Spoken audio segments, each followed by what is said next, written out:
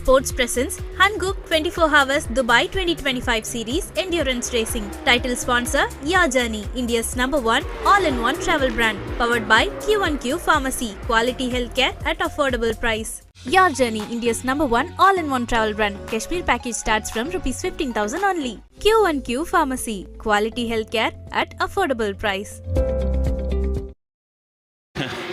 So read into that what you wish. There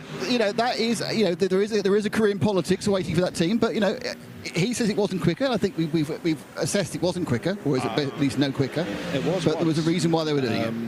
Well. Will that remain one of the mysteries that when we're sitting having a coffee at the airport on Monday morning think, did they do it, did they not? Was that what was going on? We'll have to just keep asking until one of them breaks rank.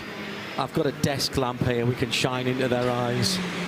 Actually, we'll wait till Bradley gets in there. His interview technique is honed from many years as an officer of the law.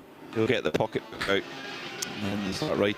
And beat them with it? Oh, sorry, no, sorry, I see where you were going with that. He was an upstanding officer, I'll have you know. He always carries a telephone directory around with him. I don't know why. The thing is, what I'm struggling to decipher is what was the technical reason for driving down the pit lane and driving straight on through. If there's a technical problem, yeah, why surely you'd like to have a look at the car and maybe investigate it. We might never know. Yeah, very good. I wonder at the next Code 60 if there's going to be other teams that do the same. If we see another car doing the same, we'll know that the game's up, so to speak. There are some personal best times being put down now as the track starts to cool a little bit. Timo Rumpfkehl for Hofer Racing in their number 11 Mercedes, a 2:0.165. Also the QMMF by HRT of Julian Hans's, a 2:03.011 personal best for that car throughout the entire race. Had a great little factoid from our fellow commentator Phil Anson. He said the 974 of the QMMF team is because that's the dial code for Qatar, and likewise it's the 971 Rabdan by Fulgenzi, that's the Dubai dial code. Yeah, very good. I like that. Yeah, there's a story on all of the numbers in that category, pretty much. Oh yeah, well the leader at the moment is the Red Camel Jordans, number 909. That's the hill climb car. The Berg Spider was the Type 909. There you go. See? Is that my anorak hung up on that coat? It is. I didn't hear you zip it right the way up there. Too warm for an anorak. Like Kenny. Thank you very much. Now you understand, dear listener and viewer, why I invited Peter Mackay to Ren Sport 7, the celebration of all things Porsche racing. It is fair to say that we nerded out for 3 days on television on that, didn't we? Yes. Yeah, that would be a correct explanation. We were locked in a very, very small commentary box, part of a production truck. Remember how cold it was in the commentary box? We could have hung meat in there. Our local butcher would have been very happy. Johnson's in High Street, Thrapston. He would have been very, very happy at that. And however, we were kept fed and watered. Very, very good food from Bobby Aitken and the rest of the production crew. And we were fed not only in terms of food and drink, but food for the soul was constant moving pictures of classic Porsches. And Porsche legends, almost a stream of them in and out the commentary box. They come and chat to us as well. Who do we have? We had Hurley Haywood, Derek Bell. Yeah. You had Jochen Mass. Yes. Hadn't seen Jackie X. Jackie X. Yeah. Did you do Jack? You did Jackie X. I spoke to Jackie X. That was a great interview. Yeah, I enjoyed that a lot. Is that them all? No, Brian Redmond. You did Brian Redmond. That was good. I'll let you do Brian. Brian, bless him, he's a great storyteller. The only problem is he broke into a brilliant story right at the start of the 962 race, which was a little bit challenging. But it was just a privilege to meet all these great people, and of course the commitment. Do we have Timo as well? Timo Bernard, I think we did. No, that might have been at Le Mans actually. But Nick Tandy. Oh, Tandy came up, yeah. That's fine. I think he definitely classifies as a Porsche legend. Yeah, we'll have some more Porsche legends in our coverage in 2 weekends' time from the Rolex 24 at Daytona.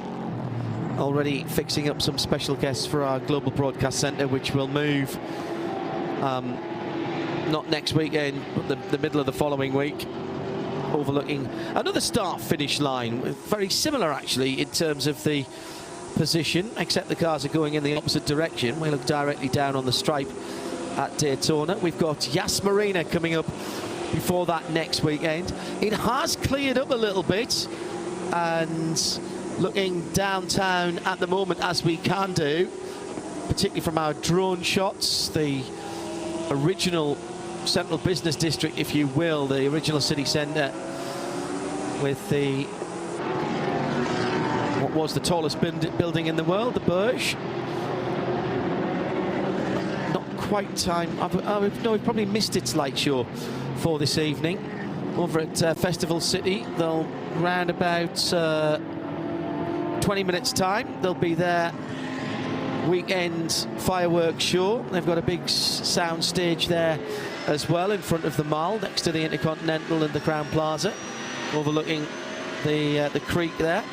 Something has really ruffled the feathers of Loic Hartog. Maybe he's on the radio saying, how dare they suggest that I went down the pit lane to save time. But in the Dynamic GT Porsche, he's taking chunks of time out of Ahmad Al-Harti in the Paragon competition. BMW last lap by it to the tune of 3 seconds. So the gap is down to 18.6 seconds. He also took nearly 2 seconds, in fact, just over 2 seconds out of Max Hesse on that previous on the previous lap. And going on this lap by the sector times, Loic Hartog taking even more chunks of time. So by the end of this stint, we could see Hartog and that Dynamic GT Porsche move into the lead. It really has been a battle, Stuttgart versus Munich. It's been Porsche versus BMW all race long, back and forth, cat and mouse.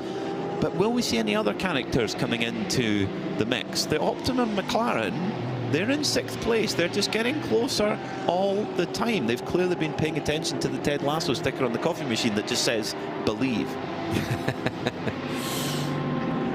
I had Apple TV on an 7-day trial just coming up to Christmas, and managed to binge watch the whole 4 series of Slow Horses, which I it's fantastic. Thoroughly. Oh, it's fantastic. Yeah, you didn't get round to Ted Lasso. Did do a little bit of the morning show. Excellent as well. Yeah. I'd seen a few of those on various planes, but you know, they only have sort of 2 or 3, and you get hooked into it, and then you get home and look for it. And, it's not Apple, and just another subscription. You need to do it. You need to do it. Ted Lasso's excellent. Morning show's excellent. Yeah, really top quality stuff. 15 hours and 21 minutes left in this race. We've had a fairly eventful, shall we say, 8 hours and 40 minutes of action. In terms of code 60 interventions so far, we've had 2 hours and 1 minute and 51 seconds to be absolutely precise. 7 code 60 interventions. So that's around, well, it's not quite 1 an hour. So there has been prolonged periods of green flag running. Particularly the first stint was completely uninterrupted. And it's just been about who's played those code 60s just right. Sometimes it's luck, sometimes it's skill, sometimes it's a combination of the two. And one team that are renowned for it is the number 91 Herbert, who that is their trademark, is nailing those code 60s. And they had an interesting, really cool colour scheme the last 2 years, with the black with gold pinstripes of the Lotuses of the late 70s. I won't say the brand on air because I'll get in trouble.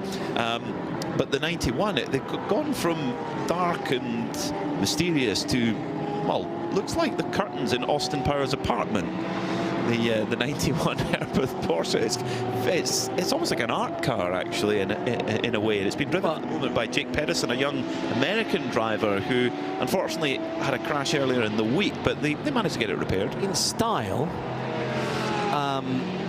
it looks a bit like the hippie Porsche, but there's more colours on it. There's more different colours on it, but that's that kind of psychedelic 1970s type look to it.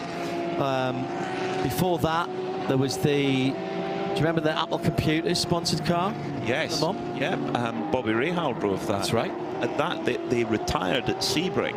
and Bobby Rahal decided to get an early flight home, and there was no flights, and Sebring Airport there was nothing open, so both Bobby Rahal decided to take a sleep on a bench, and there was somebody else sleeping on the bench beside him. Turned out to be Steve Jobs, who was there, of course, watching the car that he's been driven. Sponsoring. Yeah. Looking very, very shiny, that car, considering that we're 9 and a bit hours into the race. The right-hand side is the side that reminds me of the Apple car with all the multicolours on, before they went to the logo that is more used. The left-hand side reminds me of the hippie car, because it's got that dark blue and dark green on it. But like I say, it's that kind of psychedelic.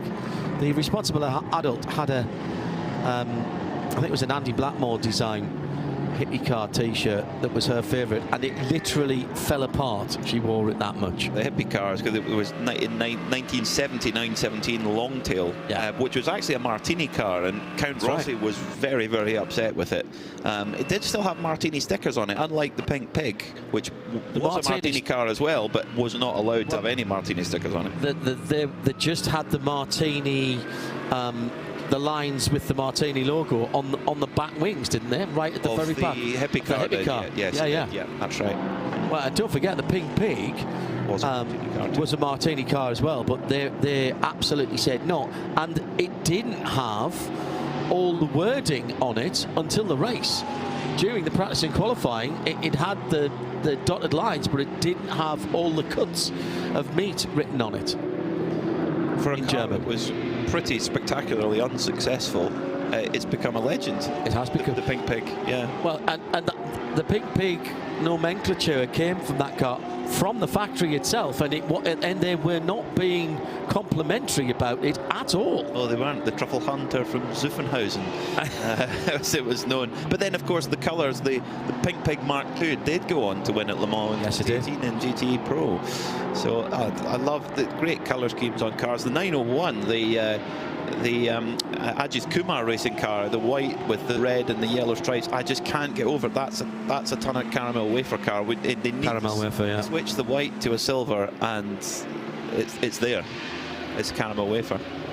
Into the pit lane, GT4, one of the surviving BMW M4 GT4s. I think this is the We Buy Any Phone car coming in. AGMC Racing by Simpson Motorsport car, to give it its official title. Out has got Tiger Tari, what a fantastic name, on his belt. In has got the question I've been asking is, has he got tiger feet? That's right, I really love that Tiger Light. He didn't see treading in mud with 2D, so possibly not. And I have to ask him to be lonely this Christmas, just to complete the... So I think, the mud hit, surely you can get a couple in there as well, John. Surely they'll be spending the rest of the week up at Ras Al Khaimah, because they were on rack records. Mike, very good. Chap, excellent point. Watching, and Mike Chapman, and what was Dave Chin? Thank you. Yeah. Dave Chin. So this pink car, which has the home repair network as well as its WeBuyAnyPhone.com. As always, even though I've been in the pit lane now for several hours, I'm still surprised about how long these pit stops take, because they're doing 5 nuts. So I'm going to go a quick word with Tiger, because basically he's got the best name ever. Tiger, you just got out of the car. How's it going?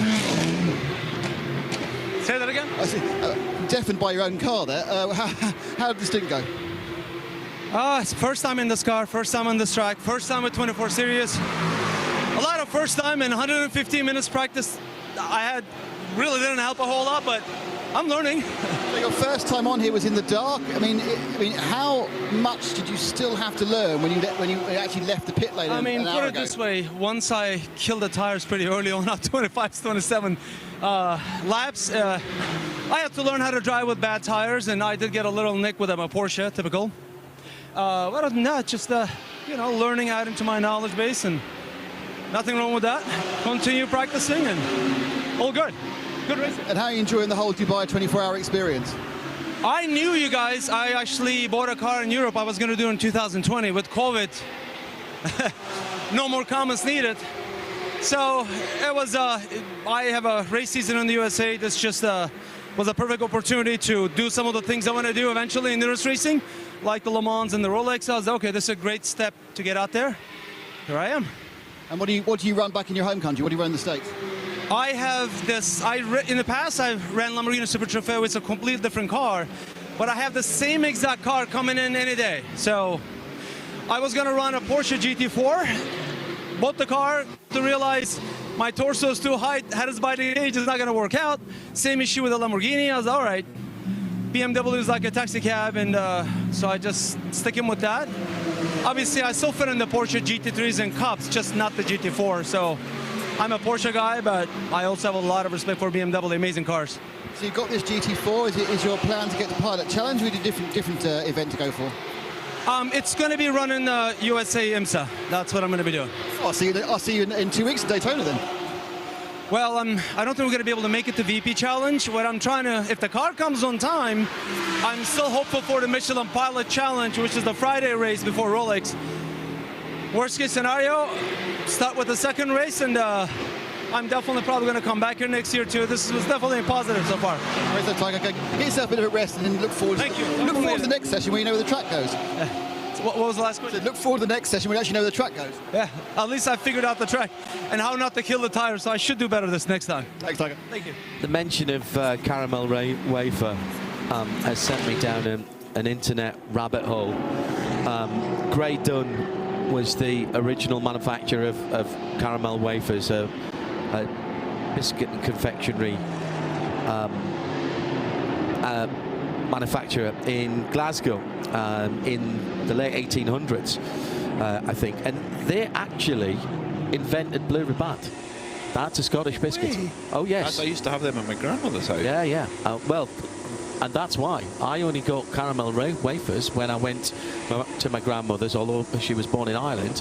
She was brought up in Glasgow, and Grey Dunn was the local biscuit manufacturer there.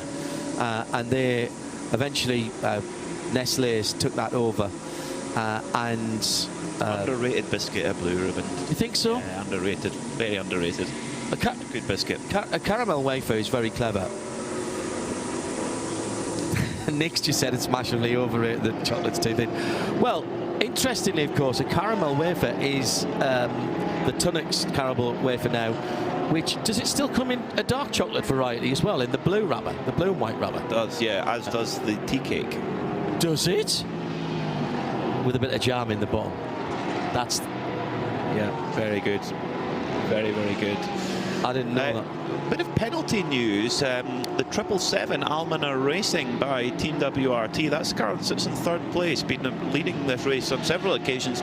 It's just picked up a 10-second penalty for not respecting pit stop regulations, which, interestingly enough, the car that they're in a tight battle with, the 92 Pure Racing Porsche, it's got 20 seconds of penalties hanging over it for exactly the same thing, not respecting pit stop regulations. We don't know exactly where the disrespect was committed, but our hard-working pit team, I'm sure, will get to the bottom of it. The gap at the front of the field is coming down all the time, but to the tune of several seconds a lap. Luke Hartog has brought it down to 9.5 seconds to lead, so really running strong. And interesting, I can't remember which of the Pure Racing drivers it was that commented. It might well have been Harry King, who said last night in qualifying, said that the car is really coming alive. This is the Porsche GT3R I'm talking about. Really comes alive in the night. When the temperature gets cooler, the car gets better. Now, you'd think that a turbocharged car, which the Porsche is not, you would think it would be a turbocharged car that would come alive in the night as things get cooler, but no, it's the Porsche that seems to, in these cooler temperatures, actually get a little bit quicker, and the lap times are getting quicker at the moment. So yeah, just sort of hovering around the 2-minute mark. Hello to Charlotte Brown on Twitter, doing the socials for Drive Tribe now. Hello, Charlotte. Good to know you're tuned in. She says endurance racing effectively is a long podcast chat with racing for visual entertainment. I'm here for the Tunnocks talk. Dave Alcock. Tea cakes and caramel wafers are available in dark chocolate variants in the blue wrappers. The richness of the dark chocolates work better for both than the milk. See, I do like that as well. Nick Damon down in the pit lane. Mercedes AMG. Right. Yeah, right underneath your well, our competition. I'm getting a go on later. Getting a go. It's not as if somebody's handing you. Well, you'll get your go here. You're getting a go. Well, they are, because you're getting a go down here. I'm handing you the microphone for you to have a go down here if you want to. Anyway, Hoffer Racing, Timo Rumpfgel, he has got out the car. I think it was Carsten Till who got in, but don't quote me on that. But it certainly wasn't Chantel or Chantel Prince or Michael Cross. I can recognise that from a distance. Full service. This car's had a quite interesting. After getting very heavily involved instantly in the accident yesterday, which took out the 99 Tempo Audi, normally Hoffer involved in lots of goings-on, but they've just quietly turned laps. They're in the pure AM class. They're not troubling the front of the scorers.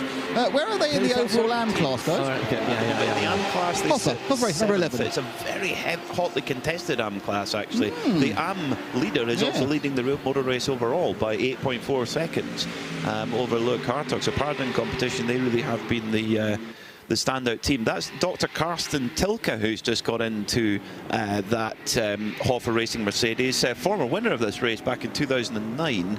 And you think Tilke, I've heard that name before. It is indeed. He's the managing director of Tilke Design. His dad, Hermann Tilke, a designer of many circuits around the world. But he was a graduate of Munich Technical University, which is the same place that an aerodynamicist called Michael Fadnauer came from, who was the original aerodynamic designer of the Audi A2, which was very far ahead of its time. He was also the aerodynamic designer of the Audi R8, really clever R10, and the RS Spider Porsche too. Very clever design, that A2, because the engine was really low down, almost like in a sandwich in the floor. Really clever. And they did a tiny little, I think it was 1.5 diesel that did 70 miles to the gallon or something like that, 70 miles to the gallon.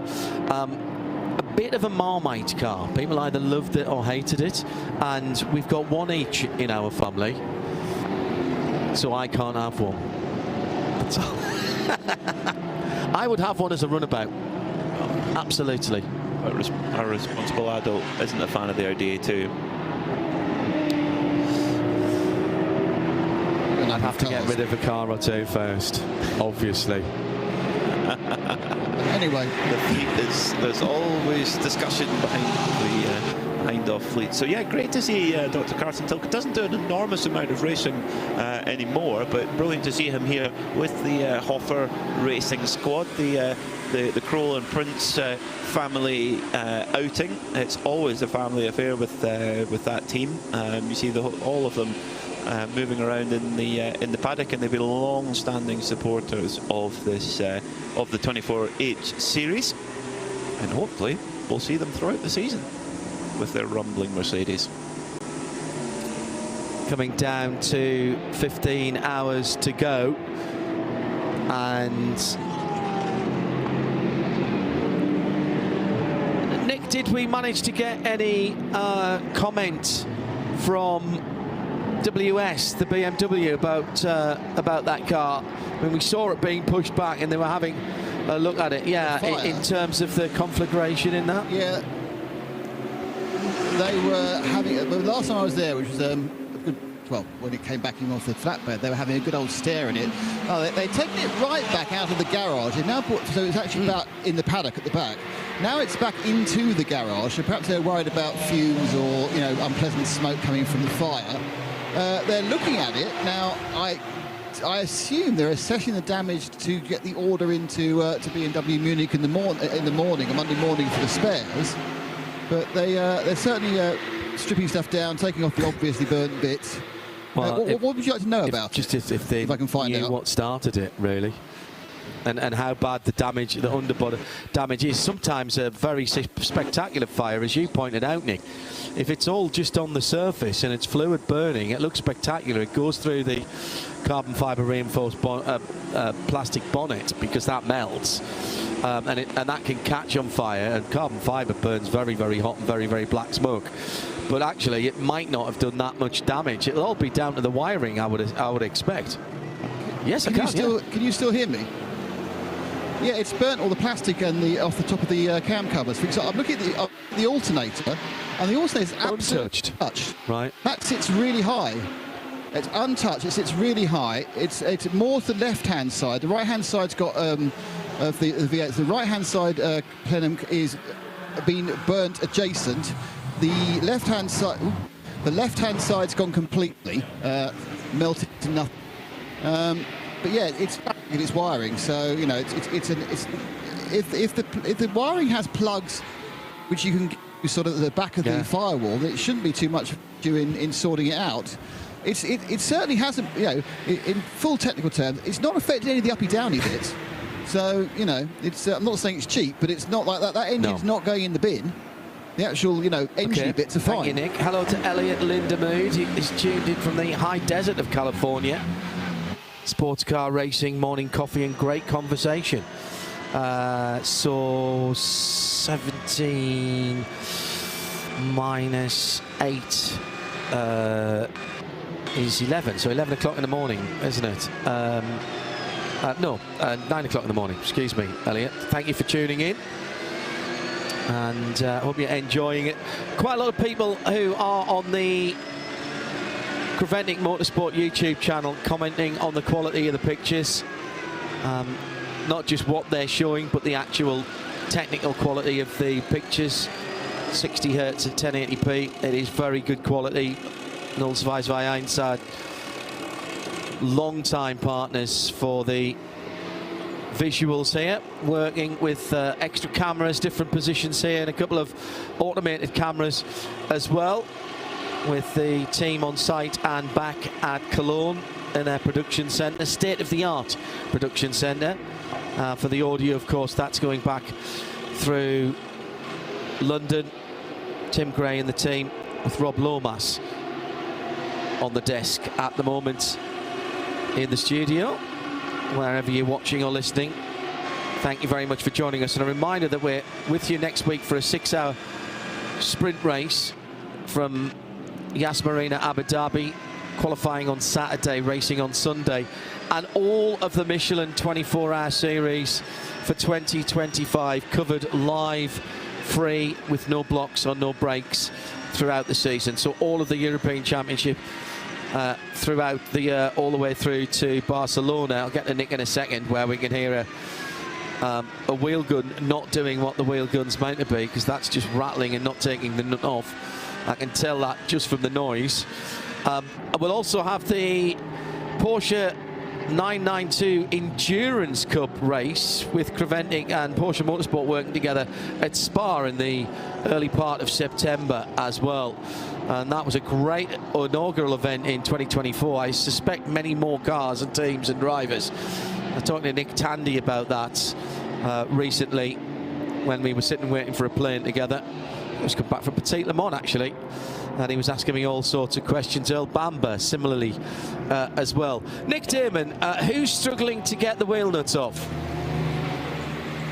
It's the 795 Team CMR Ginetta G56. They are actually the requirement to get the wheel nuts off wasn't particularly great, because they could take the bonnet off without, which they've dived into. This is the car which, of course, had the fire extinguisher go off a few hours ago. Then had this problem electrically about 45 minutes ago, and now it's being stared at. I think it also came in dead stick. They've got the iPhone torch out. They've got the iPhone torch out on the left-hand side. Well, we do. I'm concerned it actually might be a pocket torch in the shape of an iPhone. Why would you do that? It is. I'm afraid it's not actually a phone torch.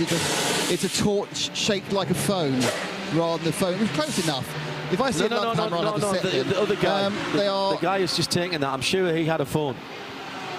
No, that's not the one I saw. I'm not going to argue with the point. We'll have to get a replay on that. And they're looking down into the. Yeah, looking down the. They're looking down to the electrics as well on the left-hand side bank, and they are obviously I think they've got a misfire or a dead stick electrical problem now. But they may well take off the rail which holds the call. That wasn't very good. He withdrew that spanner very quickly after a spark. So yeah, so it's got that problem. I mean, you've no idea what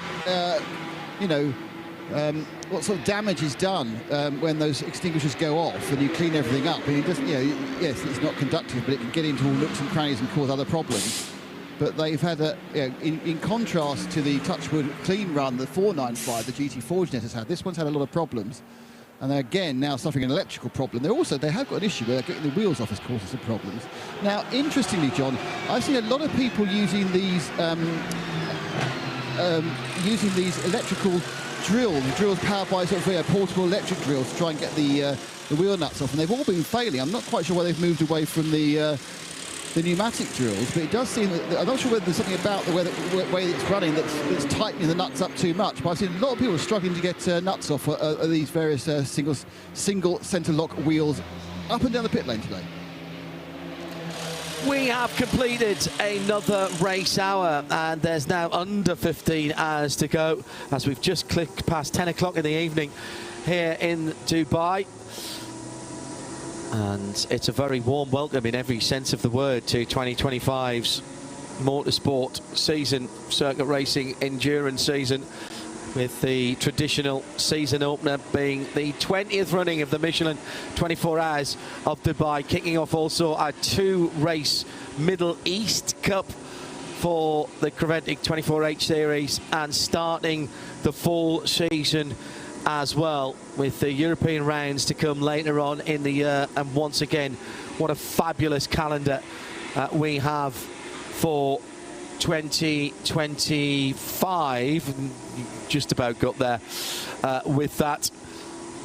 All of the circuits that you have come to know and love in the championship again for this year, starting at Mugello in the middle of March, 21st to the 23rd. Beautiful part of the world. A fabulous circuit for multi-class racing. Then we'll be at the 12 hours of the Spa-Francorchamps, 18th to the 20th of April. Back to Misano at the Misano World Circuit, Marco Simoncelli on the Adriatic coast, 23rd to the 24th of May. So probably not melting us as it did last year. Back to the south of France and to the Circuit Paul Ricard. That I always enjoy the trip down there. It's a good road trip as well. A great drive up to the top of the hill for the 12 hours there, 4th and 5th of July. And we'll finish late in September, 26th to 28th. That's a week later than it was this year. We had the responsible adult's birthday there this year, last year rather. And that is the 26th to 28th of September. And if you want any more details, www.24hseries.com. Live timing, by the way, for this event and all of them this year, livetiming.getraceresults.com. And you can see what we've got in our booth here.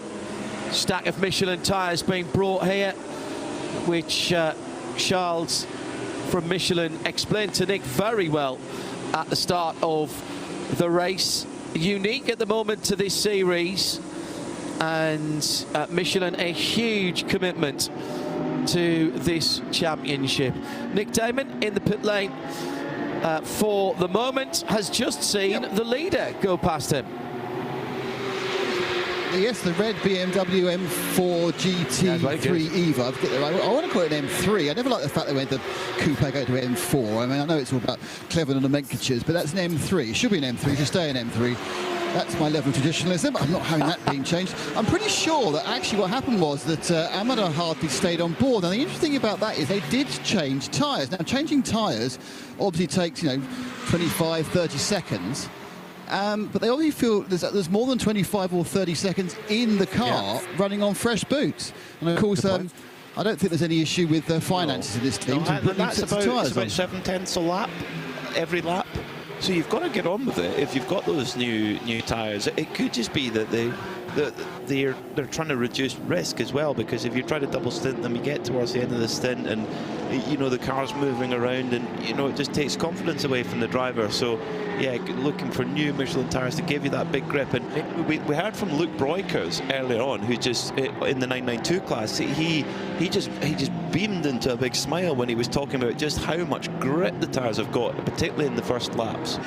What did it do to the 777 car, Nick, when that came through with Max Hesse Did that go into the? That must have gone for fuel, did it? That was Not that been in for a while. Oh, okay. No, that was yeah. Okay, so that did. Right. So Ahmed El Hati, if he did stay aboard, is now in fuel, and it cost exactly 20 seconds to change 4 wheels and Michelin tyres. It was 54 seconds in the pit as opposed to a 34-second transit time. That's not bad. 20, so actually you've got to maybe get a 35-lap stint. So yeah, maybe not even quite 7/10 a lap that you need, roughly speaking. Yeah, could just be also a driver comfort thing as well, because if you go to the point where you're getting to the end of a double stint, you're at nearly 70 laps, and you make an error and then it's all done. So it could be a matter of safety as well as and confidence for the driver. It could be driver dependent as well. Of some drivers might be able to keep the tyre in a little bit longer. What this will do with the 991 BMW, really, for Paradigm, the AM leader, out of the lead now, has dropped to second, and that will leave the 777 BMW as the only car on the lead lap. We'll have that car into the pit lane within the next 5 or 6 laps for Max Hesse, and then we'll get to see whether they change the tyres. They were new last time down the pit lane for Max Hesse. Will they give it a go and change the tyres and save themselves 20 seconds? That's the question. At this time of night, there were some teams saying doubles or possibly even triples for these Michelin GT Enduro tyres. I wonder if that's necessary or not, because it seems like when you're on those opening laps, the lap time is there straight away. It's not like when you look at, saying, like Hypercar or GTP, it takes several laps to get the tyre right up to its performance. But if we're talking about consistency, Max in traffic last time around did a 2 minutes 0.8 against the car's best of a 1:58 flat. But nobody's been near that since the start of the race. No one has. No. I mean, the best we've seen in the last, certainly since we've been on here in the last 2 hours, 2 minutes laps. No, it was 1:59? just 1:59 from Luke Hartog. Yeah. But that's on brand new tyres. Right, let me find somebody who's just put. So Luke Hartog on brand new tyres did a 2:02 last time around. That was his traffic. That was his second flying lap. 2:01 from Mikhail Porter for Optimum in the McLaren. 2 minutes flat for Vitaly Petrov in the SMP Racing AMG Mercedes. More 2:01s and 2 minutes. Victor Schuyler for Winwood doing a 2 minutes flat, 2 minutes 0.9 actually. What's the Aston Martin that's catching back up again? That's the EBM car. Munkong Sathin Thirakul behind the wheel of that car. He did a 2:03. He's on 23 lap all tyres. Hesse with a 2 minutes 0.889 to back up his 2 minutes 0.8 whatever it was I said last time around on 30 lap old tyres. That's impressive by that BMW, by Max Hesse, and by the tyre. And by the new BMW GT. Indeed so. Because that's exactly what they're wanting to get out of this car. The one of the drawbacks of the first edition of the M4 GT3 was that it went through tyres quite heavily, and that's what the big development goal behind that car has been, is to get that tyre life better, and it appears like that has been achieved. The 2:01 flat there for Max Hesse. So yeah, he's running very consistent times as well. It's not the up down, it's the consistency that's important. He's just going through turn 3 now, and right ahead of him is the second place car of Alexander Malikin. He's about to put him 2 laps down here. So in the headlights of the leader, watch out for Pure Racing, the mostly white Porsche, number 92. They're heading onto the back straight now. Just ahead of Alexander Malikin is Vitaly Petrov for SMP Racing in 8th position. Already nearly 3 laps down on the leader. Now, again, the pit stops are not exactly the same in terms of the strategies. Don't worry about how many times they've been down the pit. It's the last time they were in the pits. Alexander Malikin is on his 28th lap.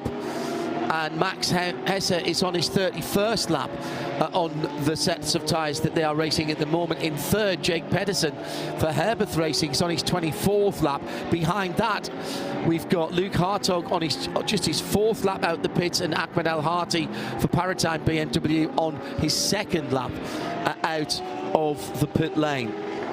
So all of this is important. At track position later on, remember, with no safety cars to pack up and no wave buys, that's interesting. A little bit of wrap, vinyl wrap on. Now that is the Audi, it's RT car, is it? Yes, it is. So that is the Bert Longin number 21 Haas RT Audi in 5th in GT3 and 13th overall. Left rear just fluttering a little bit there, but I don't think it's bodywork. I do think it's just the vinyl covering. Where are the leaders? And more at the point, where is the number 92 car? 92 has now been passed, has it? They are so close together on the circuit, I can't see two numbers, but I think that Alexander Malikin has just lost another lap as they're coming through turn 9 now. I might be able to pick them up going on to the back straight. Yeah, Max Hesse was just putting in such strong pace. It was a tricky lap there for Alexander Malekin coming through traffic. Likewise for Hesse, actually. Yeah, he's gone by. 3 seconds in the favour of Hesse. They've just come through sector 1 almost together. So yes, and that is they are on the same strategy, because the Malekin's done 29 laps on his tyres, Hesse 32. We've got on the track at the moment, coming to turn 12, the number 7 Vitaly Petrov in 8th position. Behind that, the number 77 Munkong Sathin Therakul for EBM, and the 777 all together, 77-7 and 77-7 and 777, all heading to the speedball left-hander at turn 14. And that is a lap down, so the 777 is now... Yeah, he's gone through, yes, as I said, yeah. Exactly, so it's... but it's a long race. Remember, Alexander Malekin is the bronze-graded or AM-graded driver. Max Hesse is he's either a gold or a platinum. He's a pro driver. So the thing is, as well, you've got to put in the right drivers at the right time. So Alexander Malekin is doing exactly his job. It's been on the entry list. Max Hesse is listed as a semi-pro, but I think that's an admin error, because he's an FIA Gold at least. Oh, there's a turnaround at the far end of the circuit, and the Haas RT car was hit there. Number 21, and was that the 69 car? Yeah, Michael Laboda in the Continental Audi getting into the side of the Haas RT machine. Oh dear. That might be a penalty. They were not battling for position, with Michael Laboda in 20th position, 8th in AM, and the Haas RT Bert Longin 5th in GT AM and 13th overall. Now, here's, this is the conundrum here, with drivers of differing ability and speed potential on the track in cars that are very similar in terms of what they can do, and you have to be respectful. We heard this from a number of drivers earlier on, that generally speaking, but there will be times when the AM driver is out there and he's not racing the cars around him, even if it does appear to be for position, because he's racing the guy that got out an hour ago or will get in 2 hours hence. Now that will be looked at, I'm sure, by race control. It was picked up on the live feed here as well, and Bert will be absolutely fuming. That cost him 14 seconds. that half spin at turn 12 on the far side of the track. It does look, though, that the car is, they've not lost any pace. They're on the pace, so that means that there's been no... And the flapping body, the flapping vinyl was there beforehand. We mentioned that. Yes. And in fact, that was the other side. He was hit on the right-hand side. Yes. So it's definitely, there's no problem with the pace, so that's good for Haas RT, a real stalwart of the 24H series paddock. Yeah, just confirming, Max Hesse, your race leader, he is an FIA Gold, so he cannot be listed as a semi-pro here. I saw that on the entry list, but that's a mistake. Yeah.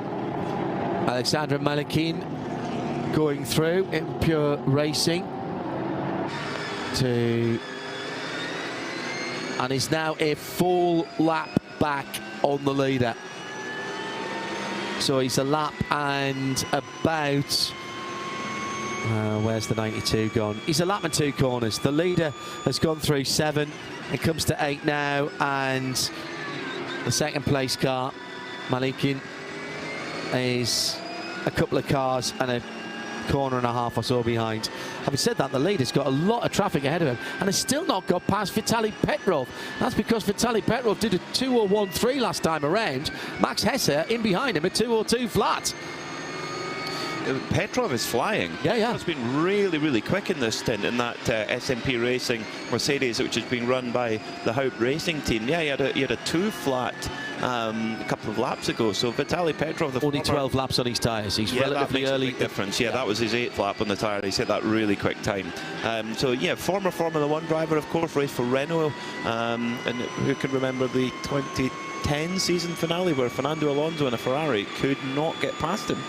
Well, you could say that Vitaly Petrov was the father of DRS. Because of him and that last race, that's how we got the pass flaps into Formula 1. I don't know if that's if he'd like that, if he'd like that or not, but it does mean that, yeah, Fernando Alonso could not get past him. I remember that race in Abu Dhabi vividly. That was Sebastian Vettel's first World Championship win, first of 4 in a row. Good memories. Are we taking some of your time, Johnny? Are you on half past? I've forgotten my own rota. I've been so encrusted. Okay, let's do a change in the commentary box with 14 3/4 hours to go. And welcome back, first of all, to Phil Anson, who joins me to the left-hand side. Just before Johnny takes over from me, Phil, a comment from you, if you would, about what we've seen in terms of the attendance here. Now, obviously, our film stars had a bit to do with that, but there's an awful lot of more locals than I've seen here before. And also about the investment in the track that the property owners have done. I see a lot of new paint. I saw some new bleachers on the infield when I was over there as well. There's been some new concrete laid to make viewing areas over at the outside of turn 14. This place was under threat not so very long ago. Indeed it was. Is that threat now has it seceded? Has it disappeared at least? I think it has dissipated, John.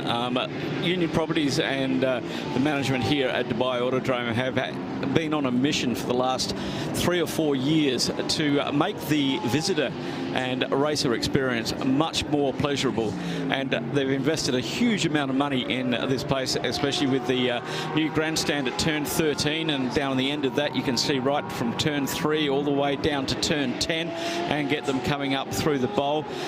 Lots of investment around the circuit as well, as John said, trying to, we are in the desert. How do you make this beautiful? You put some greenery in there, and then we've got the Apex Garden, which is growing more and more every year, and thank you to Dubai Tourism UAE and Dubai Tourism has done a fantastic job of publicising this event. And it's really showing this weekend, because we've seen a massive crowd here. And Joe Bradley has some news for us from the pitch. Joe? Yeah, you actually think that we are busy. This is Christian Bermudez. Now, Christian, yes, you're not happy just running one car here at the Dubai 24 Hours. How many are you running here? so you see, previous years, we've been doing this since 2019. Okay, so with HRT, we find that our collaboration is really good because we have combined the experience from the both teams. And you see, we have something very special now. PRP means Professional Racing Programs. This is when we like to work with drivers, not just to invite them to race. We have find a formula. The formula is, once you have a driver that wants to be in an endurance race, this is called dedication. When you have a driver with dedication and a team that has experience, we can say that we can have discipline. And this is what we need for endurance, discipline. So when we find drivers with this commitment, we like to put it together because discipline makes it happen. So we usually commit now because our formula grows. So this is what we have 4 cars. We like to... Four cars, everybody, 4 cars. 4 cars. With 4 drivers in each car. Yes, 4 drivers in each car. Wow. So Christian, your job is to be a nanny, a psychologist, a mother, and all of those things in the weekend with 4 drivers per 4 cars. And I will tell you, endurance is passion. This is a family. I like to invite all the drivers to be on this family. And as a family member, I like to show people the way. I just don't want you to come here and, oh, let's go race, go home. No, let's build the trust. Let's build the discipline and make it happen because endurance needs that. So, Christian, tell me, do you find the drivers or the drivers come to you? Because do you go across the road to the kartdrome, for instance, and find the kids in karting and then bring them into the program and into endurance? At this moment, we have started for 2025 a karting project here in the Middle East. So it's a little bit about things, you know. Once you manage to do things good, we always want to be in the good side, you know? So once we have these drivers that come to us and we can come and share with them, it's a win-win situation. We both come at the same place. We are in this autodrome, which is the home for racing. So there is a little bit of both. Once they come and they bring another drivers, we talk about it, we show them our family, we show them our collaboration, we show them our perfection. And as you see, one of our perfect examples is the QMMF car, which is all the Qatari cars. So they found they bring their dedication to us. With our passion, we found discipline. And with discipline, we have been able to show the results, which are being really good for this year. As a customer driver, you can make so many mistakes. You can spend a lot of money with the wrong teams. I suppose being a part of your program will help with that. You don't have to make those mistakes. You can place them in the right teams. Correct. The idea is to learn from our mistakes. So we had made the mistakes, which we already solved everything. That's what our formula combines very good. Drivers come and say, oh, Chris, I had this problem. Okay, let's work it out. Your passion with our dedication will make this mistake a minimum. Of course, everything has a margin of error. But if we both put our brains to it, we can solve it. It's not, oh, my team is the best, or you are the best driver. No, it's let's put our mistakes together so we make a nice and smooth line. You learn from everyone's mistake. 20th running of the Dubai 24 Hours. How are your 4 cars doing in this event? At this moment, we are really good. We have occupied the first 3 places. So I think we have a promising race.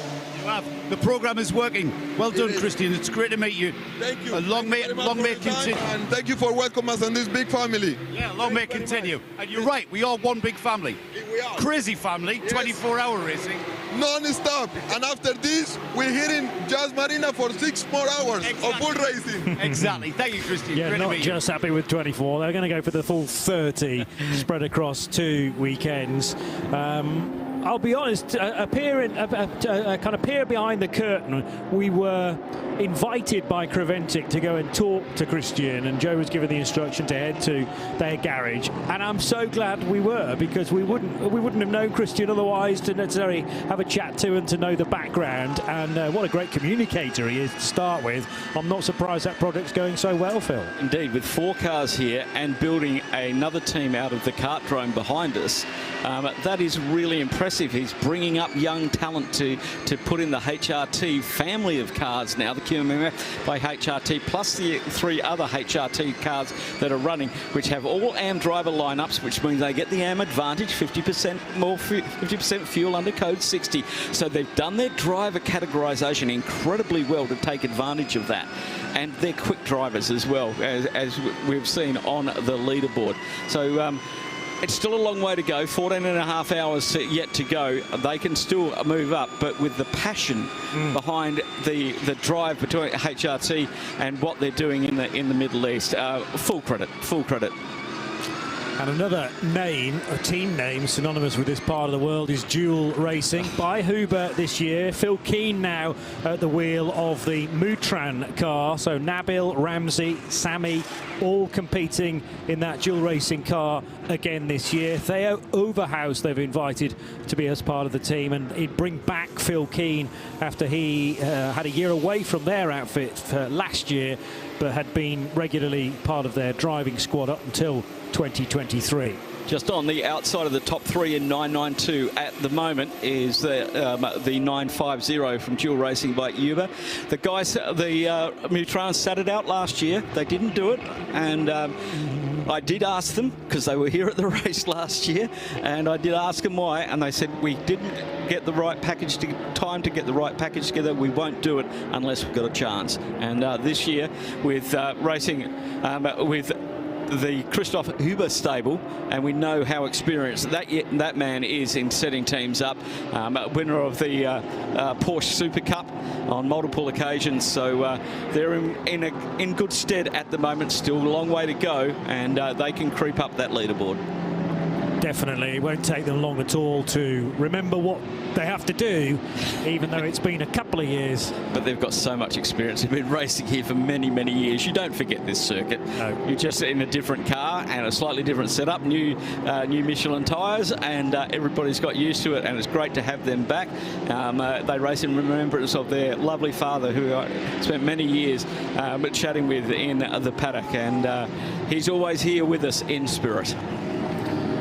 Almanar Racing by Team WRT continue to lead. Max Hesse now at the wheel of that Belgian run car. 231 laps completed from Alex Malakin, the defending World Endurance champion for the new LMGT3 category. It was Pure Racing that took that title along with Malakin, and indeed Klaus Bachler, who's here racing but not in that car. He's in the number 24 Dynamic GT lineup, in fact, and he's had a go at leading the race as well. 24 currently in third place with Luke Hartog, and in fourth it's Ahmed Al-Hati for Paradine Competition, the BMW number 991 car. Optimum Motorsport got their McLaren up to fifth, I noticed, with Michael Porter in the number 33. So GT3 non-am, non-pro-am cars occupy 5 of the 6 places in that top section. Let's get back to Joe with another update from the pit lane. Yeah, I was just standing there listening to you, Johnny, and I'm standing next to the car number 69. It's the Continental Racing with Simpson Motorsports, an Audi R8 in the GT3 class. I think it's running about 9th or something, I think. It looked like an innocuous run-of-the-mill pit stop, and then just as the car was about to be given the wave on, the mechanics went to work. He told the driver to shut it down. It's 19th, by the way, not 9th. Shut the car down, and the car's gone up on its jacks and being wheeled towards the back of the garage. So I'm not quite sure what they found, but it may have been something that they found on the data or something, but we'll check it out. But from 19th, it's gonna start dropping places by sitting here, not running round on the track. For sure, that was Mikhail Loboda who brought the Audi in. Continental Racing entry, nothing to do with Bentleys, by the way. That's an entirely different outfit. Yeah, UAE-based team. They've got 2 cars running under the Continental banner. They've got the GT4 Supra running as well, which some of the drivers who have moved up into this Audi. He's been running that Audi at our local meetings as well to get a handle on it. He did a couple of races in Europe. The team did a couple of races in Europe as if you're watching on the live stream, you can see the guys going to work on that front left corner of the Audi R8 and just trying to sort things out there. But Continental came in, they won the GT4 category last year here at the 24 hour. So they've got some credibility, and it's a shame to see them having to work around the front of that car. We've still got 14.5 hours to go. They've got time to get back on. Yeah, let's hope that they can get a fix of some description so that they can get as much running in as possible. Now, the other car is aligned with... Is it TTR? TTR, Racing? yeah, Track Time Racing, local team based here. They run in the Radical Championship. They run some Clios as well in the Clio Cup. Run Hill Taniju is run by TTR, which is Track Time Racing. Okay. And they are very successful. They won the Radical World Championship a couple of last year at Yas Marina Circuit, the first time it's been held down there. Nice. And one of their drivers, Alim Geshev, who's racing here this weekend, won the trophy. They've got the #1 trophy there from a locally based team running about 6 Radicals. So well done to Craig Thompson, the head honcho at TTR, for putting the teams together. And they've got a much more amateur driver lineup in the GT4 this year, getting some drivers up to speed. So Joe's been to visit the car at least, and you've got a driver to shed a bit more light on the situation. I've got the driver, Mikhail Laborda, who brought the car in. Mikhail, everything looked fine, and then all of a sudden, it wasn't fine. Yeah. The pace was fine. I get 2.0, 2.01. It's a really good pace. But one moment I have contact with other Audi, with pro driver. He closed the door and spoon after me. But it's little bit touch. I think it's not reason. We have a problem with radiator now. I think something from other cars go to our radiator, and we have some problem. Right. I mean, you guys were having a good run. You're in 19th. That's a pretty good effort considering how many cars. There's 33 cars in the class. You guys were right in the middle field there, and that's a shame. That's going to put you back. What does that make you think as a driver to push back? I don't understand it because... All right, you're going to have to push now that you're dropping time. Yeah, we have to push to... I don't know. We're fighting. Then after rebuild the car. Okay, Mikhail, that was great interview. Your English is fine, sir. That is fine. Thank you. Bad luck on the 69, of course. So it was a radiator problem, nothing to do with the impact that he was described to me earlier. Yeah, easy to pick something like that up. There's a bit of debris here and there. That's the nature of a 24-hour race. You get just natural debris because we're racing in the outdoors after all, but also the accumulation of maybe tyre pickup or a little bit dropping off a car here and there. The marshals can deal with larger pieces of debris, but in this darkness, if no one's reporting anything, no reason to throw a code 60, and it's very easy to puncture a radiator or indeed a tyre just through bad luck. The Labodas, there's a Yuri Laboda as well, who's Mikhail's brother, not competing this weekend in this race, but comes from a good racing stock. And let's hope he and the rest of his driving crew can get back out again. That looked to be a very late call for Max Hesse in the Almanar Racing by Team WRT BMW, but the race leader, I don't think I was misreading that, treble 7. It's the right BMW, isn't it? I can't tell now because it's just a blaze of headlights. Yes, he is in the pits. Yeah. 42 laps on those Michelin tyres. And the first job is to call by the penalty box. 10-second penalty to be served, and that'll clear the penalty list up from the Almanar racing team. And it is a team member from Almanar Racing who's had to go down there and count that through, I think. Or is it one of the race officials that stands by your car and counts you down? Well, I've seen both happen. Okay. I've seen people down there with the stopwatch on, and I've seen the official just do it all by himself. It's one less thing for the team to worry about. Obviously, they've got to get the radio message across to Max to say, do not miss the penalty box, because you get, did you say it was 2 hours to serve from... 2 hours to serve the penalty. From the penalty being issued. Yep. Yeah. which is very reasonable, to be honest. I mean, there are perhaps other championships around the world that might be able to learn from that. It's also, it's deliberately meant to be a penalty that can be served during a normal pit stop. There are some penalties elsewhere in motor racing that are exclusively just that, a stop-go penalty, for instance, and it's meant to be quite draconian, whereas here, if it's been a minor infraction, why not do it whilst you're servicing the car, should I say. Work going on the Lamborghini, the 710 running in the GTX, currently leading that.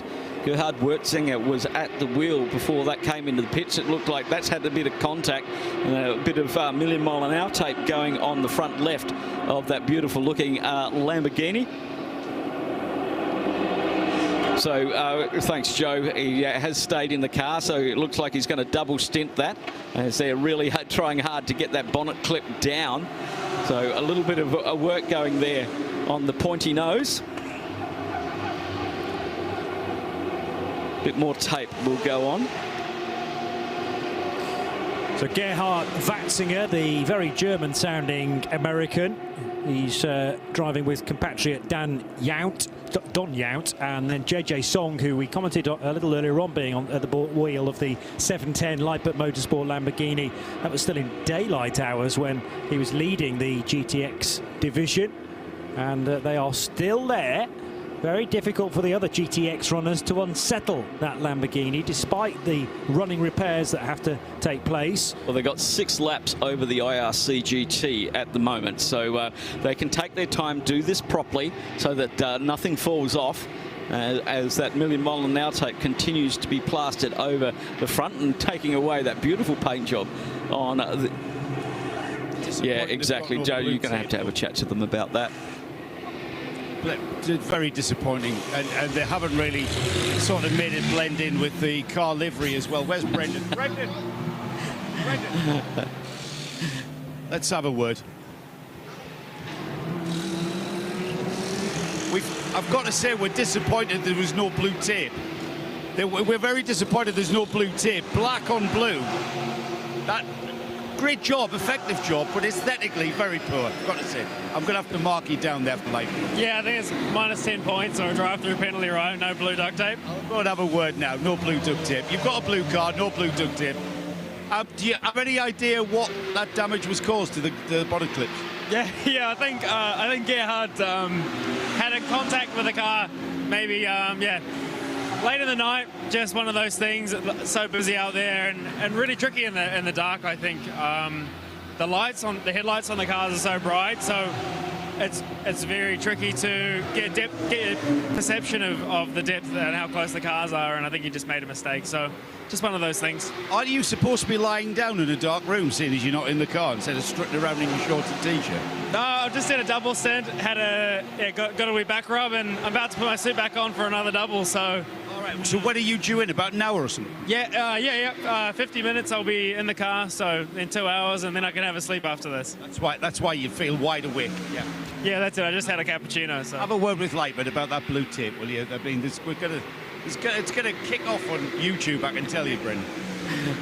He's pretty handy as Brendan in a Lamborghini. I'd forgotten temporarily that he was the European Lamborghini Super Trofeo champion in 2023. And there were some really great drivers. And he won the Lamborghini Super Trofeo World Final in Pro-Am in 24. Oh, wow. So he is very experienced in steering a Lamborghini. Indeed. Yeah, and going in to do another double stint, capitalise on that lead that they already have. I mean, Lamborghini Super Trofeo racing meant to be sprint variety, and quite clearly is. You know, you cannot afford to think about strategy. There's no space for it. Whereas here, a bit of recalibration of the brain is necessary.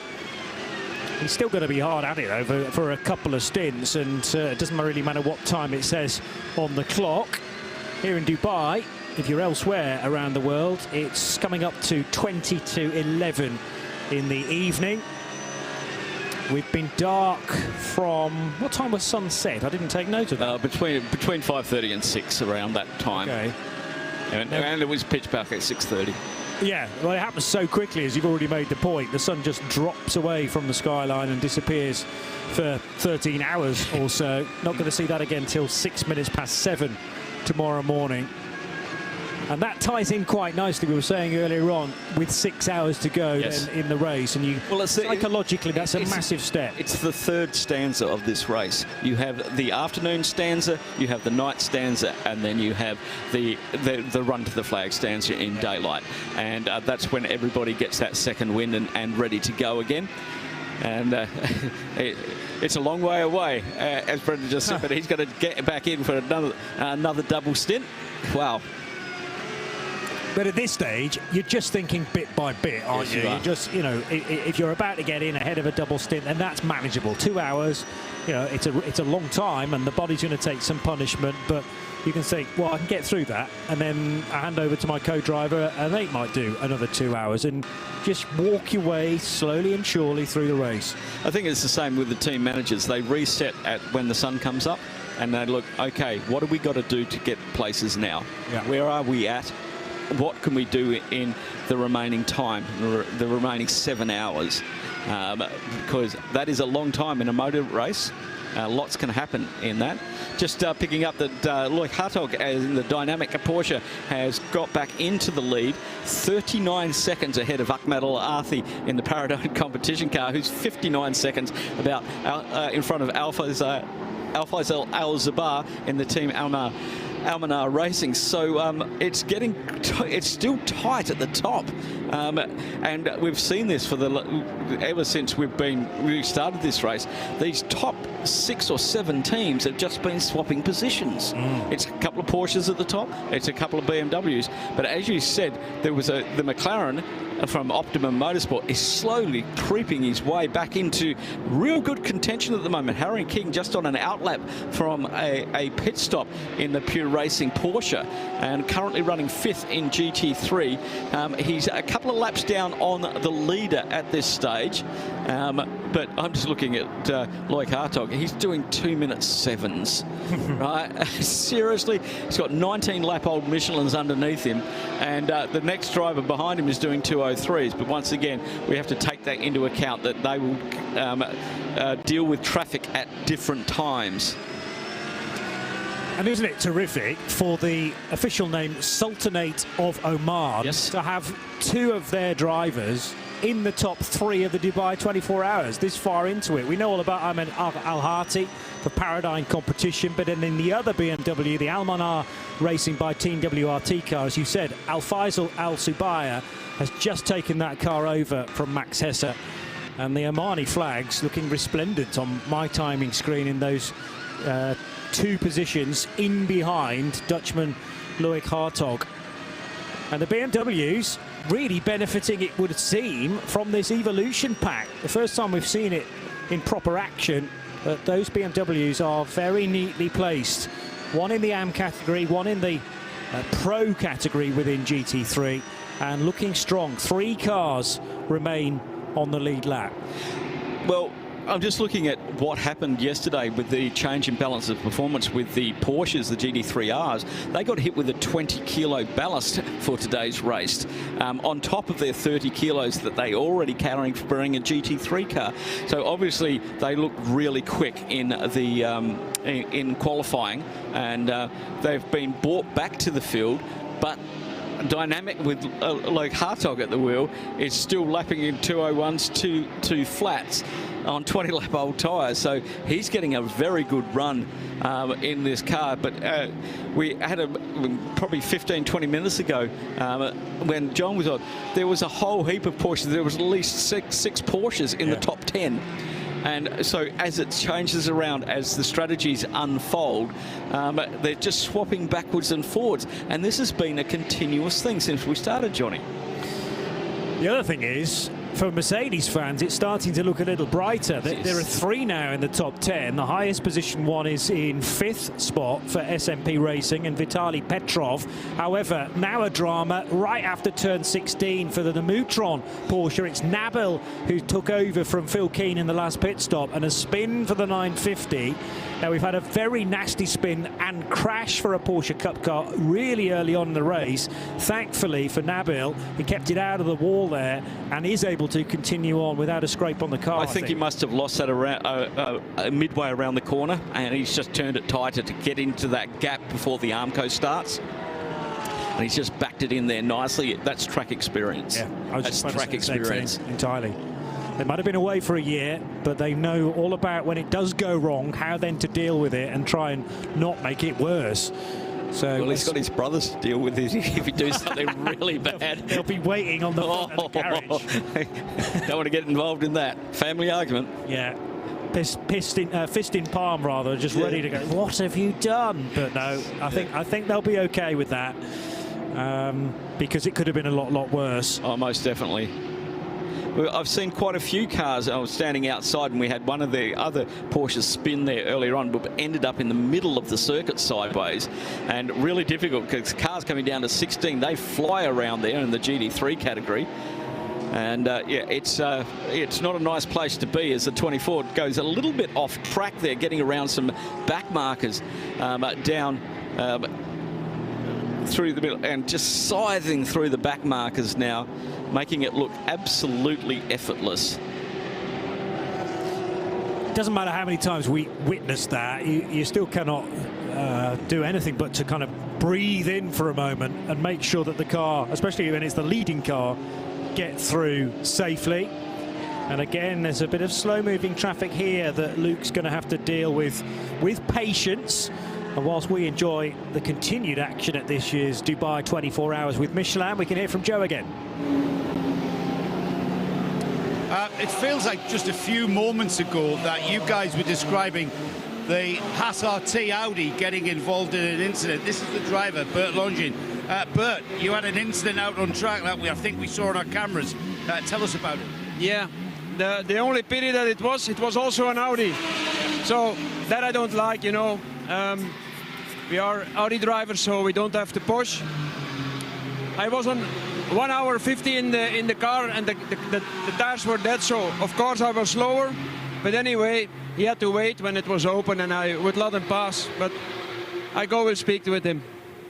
So you know who it is? Yes, yes. I've actually just interviewed him. I didn't know there was a connection, but you've just rang a bell. So I asked the engineer who it was. Okay. Yeah. Chris is a very astute man. Yeah. Yes. But anyway, also that's racing, I understand, but it's not necessary. It's 24 hours, so. Yeah, I know those on-track incidents. Other than that, the Haas RT, it's going round and round, still early, still lots of hours to go. Yeah, I think we are doing a good job. The team is doing a good job. As James and Alex are really habitués here in Dubai. And Peter and myself, it was 2 or 3 years ago that we drove here. So, like now in the night, the lap times were good, but even so, I have to improve still a little bit, but it was not a bad stint.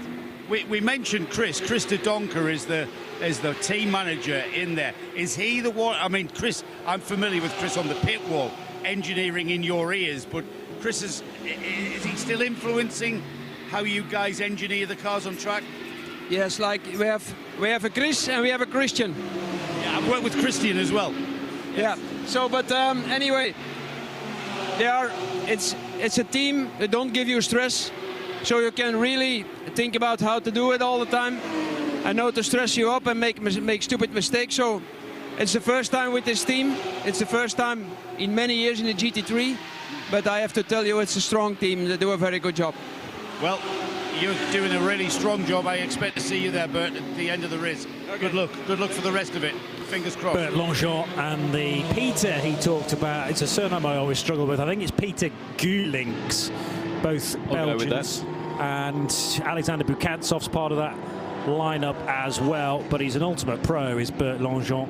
James Winslow we heard from chatting to Joe earlier as well, so it's difficult really to see a weak link in that AM driver lineup. And the Haas RT guys are lovely people too. Well, Peter was successful in this championship last year in the European legs of that, second in Spa, but running in the 992 category, not in GT3. So as he said, they've all taken a little bit of a step up in the Haas RT Audi, and currently running 6 in the AM category of GT3. Long way to go. And Also, but keen to stress that because there's so far to go, there's no need for unnecessary contact. I mean, it was nobody's choice, I'm sure, to have a touch at that point. It's either a misunderstanding or you didn't spot the car was there, but nevertheless, you needed to be paying a bit more attention, I think is Bert's opinion, and we can all understand that. And he's going to have a sensible chat. Yeah. That's the whole thing about it is, look, we're both Audi drivers. We've got Team Audi support here. The big transporter is down there just outside the Parc Ferme area, supporting the Audis here this weekend. For Audi customer racing here, and they'll be down at Yas again next weekend. So a lot of support for that team, and we will probably see that they're trying to also help out one of the cars that didn't make it to the grid, who they're trying to rebuild for next weekend. Yeah, exactly. And that's not a nice situation either, but we wish everyone there at Temto well in sorting that car, whether it be a replacement or a rebuild for the 6 hours of Abu Dhabi at Yas Marina this time next week. Yes, and we'll be qualifying on Saturday, racing on Sunday. We've got the Clio Cups back with us again, supporting F4 Middle East now will be running down there as well as the round of the Radical Championship in Middle East. An idea at the end of the long straight about the speed differential between a couple of Cup cars and then a TCE Cupra, I think that was. None of those cars were in the braking area, but that is just an illustration of how fast these Cup cars go down the straights, at times faster than a GT3 car, because they don't have the same aero that a GT3 requires to be quicker through the corners. But then when you're two abreast in the Cup division, you've got to be so wary of anybody else that's trying to get down the back straight. And there was a touring car basically trying to do that. So briefly 3 abreast, and everyone some good heads-up driving there. The situational awareness in the nighttime racing is extreme for these drivers. There's no two ways about it. You really can't see how quick that car is coming up behind you. Yeah. You only have the lights. And there's no blue flags or anything like that in the nighttime. You can't see them. And so you just have to make a judgment of how quick are they coming up. And especially if you're looking forward and having a battle going forward and somebody's coming up quick behind you, the closing speed between a touring car and especially a Cup car down there, you know, touring car is probably doing 200 kilometres an hour. The Cup car is doing 260. Yep. And the Cup car will need to get on the brakes earlier than the touring car because they don't have the downforce to manage a high corner speed. And so then you get that braking differential where the touring car is still in front under braking. And it's just when do they release or push a little bit harder or run a little bit wider. And and they will hold the racing line, as is done said in the sporting regulations and at the driver's briefing, and it's up to the car that's passing to find their way through. As we click over 242 laps with just over 14 hours remaining in this, the 20th running of the Michelin 24 Hours of Dubai. Like Hartog is still whacking in those quick laps. Him and Al-Faisal Al-Zabar are quick. Harry King in that pure racing car, he's just done a 2-minute 0.8. So the pace is still electric out there. Remember, I think we were 57.711 on lap 4 to break the all-time lap record in a race.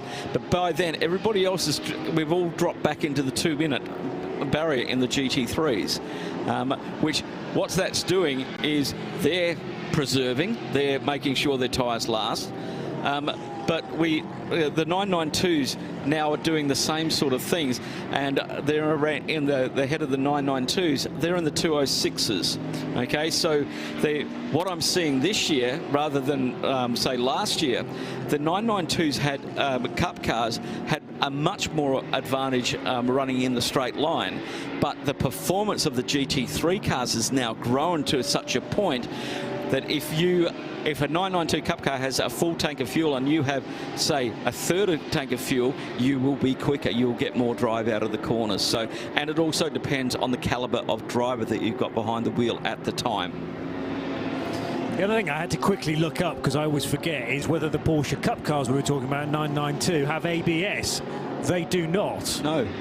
Whereas in some Carrera Cup championships, the AM part of the championship, for example, might allow ABS and not in Pro. Well, across the board, that was certainly the case last year anyway, and I don't believe that's changed in the technical regulations. So once more, finesse is the order of the day. And those that might have come from an AM 992 Cup car, that's quite a quick learning process or a learning curve to get your head around at a track which is fairly punishing on brakes. The Porsche is not an easy car to drive.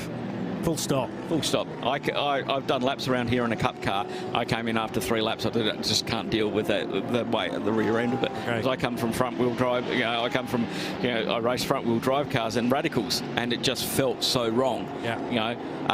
But the guys who are specialists at it can really, really make these cars, and John will disagree with me on this, but they can really make those cars work. Yeah. And you have to, it's a different style of driving completely to any other car that is out there, any of the 992 or the 992 GT3s. They are a real specialist driver's car. When you get the best out of them, it is so rewarding. Yes, I'm sure. Absolutely so rewarding. Talk to a lot of the drivers who race here in the Carrera Cup Middle East, and it's the same thing. You get a lap right in one of those cars, you've really, really extracted the most out of yourself. Yeah. Yeah. They're a specialist breed. I am a Porsche owner, but mine's got a V8 in the front. So you know where you are with that. Yeah, exactly. I mean, from the background that you do, but you either come up through the Porsche Junior categories, and therefore it's almost second nature, or there are just some drivers who can do front engine, rear engine, front wheel drive, rear wheel drive. They can just get in a Porsche, and it might take them a couple of laps, might take them a full day, but then afterwards they've just become expert, and they're sort of otherworldly. I can't work out how they do it. It's just the dynamic of driving that car. I came up here around turn 15, and there was a slower car in front of me, and mistakenly I lifted too much, and the back end came around on me. And I went straight into the pit lane. I'm not planting that into Porsche 3 at turn 4. It's just, don't lift in those cars. And it's the same. It was very much the same in the Clio Cup car with the cold rear tyres. If you get the back end of that car out, just plant your foot down harder, and drive out of it. So yeah, it's very. Yeah, so every credit to those that have been racing Porsches for a few years now. Luke Hartog, early on in his racing career, but he's already become an expert. Joe's drawing my attention to one of the Ginettas, which has ended up in the garage. I don't think we were aware that that car had been parked for a little while. Oh, Nick exposed it, did he, initially? Right, so yes, Joe, we have had news of that. All right, well, it's kind of drew my attention. I think because the back end of the car is stuck out of the beyond the garage door. I think they may have had a bit of a fire up to see what the problem was. Did Nick find out what had brought the car in? Can you remember? We're finding out. I wasn't on. You weren't even on, were you? Possibly otherwise engaged. No. Yeah, there's a lot of activity. So is it 975 or 495? Sorry, 795? 795. It's an electrical issue. Yeah, this is the GTX. Electrical, we think, Joe. Driver's still in the car. Driver may have been put back in the car, maybe with the hope that they're nearing resolution. Right, okay. It's a broken alternator, I'm being told, so that must be well, yes, yeah, of course it is. Oh, wow. When the belts come off, definitely electrical. is it electrical? I'm trying to see I'm going to see how difficult the job this is. You need hands like a gynecologist, I think, to get in where this alternator is. It really is tucked away nicely. The engineers who designed, where is Lawrence Tomlinson? I'll have to have a word with him and see where he's got this alternator. I'm trying to see. Yeah, it's. I think it's gone beyond the alternator now. They're adjusting. Yeah, they're changing the what's it called? Oh, the thing that goes on top of the spark plug. I can't remember. My brain's gone. Whilst you have a think about that, we are about to go code 60, Joe. In fact, I was going to say in the next 20 seconds. Oh, really? It wasn't the next 20 seconds because it's now. It's a coil pack, Joe. Coil pack, that's the word I was looking for. Coil packs, I put many on. They're putting coil packs on, which kind of answers the question of why the car is sticking with its back end out of the garage. So they're trying to... That's the fire up. That's always a good sign. Now, they're obviously... what brought the car in was alternator related, but they've sorted something else out with regards to the car. So cause or effect might not even have been the alternator. It might have been a misfire being caused by something. But when they've cleared off and got this on, they've got not as much to do. I'll dive in and get a full explanation. Car 127 off the road at turn 7. We are under code 60 for that. So that's the SRS Team Zorg Rennsport Porsche 718 Cayman. Yoshiro Miyashi at the wheel. Yes, Yoshiro Miyashi. You said that far better than I did. The TCX division. It looks like the extinguisher's gone off as well. Or there is something more serious going on there. We've got the fire crews in attendance very, very quickly down on the exit of turn 7. And didn't see any flames, but there was a lot of dust or smoke down there. When we had the side-on picture of the car, there didn't look like there was too much damage. Driver door is open, and the crew are speaking with the driver now. So is that spun to the outside? It's on the outside of turn 7, yeah. So okay. Turn 7 is about a 50-degree right-hander where you actually have to come down a few gears. You roll through turn 6, and then you change down a couple of gears, and then head to your right. And it's easy there to have contact because it's a prime overtaking spot for faster cars. Yes. And that is one of the TCX cars. So maybe an overtaking move that went the wrong way. Yeah, you go through the sweepers at 3, 4, 5, and then 6 gets a little tighter through the right hand. But you roll through 6 because you can run it up high and get a good entry line into 7, but 7 closes up on the exit. The focal point is turn 7, isn't it? Because, yes. So you're kind of building up to that real apex there, and it's so easy from watching cars through that sequence of corners to run it out wide. Yep. And then entirely miss the apex. So you can lose time, or you can go even worse in the case of this car and actually spin it out, and it's very easily done. And I'm not sure if there was barrier contact or not. Difficult to tell from the camera angle that we had, and we'll wait till we get some messages about the health of the driver. But this gives, on lap 246, gives the teams time to come in, and we have the second and third car into the pits already. They can only take 25% of fuel. And under the code 60, no penalties to be served under this.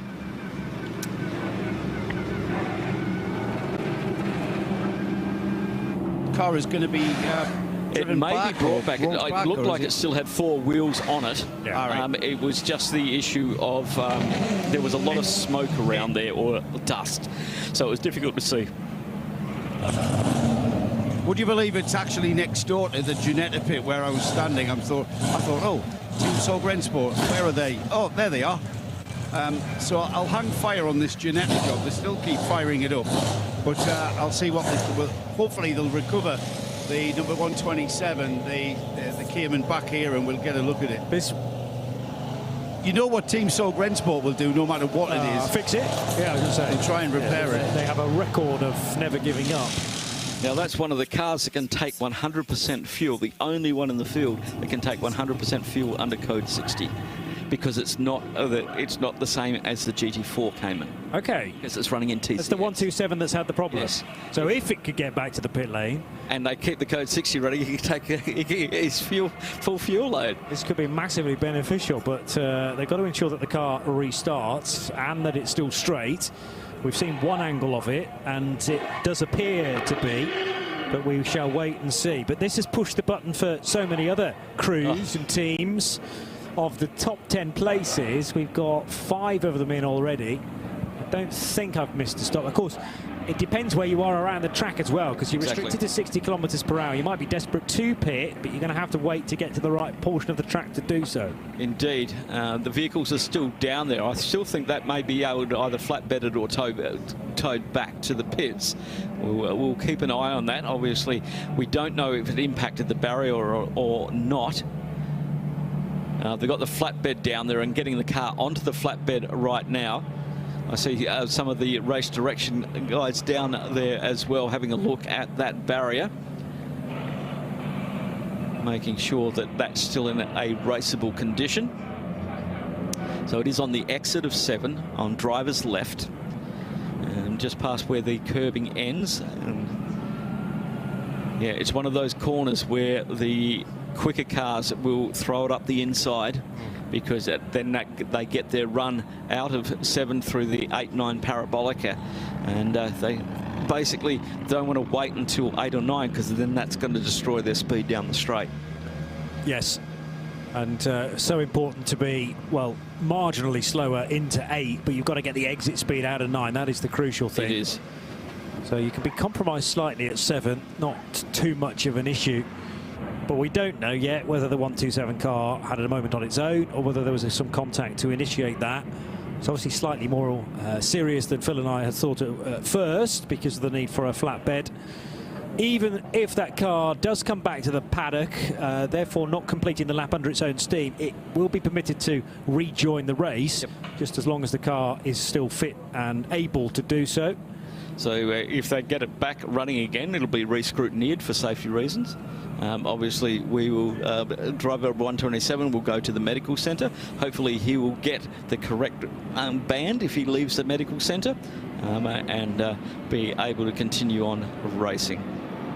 Yeah, and as we learned earlier on, that was a new bit of knowledge for me, but a yellow wristband issued by the medical centre means that you are passed to continue in the event. And if you're not passed, they will remove your driver band. Entirely, yeah. For your own personal safety reasons. Yeah, so we've had quite a few incidents to this point. Now Joe's suggesting that maybe you've got a yellow band anyway. So do you start the race with a yellow band? And then the crucial thing is whether you keep it. Yes, that's it. Whether they remove it or not. Yes, they've kept it. They've let him keep his yellow band, is what he was excited about. He was very excited about that one, wasn't he? Well, that makes a lot more sense now, because, I mean, it was almost as if you were given a band at the start of the race, and then if you'd been to the medical centre but were passed, you got a different colour. If you'd been to the medical centre and they said you're going to have to sit out of the next hour to make sure we're sure that you're all right, then you get a different colour band. And then if you're out of the race entirely, you are properly banned, you don't get a band at all. No. But this is far too complicated, so better to just issue everyone with the yellow wristband at the start of the race and then take it away if necessary. Ajith Kumar must have just stepped back into the pit lane. I can't see him, but I can hear the crowd going crazy again. That has been the flavour of the day to this, well, it's the whole weekend actually. And 414, the Razoon More Than Racing car, was in a bit of a bad way after Dominic Albert's moment. I don't know whether there's any indication that the 414 is going to get back into the race at any point. There's some news regarding the Ginetta, though, because from the pit lane, I recognise that car being wheeled back onto the apron. This is looking much more positive, Joe. Yeah, very positive. It's out on the pit apron on its jacks. They've taken the trolleys out. They've got the battery booster pack to help it start, I think, on its initial startup. Some scrubbed rubber, some scrubbed Michelins, used Michelins are going on the car. So this car is about to get back into this race. And what that might allow me to do is trying to find out exactly what the problem was, because it certainly wasn't alternator that they were fiddling with on the last few moments of that job. But it's good news. I hate to lose cars from the field. It's the spirit of endurance is to get to the checkered flag. It doesn't matter where you finish effectively. I know it helps when you finish on the podium, but it's always nice to just finish, isn't it? The challenge is to get the cars to the checkered flag, to get the cars to test of endurance in all aspects, crews, drivers, nuts and bolts. Here we go, flying up, and off he goes back into the race, and the motor sounds good. That's excellent news. They have been working very, very hard on that car. Alternator belt that might have come off, then replacing one or more coil packs. 1 hour and 13 minutes in the box. It's taken a while. I would imagine the first segment of that was just purely ascertaining what was stopping the car from moving. And the diagnosis can take as long, if not longer, than the actual fixing of the problem. It looks like we've still got some flashing lights down there at turn 7, but a lot less than what we had previously, as some of them have already moved back to their stations, and only a few left. I think one of the course cars just making its way back into pit lane after doing a full reconnoitre of the 5.3 kilometre circuit, just checking for any bits and pieces down there. Around the circuit. Good time to do a little track inspection from race control. Yeah, try and tie in as much as possible during these stoppages. Not really a stoppage, we're still clicking off the kilometres, but at a much reduced pace. And some people out there will be working out precisely what distance we're likely to get to. Not going to break the 2012 record, I think it's fair to say, at 628 laps. So that will remain in place for another season. But we have broken the track record, lap record. The lap record, yes. Yes, by... that happened in the first 5 minutes, didn't it? Yeah, but within the first 5 laps. Okay. It was 58.6 and 57.7 got done. 1.1 seconds was that's a lot. Can you remember who set that time? Yeah, it was GPX Racing. Okay. Back in 2021. But who set the time today? That was our best lap, and I can do that. That was Winwood Racing. Ah, okay. In the opening stint. Yeah, it was. Probably work out who was at the wheel of that car at the time as well. Winward, their gun driver. Number 6, car 16. Was it Piana who started the race? Yes, yeah. He was doing some unbelievable laps in that first opening stanza. So Gabriele Piana, who has been a Nürburgring 24-hour race winner in the past. And he joins Rinat Salyakov and Viktor Shaitar and Sergei Solarov in that strong lineup in car number 16. We were hoping, Joe, that the 127 wasn't too badly damaged. I've now seen the right-hand side of it, though, and I think that's the side that you're standing. Yeah, if I was selling it, I'd show you the left-hand side, I think, at the moment. But the right-hand side, you know what? It's gone in square, hasn't it? It's kind of got equal amount of impact of damage on both the front wing and the rear quarter as well. No, so he's gone side in. The tyres are completely deflated. The wheels have broken, certainly on the right-hand side. It's a heavy impact, that. I'm not sure that's repairable. Remember, on this car, on the Cayman GT4S, they're not built like GT3 cars. They're built like road cars. This is a road car-derived sports car, rather than the GT3 is kind of made and designed for the track. This is designed for the road. So the panels don't come off. They're not as detachable. It's like, you know, part of the structure. It's a steel structure, isn't it? The metal structure of the rear quarter, and that's just folded in. I'll be amazed if they think about putting that back together. They're gonna have to chisel the wings off for a start. It was Yasuhiro Misashi who was driving the car at the time. He shares with Thierry Chukundali, Yutaka Seki and Benito Tagel, the Mexican, in the number 127 SRS Team Zorg Rennsport car. I mean, they'll be game for doing whatever is necessary. We know SRS and Zorg Rennsport through the years, but it might just be a case of looking at that and going, we're just not guaranteed to fix the car in time for 1 o'clock tomorrow afternoon. They'll want a few hours to go at as their reward. And even that looks unlikely at this stage, even though it's still only 11:15 at night. Under 1 minute to the end of Code 60. As one of the AMG cars makes its way into the pit lane. And probably didn't get the call that's under 1 minute to go. So we'll be heading down pit lane and still in pit lane when we go back to green. And under 1 minute can be 55 seconds or 5 seconds. Oh, true. It can be anything. So there's young Jamie Day in car number 40, and congratulations to him for being picked up by Aston Martin as part of their junior driver program. Great to see young Jamie. When I was doing commentary for karts behind us, he was not as tall as me.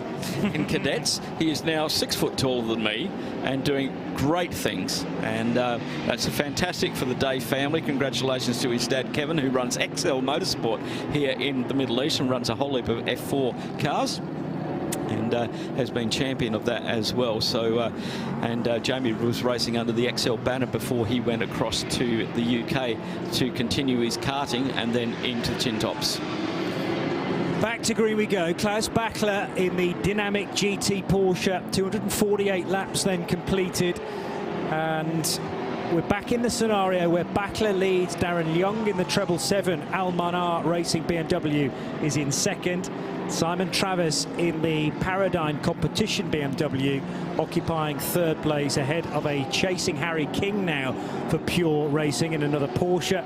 And then the two Mercedes, Dennis Ramanyanko in the SMP Racing example, Victor Scheitar in the 16 Winward Racing car. They're steadily working their way up towards the top 5. It might get even better than that. And the German manufacturer that's really suffering at the moment is Audi, because we've had various incidents for Audis, either in the race or before we even got there. Yeah. And that means that none of the top 10, in fact, none of the top 14 cars are Audis. The 15th placed Haas RT is the first time we see the 4 rings. Not what they want this weekend, but obviously we had 2 Audis come together, which didn't help the Audi matters at all.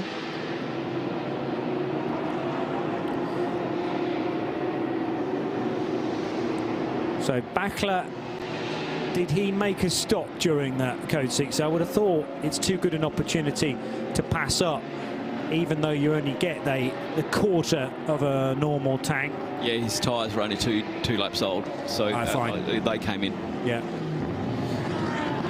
And almost certainly that was for fuel as well. Yeah, and if you look, the top 6 all came in on that one, and they're all on 2 laps on their tyres. Okay. So everybody came in, as we saw. A huge majority of the top 15 came in to pit there, and the only one that came in earlier and didn't take advantage was the Optimum Motorsport McLaren, which has got 8-lap-old tyres, so he pitted before the Code 60. One of the whispering giants of motorsport. It's so quiet, that car, as it goes down the start-finish straight. I just have to look twice and go, really?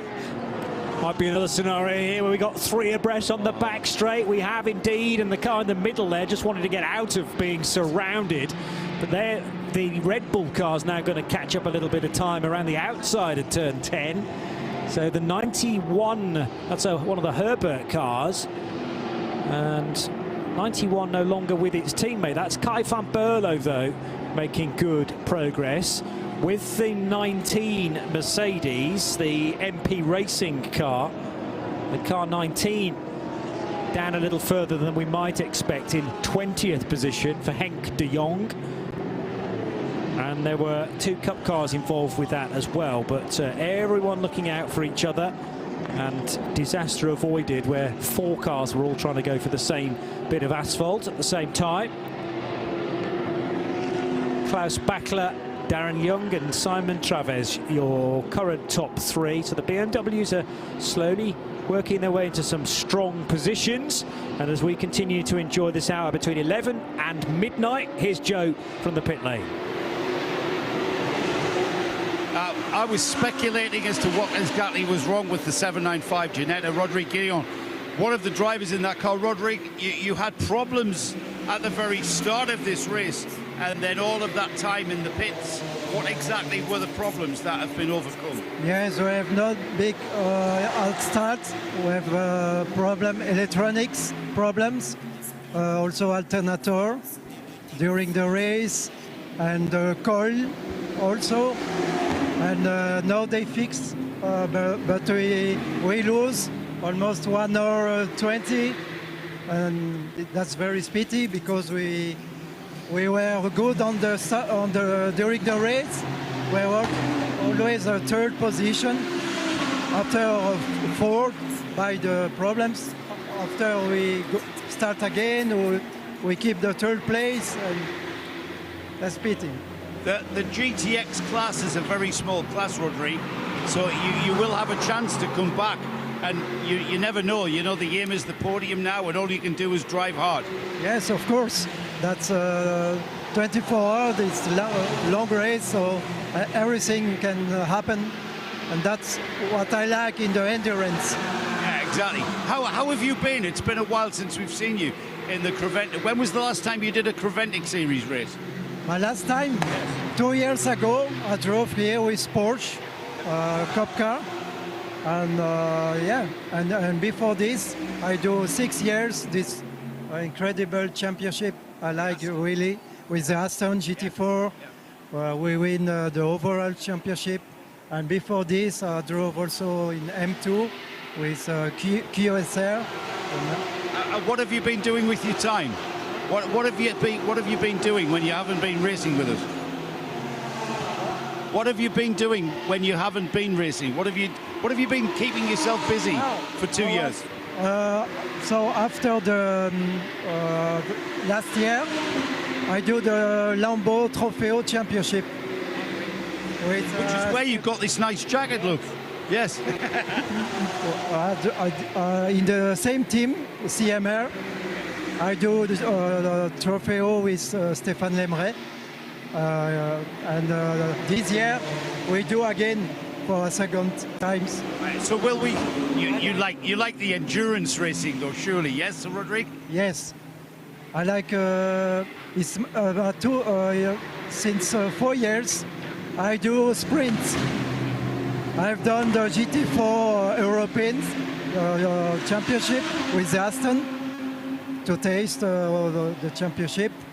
I know the Lamborghini, but I like the both. Yeah. I like. Well, we and all of the 24H Series fans hope to see Rodrigue Guignon back in this series sometime. Great to see you. Hopefully you can have a good drive now. Thank you. Thanks. Yeah, great to bring him back to the airwaves after a little pause in his career, but as Joe's established, it feels like he's back now for good. Fabulous to bring you that news. Klaus Bachler continues to lead from Darren Young and Simon Travers, and a bit further down the order, the 992 race leader remain Red Camel Jordans.nl with their Porsche and Evo Broikers. I'm delighted to say we've got a guest in the studio in our global broadcast centre. Simon Hill is here, now officially the father of a British touring car champion, and it's been quite a long wait, hasn't it? I don't think I've seen you since Brands Hatch. No. How are you feeling? I think I've only just recovered, actually.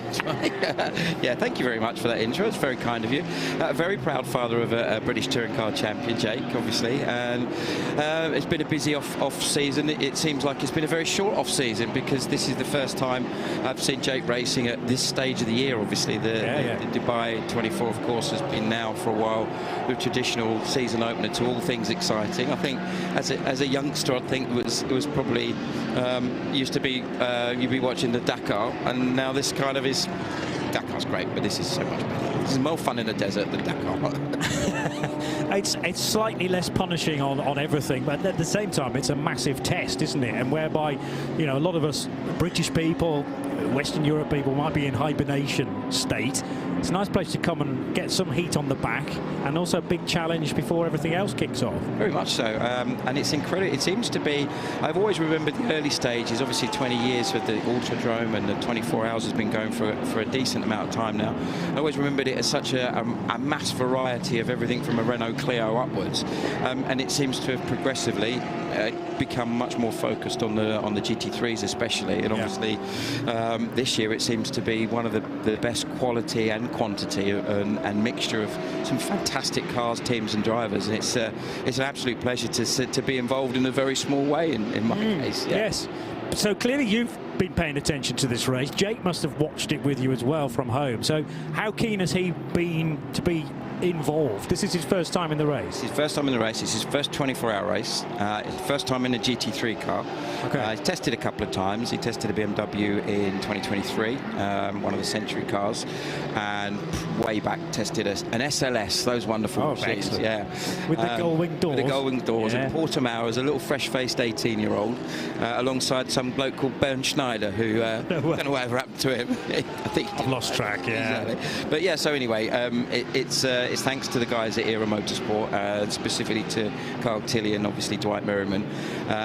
Jake had been doing some historic racing, as he has been for some time, and was invited to race at TVR Griffith with Kyle last year at Donington, and they duly won on their debut together. Excellent. And after that, probably one of the craziest things I've ever seen anyone drive, specifically Jake, which was a 1970 Shadow Can-Am car, which had 840 horsepower and weighed 800 kilos, and he took it up the hill at Goodwood last year. And again, that was an Era Motorsport project. So when this was on the horizon, it was something, GT3, something that Jake's been looking at trying to get an opportunity in for a while. Yep. And very kindly, Kyle and Dwight and the rest of the team said, we'd like to see you on board. So he's doing the balance of the season. So off to Abu Dhabi next week, and obviously the European rounds after that. So number of tracks that he knows, a couple that he's less familiar with. I don't think he's done Barcelona before, but yeah, it's going to be a wonderful way to get a lot of experience in a great car with a great team in a fabulous championship. And the calendar allows that, does it? Because I don't know what he's doing otherwise through 2025. So he's defending his British Touring Car Championship. I'm very much looking forward to see that shiny little number 1 on the side of the BMW 330. That's going to be a very special moment. Interestingly, although he's had a lot of success in his career, he never actually won a championship before. So this is his first ever championship win in anything, which is pretty special, as you can imagine. So British Touring Cars very much the focus, working with West Surrey Racing, MB Motorsport as before. Going to be super competitive championship as it always is. And then fortunately this works in conjunction. There's also some exciting historic stuff going on. He's going down to Adelaide to the Motorsport Festival there. Wonderful. To drive the Shadow that we were just talking about, and then back in the Middle East later in the year for the Gulf Historic at Abu Dhabi, I think end of October. And hopefully Le Mans Classic. That's the other thing that's on. Okay. So, which interestingly is the same weekend as Paul Ricard, but Mr. Merriman is looking at maybe doing a bit of both. Nice. Zoom in between. Why not? Them. It's the same country. Exactly. They're a little bit apart, but if you've got some air travel organised, sort of transport will be arranged, I'm sure. Yeah. So I was just about to say you may be going to get one weekend off, but that's probably Le Mans Classic, is it? Or is there some downtime at any point this year? I think there's a little bit here. So Jake's fairly recently become a dad, so obviously he's trying to juggle being a dad and making me a granddad, which is made me feel even older than I am. But it's lovely. Little Jude is unfortunately is already saying car and things like that, which is making us both very worried. But yeah, so he's got some time down, some time off, and yeah, it's just incredibly exciting. It's been a very long and challenging journey to get the success that Jake's now got.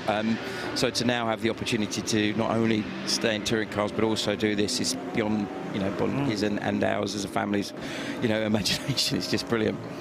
How's he finding it? Because I would imagine it's quite a steep learning curve. Can he compare it to anything he's driven in the past? I mean, historics will help, probably. A little bit. I mean, one of the things that he did do, he was in the Peter Auto Series. He raced the 2002 Panos SR07, I think it is, something like that. It was the Mugen engine, front engine car. Beautiful thing that David Brabham, Jan Magnussen raced in period. So that was obviously a high downforce and fantastically quick thing. So driven a couple of other sort of historic GT cars as well. But I guess in modern stuff, that's probably the closest thing. So it's been, he got a chance to go out to the States and test the car briefly in November. Okay. So had a little bit of a run then. And then subsequently, it's obviously been brilliant this week. There's been a reasonable amount of track time for all the guys. But of course, there's 5 drivers sharing the car. As with all of the Pro-Am teams, the focus is very much on getting the AM driver as much seat time as possible. Dwight, of course, has not raced GT cars before. He's done a lot in prototypes, as you know, and very, very strongly so in the past, as have Era, has continued to do Era, of course, over in the States. So really, it's only Ryan in the car, Ryan DL, who's raced a 296 before. Ollie Bryant has raced GT cars in the past. He's raced at Le Mans, as I'm sure you know, and of course Kyle Tilley has done an awful lot as well. But Jake is interestingly is the kind of the newbie when it comes to GT racing. Did a little bit GT4 in 2015 in a 997 GT4 car.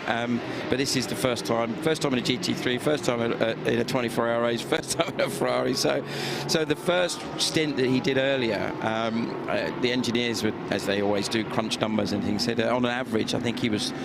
His run time was third quickest out of the guys that were on track, which was a huge, you know, a little bit of a surprise, but kind of pleasing that he's that comfortable with the the car. third quickest of everyone else he was up against on track at that Everyone point. on track for the period that he was on circuit when they did an average. And forgive me, somebody will probably send a message in and say, "Oh, you got that wrong." This is just sort of a little bit of what I understood. Nevertheless, just I'm there doing the typical dad thing and staring at the timing screen religiously, and you know the lap times were up there and comparable with some of the guys that were very quick. We obviously had a little bit of a frustrating start. I had a puncher on the warm-up lap for Ryan, which is why he came in obviously at the end of the lap. So that immediately puts a look on the back foot. The guys then took an early stop for fuel, so slightly out of sequence, and I think that got us away from the so-called traffic jam at the fuel stations, which has helped a little bit with the strategy. I think we were a little bit lucky with the code 60s earlier on as well. Dwight was in the car, which obviously meant he was able to relax and just concentrate on doing stuff there. And since then, the other guys have been absolutely superb. You know, Ollie Bryant, Kyle Tilley, obviously Ryan's back in the car now, and he is ever the pro that you would expect. And Jake's thoroughly enjoyed his time as well. Back in it again, I think probably about sort of 1:30 or so. No way, right. So that'll be the first time he's ever driven at that time of day as well, or night, more accurately. He's done some night stuff. He did the Spa 6 hours recently in a historic car, and he's done a couple of other historic things, but not in a modern car. So it's all very sticky. So he's chomping on his carrots to get the old eyesight up, I think, at the point, as it were. Yeah, I can understand that. Yeah. It's a great opportunity, but also, depending on where he wants to go in the next few years, clearly BTCC is the priority right now. Sure. But it may open doors, and he can lean on all of this experience that he's gathering right now in the future. Yeah, absolutely. As you probably know, because you've known me a long time, and John has known me even longer, Le Mans has always been one of his absolute goals. And you know, of course, this is an opportunity to get experience that may hopefully give some chances to do something like that in the future. But what a brilliant place to learn. The Creventic series is fabulous. It's got some brilliant circuits, lots of track time, and as we know, the quality as well as the quantity is absolutely outstanding. So you go into this, you know, coming from a very successful championship last year, completely different genre, different requirements, but you know, what a wonderful place to get experience and to learn. And you know, he's very much aware of taking it all on board, take his time with it, and so far he's having the best time ever. So am I. Good stuff. Even better talking to you, Johnny. Well, it's great to see you. I can't believe it's been this many months since that Brands Hatch meeting, but do offer our congratulations to Jake, of course, on the title last year and on becoming a dad. You're just about the youngest grandfather I think I've ever met, so well done on that too. Oh yeah, always. And come back and see us soon. Definitely. Good man, and we'll look forward to seeing Jake in the remainder of the Creventic Championship as well, the 24H series. After this weekend, we go to Abu Dhabi and the Yas Marina 6-hour event, and then of course the European season gets underway at Mugello in March, in its traditional date in Tuscany at the end of March, with then Misano and Paul Ricard and Barcelona and Spa as well. A 5-race calendar once again, brilliantly organised by the 24H series, and it feels like the level of the entry just gets better and better. Well, as Simon was saying, it's a quality field, a great quantity of cars, over 30 GT3 cars. If you're going to learn your craft, you're going to learn it in that type of environment, you know, because they are battling all the way up and down the GT3 field, and it's just fantastic to see. We've welcomed Phil back, with thanks to Simon Hill for jumping in for a little catch-up. And we've still got Joe Bradley in the pit lane, of course. What have you got, Joe? Yeah, I'm seeing quite a variation on thoughts on pit stop tactics. Quite a few cars. As you were speaking to Simon there, the ERA car came in and went straight through, as did the overall leader. I've just had the 8th place Manamari Energy by EB Motors, the #1 car. That a little bit of a variation. It came in and took on tyres before it went into fueling. No driver change though at this stage, but certainly a change of tyres. So what we usually see is teams do exactly the same as each other, but we're seeing a massive variation here this weekend. Indeed, Joe, they're taking tyres. The rest of the top 7 took tyres during the Code 60. They're all on between 9, 10 and 11 laps on that one. And we've got number 7, as you said, Dennis Remanieko in the pits, SMP Racing Mercedes, currently in 6th position overall in GT3. In the fuel Bowser at the well alongside Patrick Niederhauser in the #1 car, the reigning champions in the Middle East Trophy. And as they continue on, battle still happening out on track. Kay Van Berlo just getting past one of the cars. Herbert Motorsport currently in 91. Joe, you've got something for us down in the pit lane. Yeah, a familiar face to 24H Series fans. It's a welcome back to Joseph Kral, back with Scuderia Praha. Number 56 here in this event. But Joseph, great to have you, great to have the team back in this series. Is this the first of many for 2025? Well, definitely. We hope so, at least, because this is one of the toughest ones, but we started with 24-hour Dubai, and until now, everything is going, so we are very happy. And if we finish this race, which we hope that we will, then hopefully we will do some more. I mean, Scuderia Praha haven't been a part of the series. However, Scuderia Praha have been very, very busy. Where has the team been racing, for instance? Well, mostly in Ferrari Challenge, because we are a Ferrari team, so we race in Ferrari Challenge, which was the biggest goal, and we scored quite nice results, which was very nice also with our drivers. And now we wanted to do the step back, you know, and a step higher, let's say, to come back here and enjoy the endurance again. Joseph, I know you as the team driver coach. There's only space for one driver in Ferrari Challenge, but have you been doing any competitive driving whilst you've been away from this series? Yes, also some of them, and also in Ferrari Challenge, so I tried that as well. So lots of stuff to do, keeping busy still, so it was still great. And yeah, now this is the best, to be honest, you know, and racing in the dark. Yeah, still got that sense of humour, that Czech sense of humour. Joseph, you came from a background of single-seater sprint racing. You came through the background of single-seater sprint racing. You've been doing some Ferrari Challenge. You've just mentioned there maybe a preference for the long-distance races. Can you repeat? Do you prefer the long-distance races? You know, it's always pretty big difference between the sprint races and the endurance races, because in the past I did single-seater racing, and that was quite stressful, to be honest, and you don't have the time to enjoy, comparing to the endurance, which is stressful as well, because you want to finish as high as possible. But I have to say that endurance is, you have more time to enjoy racing, which is great. And, you know, it's not like the other sports when you go like football or when you do tennis or whatever, when you take the ball and go practice. For motorsport, it's much more expensive, so every lap is pretty expensive, so you are happy to do more laps, and endurance gives you the freedom to do lots of laps, long stints, and especially 24-hour races are especially in this that you drive a lot. And how has the race gone so far for Scuderia Praha?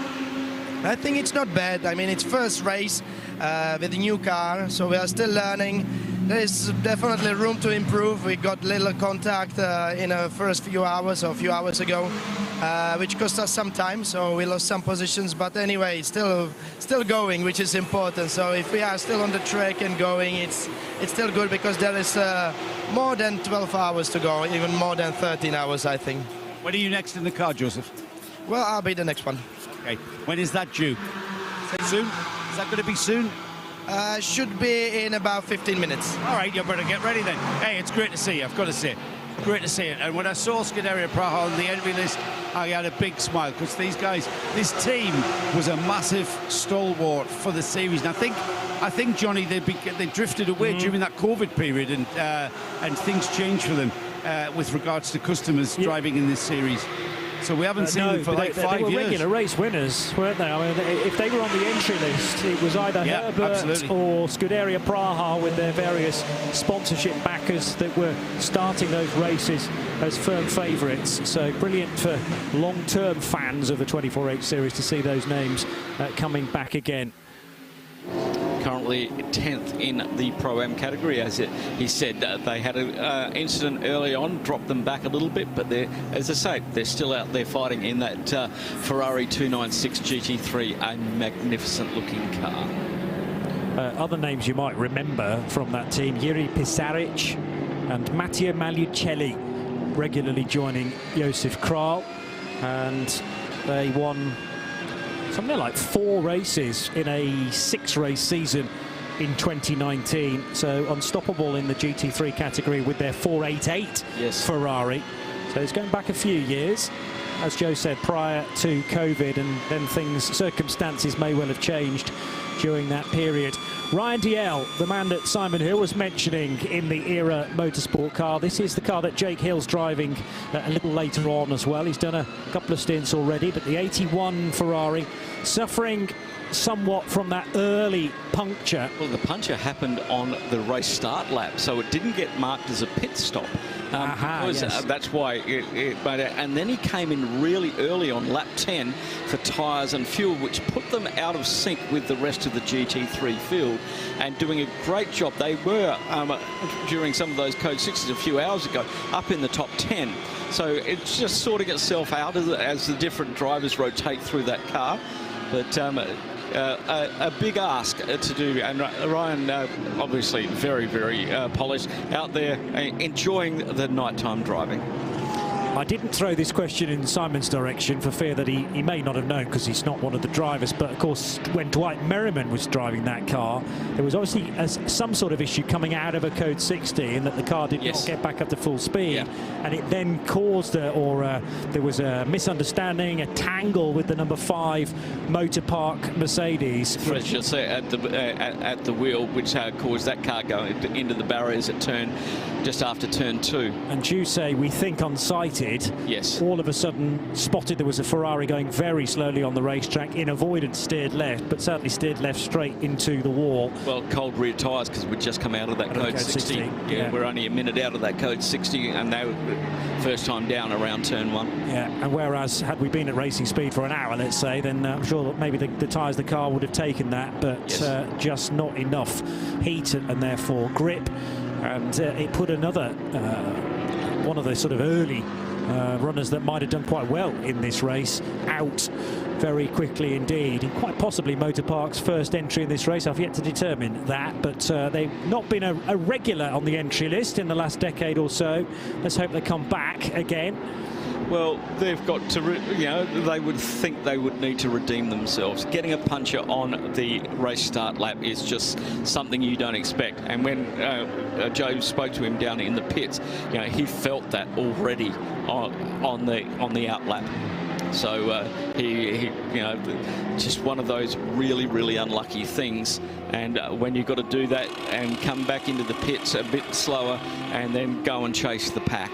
Yeah. And the pack is flying at them. We were doing very fast laps in that first stanza of the race, as everybody was trying to make their mark and get to where they needed to be.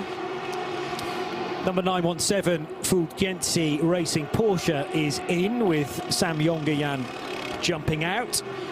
This car still looking good, but the front of it, which is a sort of orangey yellow, now covered in flecks of tyre pickup. We're at the stage now where the cars look like they've done a lot of hard work. It's the car that does the whole of the race, of course. The drivers are only in for 2 hours at a time. But the rear looks brand new still on this car. They've had their trials and tribulations, though, in the 917, and would have hoped to have been a bit higher than 9th place in 992. Indeed. Still a long time to go. 13:17 on the clock. As they probably head down towards fuel. Young still leading. Looks like he's got about a lap. He's doing 2:01s at the moment, where Simon Travers in the Paradigm competition, BMW behind him, leading the AM category in second overall, 2:61 laps, 44 seconds ahead of Harry King in the pure racing Porsche. And Harry's got 1:27 over Klaus Bachler in the dynamic GT Porsche. And our race leaders in that 777, 16 pit stops for them. That's quite a lot compared to 12 for the second position Paradigm and 13 for pure racing in third. And then 16 for Klaus Bachler in dynamics. So have they been working the code 60 to try and maximise their stint runs? And then they'll be maxed out on their driver time, which will be their only limitation after that, because it looks like these tyres are really hanging on now. We've seen 48 laps out of a set of tyres, which is not unusual, but the temperature is dropping. As I look up my weather app to see where we are at the moment.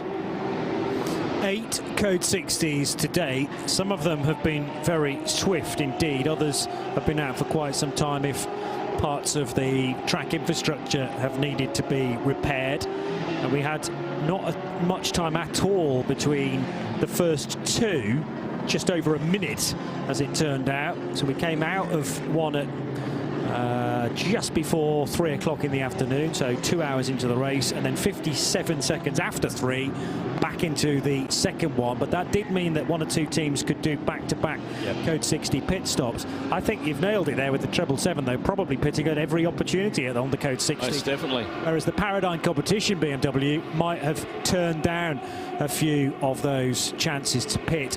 Now, what a story this is. The 414 is back on the apron, which will please a huge amount of our audience this weekend, I'm sure. Joe, bring us this moment where the 414 has reappeared, almost back from the dead. Incredible, Johnny. Absolutely incredible job here. The 414 he's already been out. He's come in for a bit of a systems check. And when you saw this car, you remember how badly damaged this car was. I'm absolutely blown away. Dominic Olbert of Razum, I've got to say, round of applause on the work that you guys have done on that car. I thought that car was done, Dominic, and yet you guys fixed. You said you would, and you did. Brilliant job. Thanks a lot. Team is amazing.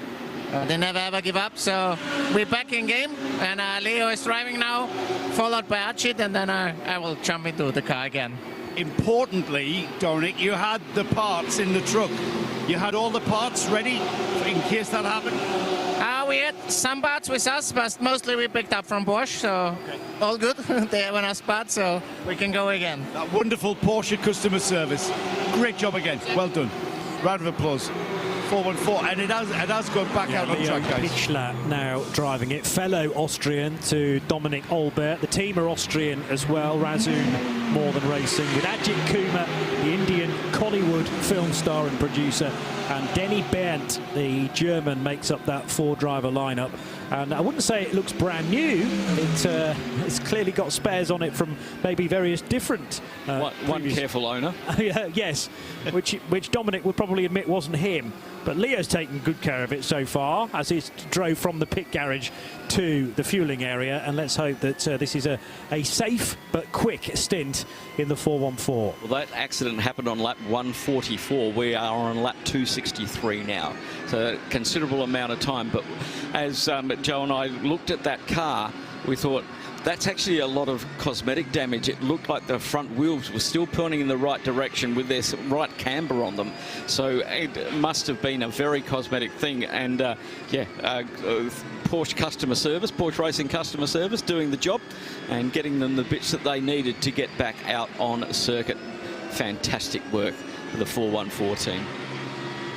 And in good hands with the 22-year-old Austrian now, who comes from most recently a GT4 background, Leo Pichler, but has raced in, well, a variety of GT cars, actually, with Razum going back to 2021. His certainly second attempt at the Dubai 24 Hours. I don't have him in the entry for last year, So might not have been able to secure a drive for 12 months ago, but did compete in the GTX category 2 years prior to this. In a KTM crossbow, in fact. Haven't got any KTMs in this year's race, have no we? KTMs this year. But there's a lot of interest and variety from other lesser-known car manufacturers, which is, again, something that the Dubai 24 Hours is very, very good at. Remember, we used to have the Donkervoort Sting. Yes, I do. And IRC, we've had Mark cars over the years, so a lot of silhouette cars have been making it. Just noticed a very big penalty for the car 40, Jamie Day, driving the Come2U Racing, currently in 10th position, running 3rd in Pro-Am. A 1 minute stop and go, a 1 minute penalty for passing under code 60. So that is not what they need. Jamie Day's only got 35 seconds over Patrick Niedhauser in 11th position, and 44 seconds back to Florian Spengler. So that's going to affect them there. I don't think they'll lose Pro-Am 3rd, because that lineup behind them is GD3 and then a heap of AMs. In the heart of racing by SPS in 13th, Hupp Racing in 14th, Haas RT in 15th, and Hoffer Racing 16th are all AMs at this stage in the GT3 category. Just heard from our good colleague Peter Mackay, who's enjoying some time whilst not being in the booth, watching at trackside. Too tempting, you see, to maybe head away for a snooze.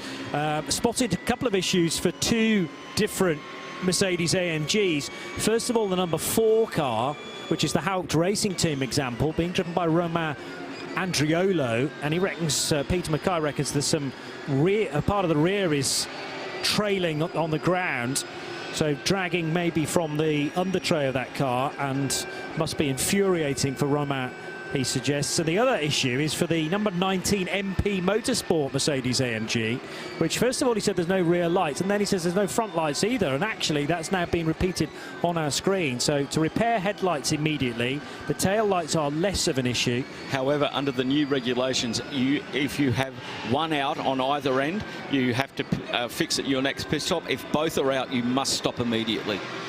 That's one of the new regulations for the 2025 season. Well, PMAC now says the MP lights are back on, so have they managed to solve that whilst the car remained on the track? It didn't come in, did it? Control-Alt-Delete, possibly? Yeah, might have been, might have been. Just having a look there. Still out on Henk de Jong at the wheel of the MP Motorsport number 19, and it doesn't look like he came into the pit side. Maybe cycled the lighting, pulled the circuit breaker. Yeah. And fixed that issue. Well, that's good to avoid any further...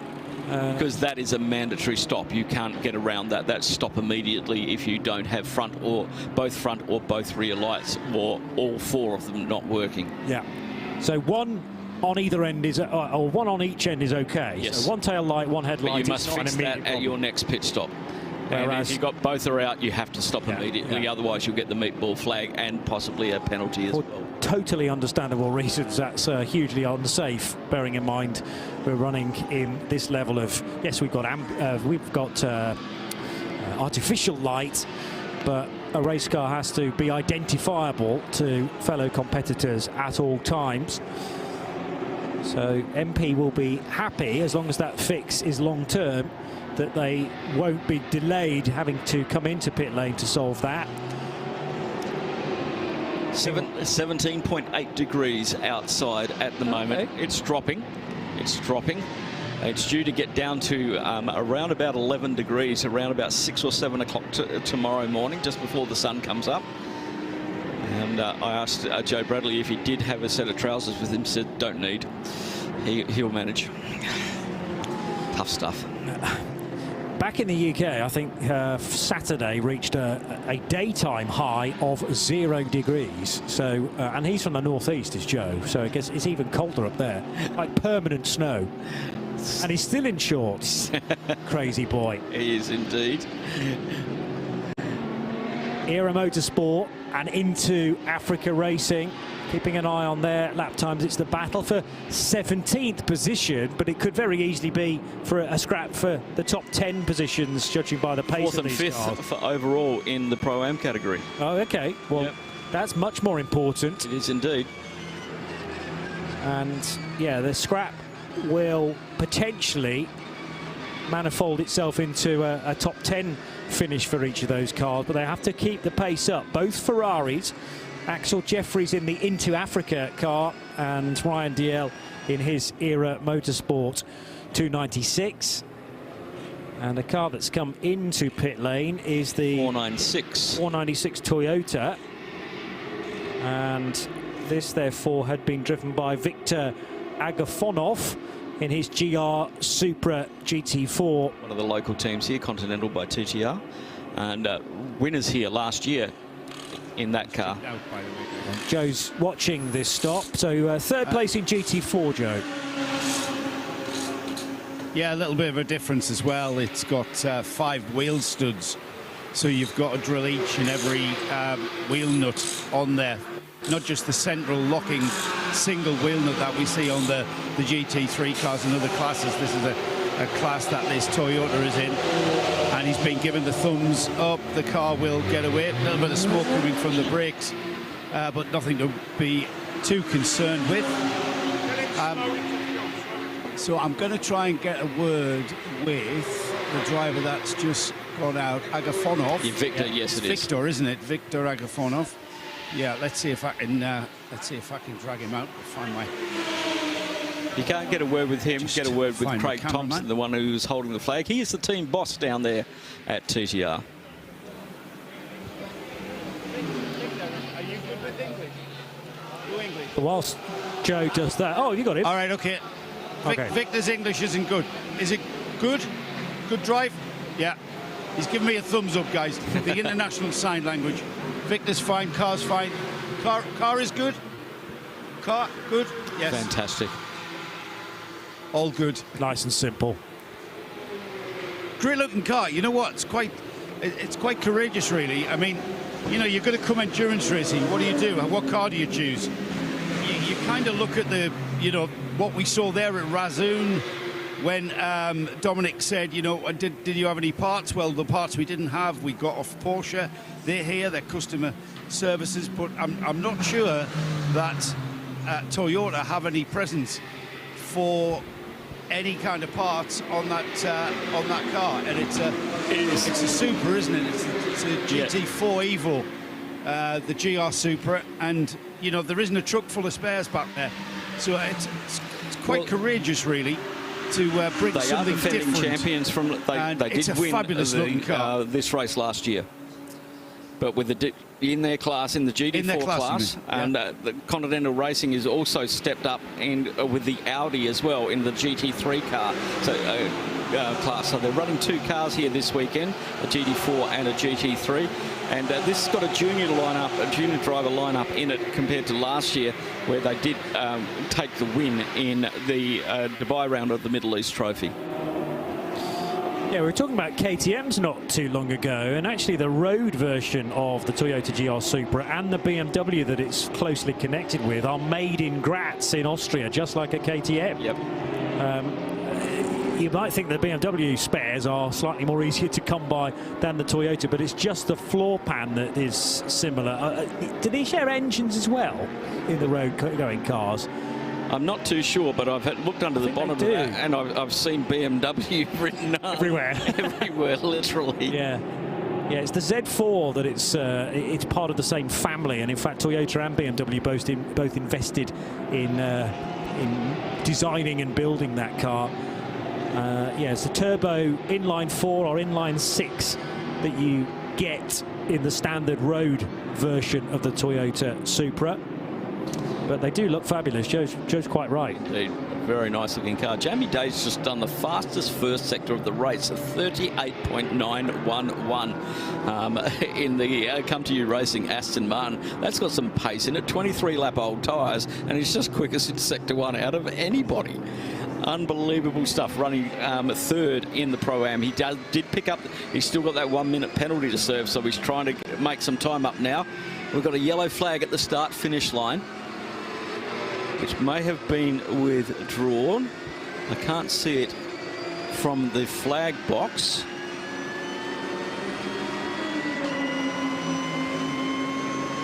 So trying to hunt out the reason for the yellows. It's not a debris flag, is it? It's not a slippery surface. Well, I can't. Flag. Well, it's not. I can't actually see it, but it's indicated on our screen as a yellow I can't see a flag flying from the start-finish blocks where it should fly from, unless it's flying from. We've got to have an answer. Phil, look at our screen. We're looking out the window, but on the overlap that we can't quite see. Oh, the 978 has stopped. There you go. So that'll be the reason why there are yellow flags, we understand, being shown. It's just in the overlap of the wall beneath us, so near to the vehicle access. Yeah, driver's left. And yeah, it's right underneath us, actually. It's just down here. So that's why we couldn't see it. And the flags are flying. There's a marshal post just there. Okay. So that we can't see it from where we are up in the commentary box because it's right underneath us. Now, that car is off the circuit. There is a double gate right behind it. They'll be able to push that car back there and get one of the recovery vehicles to take it around the circuit, through the tunnel, underneath, into the circuit, and bring it back to pit lane. And John de Wilde was able to get out of that car and head towards safety, where the marshals are positioned. We're not ruling out the opportunity for John to rejoin the race, but he'll have to stay at a distance for the time being to allow the marshals to deal with the recovery of that car. He's here with the Speed Lover outfit, 978, Steinus Longchamp, Wim Mulders, Gilles Renman and Rick Renmans are part of the 5-driver lineup, all from Belgium in the 992 AM division. It's a minute to midnight. We're about to tick over from Saturday night into Sunday morning then. Again, a significant milestone to reach right here on the Radio Show Limited network of channels. It's the 20th edition of the Michelin 24 Hours of Dubai. Phil Anson, Johnny Palmer in the Global Broadcast Centre with Joe Bradley patrolling the pit lane for the next 15 minutes or so. But Saturday about to become Sunday now, and the continuation of the race starts right at this moment. So still we're not quite at half distance. There are yellow flags on the start-finish line to deal with John de Wilde's stranded, stricken Speed Lover Porsche. But everyone is hoping that if we can continue through this recovery, due to actually the heads-up driving from John de Wilde, to be able to stop it where he has done in the overlap of the wall right by the access gate. So the marshals should be able to pull that car out of harm's way and we can stay green. Well, it looks that way at the moment because Race Control haven't given us any messages that they're going to pull a code 60. Normally we get some form of warning, and the drivers will get a countdown in the car this year. And we hopefully have got that car back behind the wall and out of harm's way. The driver was already, as you said, Johnny, making his way out of the vehicle, which means that maybe more of a terminal issue if he didn't stay in there and try to get a tow back. But it's very difficult to get a car towed back there. As the 912 has a big slide. Wow. He held on to that very, very well. But that got his attention. That was on the exit of turn number 7. He just had to get out of the throttle there as he makes his way down the back straight. This is Job Rapanga, who is part of the Tierra Outdoor Racing by HWM Porsche squad. They are the leaders, in fact, in 992. So Rapanga is keen, clearly, to keep the pace up in this car, but he doesn't want to be... Actually, that's just changed. Maybe my timing screen was lagging because now I have Lucas van Eindhoven driving the 912. So that has possibly just changed on the driver ID. And it might have been his outlap. Let me have a look and see where his tyres are. 34 lap old tyres on that car, on the Porsche. So, no, we're quite a bit into the stint. And there we have the rescue vehicle on they're going to tow that car backwards. They want the driver in the car to steer it, and he has to put his helmet back on if he's still on the racetrack, so he has to be dressed correctly. Yellow flags are still waving. I'll give you a rundown of the 992 order in just a second, as the Speed Lover 978 Porsche is still being recovered. But 992, headed by Lucas van Eindhoven in that Tierra outdoor racing car. Then it's another 992 entry as opposed to the 992 AMS. So Red Camel Jordans.nl, who have been long-term leaders, are now running in second in the 909 car. Then it's Ajith Kumar Racing by BKR, cue the screen from the grandstand, even at this time of night. Yes. Fabian de Fuchs in the 901 for Porsche. 911 GT3 Cup car. They're all the same spec of Cup car within this, regardless of whether you're running AM or in the non-AM division. The leading AM car is the QMMF by HRT Porsche of Abdullah Ali Al Khalifi, although that car is now in pit road, and we have gone at code 60 So finally. I think they're going to pull that car across the circuit. The Speed Lover car. Yep. So this is not an additional problem. It remains the John de Wilde stranded car, but it's on the wrong side now. Of the circuit, yeah. For the circuit to do a quick recovery. So better to calm things down, and they can get the car maybe into pit road in the wrong direction, or more accurately probably to one of the access roads where you can cut through and access the paddock. Yeah, they're still working on that, because I'm just looking and trying to remember my way around the circuit in regards to the support roads, and this is on the outside of the circuit, so it's not on the inside where the pit is. And so it's the race controller obviously on the radio to this team to say, okay, we're going to disconnect the thing, because he's got the car mobile, he's got the car running, and he is going to be able to get out onto the circuit and continue on. So maybe they bump started it in reverse. It's possible. It is indeed. The next question is there enough fuel in the car to do another lap, another 5.39 kilometres? Difficult to tell from our distance what actually stopped the car initially. But if John de Wilde is back in the car and feels like he can do another lap, I'm not sure he would be setting off with such confidence otherwise. So we are under code 60, and as typically how these things pan out sometimes, the caution button is hit and then the problem actually resolves itself. But the marshals were part of that to help the engine refire. Yeah, it looks like they're going to pull the recovery car around to the front of that car now and take it around. Now, they can't go backwards down pit lane. They're going to have to go around turn 1, take the cut through to turn 17, come out, keep off the circuit up to the club link, and then come around into the pits. Well, he's mobile, and he is 978 just crawling with the hazard lights on at the moment. That was possibly a course vehicle, though, deliberately following it around just to make sure. He's on the infield. He's on the 17-18 area at the moment. So he's gone down through turn 1 and then taken a right turn. Well, being able to judge roughly how long this code 60 is a great opportunity to do some extra work on cars, Joe. You can't take any more than your quarter of amount of fuel, but there's nothing to stop you changing pretty real kind of important bits of the car, should we say, that wouldn't normally be done in a regular pit stop. Well, we're just under an hour away from half distance, and I've been waiting for this, and I'm beginning to see this. I'm camped out at Haas RT, which is the number 21 Audi, and I'm pretty sure that other teams are doing this up and down the pit lane. They're going for a front pad change. It's nigh on the half distance.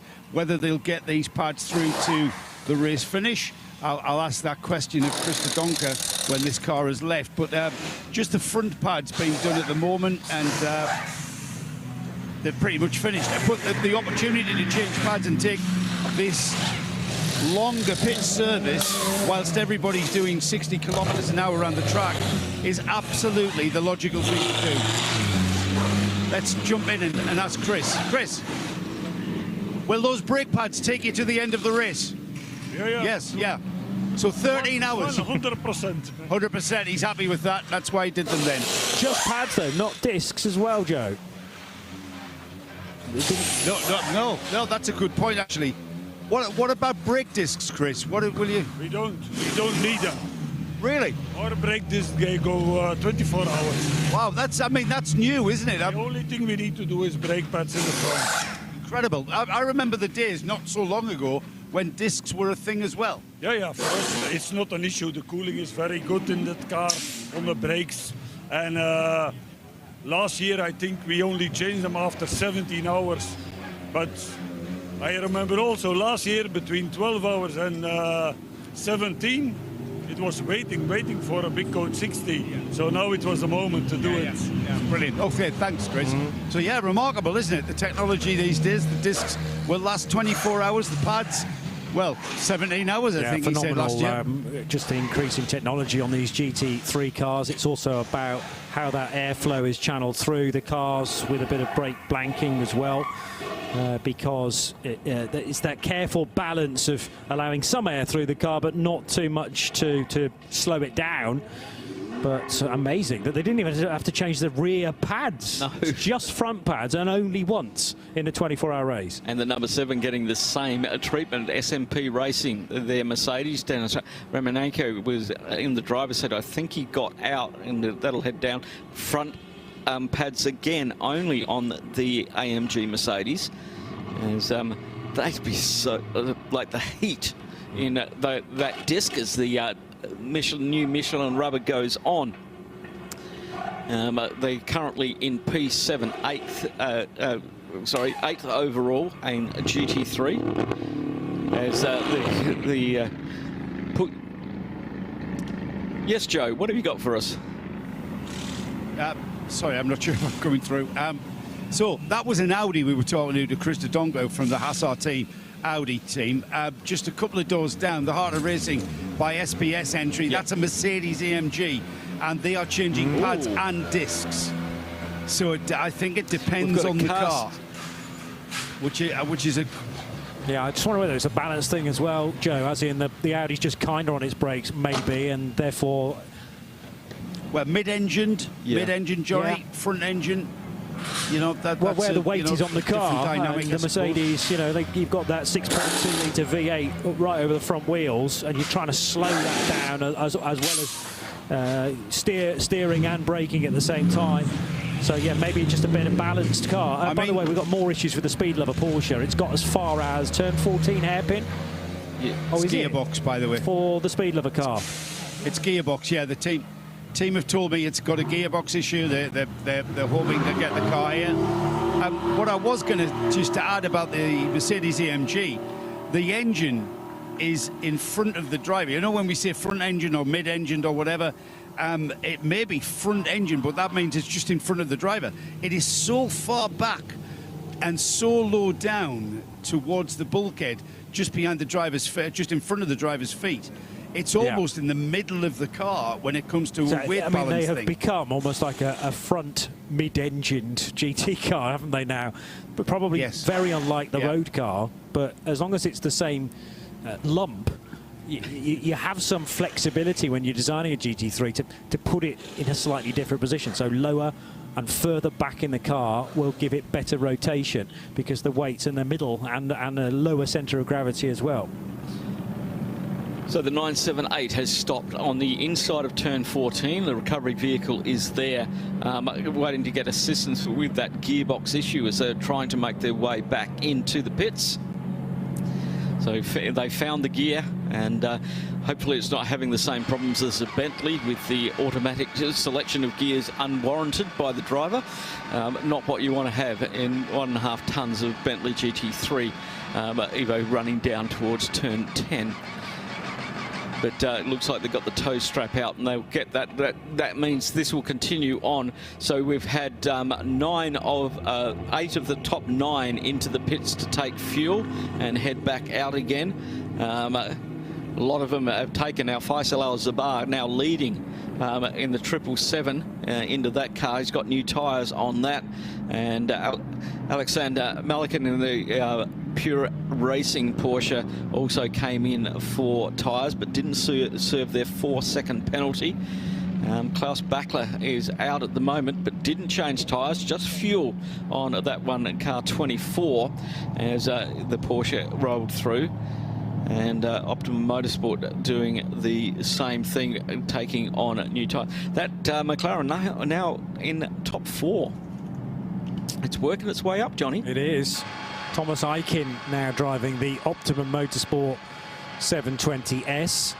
But yes, real steady progress. It's about not being too alarmed by the difficulty in the opening stages of that race, and Optimum Motorsport, one of many teams that can put things into perspective and just not panic really. Know that they've got a good car, that they've got a consistent driver lineup, and the race should come towards them as long as they can eliminate any errors that are of their own making. Sometimes you just can't help it. You're a victim of circumstances rather than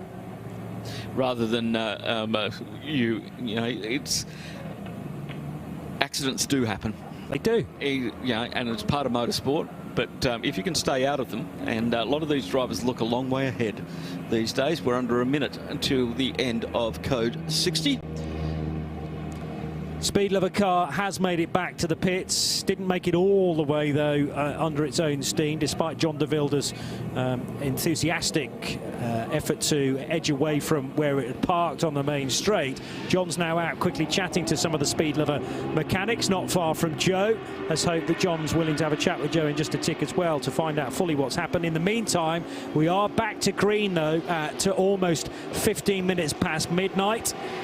So right in hour 12 of the 20th edition of the 24 Hours of Dubai with Michelin. 2 hours 27 minutes so far under code 60. Okay. So and 22 seconds. All important.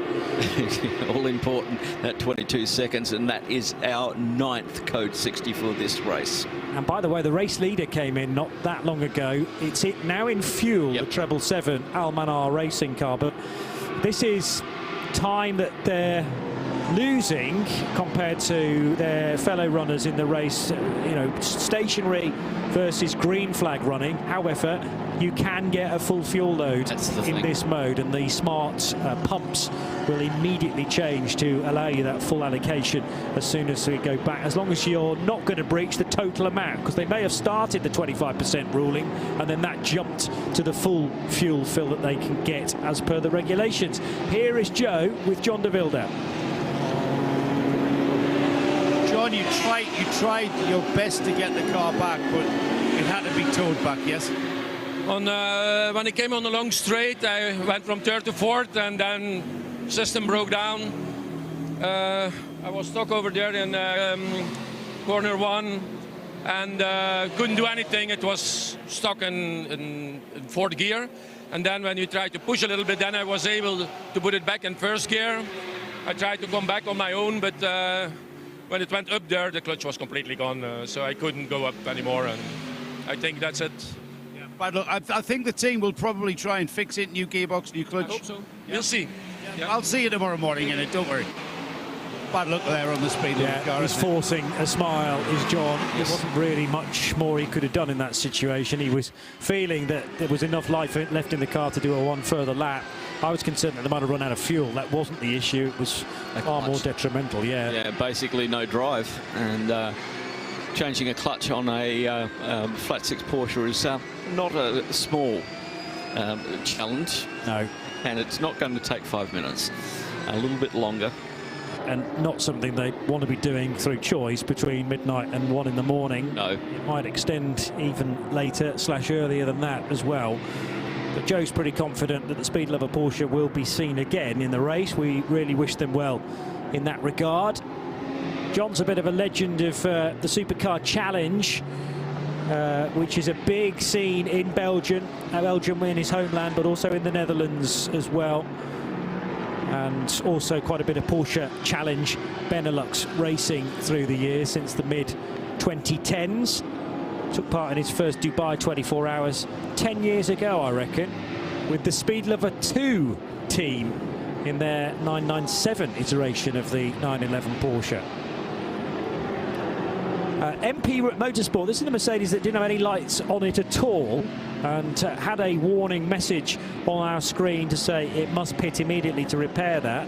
But from Peter Mackay's reports, it didn't need to pit because maybe the car pulled to the side of the track. They did a full-on reset, and those lights are fully ablaze now. Indeed they are. A bit of a control, alt, delete, or a thump. Yeah, probably not advisable to get out of the car and give it a kick, but that might be what the driver wanted to do. Indeed, while the Almanar racing team was in the pits, they had surrendered the lead to Pure Racing Porsche. They're now 40 seconds behind them, with Alexander Malikin at the wheel of the Pure Racing car, Klaus Bachler at the wheel of the Dynamic GT Porsche. So it's Porsche 1 and 2, BMW 3, as they've dropped down into third place, albeit now with a full tank of fuel, which will let them run out a little bit longer. Yeah, they'll be good for the next 60 minutes or so. Jerome Bullery in the TFT Racing Porsche, running 5th in their class. Does that make them the best of the AM 992s? Yes. No, sorry, 2nd in that subcategory. QMMF by HRT, and Abdullah Ali Al-Khalifi in the 974, currently leading the AM category, and now into the overall podium positions in the 992 class. Remember, they are our reigning Middle East Trophy champions. They're running in a different class this year. They were in the Pro class last year, running in the AM category this year. And very resplendent, that number 974 is the country code for Qatar when you're dialing. So 971 for the Rabdown by Fulgenzi car, with Christopher Zuckling at the wheel, currently 33 overall, 5th in 992 AM. And 971 is the dialing code for United Arab Emirates. Very, very clever work for it is. The Middle Eastern teams. Very convenient. They run in a class that mandates a 3-digit number with a 9 at the front of it. Exactly. And those 9 numbers, or a lot of them, synonymous with Porsches.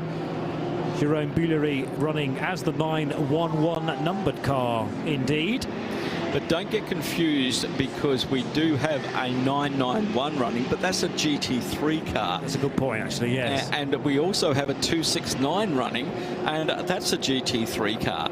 So apart from those two, everybody else sort of stays with what your number must be, which is in GT3 from 1 to 99. In 992, it starts with a 9. Apart from, there is an exception to that rule, of course, because we've got a 888 car, haven't we? Sebzalou Racing in that one, so don't get confused with that. Then if it starts with a 7, it's GTX. However, we've got a 111 running in the GTX as well. So it's like there are rules, folks, but there is one exception to each of those rules permitted, maybe. Indeed, GT4 starts with a 4, and the TCE starts with a 1. So that's how we determine the cars. Apart from those exceptions to the regulations, yes, must have had special dispensation, maybe because of sponsorship with that number. 888, obviously a very well-known racing number throughout. Well, where I'm from, anyway. Certainly. You know, and so maybe a connection there.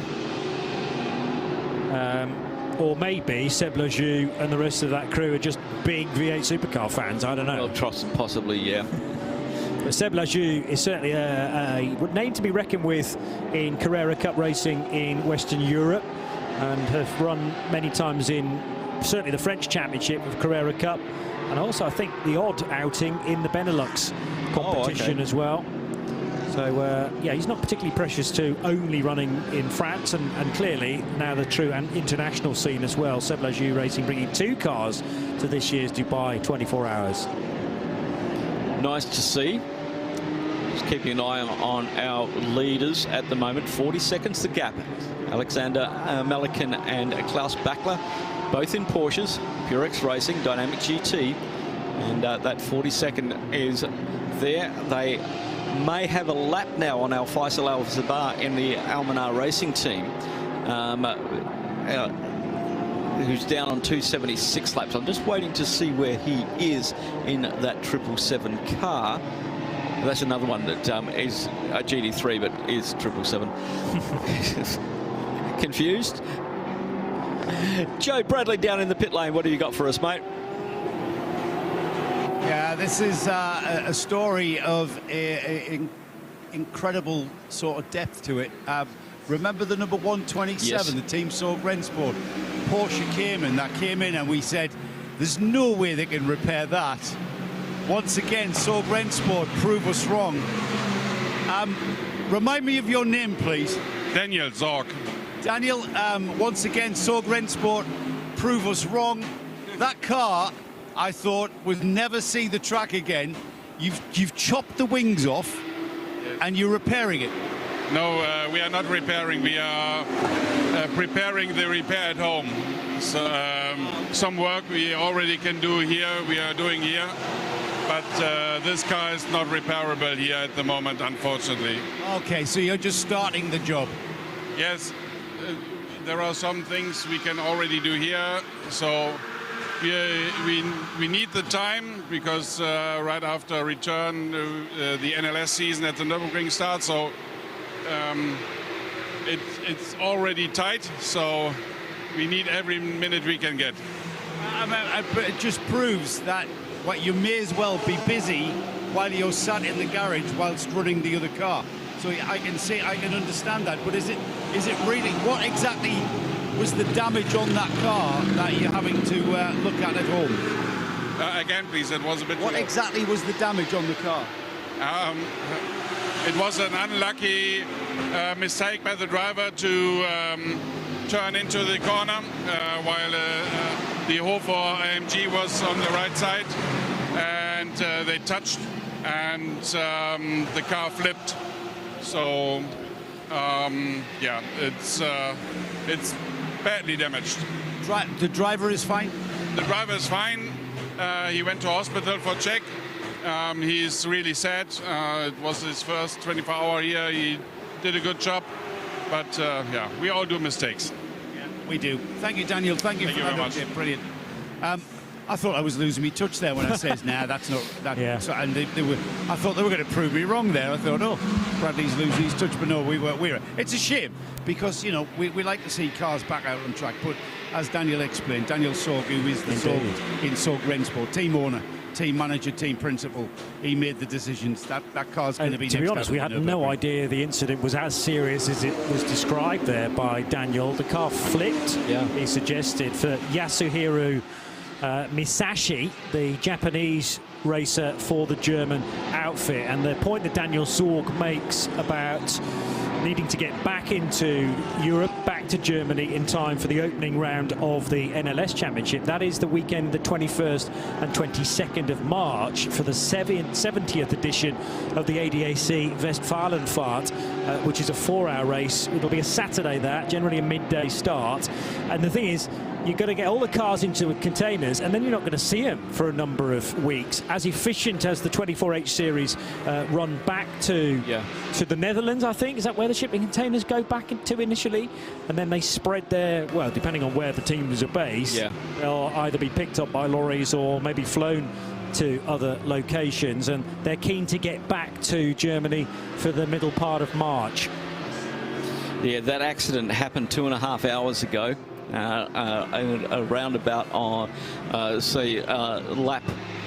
Yeah, it was about 2.5 hours at turn 7, and they got that sorted out. So the time that we went, 22:58, just about 11 p.m. We're approaching 12:30 now. So a lot of work for that team to do. But as we didn't know that the car had been inverted. No. And when it flipped, I assume it's gone right over and hopefully, well, it did land on its wheels, but I didn't know whether the roof was dented. There was clearly a lot of damage on that right-hand side. Yeah. And for one of the early races in Misashi's career, that will have been a big shock. Yes. I'm sure. It's only when you have a big one you realise quite how much energy these cars are carrying. But I'm sure, despite that horrendous moment, he is very keen to get back into a racing car. Maybe not today. No. You know, give him a week or so, and he'll be really champing at the bit to get back on board a car. Yes, maybe the race direction may have, the medical area may have removed his driver band with that one, because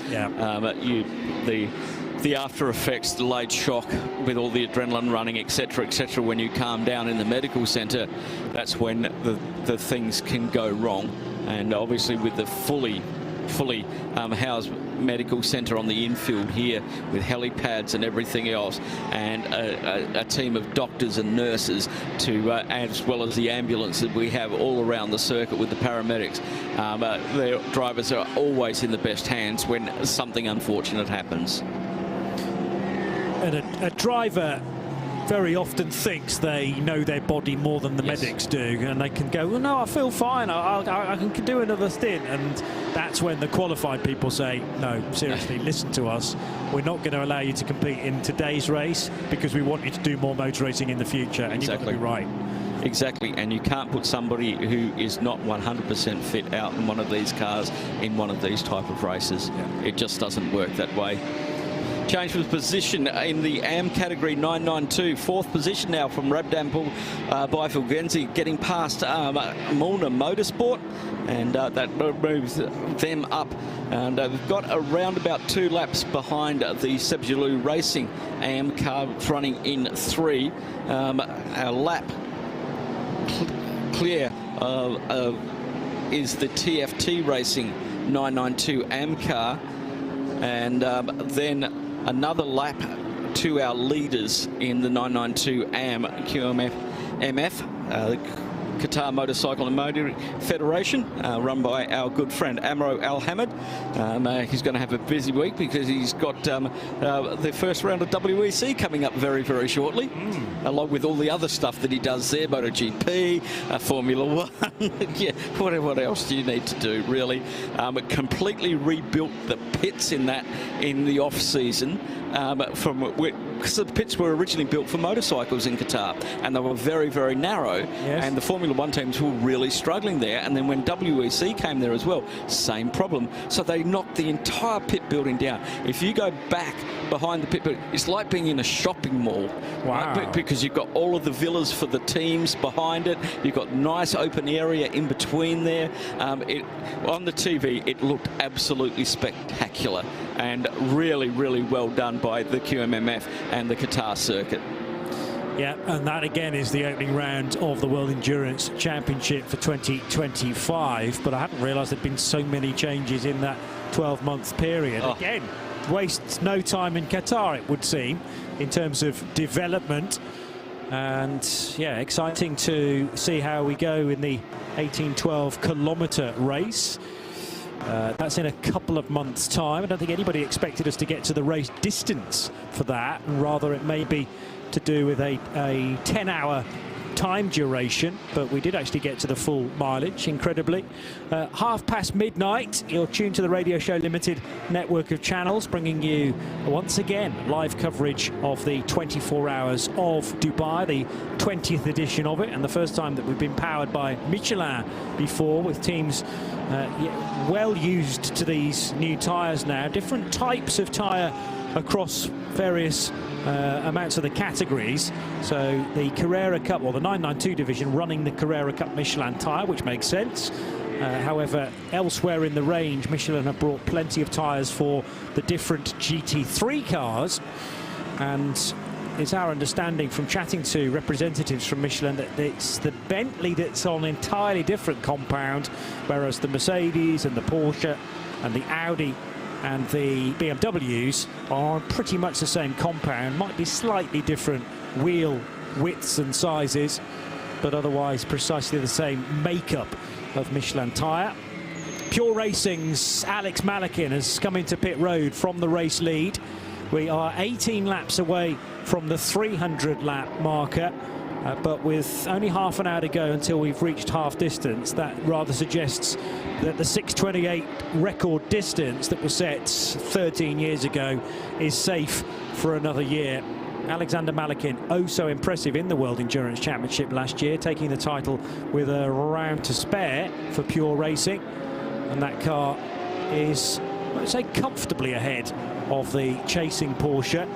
The gap's a little bit misleading once a car has come into pit lane because of where the timing loop is positioned.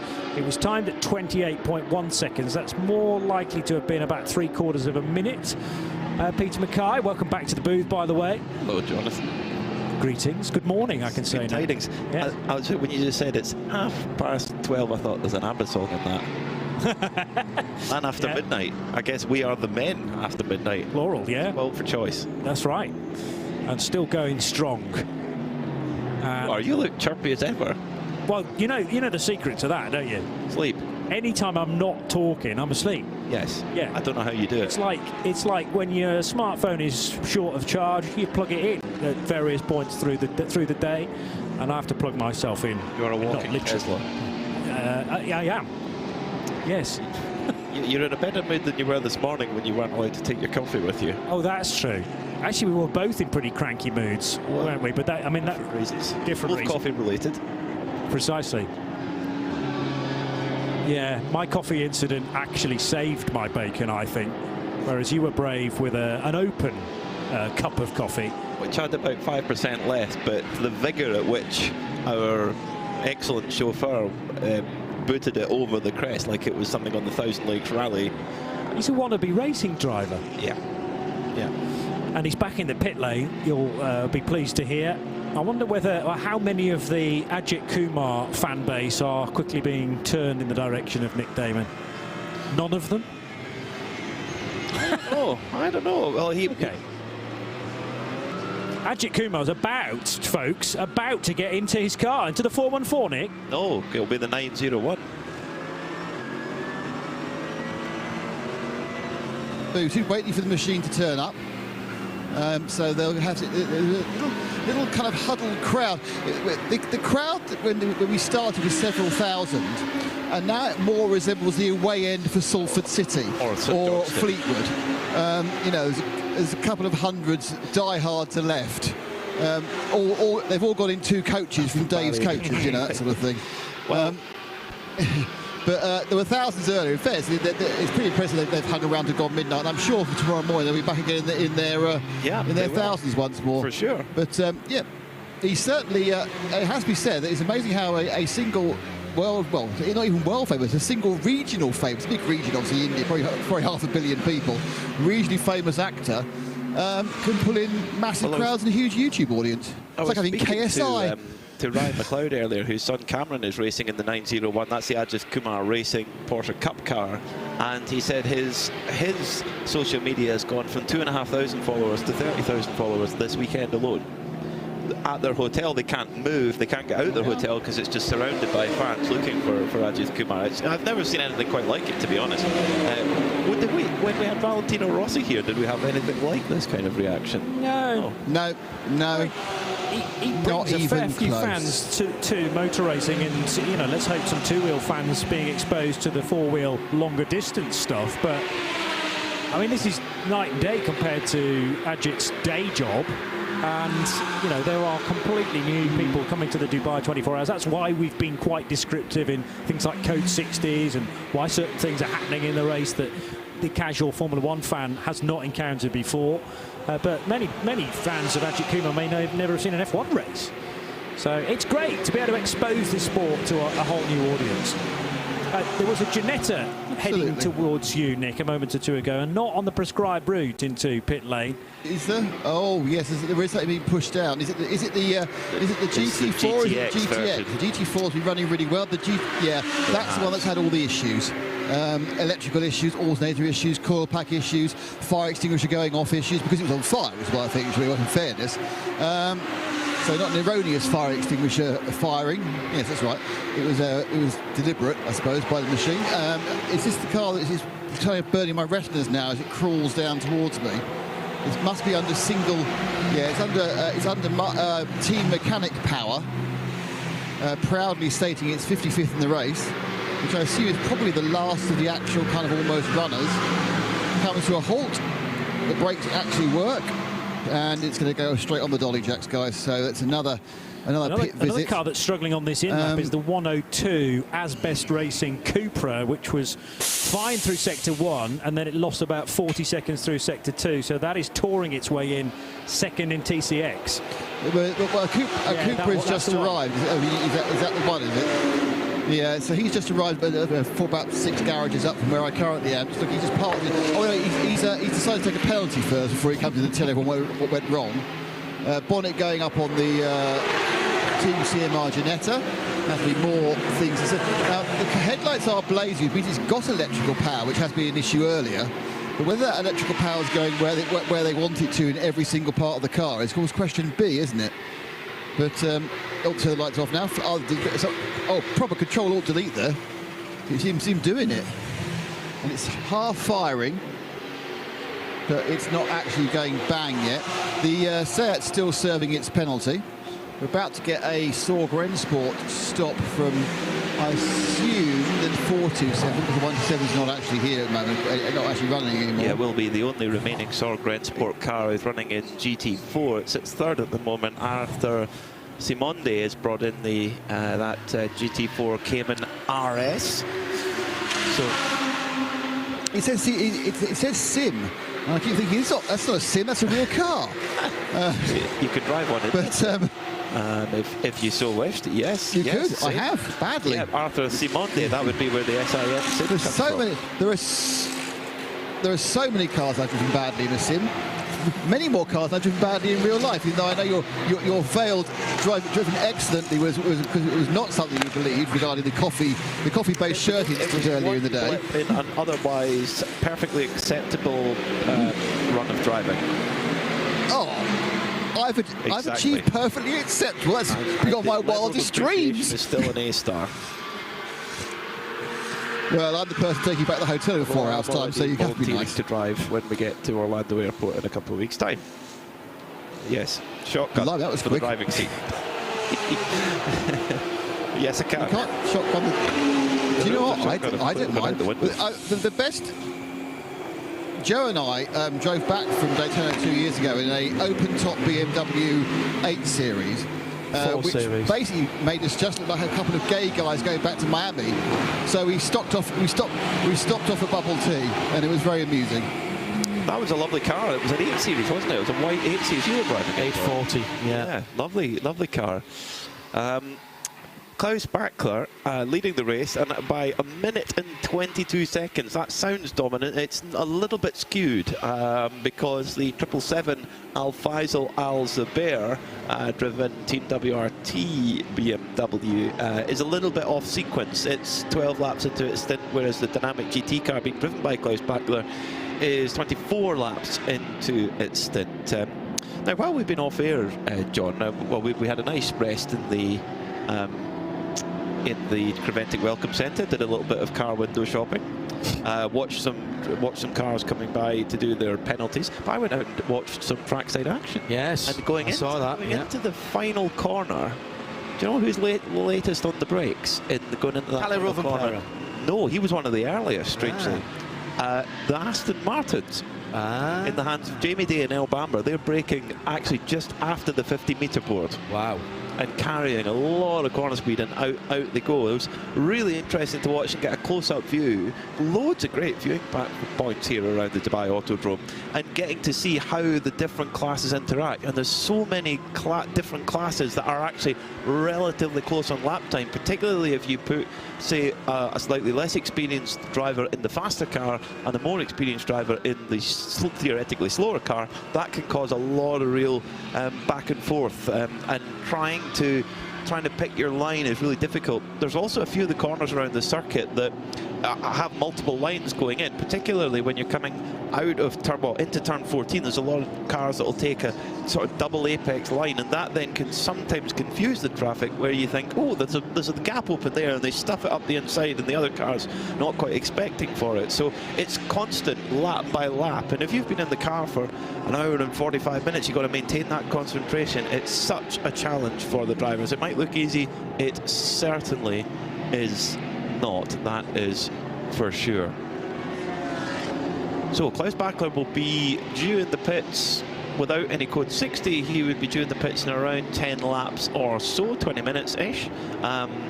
He's got an hour and 29 minutes on his stint time at the moment, so he will be basically due in for a pit stop anyway, because the maximum stint time is 2 hours in total. Then the drivers must take a minimum of 1 hour rest and then could go back to 2 hours again. For the pro drivers in most classes, their maximum driving time is 12 hours. So for the teams with the balanced driver lineup, they really want to try and get the maximum driver time they possibly can out of their hot shoes, and Klaus Bachler is certainly being put to work right now in that dynamic GT Porsche with backing from Visit Dubai. It's a beautifully painted car. It's the top section is all white, and then you've got the Dubai skyline, all skyscrapers in a nice sort of sea blue colour, so it's a really nice looking machine there as well, being chased down by the white and black 777 BMW M4 GT3 Evo. Optimum Motorsport, they've been just climbing up the order all the time in their number 33 McLaren 720S. We had them at the Barcelona 24 Hours at the end of last season, and great to see them back again here in Creventic. They're in the fuel station at the moment, filling up that beautiful 720S with the butterfly doors. When you get up close to that car, it is a seriously exotic machine, and brilliant to have McLaren here. And they are the closest challenger to all of the German marques right now. In fact, they are the only non-German marque in the top 15 right now. So the McLaren, we have never had a non-German marque winning the Dubai 24 Hours since the first ever race back in 2006, which was won by the Dueler Motorsport BMW M3, driven by Philipp Peter, Dieter Quester, Hans-Joachim Stuck, and a guy called Toto Wolff, who apparently went on to middle management in a motor company. Well, these things slightly happen. upper middle management. Vlad Engel, or Vlad Angel, just catching up after a few hours. What did I miss with the Bentley? Is it out? It is, I'm afraid. It was random gear selection, wasn't it, on that car? At that point, you've just got to think, what would the Bentley boys do? I think they would say, where is the finest eatery in all of Dubai? I say, let's go for a good dinner. Let's go for an excellent dinner. Where's the best place for supper? Do they serve Bollinger? No, they don't. Yes, it would have been definitely, where's the best supper? Where's the best supper? So, Vlad, I'm afraid that one, metaphorically, the garage door came down. Nick might be able to tell us if the garage door did come down. Rob Huff was telling us about that earlier on. Nick? They just parked it to the side, because of course, don't forget there's more than one car sharing that garage. So if you close the door down, the other team can't do any work either. So they're on the side. The Euro Motorsport car's in. Ryan DL's just got out of it. Ryan, this is taking a bit longer than you would expect for the stop. Is there an issue, or be being careful? I don't know. Looks like we had an issue with the driver change, so no ideal. Good stint. Happy with that. So unfortunate. I don't know what happened there.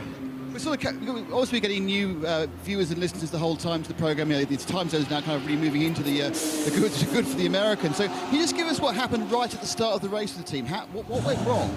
Yeah, I mean, we dropped the car, turned the ignition on, and we realized that we had a slow puncture on the left rear. Obviously, at that point on the grid, you can't touch the car, so we were debating trying to do 1 or 2 laps and try and go a little bit off sequence of the fuel, but it was too low. And was that a brand new tyre or something you did a couple of laps in qualifying on? No, brand new, and you know, we check the pressures regularly before we obviously, you know, put them on the car and heat them, and you know, it's gonna be something random. We just dropped on something weird on the front straight. It was, I know when they put the tires on, it was fine. 5-6 minutes later, when we started the car, it was not. So it sucks, but it was okay. Pushing like half the race on, I mean, and you're still trying to make up for that, aren't you, really? Yeah, I mean, it's one of those things that didn't expect it. We had a plan to go off sequence pretty early. That was too early. 1 lap would have really split us, so we just did the 1 tire. And then it's, you know, the way the rules work here. It's not like we're used to, where you get a couple of full course yellows, you make some laps back, and you know, we have to work for this one. But this was always going to be a test for us. You know, we're focused on the European Championship of this, and this was just kind of a you know, things like this is why we did this, right? We want to make sure we iron out all our mistakes before we get going in Italy. So you're learning a lot about the way to run a prevented race. It is quite different with the non-yellow flags. Is that something you think is a bad idea or a good idea? Would you prefer to have the chance for people to make up laps during full course caution? Well, I mean, you know, I think that makes it harder, right? It's you can't just rely on one or two people doing their job. Everybody has to pull their weight. You know, but that being said, we're still battling for a podium even with some attrition. You know, Dwight hadn't even seen his cars until we arrived in Dubai here, so we got a lot to learn. We got a pretty extensive test program, Abu Dhabi leading up to the Italy race, Mugello, I guess the first one. So I think once we get there, people are probably going to see, you know, the era that we know of from the States.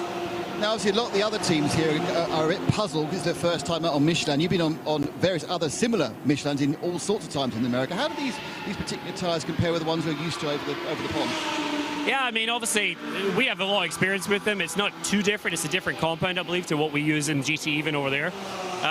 But yeah, I mean, it leveled a little bit. I think the playing field, at least we had some knowledge of the Michelin coming here. But at the same time, we didn't really have any knowledge of the car. I run the car in 2023. Our spare car is actually the car I ran in SRO America. So, you know, if the driver's the guy with the most experience, then he got a lot to learn. Don't listen to him.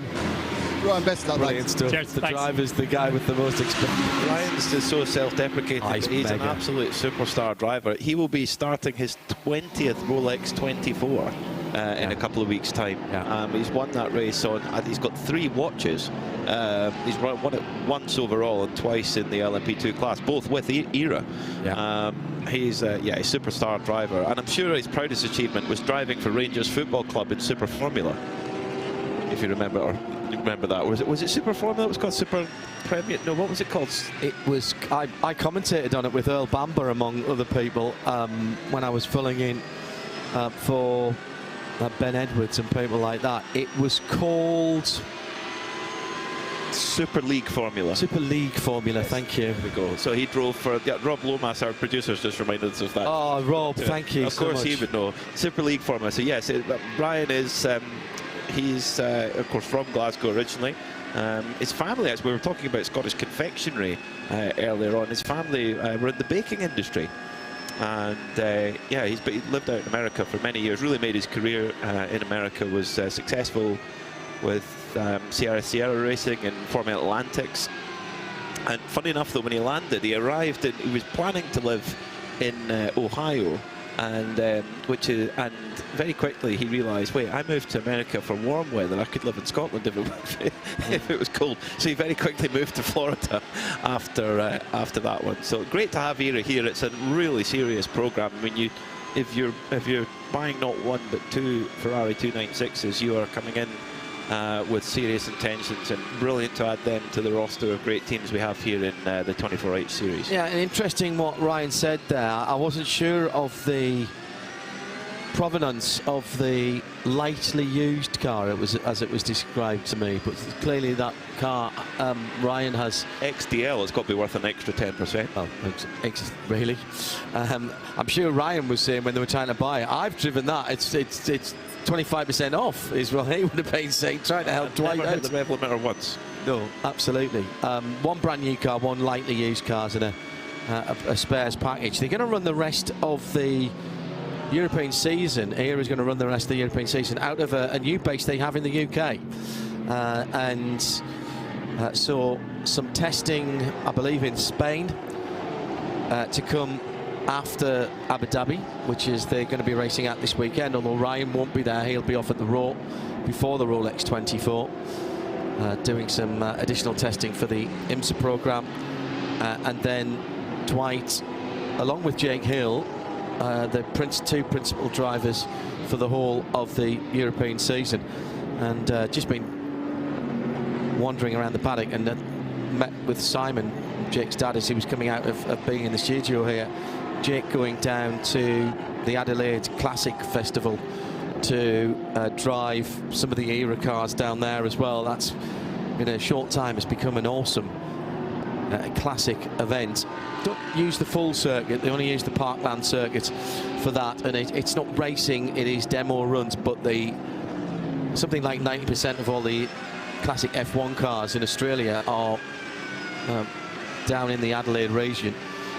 So Formula One, and it's going to be the Shadows that the ERA guys took to Goodwood are going to be doing their thing, and Jake's going to be driving some of those for ERA, which he, as you might imagine, is very excited about. Super League. That's proper what dreams are made. Yeah.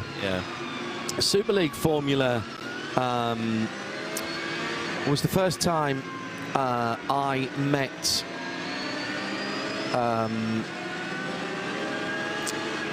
Earl Bamber. He was my co-commentator in, what's the racetrack called that's just outside of Venice on the mainland? Is it Adria? Yeah. And they his career was pretty much finished at that point. Yeah, he was. He was coaching in Malaysia, and he got a chance. Who was it now? It was Alvaro Perez. Didn't get his visa to go to Inner Mongolia. Earl got into the car, won the race, and then 6 months later he was a Porsche driver and he won Le Mans.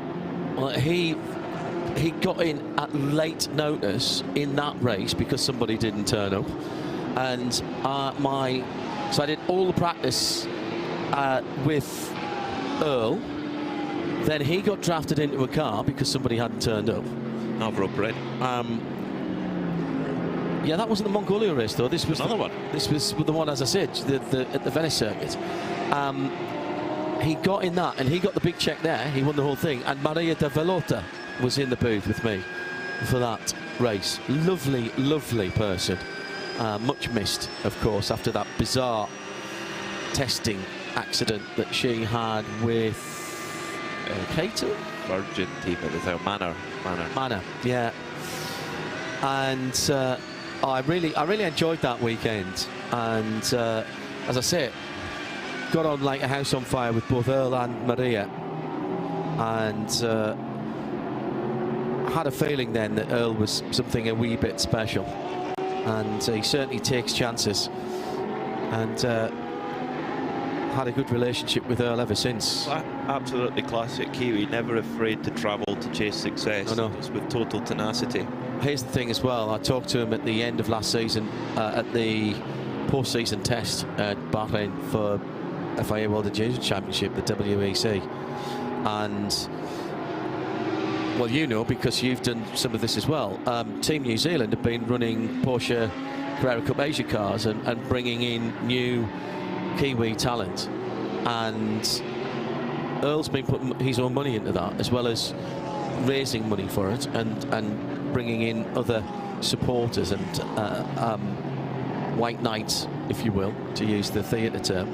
Well, one of the drivers he runs is Marco Giltrap, son of the late great Colin Giltrap. Exactly. Was the man in the motor trade in New Zealand, and the Giltrap group still enormously successful. If you're buying a premium car in New Zealand, you're buying it from Giltrap.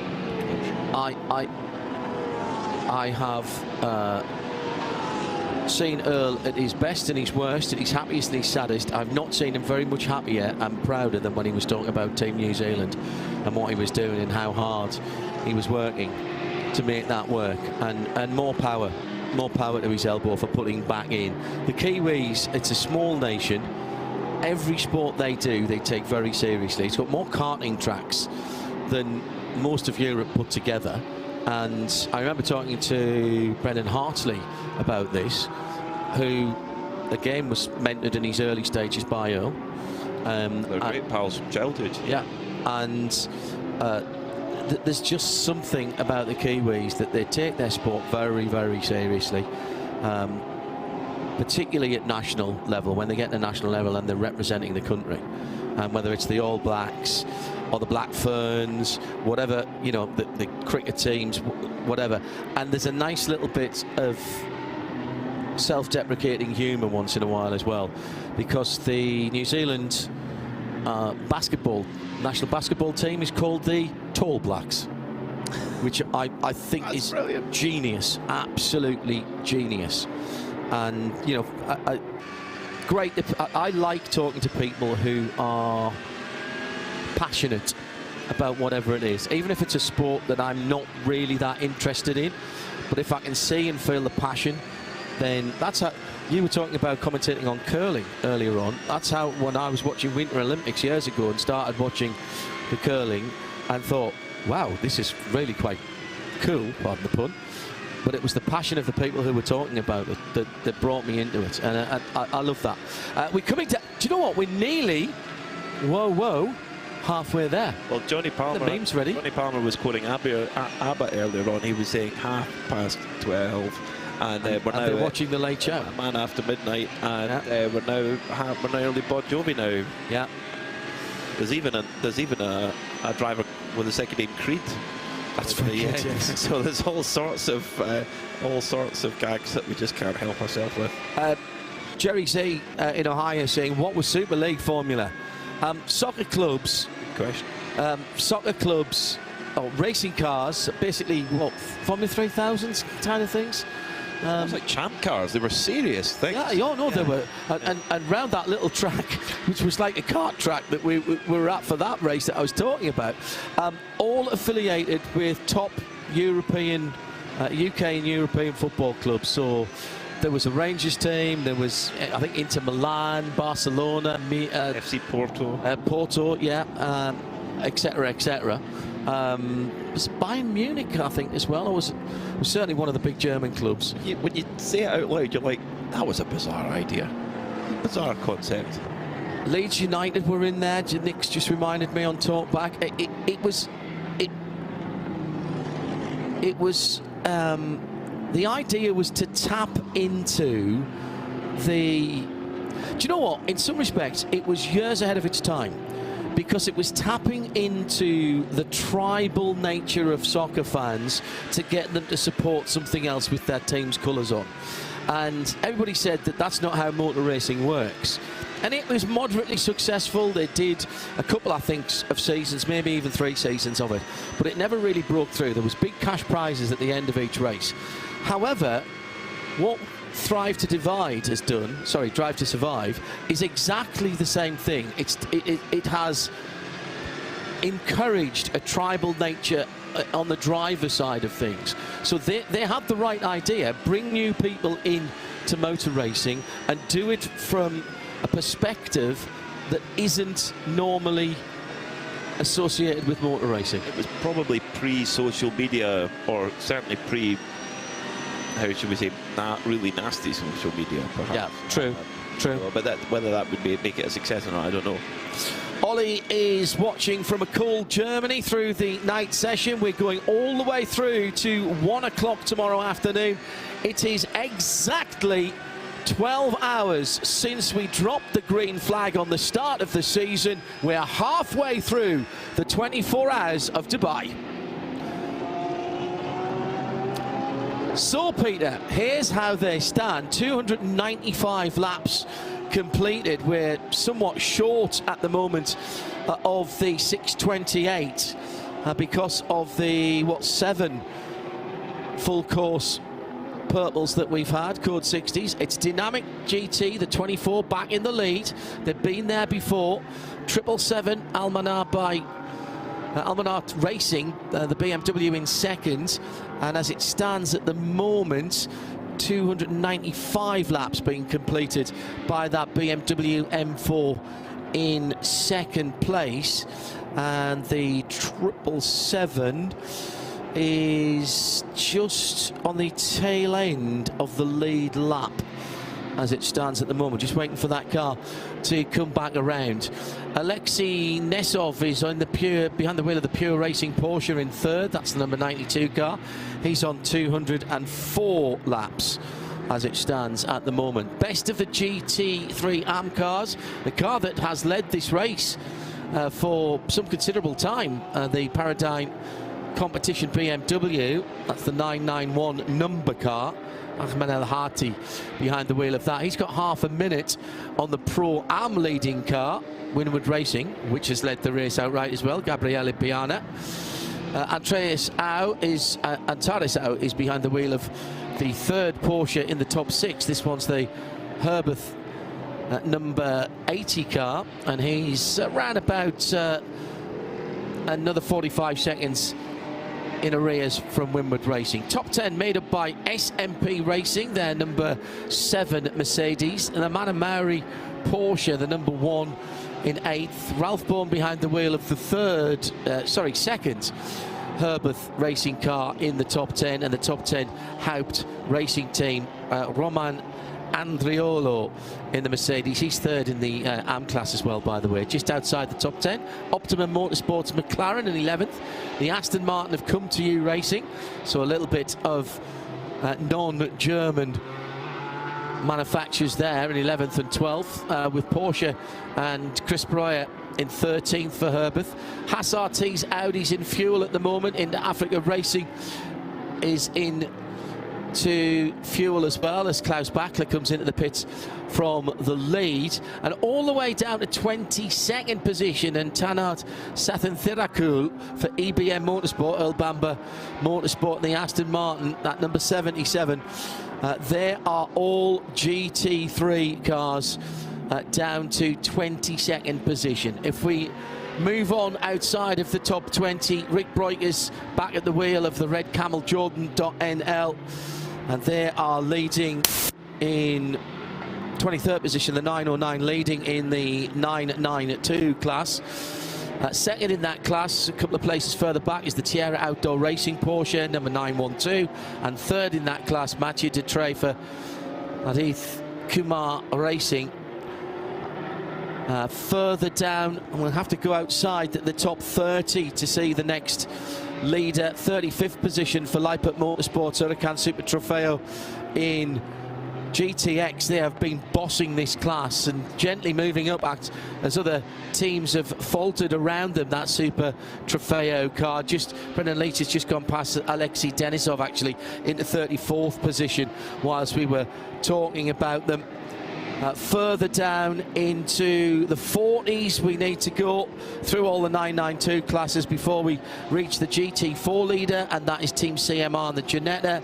The number 495 has Michael Simpson behind the wheels at the moment. 45th position for that car.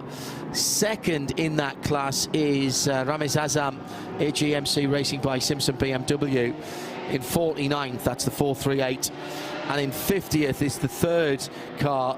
That's Gero Bauknecht in the Porsche. TCE led once again by a Seat. The Porsche has faltered with Yashiro Misashi in the pits at the moment for a pit stop, and both of the Asbest Racing Seats, well, one's a Seat, which is the Leon Cup car, that's the 101 leading in TCE, and second in 55th position is the Cupra TCR.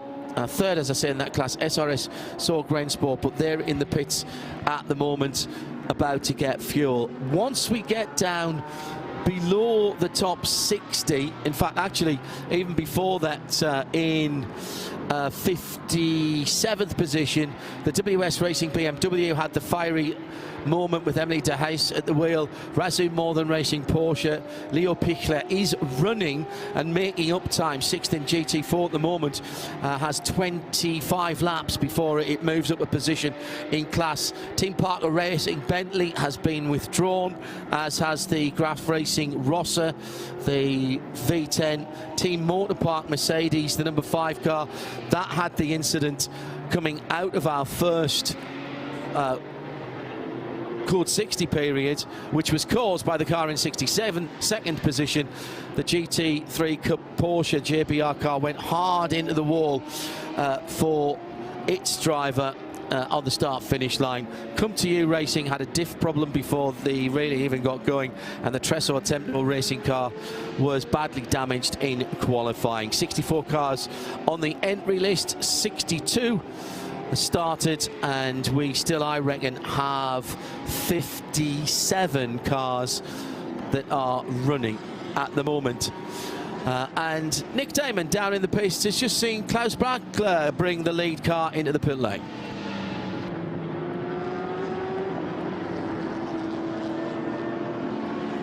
Klaus, it's working quite well for the 24 car, you know, ebbing and flowing when you're in the lead or second place, depending on the pit stops. How do you guys feel you're doing? Yeah, it's very good. The to be honest. It's getting better and better. During the night, the car feels very strong.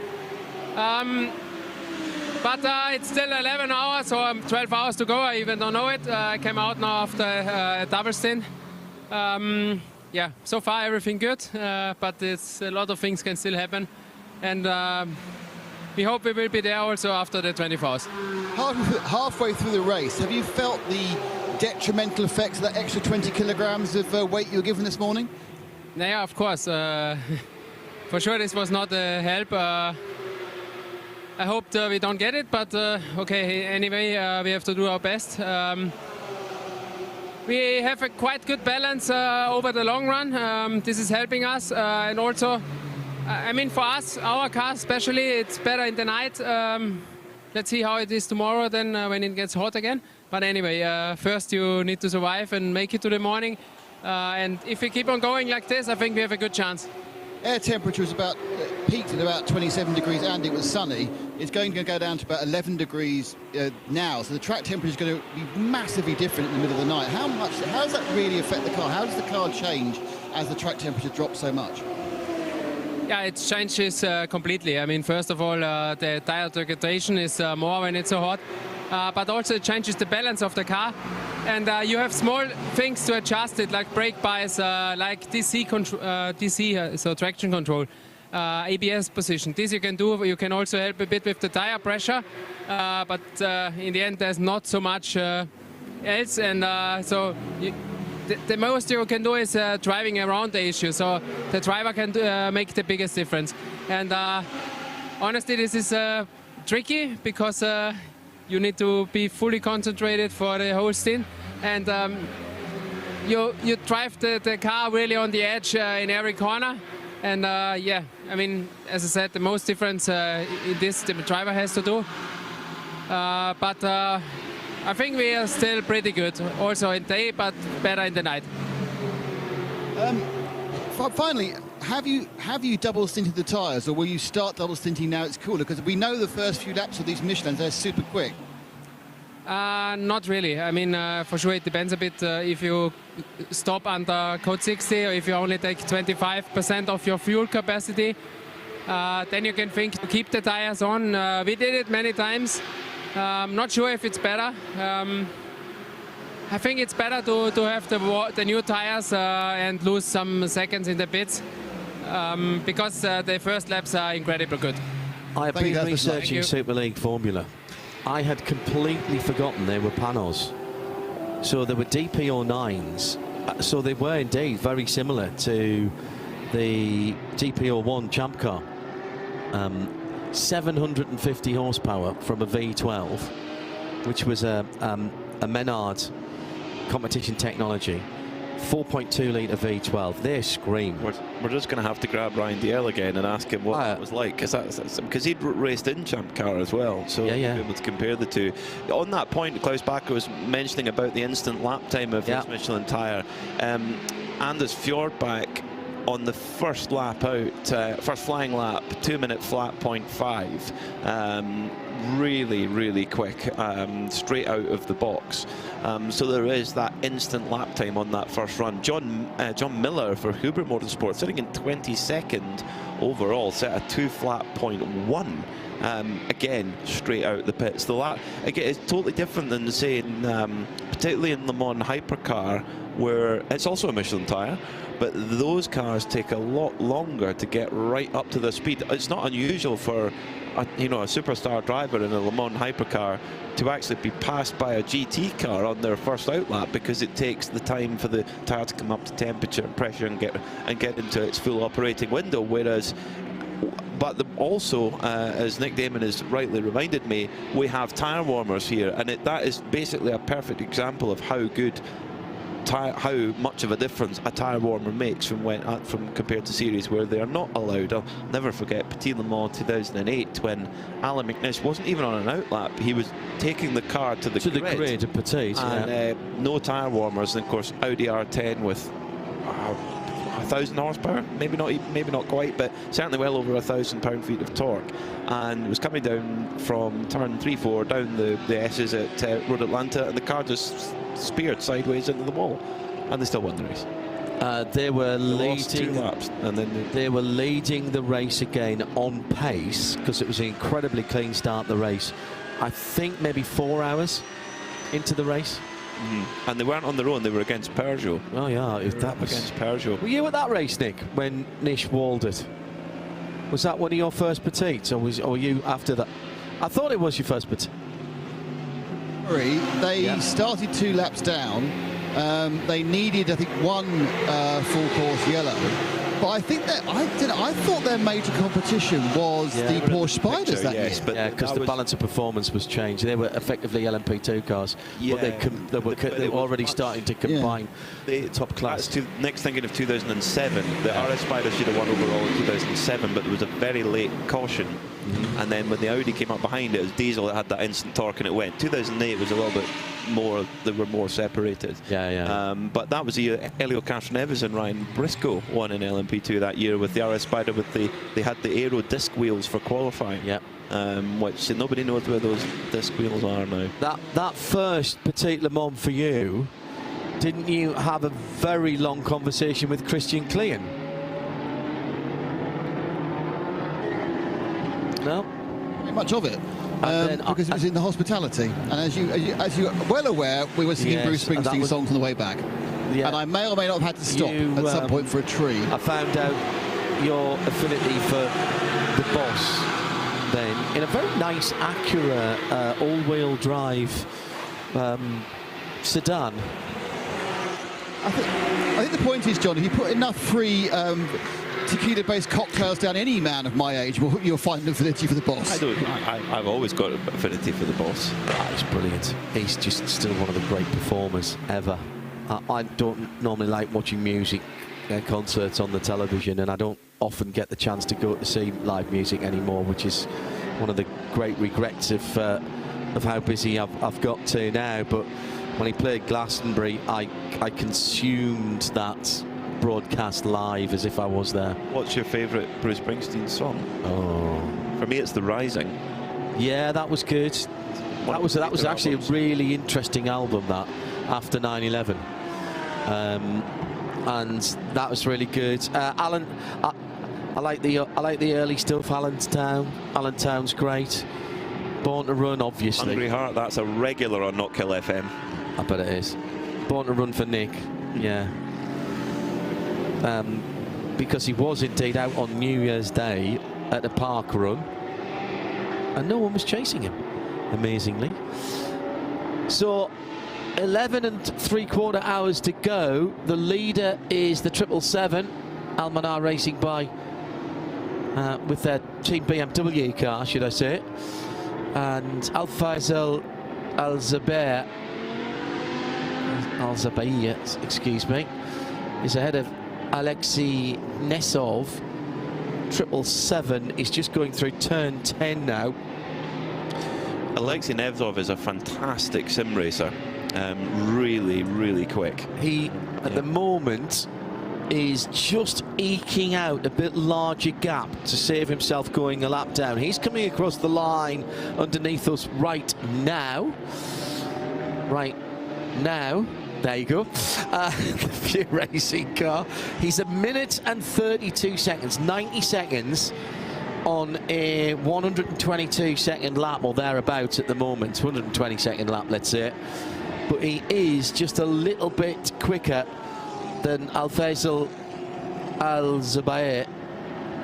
Maybe a second and a half on average. So he's going to reduce the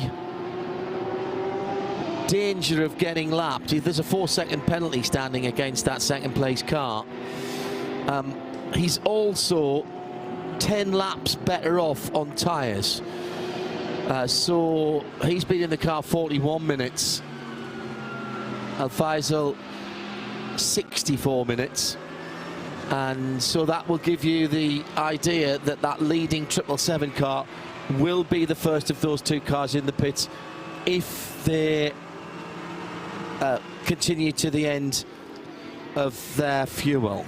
Yeah, and I guess it's a little bit different than in say IMSA, for example, being on the lead lap or not, because we don't have any safety cars resetting. It's more just the pure time. Correct. Between the between cars that we've got to worry about. So if you do drop off the lead lap, it's not really you don't lose any additional time or what have you. It's not any advantage or disadvantage other than just the simple time lost or gained. So yeah, I know a minute and 32 at the moment, but it's been very, very staggered with the code 60s have just arrived. It's like the awkward times, yeah, make it a little bit of an unknown quantity to see really who's on top. One thing we can tell you is that the 495 Ginetta GT4 has run like an express train in GT4 all race long. It's very much the Ginetta corporate retreat with company owner Lawrence Thompson and his son Freddie, and Mike Simpson, who's the head of motorsport, driving alongside. Oh, and it's just been clipped. Oh my word, it's just been clipped by the SMP Mercedes that barged its way through.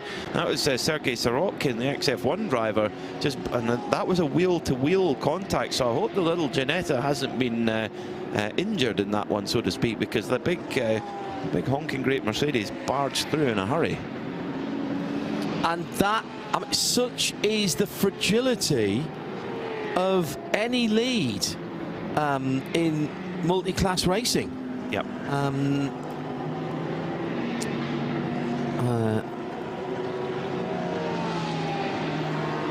It is, and we've seen that several times, haven't we? I mean, look at Barcelona, Bazkuten Racing, the car they were running for Samantha Tan Racing. They were looking really good in GT4. They were looking like they were going to get the win in the bag, and then all of a sudden in the last hour they have some sort of fueling problem where the car was shutting down and starting back up again and shutting down. It can all happen so quickly. That's what makes the joy of winning in endurance racing so great, but also the agony of a late failure just so bitter and sore. But we all keep coming back. We all keep coming back for more, no matter what role we play, because we absolutely love it. But the little Ginetta going so well up against opposition from Porsche, from BMW, from Toyota as well. But the little car that can from Yorkshire doing very well. The sim racing past you, it says, what you're talking about old series, what was the series with the old F1 drivers, Mansell, Derek Murrick? It was called F1 or GP Masters, wasn't it? Yes. I did FYI, Ajith Kumar back in his car. Which car? Nick Damon. The Cayman he's in. He's still got there's still a posse of about 150 to 200 die-hard fans right below you in the grandstands. They probably want to know that when they peer the car, it's actually got their man in it. Interesting. That is an amazing job from the Razun Northern Racing crew. That little Austrian team, they have had a lot of repair work to do over the course of this week. Their Porsche Cup car was badly damaged in early week practice. They had to rebuild that. Their Porsche Cayman in the GT4 category, the car that Ajith Kumar is just about to take out of fuel, had a brake failure going into turn 16, I think it was, or 15. At fairly high speed, and how they've managed to get that repaired and back out racing again is just remarkable. So big props. Razun Northern Racing, I think they're putting their stake in the ground as an early contender for the Spirit of the Race award. Yeah, absolutely. Right, Grand Prix Masters, I did the commentary on that live. Now, problem here for the Windward Mercedes and Turn the 14. GT4 Toyota. Supra. Yeah, that's Continental TTR Racing. I mean, I don't believe in coincidences either. That two cars off the road at the same time, I think that's been a disagreement in traffic. Yeah, the 496 Dimitri Levin for Continental Racing. That was fourth in its class. And now he can't see. He's on the left-hand side of the car, and he can't see the cars coming round the left-hander from effectively his right rear corner. The other car has left the scene of the incident. And this is a dangerous time at the moment. You have to rely on the marshals and the radio. He's got going now. There's a gap in the traffic. Windward Mercedes has run off to tell the teacher. Yeah. That's Grand Prix Masters. They were Reynards with a 3.5 litre V8 engine. That was the Nicholson McLaren engine, which was basically the old Cosworth XB. another old IndyCar engine. 650 horsepower. You had to have been retired from all forms of open rail racing, but have competed in F1 for 2 years, and more than 45 years old originally. And Kyle Army was the first race, and the only live coverage of that was on Motors TV. The BBC showed it in its entirety with Murray Walker doing it, but they did it later on in the day. They showed it tape delayed. And Henry Hope Frost and I did the commentary for that race live on Motors TV. And it was Emerson Fittipaldi and Nigel Mansell who were battling for the lead. It was a cracking battle, and it was half a second, the line. Mansell, Fittipaldi, Riccardo Patrese, Andrea De Cesaris in probably his best ever finish in anything that had F1 in it. Derek Warwick was 5th. Hans-Joachim Stuck was 6th. Former winner of this race. Yeah. Christian Danner in 7th, Eddie Cheever in 8th, Jatin Lammers in 9th, Alessio Salazar in 10th. All top 10 separated by 40 odd seconds. Then it was Patrick Tombe, René Arnoux, Jacques Lafitte and Stefan Johansson. Jacques Lafitte and Stefan Johansson had problems, actually. Alan Jones, I seem to remember Alan Jones didn't start, and I think Alessio Salazar jumped in for him. And then they went to the Losail circuit at Qatar, with Nigel Mansell won by, again, half a second from Christian Danner, with Eric van der Poel a second. Then they came to Silverstone, where Eddie Cheever won by 16.5 seconds from Eric van der Poel and Christian Danner. And I think that was it. They didn't get it off in 2007, and it was 4 years, by the way, of the Super League formula. So I said it was 3 or 4 years. So single-seater formulas that have disappeared in the past. And there's many more to add to that list, of course. Well, yes, A1GP, as Nick's just said in our ears. Yeah, Jan Lammers was involved in that. Jeroen Bleekemolen drove for Team Netherlands in that championship in A1 Grand Prix. My mother-in-law was involved in promoting it in China. Really? Yes, Sorry, and Formula Masters. Really? Yes. For a moment there, only seals and bats could hear me.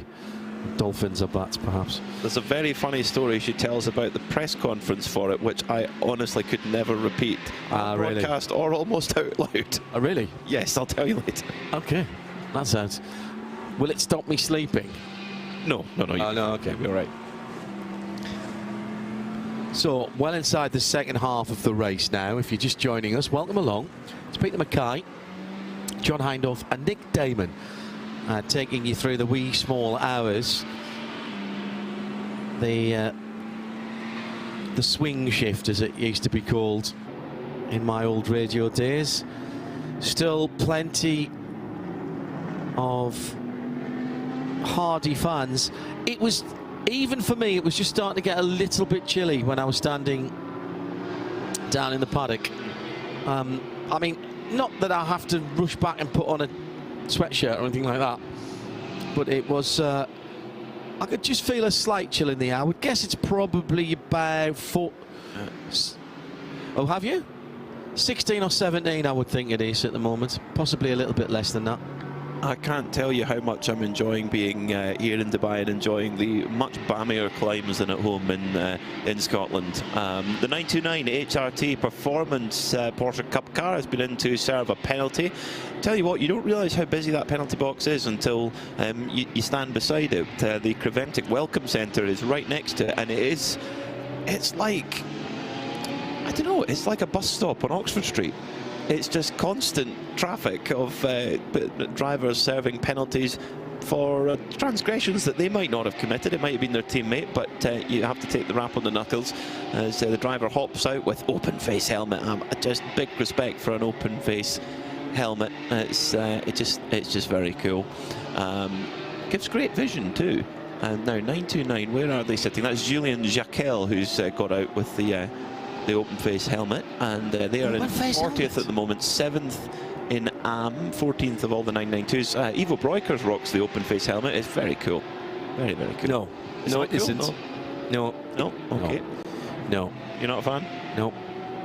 No. Ask John Cleland about open face helmets. Well, he had one that looked like the world's smallest letterbox. I'm surprised he could see out of it. Is that why? Well, he did a sort of a Race of Champions style rallycross type thing at the Silverstone Rally School circuit a few years ago, a long time ago actually, when I think about it now, when he was a Vauxhall driver. And there was a bit of circuit racing, and then there was some racing off against each other on a parallel track like they do on Race of Champions.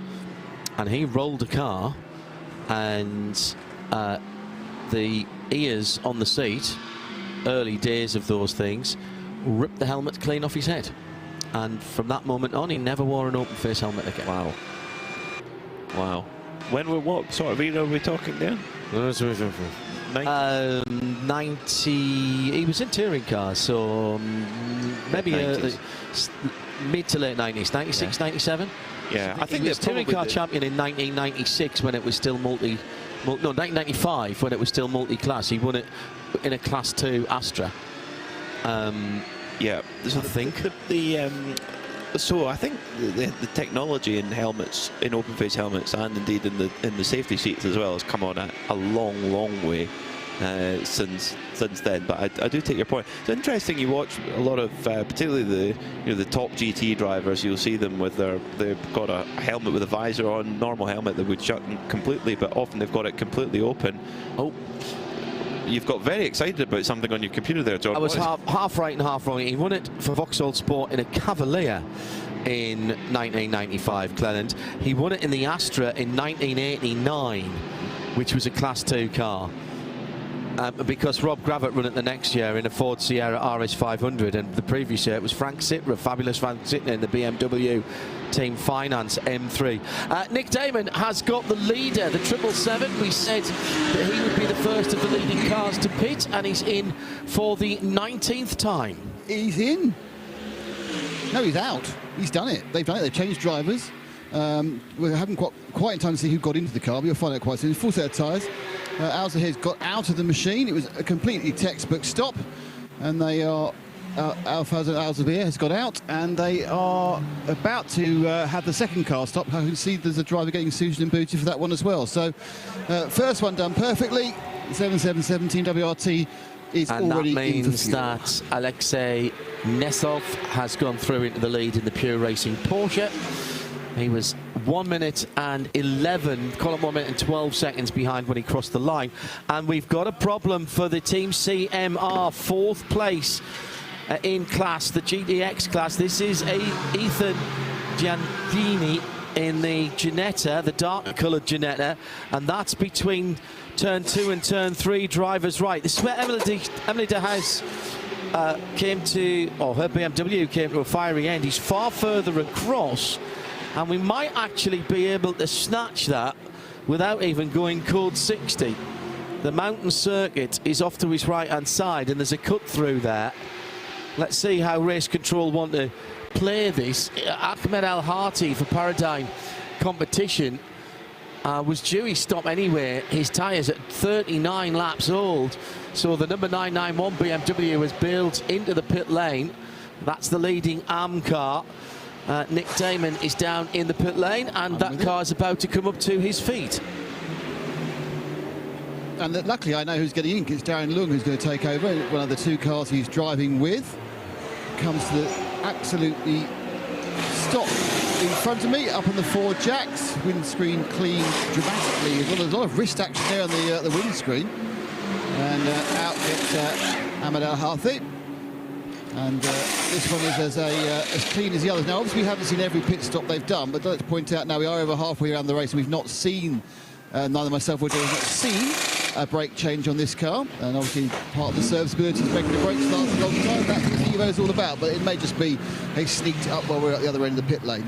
So that is 2 excellent stops for the BMWs, and they will continue when the stag round winds in at least as good a position as they went in. From the WRT crew running both of those cars, winners on 3 occasions here at the Dubai 24 Hours back in 2016 and 2022, both in Audis before they switched to BMW, and one with one of those as well in 2023. So yeah, what an outfit they are, running the BMW hypercars in the World Endurance Championship and at Le Mans, and indeed we have gone code 60, unsurprisingly. So it might be a very short one though, because as you rightly pointed out, John, it is quite close to a point of escape and solace. So code 60, all the cars are reduced to 60 kilometers an hour. They can go to the pits at this point if they wish. This is the 10th code 60. And the first in the second half of the race. Ahmed Al-Hati is out of the Paradigm competition car. The car is being fueled at the moment. It came in 4th position overall and leading the GT3 AM class. Ahmed, you came out of the car in lead of the class. I mean, how are you enjoying this new M4 Evo? It's first of all a real pleasure to be here in Dubai. You know, I don't really race much here, being so close to Oman as well. It's been a pleasure so far. We've really been enjoying our time on track. It's very, very competitive, and you can see how competitive it is in all the classes, not just in the GT3s, but everything else around us is really pushing. We've been told the big push on this new M4 is about serviceability and ease of driving and reduced tyre wear. Do you think they've hit their aims? It's very difficult for me to comment on that now because, you know, we're in different compounds and we're at a different place. We've never tested here before. We never raced here before, and well, I haven't at least. So, I mean, it's for sure something that has gone one step forward, and I'm looking forward to what's coming next as well this season. We've seen a few kind of near misses and mini incidents between the various cars. Has it been a generally sort of polite race out there with everyone behaving? No, definitely it's not polite. You and your luck who you get. You get different drivers. You get the same car with different drivers in it. So, you know, a few hours ago that guy was polite. Then obviously he doesn't see you. It's not about being polite. Everybody has the right to be on track, and everybody has the right to race. And GT3s doesn't mean that we're faster, so we can abuse the others. It's about respect. So what's the rest of your program for this year then? We hope to announce it in the next few days, to be honest. We'll do it early here. I wish. No, thank you.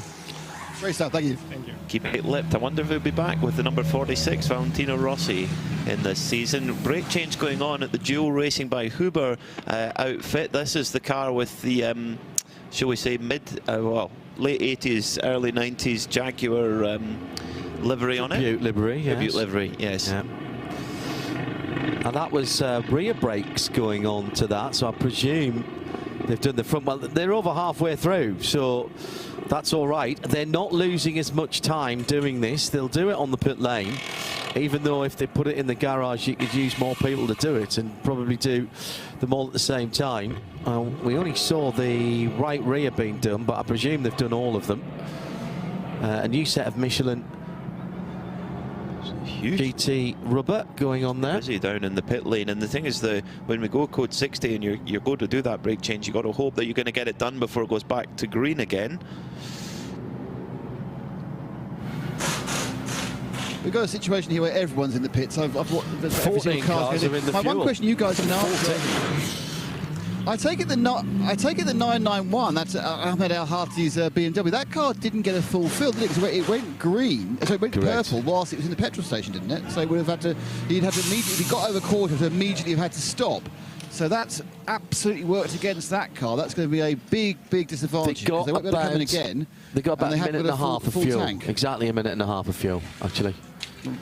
Right, and three minutes to full fill. So they got about half a Darren tank. Young, as you mentioned, the newly minted United McLaren driver in the WEC, coming back the WEC, but changing teams and manufacturers for Darren. The pure racing Porsche, which has a bright flashing 001, so had taken the lead on the stagger, has come in. They've got a driver change and 4 fresh boots, but no, interesting, none of it. There's not an awful lot of a movement towards changing the brakes, which I'm interested about. You think this is a beautiful thing. Halfway through the race, code 60, this is the time, if you need to do it, that's when you would think you would do it. I agree with you, Nick. Yeah, I think it's an ideal opportunity. There's a rescue truck right in the middle. That's got the stranded Ginetta behind it, I believe. The job they've done. No, it doesn't have anything behind it. Really? Well, there's something behind it. I'll walk up that way. Yes, there is. Oh, there is. It is in another fact. truck. Sorry, there's another truck at a different point in the circuit, a different point of the pit lane. Right. So. Right, and here's another brake change, Nick. Okay, so it looks like the 992s seem to need to change their brakes. I've seen a couple of cars do complete brake change. I'm now with the Red Camel Jordan team, I think still leading in 992. Yes. Fabian Dance behind the wheel. Initially, they're doing their rear brakes. Fabian Dance currently driving the car. They're doing the rears at the moment. I'm not sure if they're going to do the fronts. I can't see the fronts about to be offered, so they're going to do the rears. The interesting thing about the Porsches, the 992, is they have a much bigger rear brake discs than the other cars. So a lot more of the braking is done at the rear of the car, obviously based on the fact that the car is much more heavily weighted towards the back than many other machines. Interestingly, I've watched a couple of the 992s, and they did discs and pads. Red Camel just doing pads. They've got the spreaders, and they are now putting in the pads on the rears. They're not doing discs as well. I have seen for Genzi, for example, the complete 4 brake changes of pads and discs about half an hour ago. There are various bits and pieces that is termed an endurance kit for a 992 Cup car, which is things like air jacks, proper lights, ABS.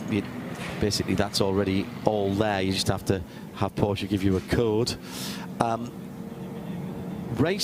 Quick change brakes are not part of that kit, so those are far more like your normal road car brakes. They're obviously race engineered, but they don't have the dry brakes or anything like that. So that was the old-fashioned pad spreader. Look across the other side, talk to your mate so that you don't get any air in the system, and spread the pads, pull them out, burn your fingers, stick a new pair of pads in either side, get the driver to pump the brakes on the way out.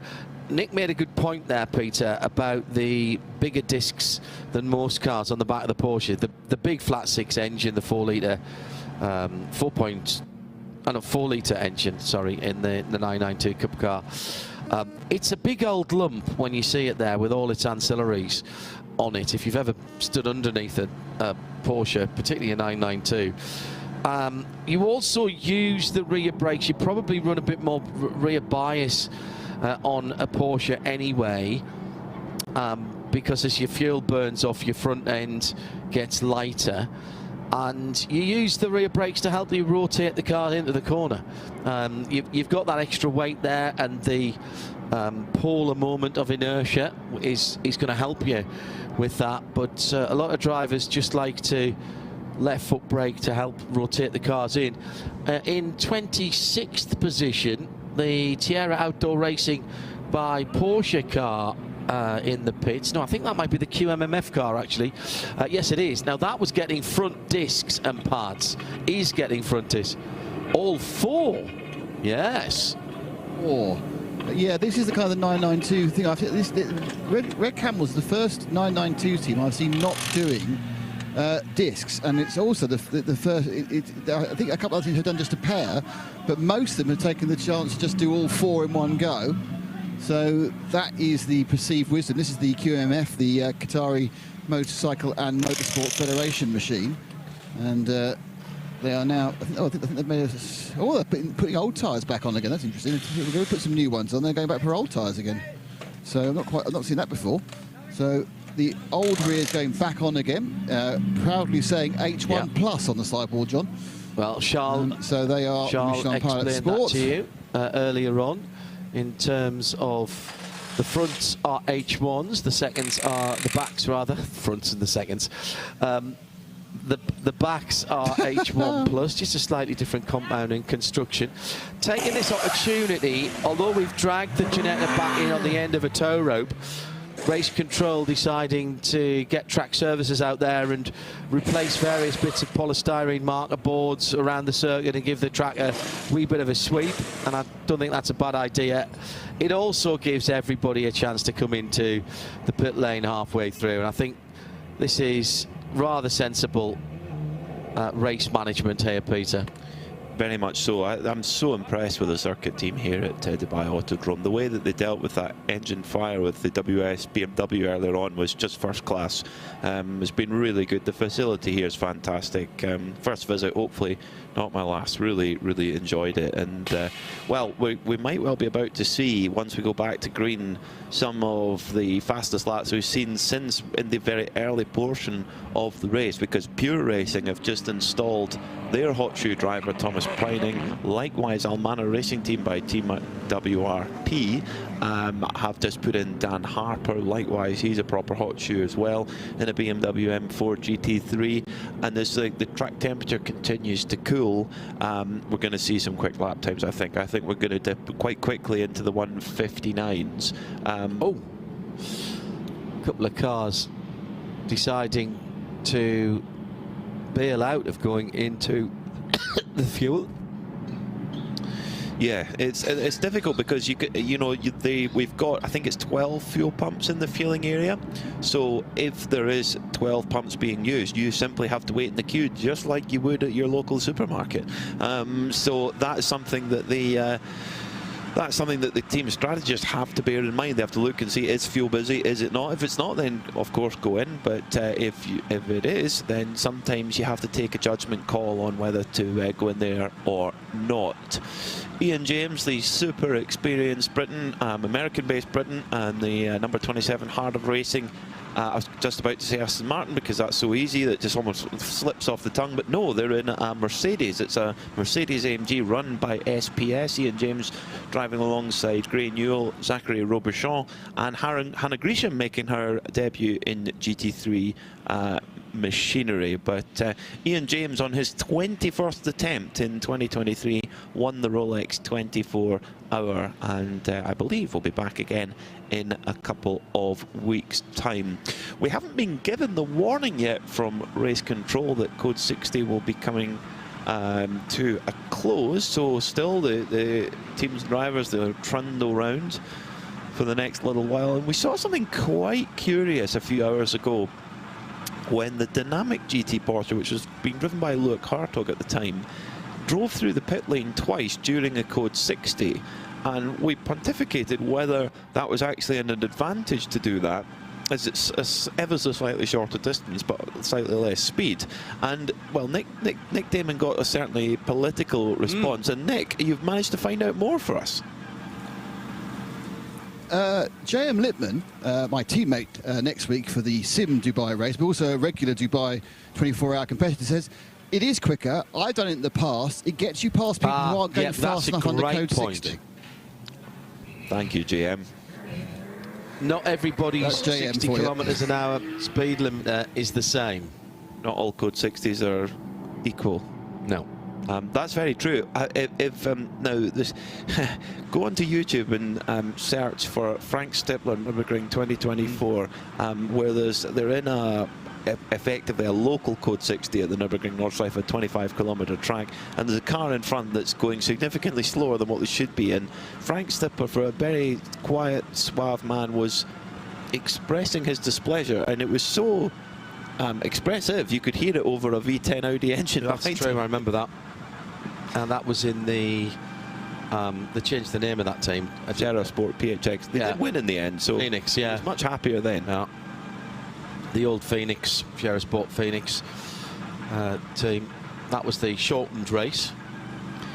Got a good sleep that night. Yeah. And of course, you know how many hours did we run? 8 hours. 7:27. Yeah.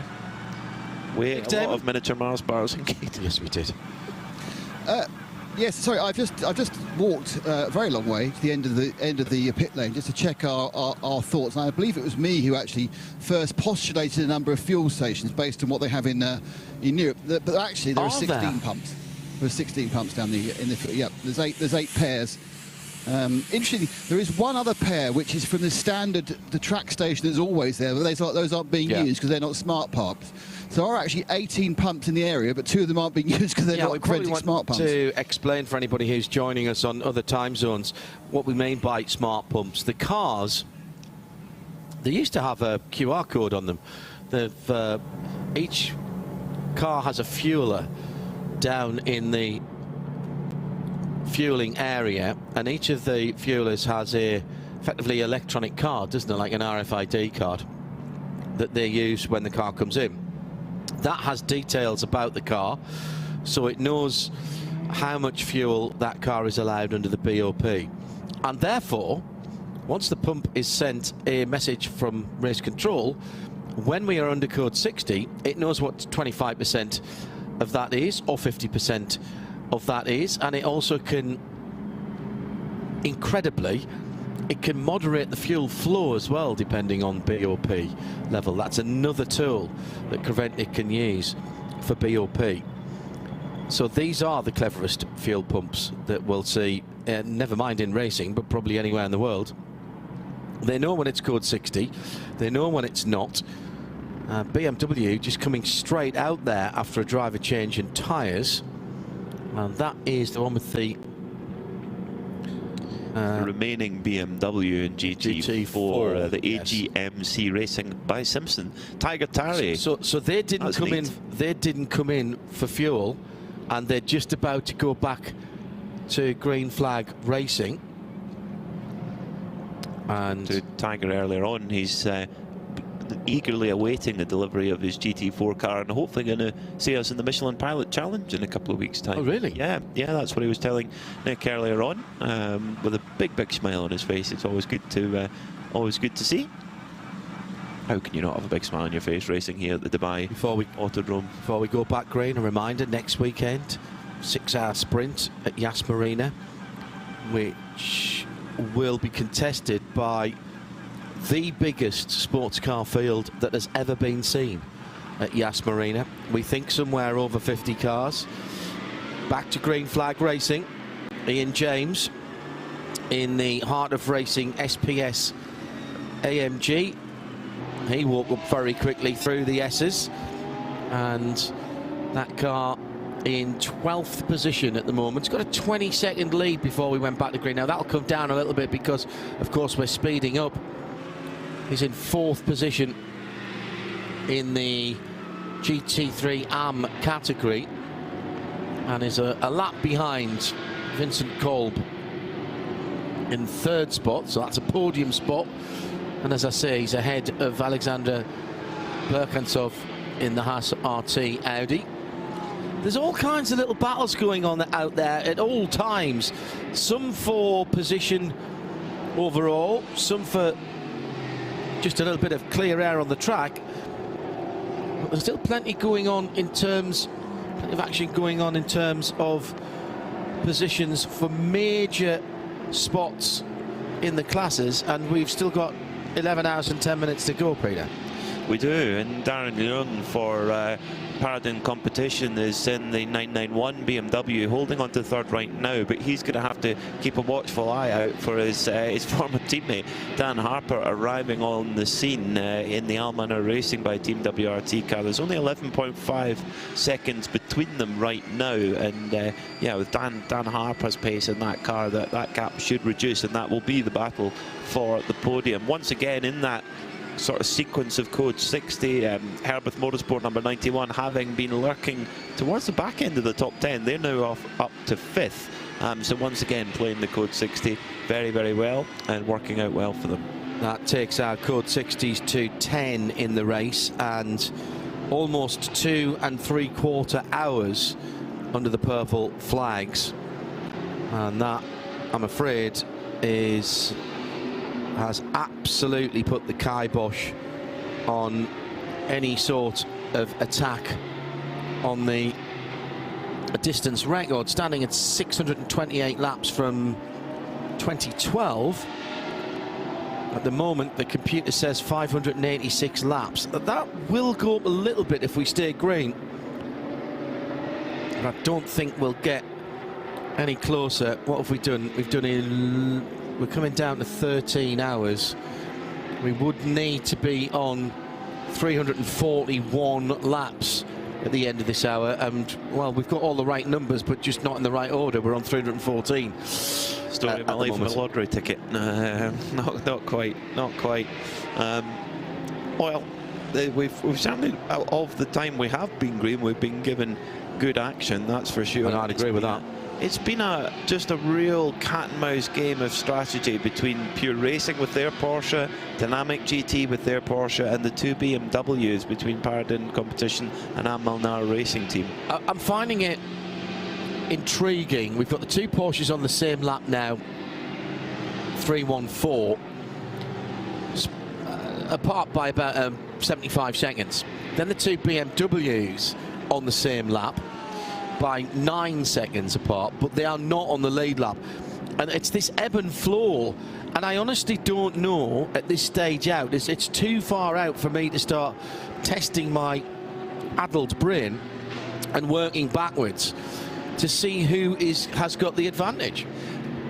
Well, we're being shown on those time screens, there's a yellow flag at turn 3, and if my eyes aren't deceiving me, there's a car that's parked with the hazard warning lights flashing. It looks like it's gone all the way to the wall.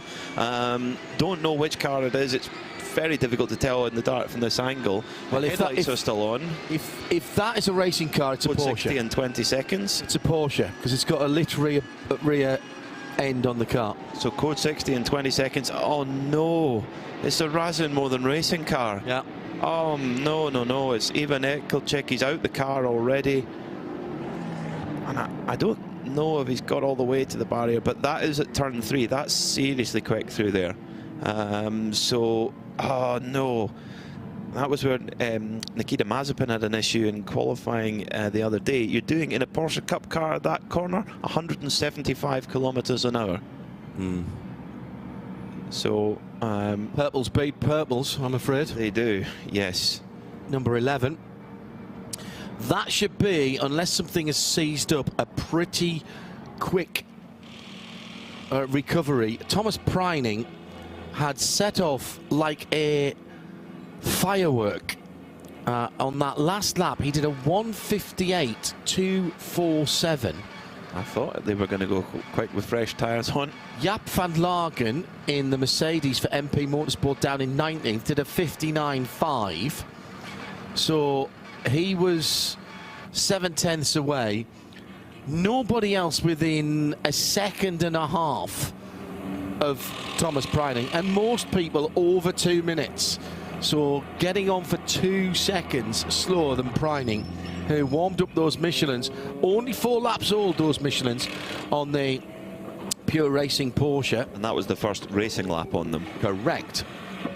So there's going to be a few teams taking the opportunity to do brake changes, but again it's Porsche Cup cars again looking at it as we go back to code 60. The Razin More Than Racing car already being attended to by the really hard-working Dubai circuit team. Spare a thought for them. They've been kept very, very busy over the last little while.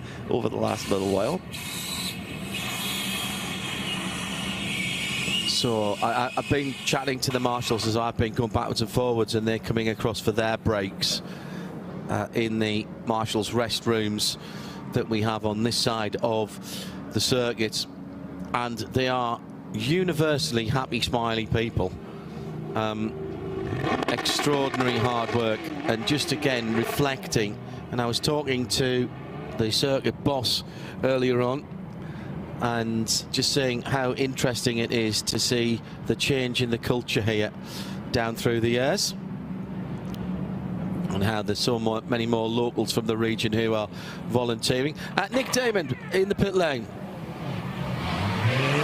Yeah, it's not quite as popular as it was last time round, to be honest, but we have had a couple of the Porsches come in for scheduled brake changes. Interesting, I think we've got one on the Car Collection GT3, which is the first one I've seen the GT3 Porsche. It's the front only, but it's been mainly in Cup cars. The second place, the 24 car, the Dynamic Porsche, that we visited by Blue and White Machine, that's come in for a slurp of fuel, so it's got another 25% in. you kind of think you'd expect to see at least the 991 BMW. We don't think he got a full fill. I'm not sure how that works out their tactics, but they should come down the lane and get another 25% would be my idea, get themselves back up to near where they should have been. They hadn't been caught out by the last Code 60. But it's a lot quieter. You know, they are Code 60 breed Code 60s, but at the moment, I think that people are kind of weighing up how long this is going to last. Is it worth coming in for the fuel or not? I think it'll be as long as the previous one, because there's a bit of recovery to do. And the 991 that you mentioned, the AM leading car and third overall, is just making its way around turn 14, so it's not far from having the option to go into the pits. Pure Racing taking, interestingly, they took service at the last Code 60, which was, you know, a couple of laps ago. So in he comes, and he's joining Nick Damon. We had the Pure. We've got Thomas Preining in the leader in the 92 car as well. I think what may have happened is actually, just because of where the Code 60 was called, a lot of the cars have bunched on the other side of the circuit. There's about 6 cars have pulled into the fuel stop in the last couple of minutes. And we know there's 16 pumps now, so there should be enough room for all those. MP Motorsport with their bright orange Mercedes, they go down. That's got Jaap van Lagen, I think, but they are coming down now. There's another. There's so many Porsches. I'm getting relatively good now at saying GT3 Porsches of 992s. I'm not infallible. I'll be honest with you. The 992 a bit fatter. The 269 that's going down one of the Herberth machines. They are trundling down now, but still not. Oh no, here we go. I both have not seen the BMWs, and there goes the 991, the red and gold. Machine with Darren Young on. He was the guy who missed out on getting a full fill last time. The 777, the white car, not sure it needs that. He could probably take a 25%. I'm not sure if it needs it, because he got a full slurp about 2 laps before he went purple last time around. There's an interesting one, yeah. So Pure Racing, they obviously feel like there's room in the tank to fill it up, and of course they've got Thomas Preining on board very early in his stint. So the more they can give him a full slurp of fuel, then the better, I guess. It's also worked in quite well for Dynamic GT, who are almost a little bit off strategy there with their 24 Porsche in second. They get to sort of bring themselves back in with a bit of fuel. Interestingly, Anders Fjordbak is about halfway into a full tyre stint, shall we say, about 35, 36 laps or so.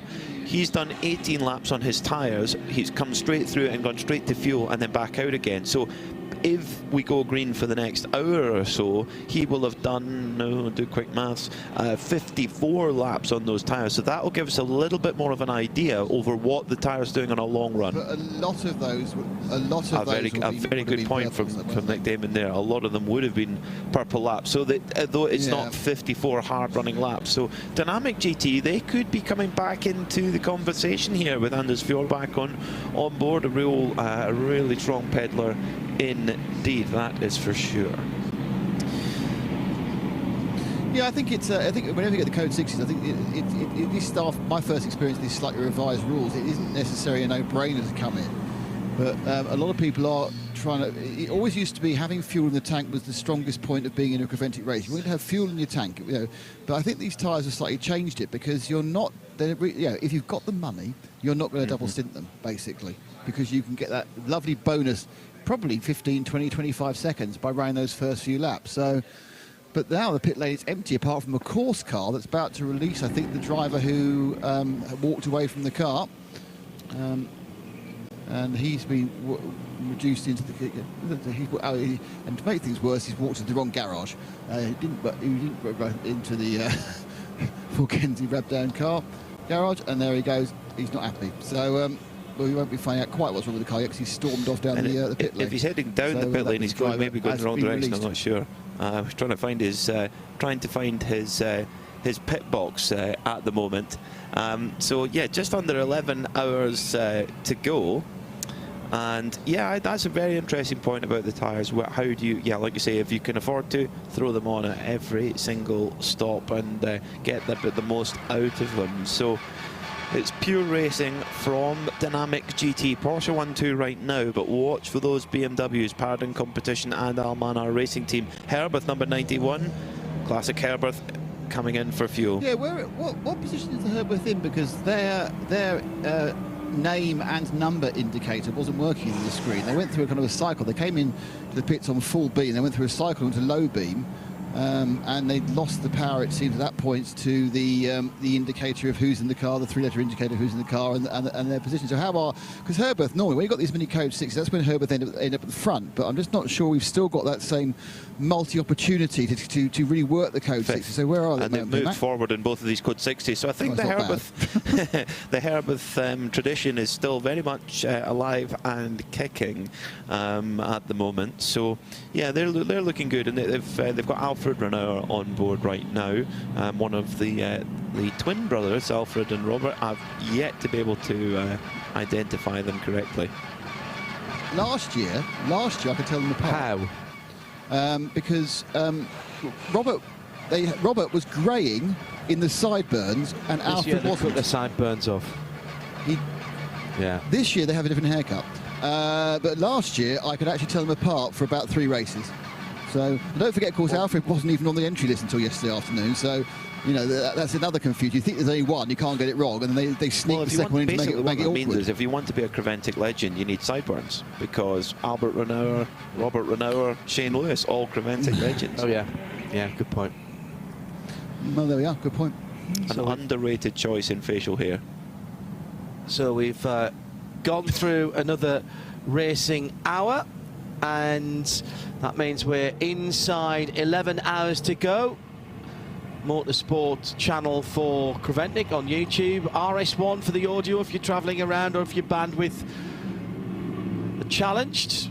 As at the moment we're under our 11th code 60. Thomas Preining has just rejoined the race in the Pure Racing Porsche. 316 laps completed of the 2024 Michelin Dubai 24 Hours.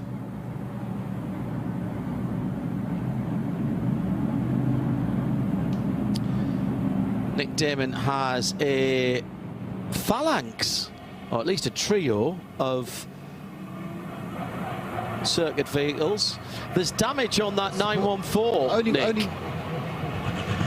Only one of them contained a car, which was the 914, which has got a collapsed. I think the front left suspension has collapsed. Yes, front left is where he's pointing. That has definitely collapsed. I don't know. I think he probably did touch the barrier at the end of the that short straight. Just wait, has it collapsed the front? No, he's damaged the front right. I think the left's broken. It might just be. Oh no, he's got enough. He's done the radiator on the right hand side. Scuffed it in quite badly. Well on the driver's side. Not sure if on the number panel. No, let me just wander around and look at that. No, that's an optical illusion because the number panel is slightly falling off. That's just a tape failure rather than anything else. Much as the optical illusion about the front left failing, it hadn't failed. It picks up a huge amount of camber when it was on lock. But what he has done is he's nosed in on the right-hand side. May not be his fault, might be a technical reason, and that has taken one of the radiators out. So this will not be. Whilst it looks like you could just literally fix this with a bit of tape, to be honest, because the radiator's gone, it's going to take a bit of time and a bit of tape. The nose cone's popped out from underneath the right-hand headlight area, and there's a little bit of scuffage, is there not, Nick, on the front one? Oh, there's top scuffage all the way. That's a interface with the barrier the other side. On that wheel arch on the right-hand side. Yeah. Well, he's hit something. And I don't think it's a car because he hasn't lost the dive plane, so he's kind of gone in sideways into something. He's cracked the light, so he's had an impact, and he's managed to remove the. It's got to be the barrier. The radiator broke, which put water on the tyre. There would have been another car involved, for sure. Yes, it was. I did. 914. I've lost the note. Because we did see the driver in question. And he got out himself. Got out himself, yeah, absolutely fine. He's absolutely fine. Car, maybe not so much. It was Ivan Ekelchik. Race winner at GT4 Germany. Let you see, Ivan. I'll have a go at talking to him, see if he wants to say anything. Nick, he was off drivers. He was off drivers left, and up against the tyre wall, mostly on drivers left, and the rest of the road was on the right. So unless he spun it to get there, which is entirely possible, let's see if we can find out. Yeah. Well, let's find out. Ivan, your car is back. It's not too badly damaged, but you've got a radiator puncture. What happened? To be honest, I don't know. Maybe it's some liquid. It's some issue on the track before in this place. Maybe it's some liquid. I know the car starts to spin really badly. It's difficult to catch it. I mean, it's possible. It was impossible. Yeah. And did you hit the? And so you hit the tyre barrier. Is that what caused the damage? Yeah, it was. I hit a barrier. Yeah, on the right side. Yeah, it's not bad. It's just slightly hit, but it is what it is. You say you were spinning. Did you hit the barrier going forward or hit the barrier at the back? I hit the barrier on the side.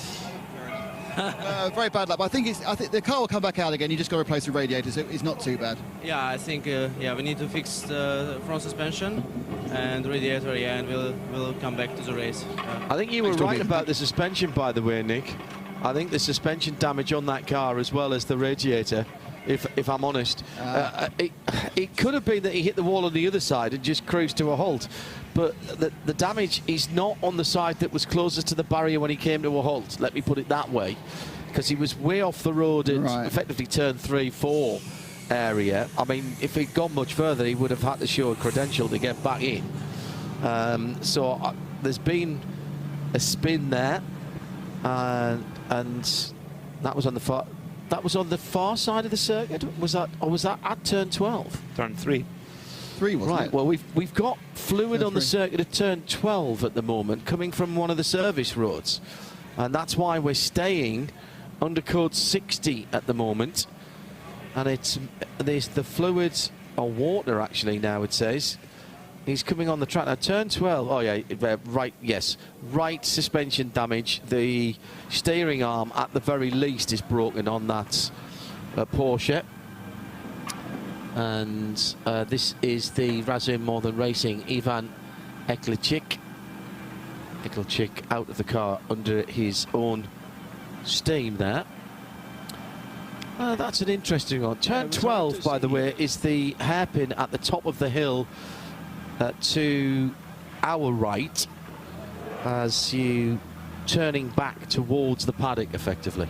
It's hard to say, because you mentioned there might have been something fluid on the circuit. Maybe it was the radiator punctured, leaked, and then went onto the tyre. Yeah. Or are we trying to make a creative excuse for him? I don't know. It's whatever the story. It's more likely that the radiator was damaged on the way into the barrier. But it's the front difficult. Right tyre. Difficult one.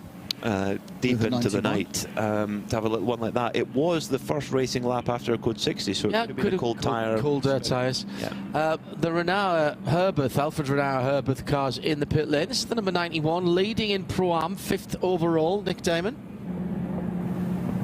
Yeah, they're having a good old look in the front right. I don't know whether they're thinking about whether they need to do the pads or not, but they did actually tighten up the caliper mounting bolts, but didn't actually do any work on replacing it. They had a look. They'll now, I assume, just make sure he does now turn right, and they're going to take the 25%. And the answer is no. He's going straight back out again. He's not taking the fuel, so it's purely a look around. Have absolutely changed their tactics from with the new regulations on fueling that were brought in first of all last year in the 24H series. Yes, yeah, no, that you're right. Yeah, so they haven't put any fueling on this code 60. No. Interesting. And they would have always put 50% in. They must feel it's not worth getting caught in there, or not worth putting the 25% in. Or the 25% that they put in the code 60 before, because remember, when code 60 green back to code 60, maybe they just don't have the room in the tank. Because it could have been that when they came in for the previous code 60, which of course there was almost no difference in at all, correct, they've maybe filled the tank to the brim. Well, let's find out, shall we? Well, we won't know what's in the tank. No. What we need is the onboard telemetry to know what's in everyone's tank. That would make life very fun. The fuel readout, yeah. Yeah. Back in the old days, when I had darker hair and I could still see my feet, in the glory days of the end of Group C, Nick Damon is cringing even as I say that, you used to be able to go and read off the fuel reading at Le Mans on the fuel pauses in the pit lane. you could have a look at the counter. So you could basically subtract what they'd taken from stop to stop. Yeah. And it used to, because Group C was a fuel formula, that was the BOP for Group C. It was a fuel formula, and you only had a certain amount of fuel to use. And they put in fuel counters because originally you only had a certain amount in the tank, and you had to be watched refilling it with the churns, which obviously were a standard amount. But one particular team, whose colours may or may not be on a Porsche this weekend, got creative. They were running multiple cars, and when they emptied the excess fuel out of the fuel hose after a fuel fill, they put it in a churn, and you were allowed to put that back into your fuel, of course. Except they were putting the two other cars into the leading car's fuel, so they always were getting a little bit more after the pit stop, so they had to put proper counters on. And so you could walk down. And I remember in the pit lane at Le Mans, as a fresh-faced-ish Cub reporter, with a radio mic, and the pit reporters now don't know they are born, because Nick is walking around with a handheld microphone and a clipboard. At Le Mans, when we first started doing Radio Le Mans, you had what was effectively an army backpack, and it had a ribbon aerial on it, and you pulled a trolley with car batteries in it to carry it. Mine weighed 11 kilograms. We put it on your shoulder. 21 Celsius still out there at the moment. It's a it is a waxing gibbous moon. We've got about 93% light from the moon. I haven't seen any moon shots from our camera operators, so I suspect we've got a little bit of overcast out there. Yeah, and I remember being directed at various pits and being told to read off. Right, go down to such and such a car, go down to this car. Tell me what the reading is on there. Oh, it's 2412 or whatever it was. Oh, right, we'll write that down. And I had to keep remembering that I had to walk, either duck down or walk outside the arms that had the pneumatic hoses and the fuel, particularly the pneumatic hose on, because I had effectively a steel ribbon aerial on the backpack, which was like an extended, like a thick extended metal ruler, and it was sharp. And I was allowed the pit. You were allowed. I was in the working pit lane at Le Mans, which had only just got an outside wall actually, when I first went there in '89, and I was in a pair of shorts and a t-shirt.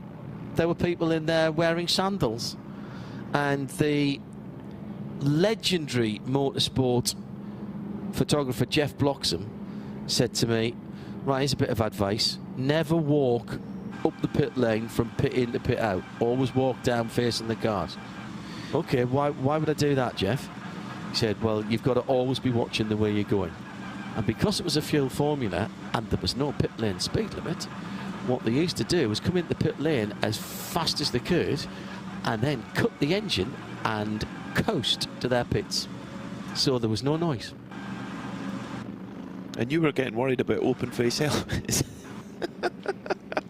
Good news, we've got just under 30 seconds to go until we go back to green in this one. So we've had kind of two Code 60s shortly after each other, and hopefully we can get back racing again proper.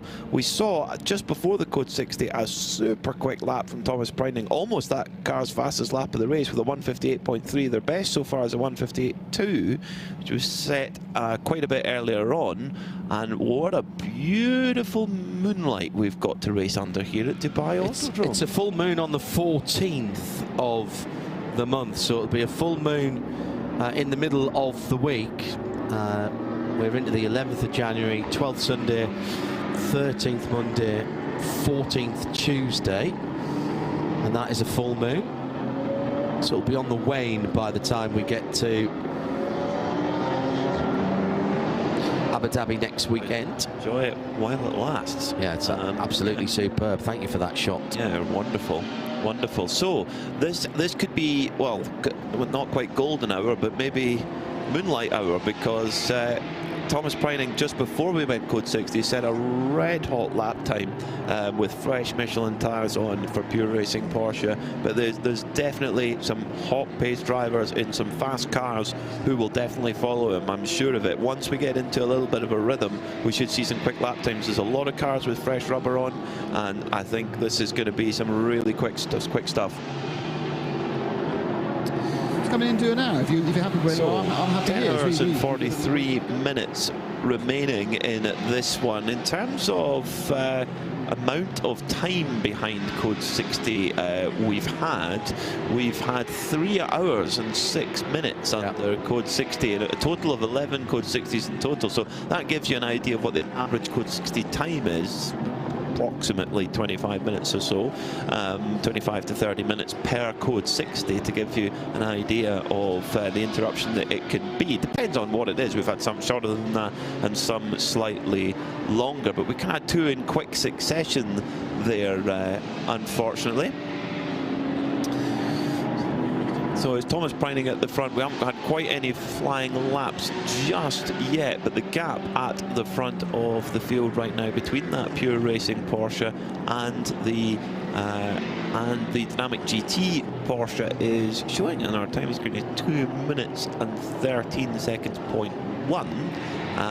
Need to wait and see if let that correct out a bit, but if it is, Pure Racing are looking very, very good indeed. There's actually only 15 seconds between Almanar Racing by WRT in third and the Parading Competition in fourth, so that's a switch since the last code 60. So the 777 Almanar car is up the order. The Parading the competition car has just dropped back ever so slightly, but still running strongly and leading their class by a good old margin. Their nearest competitor is 2.5 laps back.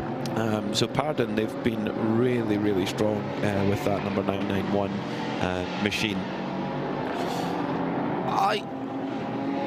I know we've had some interruptions for the racing, but this race is still very finely balanced, Peter.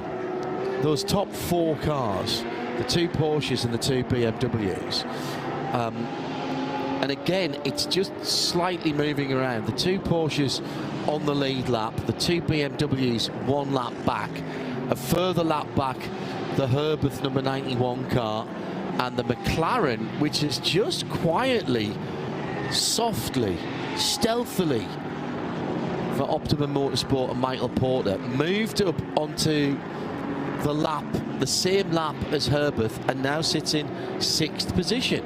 Now, we have seen that car making overtaking manoeuvres, but there's been we haven't necessarily had to call its name. We haven't been looking at it doing anything outlandish. It's working its way through nicely, and as it stands at the moment, it is 3:18, 3 laps off the lead, and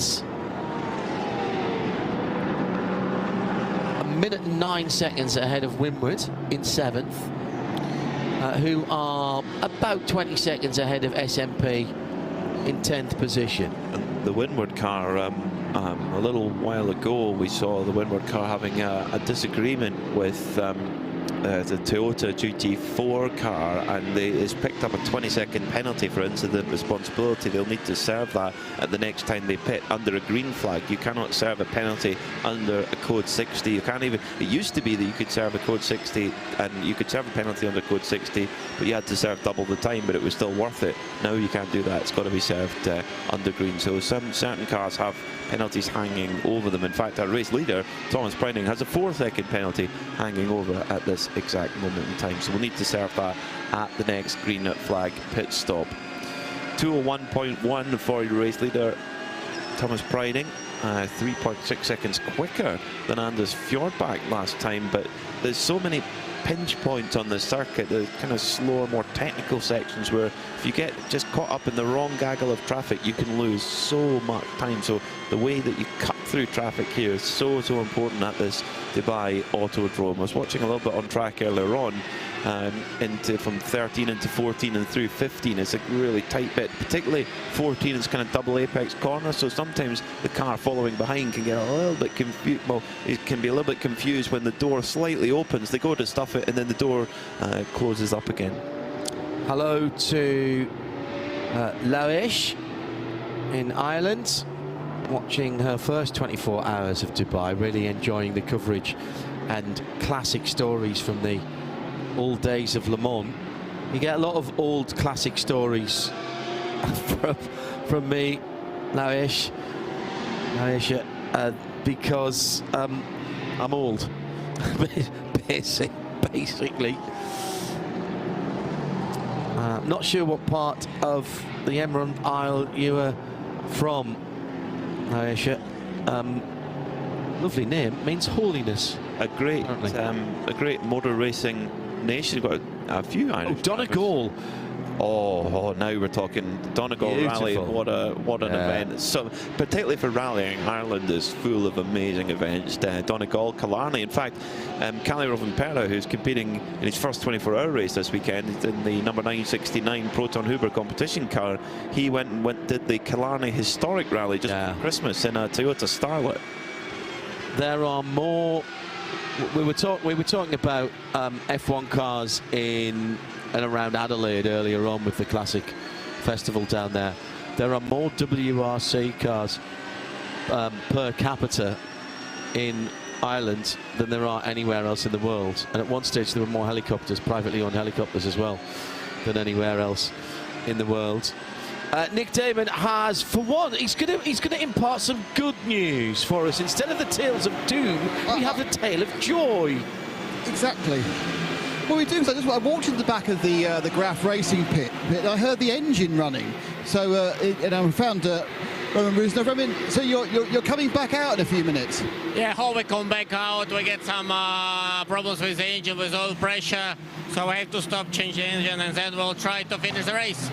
We've got plenty of hours to go, and of course it is all about a learning experience with this car, isn't it? You know, I think it's a long race. It's a very difficult race. We see the Ginette had some problems. I think we must try to go to the end. And at the end of the day, for us, it's a test. It's not really the race. We never did testing with that car, but I think it's fast. Let's try to finish the race. It's exciting. Was this the first engine problem you've had with the car during its testing? But we didn't do any tests before this race, so this is our first test with the car. So, yeah. I understand, is it a version of the Lamborghini engine, or is it actually the Lamborghini engine in the car? No, it's a different engine.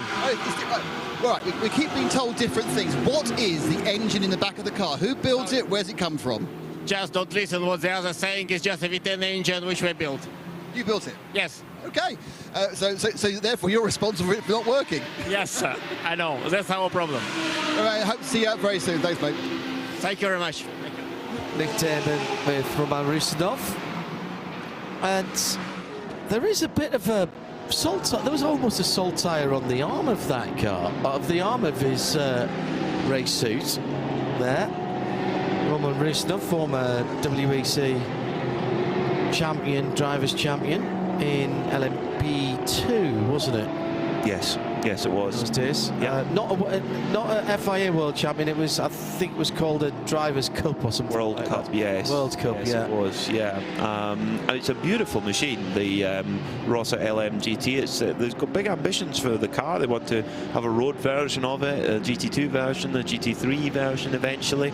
It's been run by Graf Racing, who are a serious outfit. They've built 2 chassis so far, including that one, which were completed in mid-November, and Roman Rusnov, he's the founder of the company. So tight-lipped about the origins of the engine, but about V10, we know that. So you should mute yourself before clearing your throat. Like yeah, sorry about that. Lamborghini.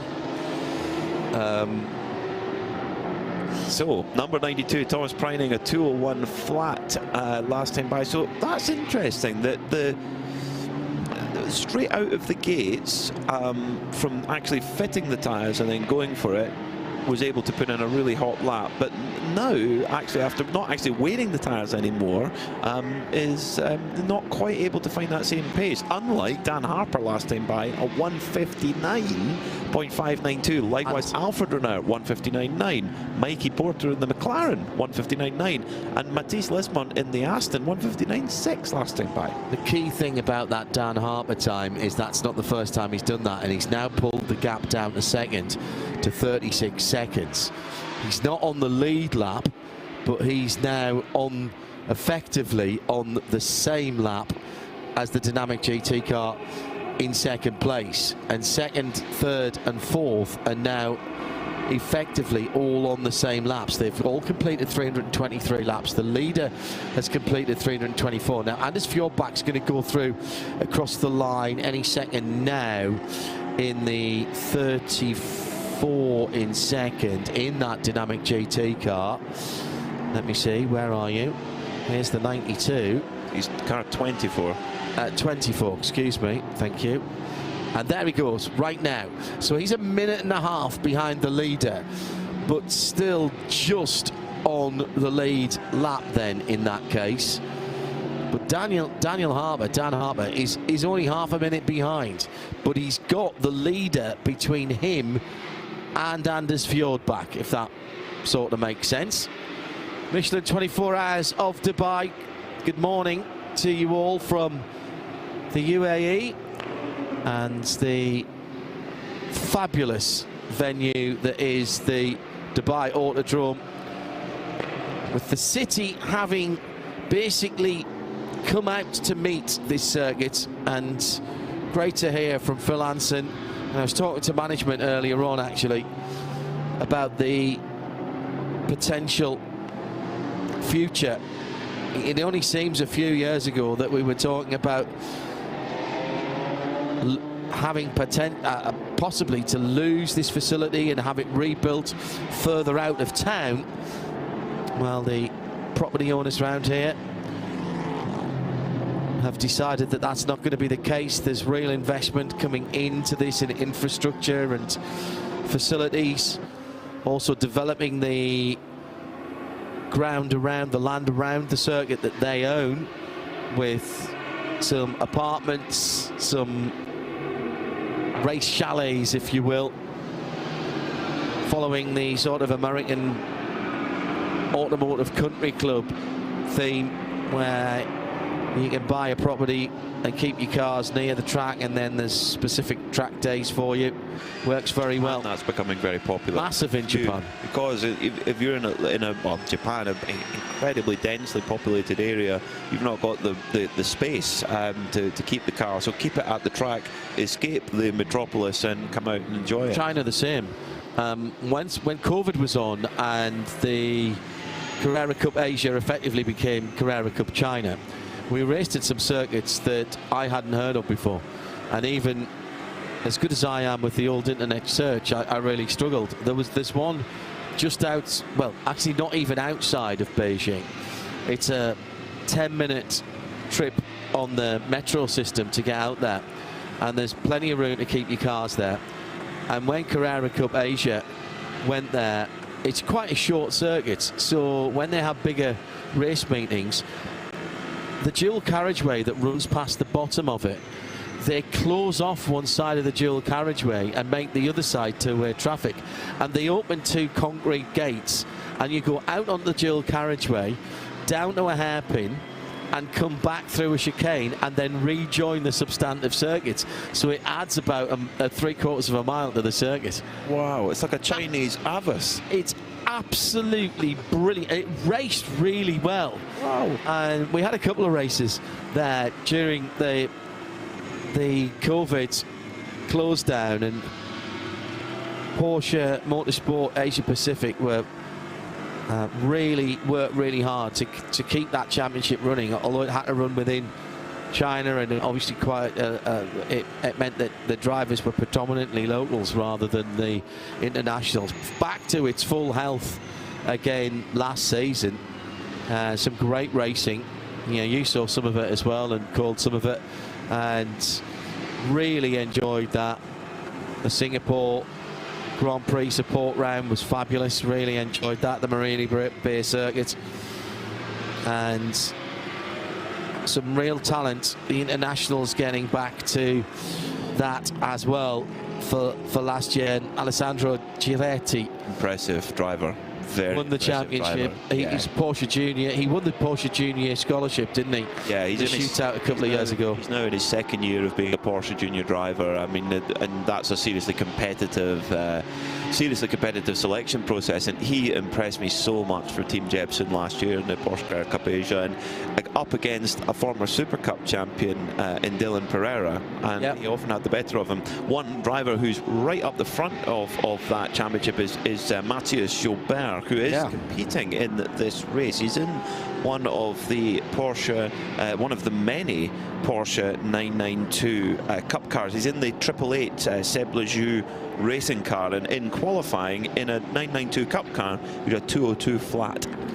Yeah, really. That's fast. Yeah. Really nice to see Team Jebsen coming back to form as well with Giretti, a former champion team.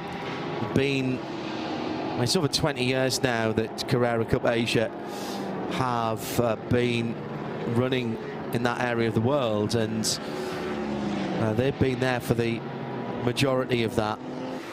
I'm trying to remember who they won the championship with, actually, earlier in they normally run the 55 car. That must have been Chris van der 2020. Yes, and they've won it since then as well with a local driver.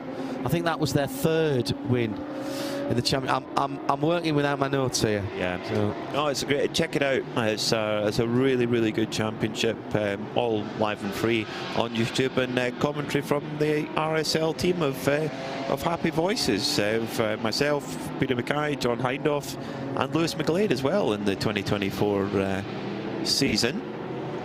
And of course, many of the teams and drivers from that championship part of the huge cast involved here at the 20th running of the Michelin 24 Hours of Dubai. Great to have Michelin here as the sole tyre partner for the very first time, and from the feedback we've heard from the drivers, they seem to be the drivers seem to be thoroughly enjoying this new rubber. Thomas Preining's enjoying it because last lap by he did a 2-minute flat 0.2. He's just done a 2-minute flat 0.0, and 1.8 seconds quicker than Anders Fjordbach behind him, and 1.6 seconds quicker than Dan Harper in third place. So a few of the Porsche drivers have mentioned, Klaus Backlund mentioned it when speaking to our pit team a short while ago, that the Porsche does seem to like the cooler weather and seems to work well in the nighttime hours. So there's plenty of nighttime hours left.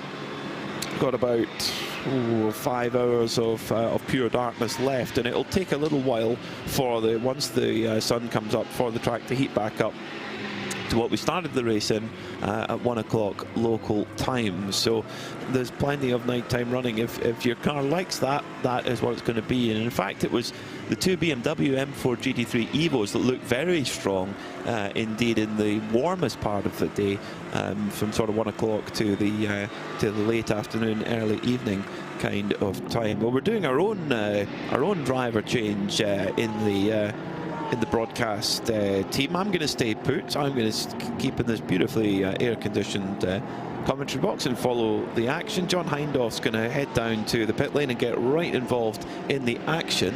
And Nick Damon will be joining me in a short moment. He's the hardest working man in motorsport this weekend. He's been down in the pit lane, and now he's going to lend his dulcet tones to our commentary team. Meanwhile, as I can report that Joe Bradley's enjoying a snooze at the back of the commentary box, and rightly so. Vortex number 701 has been running absolutely faultlessly so far, but it's going slow out on track at the moment. So what is going on with the Vortex number 701? That will be John Hindhoff's first assignment, to get down to the French squad and find out what's going on. The car is still out on the circuit at the moment. It's making its way back. It is Lionel Amrouche at the wheel right now, limping the car back. And oh no, the Vortex has been running so strong, and it's not the car, it's the rear left tyre. The rear left tyre is damaged, Nick Damon. Yeah, it looks it does look like it's running a low wing, but they have changed the aero again this year. This is a complete new set of bodywork for the Vortex V2, all in carbon. It was beginning to get a little bit tired towards the end of last year. They have got two of them, of course. This is the main car, and it's, well, unfortunately, I don't think it's a puncture. I think it's off the rim, so there is a puncture on that rear left. So hopefully that's done. They're going quite slowly. It doesn't seem to have come off and frayed, so they shouldn't do too much damage. So they should be able to get the car back, hopefully just stick a new boot on it and then go back out again. But what we haven't seen very much of actually so far in this race, PMAC, is punctures. We often saw quite a lot of camber-induced punctures previously with the series. And it seems that that is one of the areas these new stiffer sidewalls have got away from. Definitely, yeah. Well, I remember at Monza in 2023, where we had a lot of 992 Cup cars in the field, and they had a lot of issues with the rear left going, which is the most loaded tyre. But the Vortex, Lionel Ambrose, very experienced endurance racer, has brought the Vortex back. Interesting, out on track, listening to it, it's got that big V8 engine in it. They must run it they must run it so light, because it's got it revs so low. It just coasts along. So it's a beautiful car, actually. I think it's a Crate LS3. It is, but they must be running it very gentle. Superly charged up. Well, I mean, you're in GTX. Yeah, yes, you can go out and buy a Crate engine that's got 700 horsepower, but then you just get yourself bopped back again. So what's the point? Just buy the one that can provide you with enough, has the longest serviceability. Car being jumped all over by the team. They have replaced. Did they replace that tyre? They're having a bit of a look to see if there's any damage in the arch. But it's probably going to be just the worry, of course, Peter, is that it's thrown some of the cords around the suspension. The other worry, of course, is the fact that the tyre is firm because of the suspension issue. But they are having a good old look at the mounting. They're trying to get something out of the air. It looks like there's more to it than just that puncture. This is actually the Vortex company's 10th anniversary. These cars are built in a place called Hérault in France. It was founded by two brothers, Arnaud and Olivier Gomez. And this is their new creation. It's such a step on from the old car, the Vortex 2.0. It was Olivier Gomez who designed this new aero concept, and aerodynamics really were the big focus for it. And also new suspension partner, new PKM suspension on it instead of the old Öhlins suspension, but totally carbon fibre body shell, as well as underneath it's carbon fibre on the top. So it's a seriously trick bit of kit. 1,000 kilograms and 550 horsepower. Yeah, I mean, they went forward 2 generations with the car. It ran all last year. It ran pretty reliably. As we know, for the Vortex 1.0, the issue tends to be it had reliability issues, and often resulting in conflagrations, to be honest. And they had that spate of wheel failures, not tyre failures, wheel failures. But they had seemed to have got over those issues. But you can't legislate against a puncture. That's just one of the what can you do? That's nothing to do with the way you put the car together. It says AMR, which is Amourouche, but that could be, I think both Lionel and his daughter Selena are in the car, so we'll need a bit more than AMR. Yeah, it was Lionel who was in the car when it happened. So we've got a yellow flag showing at turn 10. That's at the end of the back straight. There is a car parked there at the moment. Not sure exactly which one it is right now, but it's still dead stick at the moment. So could we be seeing yet another code 60 if that car doesn't get going? It's cycling through. You can see the headlights coming up on it at the moment from our commentary position. So let's hope not get a code 60 again. We've had too much of it the last little while. I was trying to be the lucky charm on the code 60s, you know. You're the next Johnny Palmer. Well, if only. That's a dream come true. Be the next Johnny Palmer. For so many reasons. I'm not sure I could divert the love of trolley buses he has, so to be honest. But there we go. Trolley buses. He loves a tram and a trolley bus. Right. I sent you a picture from the Ulster Motorsport, Ulster Road Transport Museum of a trolley bus, and he could not have been happier. And way more happy than any other picture you could send him, from a cute cat to anything else. Send him a trolley bus. So that is the way to Johnny Palmer's heart. Okay, noted. Well, that car... He always likes funiculars as well. Keep going. Okay. Oh, it's the number 40 Come To You Racing Aston. Oh, which was it had a difficult start to the race and it'll be moving forward. And has it made it all the way to the barrier? I'm not so sure. But it's stopped. It's Matisse Limon who's on the car at the moment, and I think we're going to get a code 60 here because that car just doesn't seem to be going anywhere. The engine's on, the rear lights are on. I don't think it has reached the barrier, you know, Nick. But we are going to get a code 60. They are going to call a code 60 for this one. So we're on the countdown now of less than 20 seconds. So everyone is warned they will be able to use the pit lane. Thomas Preining had just done a 159.767, so he was just flying, and that indeed is a code 60. So that's a new rule for this year. I think it's a really, really good addition to the 24H series. In the past, you would basically it was just code 60 straight away, and there was often a little bit of confusion of the drivers when that code 60 actually finished and when it started, when it stopped, and that can sometimes cause penalties, etc. Now there is a countdown system which all the teams have a TV basically in the car, a screen in the car that tells them a countdown to code 60. I'm sure they'll have their team in the ear as well saying that it's on the way. The pit lane is getting very, very busy. We're in a dark spot at the moment because you're up here, Nick. John's on his way down. Yeah. So we're going to have to call this the old-fashioned way. I can tell you now that Thomas Preining in the pure racing car is coming from first. Daniel Harper from the Almanera Racing BMW is coming from third. Alfa Renault, I think, was already in the pits before the code 60 with the Motorsport 191. He's got out again. He may have had a short fill because of the code 60 falling. Victor Scheitar in the 7th place car, the 8th placed SMP Racing of Alexander Smolner, both of Mercedes, they've come in as well. So there's an awful lot of takers here at the moment.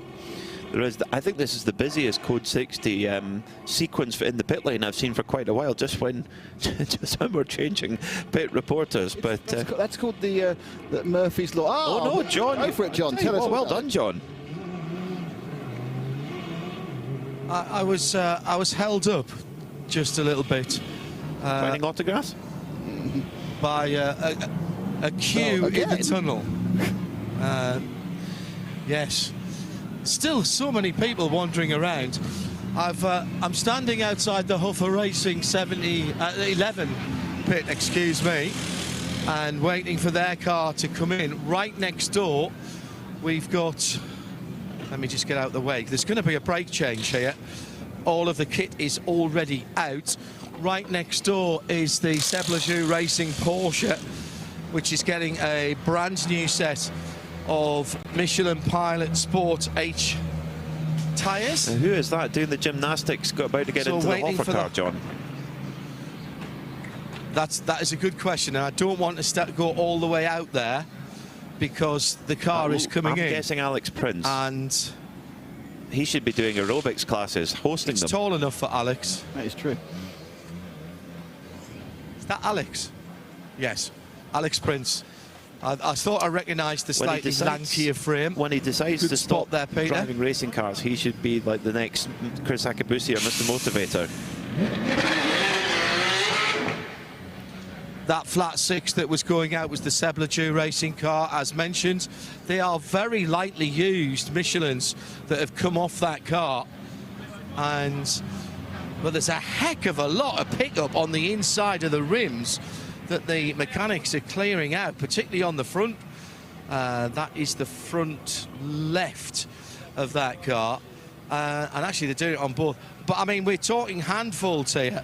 So that tells you about what's going on out there on the circuit. They're just checking the pressures on that car as well. I'm still waiting for this Hoffer racing car, as are the team. They've got the full set of brake discs and pads to go on the front of this car. There's a car flashing its lights coming in now, but that's going straight past. That's the Toyota number 496, the Continental machine, which heads through. Good looking cars, those. And Alex is still there. He's been waiting there for some time now for this Hoffer racing car to come through. And I know the moment I turn my back and walk away, the car will come. He's still jumping up and down when he does. Right, thank you, Peter. Through goes the 414 Rabdan troubled car, that car back out, being followed down the pit lane by a very dirty Audi. And here comes the short barge sponsored car. Right, well, this is interesting because the 11 car is not getting a set of pads and discs. They're being set up for another one of the machines. It was Timo, by the way, that got out of the car. And that's another car that is very, very dusty indeed. Brake dust and dark coloured matter on that car. And those are, again, not badly used tyres. Tiny little flat spot just where they came in.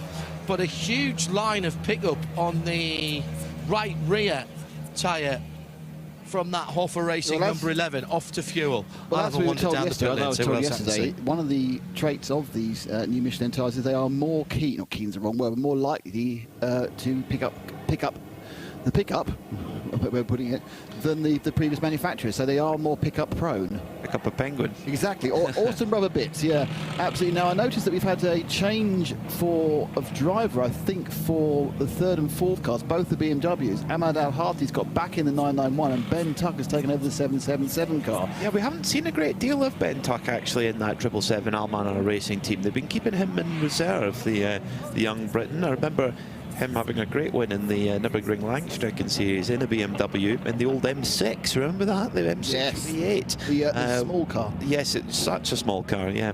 Along with David Pittard, who's here coaching this weekend. He's actually coaching Darren Lung, who's in that very car. So that's a good reunion for David and Ben, who won that race in, I think it was 2022. Okay, who have you found, John? And well, I'm now waiting for another pit stop and another driver change and another set of brand new Michelin tyres, and it's going to be a Porsche. It is the number 912 Chiara Outdoor Racing by HWM. This is another Cup car, but remind everyone that this car led the race. This is the gold and white car. These guys work so hard with these, particularly the big rear wheels. They weigh about the same as a decent-sized checked bit of luggage. Oh, engine covers coming off, and they're going to top up some fluids on the car, and that is Hoop van Eindhoven. Hoop van Eindhoven brought like a little bit of from second in class. Right, let's see if we can have a chat with them. The distinctive green, white, and yellow, green, white, and orange helmet. There's no point in me even trying to do that. He's chatting, debriefing with the team at the moment, fellas. So we'll I'll just hang for a bit because there is a second place car. Linger around. Linger.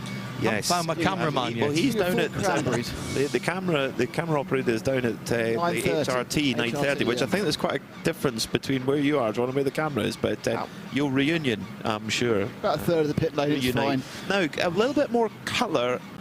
A little bit more colour on the number 40 Aston Martin, which triggered this code 60, or it being stopped triggered this code 60. There's an incident that's been noted between the 40 Aston Martin and the 710, which is the GTX leader, the Lamborghini Super Trofeo, driven by JJ Song. That car's out on the track right now, so there's something to be told there. But John has another story for us down at Chiara Outdoor Racing.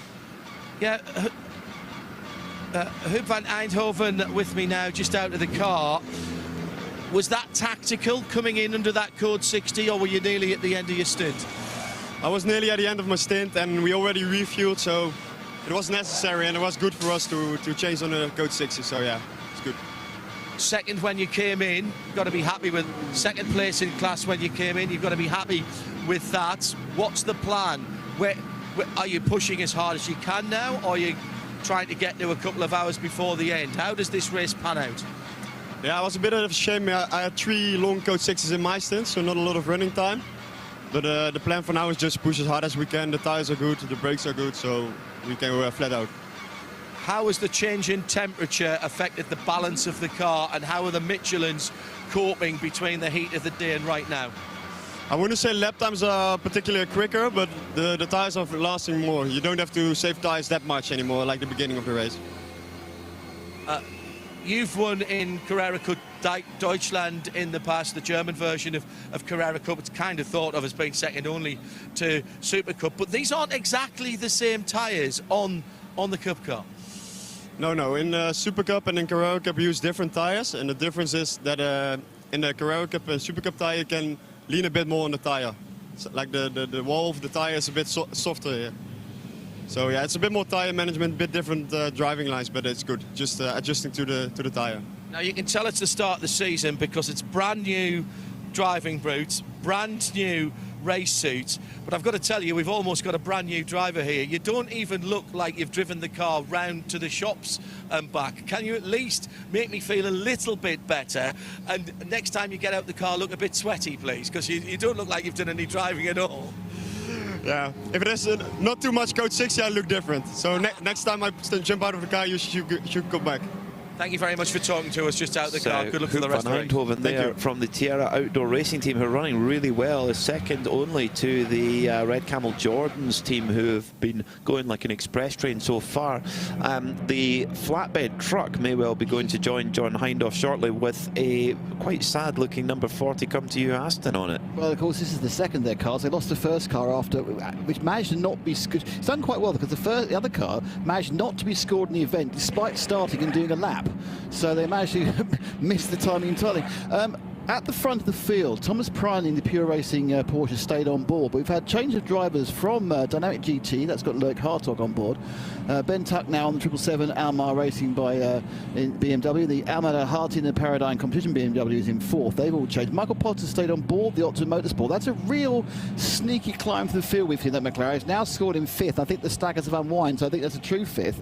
And that's interesting because that car was kind of marooned in the late 10s and early teens for a long time, but now it's really coming to the fore, and we still have a huge amount of time for it to break in that top four, which has been locked out those other four cars for quite some time, PMAC. Well, if you're a Ferrari 296 owner, whether it be a track one or a road version, get down to Scuderia Praha, because they are a Ferrari dealer as well as a race team, but they are changing the brakes in double quick time at the moment, taking opportunity during this Code 60. In fact, the teams must be delighted, because in this roughly half-time point of the race, there's been lots of Code 60, lots of opportunity to do a brake change, should you wish. And if you missed out, but you kept thinking it would be another one, then you were a fool. John, you have something more for us. Well, I always like, when I get the chance to have a wander down the pit lane, to see the cars that aren't, in strife, if you will. And two pits very close together. Team Motor Park, we know that car went out much earlier on. There's nobody there. The car looks very forlorn. However, Asbest Racing, their TCR car, the number 102 Cupra TCR, that car is going back together now. It looks like it's had a gearbox change. There's a gearbox off to one side, transverse front-wheel drive car. But I'm seeing tightening. Oh, yes, I see that.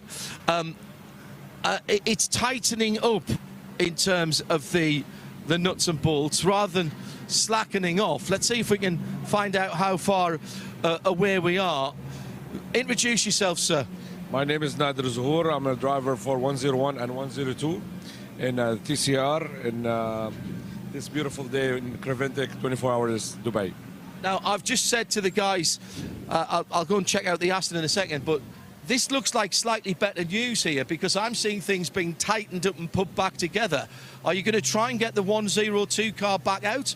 And was it a gearbox problem that I can see part of the gearbox to the left there? Yes, actually it's a gearbox problem for the 102. 101's doing fine right now. We just fixed it. It took us 2.5 hours, and it's going to be on track very soon. I wish you all the best. Good luck for the rest of the race. Thank you very much. There's perhaps another candidate for spirit of the race, as the Aston Martin is about to be reloaded. Now, there's a problem here, because we've got a car coming in that wants to be in the space between the Aston and the pits, and it is the AMG that has had to come in there. Very nicely done for the blue and white car. Number 96 machine. Yes, correct, GWR Australia. That car looks in pretty good shape, to be honest. And this looks very standard. It's going to be a new, brand new set of Michelins. And they might have just had a lap on them, actually, to take off the release agent. Very loud down in the pit lane. I'd really forgotten how loud it is. Let's have a quick chat down here. Introduce yourself, sir, because I can't see your name tag. Yeah, I'm Garth Walden, team owner. Nice to see you again. Normally speak to you when we're down at Bathurst for the 12 hours. We'll be there in a couple of weeks' time, of course. Give us the potted history. Lots of people back in your home country tuning in, watching and listening. Potted history of the race so far for the 96 car. Yeah, unfortunately we haven't had the... Hang on, there's a bit of a problem here because we can't get the car out of the way. And the Aston's blocking that car. We've had to push it back. Here comes the Optima McLaren as well. And this is the slight problem when you have recovery in the pit lane. Really nicely done by the team. Couple of seconds lost, but in the big scheme of things, nothing too nightmarish. Things are done differently in Creventic, but you lads have handled that pretty well. How are you finding this race so far, Garth? Yeah, it's a good race. It's got its... Obviously, it's a lot different than what we're used to back in Australia with the 12-hour and SRO events, but it's good. Like, it's a good race. We're enjoying it. Like, we haven't had the best of runs with a brake disc failure early on, which led us to 2 punches, and then yeah, fuel problems. So, other than that, we're trucking on good now. We made some changes to the car. We struggled early on because our container was arrived 5 days late, so we didn't get any testing. So we've been struggling to run to get the car set up on the new Michelin. We haven't run on a Michelin before, so yeah, we're sort of behind the 8 ball a little bit with that. But yeah, the car's good now. Like we made some changes in the last few stints. It's been quite fast. And you're staying on for the sprint race next weekend at Yas Marina? Yes, correct. We certainly are. So looking forward to that as well. We haven't raced there either, so it's, yeah, it'll be a busy week next week after this. But what I know about you from your personal career and now what you're doing with the team, you love a challenge. It's just another challenge, isn't it? It is a bit of a challenge, yeah. So, as I said, our car arrived late, so the boys worked 60 hours straight when we got here without any sleep before the 24 hours. So it's been a challenge to say the least. But yeah, we have a little bit of work to do after today, and then for the 6 hour, and then back home for the 12 hour. So. Well, I've got to do Daytona in between, but I'll see you for both of those as well. Good to speak to you again, Garth. Have a good one. Great to hear you. Off you look, mate. Excellent. Quickly let me go and have a look at this Aston. They've got the front end off straight away. They're taking the under tray off from underneath the engine. There's damage to the right front steering arm. And perhaps the end of the steering rack. So that's what they're going to. There's been contact there in some way, shape or form. They are working with purpose here. They look like they know what they're doing. So I'm going to keep out their way and let them get on with that as I wander back down to the end of the pit lane towards pit out. Pits up, because unfortunately Optimum Motorsport have come into the pits and gone on the dolly jacks and wheeled in. So just after I said how well Michael Potter and the team are doing up to a stealthy 5th, they've now dropped down to 8th. Can you see them, and what's the problem, John?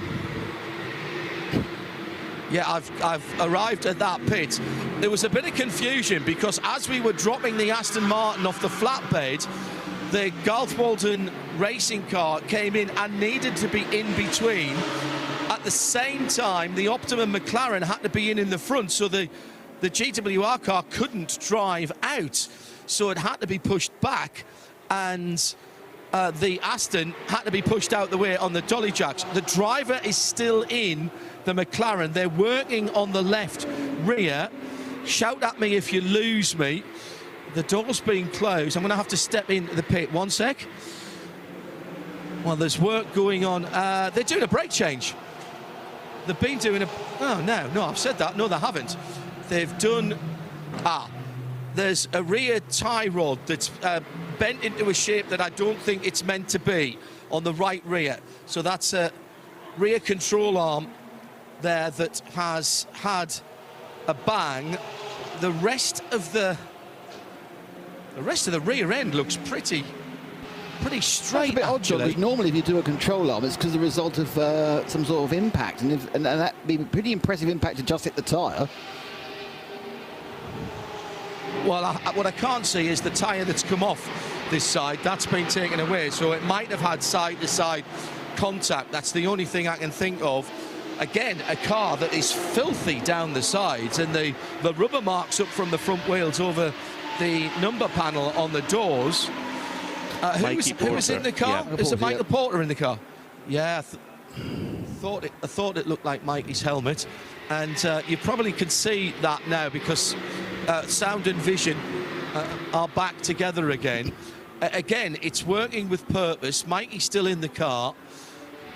I'm very surprised at how many drivers, by the way, have still got dark visors on their, and I mean very dark visors on their helmets, and they are putting them down as they drive out. You've got to remember though, John, is that you have the cool guy half crack of the visor, or the Nicky Katzberg full crack, which is all the way up and almost out the back again. So you're not a proper GT driver unless you've got the half cracked visor. So the colour of it shouldn't be too much of an issue. I'll tell you what isn't an issue is the pace of Thomas Preining at the front of the field, a 1:58 flat last time by. So Preining flying. Zachary Robichon just set the best time of the race for the Heart of Racing by SPS Mercedes with a 1:59.7. It's a personal best also for the Fulgenzi 917 Porsche Cup car, and also for the 7x7 Racing Porsche Cup car. So we're definitely getting into a good time for setting quick lap times. Last time by also Luke Hartog at 1:59.3, Ben Tuck at 1:59.3. So the pace is rocketing up, Nick Damon. Yeah, we also saw at the other end of the pit field entirely that Graf Racing Roster Corsa that came out. Roman Rusinov took it out. He then went back in the pits again for 6 minutes, but now it's back out again. So they obviously have taken out, had a look, but that car is running with their target acquired, which is the Ethan Galdini piloted Team CMR Ginetta that is currently 200 laps ahead of them. So that could be difficult with even the amount of time to go, but they are trying to make up on that one. So that's at the bottom end. Just to remind you, the GTX is being led at the moment by the Lippert Motorsport Lamborghini that has a lead of 9 laps over Jake Camilleri in the very pretty 111 Racing IRC Tube Frame car. It's very pretty and very nice sounding too. It sounds like a V8 supercar. It runs a LS Chevrolet engine. I was speaking to Ryan McLeod earlier, who previously owned Mark cars. Yeah, he did a conversation with me, but he was very keen to point out that whilst it has kind of Mark DNA, it's not involved with anyone involved with the company of Mark. It's got people who work for them. Yes. If you think about Mark as a premises, not involved at all. People who have experienced Mark and have DNA are involved, and yes. he is obviously putting that product together. Exactly so. And Ryan's son Cameron is in the Ajith Kumar racing car, the 901 machine. Definitely a fan favourite, to say the very, very least. And Ryan's father won the Bathurst 1000 in 1987 with Peter Brock. John Hindhaugh has managed to get down to Optimum Motorsport and find out what's going on with that poor old McLaren. John. Well, I've come to the top to ask what's going on. Jimmy Wall, how are you, first of all? Good to see you, John. Always good to see you, not in these circumstances, but it's always good to see you, mate. Yeah, we unfortunately we just came in for fuel with that code 60, and unfortunately... Well, let's move, because the car's coming out. The guys have done a cracking job. This is one of the most bizarre accident stroke incidents. It was looked like it was a rear control arm or a toe link that was actually quite badly bent. Yeah, no, it was, and unfortunately, yeah, it was. And it's basically contacting the fuel station, but we had to take the fuel for the code 60. You know what the strategy is, John. Came in, and unfortunately, we're calling it, looks like an unsafe release, but we're just reviewing it as we speak. But yeah, car pulled out, and unfortunately, puncture. We changed the tyre, went round, and Mikey was complaining straight away that, yeah... So that was just side-to-side contact? Yeah, it was, yeah, literally just unsafe release into that wheel. So, yeah, must be his front left into our rear. So, yeah, we're unlucky, but, yeah, we'll get there. Still got a long way to go yet, mate. Well, you kind of stealthed up into the top 6. I just said before I came down to have a wander down the pits, I don't think we've said very much about you guys, because you've just gone about your job in a very methodical way. And in these types of races, that's what you want to do. Yeah, definitely. I mean, totally agree with you, John. We're just trying to do it quietly, stay under the radar a little bit, go through our program. You know, we've got 3 drivers with us who've never done 24-hour racing before, all doing a great job. Benji obviously has had success here before, you know, with 2 second places. So we've got some good experience. But the guy's been doing a great job. So, yeah, we're just unlucky with this one. And hopefully we'll get some luck go the other way now. Yeah. In terms of the pace of the race, the strategy of the race, I realise that you're probably on version Z of the spreadsheet by now, but how did the first half of the race go for you? Was it, roughly speaking, what you expected at least? Yeah, pretty good for us. We had a couple of issues with an ABS sensor early on, so which was fine. We could reset it in the car, but we lost a little bit of sync with in sort of the third sort of hour of the race, really. So that put us slightly out of contest with a couple of other guys in respect of just fueling strategy, things like that. But yeah, I think we're pretty confident where we are with the strategy side. Fuel mileage, yeah, we're working on that a little bit, trying to teach these guys to race through the night in a 24-hour race, but also trying to do a bit of fuel conservation as well. And as you know, it's a learned skill, and that doesn't come in your first 24-hour race. So the guys are doing a great job, but we're trying to manage that as best we can. Code 60, I think, just about to be called. That may not change your strategy, having just gone back out. Is it an advantage or a disadvantage to be the only McLaren in the field in terms of BOP, in terms of data? I realise that teams are competitive, but it's all of that, and we've got a fire on the circuit. We'll get to that in just a moment. Yeah, I mean, again, you know, yeah, I think when you've got a spread of cars, you can manage that in a slightly different way. For us, to be fair, BOP, you know, we've worked on, you know, Rob Bell and the team have done a great job trying to help us support that and manage that, which is great. But yeah, you know, we always want more, John, obviously. We wish you well for the rest of the race. Thanks for coming out and talking to us. So, a bizarre incident in the fueling area that cost time for that Optimum McLaren. We're back into code 60. I think this is the 12th now, and this is something that could end up being quite serious, yeah, that would be an understatement. Yeah, it's one of the Ginettas that's a huge fire. If it's that one, it's the GT4 leading car, because the other one's black. It looks like it's the white one, so I'm afraid it's the Tomlinson and Nico Prost, Mike Simpson machine. Yeah, if it is the Ginetta, now I agree with you, it had that sort of wing and the rear window look, and it's really gone up. They're having problems putting this one out. This is not as easy to put out as the M4 we saw earlier. There's still embers glowing through. They're using the second fire extinguisher now to get it out. I think there's no, it was again a front engine car went up. I think there's no issues as far as the driver's concerned. It pulled over, but that is a really bit of bad luck for that team, the 495 Ginetta team CWR, which we CMR, which we think it is, and we'll obviously get confirmation quite soon. Oh, if that is the case, that would be just devastating, because they've been running like a Swiss watch all day, just tyres and fuel, going for it. Team CMR, Ginetta, they're right in the heart of the action of the pits, and I'm pretty sure it is that GT4 Ginetta. Oh no, they've been going so well. That's Freddie Thompson, son of Lawrence. 9 laps ahead in GT4 from Tiger Tarly in the AGMC BMW by Simpson. And as you say, you sit there going, it's just one. That's motor racing, isn't it? They've run faultlessly for 14 hours and 8 minutes, and then they aren't running faultlessly because the car's caught fire. We'll find out more about that, because that car will get towed back very quickly and land at John's feet quite soon. It's at turn 17. We have a code 60. Just out of interest, that's a very irritating and annoying problem that Michael Porter had of being clunked going into the pit lane, going out of fuel, resulted in a pit stop of about an extra 9.5 minutes, because that was before he got the fuel, so it was taking 9.5 minutes. So fantastic work by the mechanics, but you're sitting there going, well, that didn't need to happen, did it? That's a new one. I've never seen that happen before. Hey guys, they dealt with that very well indeed.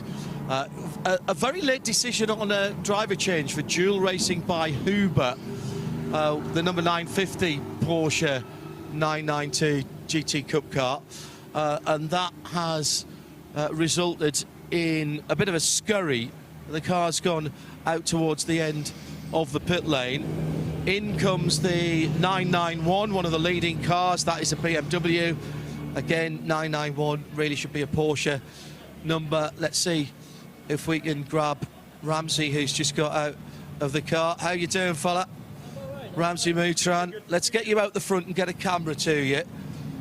And good to see you back, first of all, with the family team. That looked a little bit of a scramble there. Was that a late decision to do that, driver change? A little bit, yeah. We were deciding if we were going to come in and box or not. When we saw the fire out there, we said, actually, you know, do we want to box or not? And I think he wasn't quite ready, so we made it just in time. You didn't lose any time at all.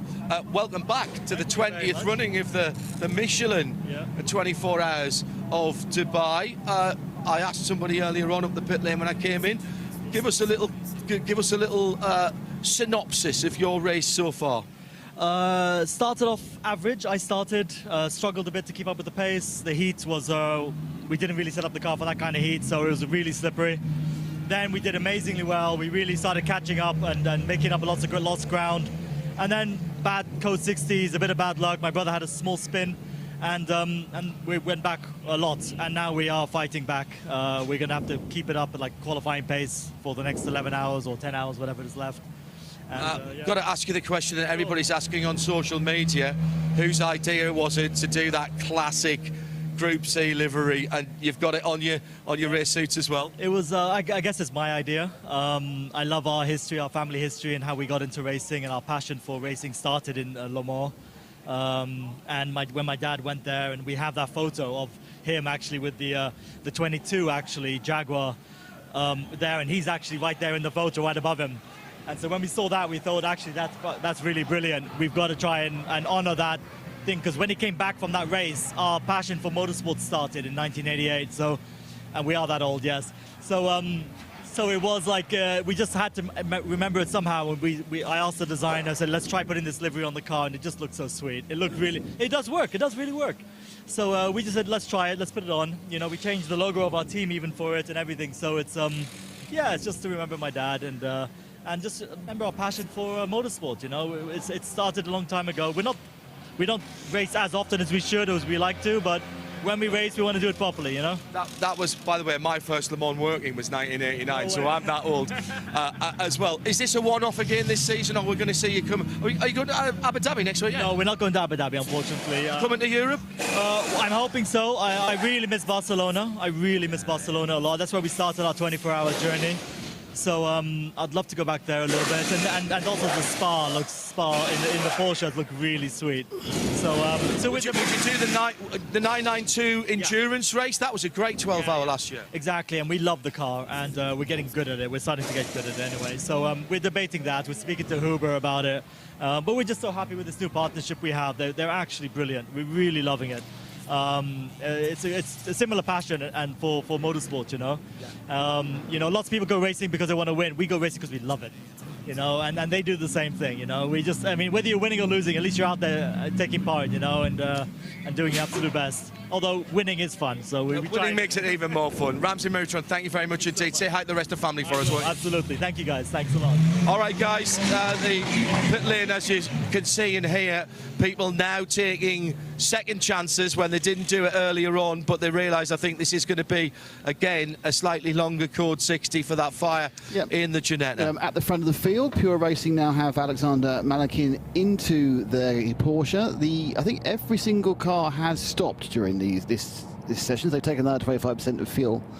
I would like to say Ian McCarthy just made me laugh on Twitter with the at RSL Studio in Dubai 24 Hour. He postulated whether the course cars were on Michelin tyres as well, and if so, did the pickup pick up?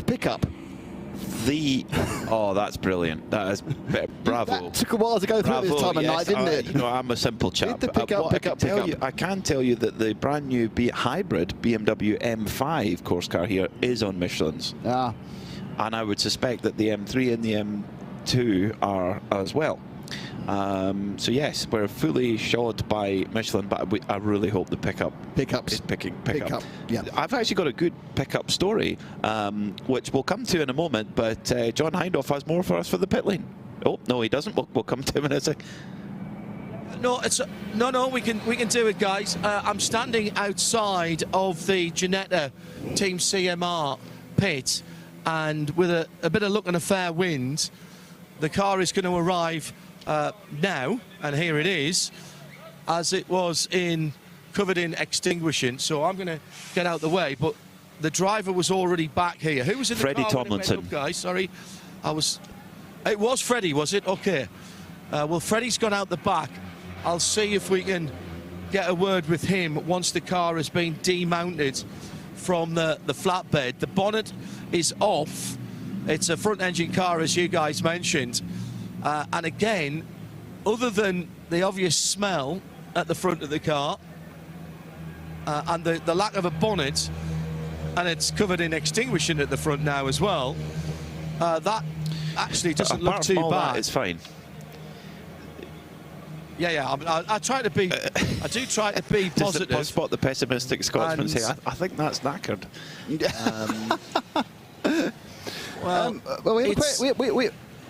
There's been a lot of extinguishing for the car put to on come the out, front and of it, we have a Nick. question for you from our very good friend Drew Amundsen from iRacing. And here's a question. When was the last time Spectator was working the pit lane for an event of this magnitude? Last year. Well, and also halfway. Well, yeah, no, we year did before. this one 2 years ago. Okay. With a 3-hour night stint. But you did the 24-hour series back in Italy in, is that July? Was that Simoncelli? Yeah. It's World Circuit Marco Simoncelli, yeah, with Diana. We swapped between us in the hottest race of the year, where I literally melted my shoes. And if you remember, I was keeping my hair long there for charity. And if I needed to have the buzz cut at any race in the year, it was that one. It was incredibly hot. But you're incredibly lane hot. next weekend as well, aren't you? I'm in the lane at Yas Marina. Yeah, absolutely. Di and I again reprising our Peters and Lee Richard and Judy effect. Yeah, you're do you think we're Richard and TV Judy? presenter She's wife, my absolutely. telly wife. I just want to show you, if we can, and describe the bits that are have come off the Ginetta as it was dropped off. These are burned bits of bodywork that used to be parts of the car, are just blackened, sitting in the area between the working pit lane and the acceleration lane. The guys from the team already moving out to sort that out. Let's have a quick look in the Ginetta pit. It's gone in forwards because all of the damage is there at the front. No sign of Freddie at the moment. I'm sure he is out the back just recovering from what must have been a very scary moment. That's the second car we've seen with fire at the front of it. Both front engine cars. It was the WS BMW early on with Emily de House at the wheel of that, and there's a degree of resignation in the body language of this car. Bear with me for a second, guys. I don't want to get too close as the bonnet comes off in case it reignites, and they're being very careful about that. But they are having a look to see if they can work out what it was that caused this. Quite obviously, it'll be a worry for them if they find something very obvious like a union or something like that that's broken. Then at least they'll have an idea. They're looking, well, they went straight to work at the left front of that. They've got the torches out, and some discussion about whether it will be able to be sorted out. We've got under a minute to go back to green, and we're going to leave these guys to it. They are going to clean this up and assess the damage more to see if it is possible to get this back out again. I'm just going to stick my head over the top. Mike. Well, there's lots of remnants of the bottom of the bonnet in there, which would have to be cleaned off. But it looks to me as though whatever happens, there's a lot of work to get that done, yeah, guys. When you have a conflagration like that, the problem is you burn the wiring loom, you burn the electrics. I mean, as I said before, the actual mechanical parts are normally pretty much unharmed because they can take those sort of temperatures. That's the temperature they operate at. It's not the temperatures of the plastics, the wires, the looms work at, and that is replaceable, but unfortunately it takes a hell of a long time. There's a lot to replace, yes, and to make sure that the car is safe to then run again. Yes, you're spot on, Nick. That is absolutely devastating for the Ginetta Team CMR. They are still actually classified as a GT4 leader. Such was their lead, but it will mean that Chururaki for AGMC Racing by Simpson with their BMW, who will go up to the front, and actually the GT4 battle will be very close, because you'll have AGMC Racing by Simpson and their BMW just within a lap of SRS Team Sorg Rennsport, who will be second, and Continental TTR Racing with their Toyota, who have quietly gone about their business. They're in the mix as well. But we see this quite a lot in 24H series, Nick, where GT4 can often be a battle of attrition rather than raw pace. I think last year we saw the Bugirard team with their Mercedes win most of the events, despite in virtually every event spending a long time in the pits.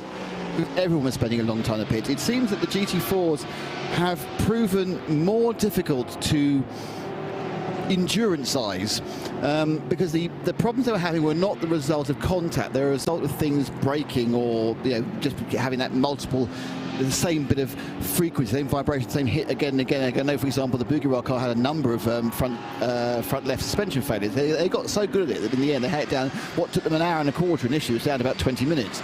But we kept seeing those GT4s, whatever manufacturer, it wasn't just Mercedes, wasn't just BMW, whatever came in, it ended up, as you're absolutely right, it was just who could do the most time, not the fastest time, who could just be on the track for the most time. And who had the fastest pit crew as well. The alternators seem to be an issue for a while in the GT4. So the GT4 is quite a mature. I mean, GT4 is a relatively mature class now, isn't it? I mean, it's what, 5 years, 6 years old? Much more than that. I'm thinking since it's moved into the more endurance side of things. Yeah, the GT4 is interesting because they're 80% road car, whereas a GT3 car's 80% race car. So there's definitely a factor in that. John's made his way down to another fan favourite, the 31 Team Parker Racing garage. The Bentley went out quite a while ago, but John, do you have any? Come on, tell us. Is it coming back from behind the garage door? Maybe. Oh. I think not. I like your enthusiasm and your optimism, Peter, but there's absolutely nothing going on with the dark green Bentley. I don't know if you realised it earlier on, but the decals down the side, the gold decals, are actually in the lines of the Union flag, but it's sitting rather forlornly on its own in the garage that it shares with the Lippert Motorsport Lamborghini, to be honest, John, Super the main sponsor is someone you need to talk about, because about car storage, that's one thing you really need. Garage Easter. Excellent they are, apparently, particularly when giving huge discounts to pit reporters. In Lincoln are a bit better. I can't park the entire fleet. No, indeed not. As I said, they share with Lippert Motorsport and the Super Trofeo Lamborghini, which has been leading GTX from pretty much the start of the race. There was a moment or two ago, it looked like they were going to come in. There was a driver ready, and they've got the Michelin tyres ready. But whether they've decided against that or not, they're still looking in a reasonable state of readiness. Fabi, just look over here to these guys. They're in a reasonable state of readiness. We have the driver back again. He was standing out in the pit lane. And here it comes. These are scrubbed tyres that are going on, at least the front. So one of the taller drivers that's coming in at the moment. We've got a set of discs and pads.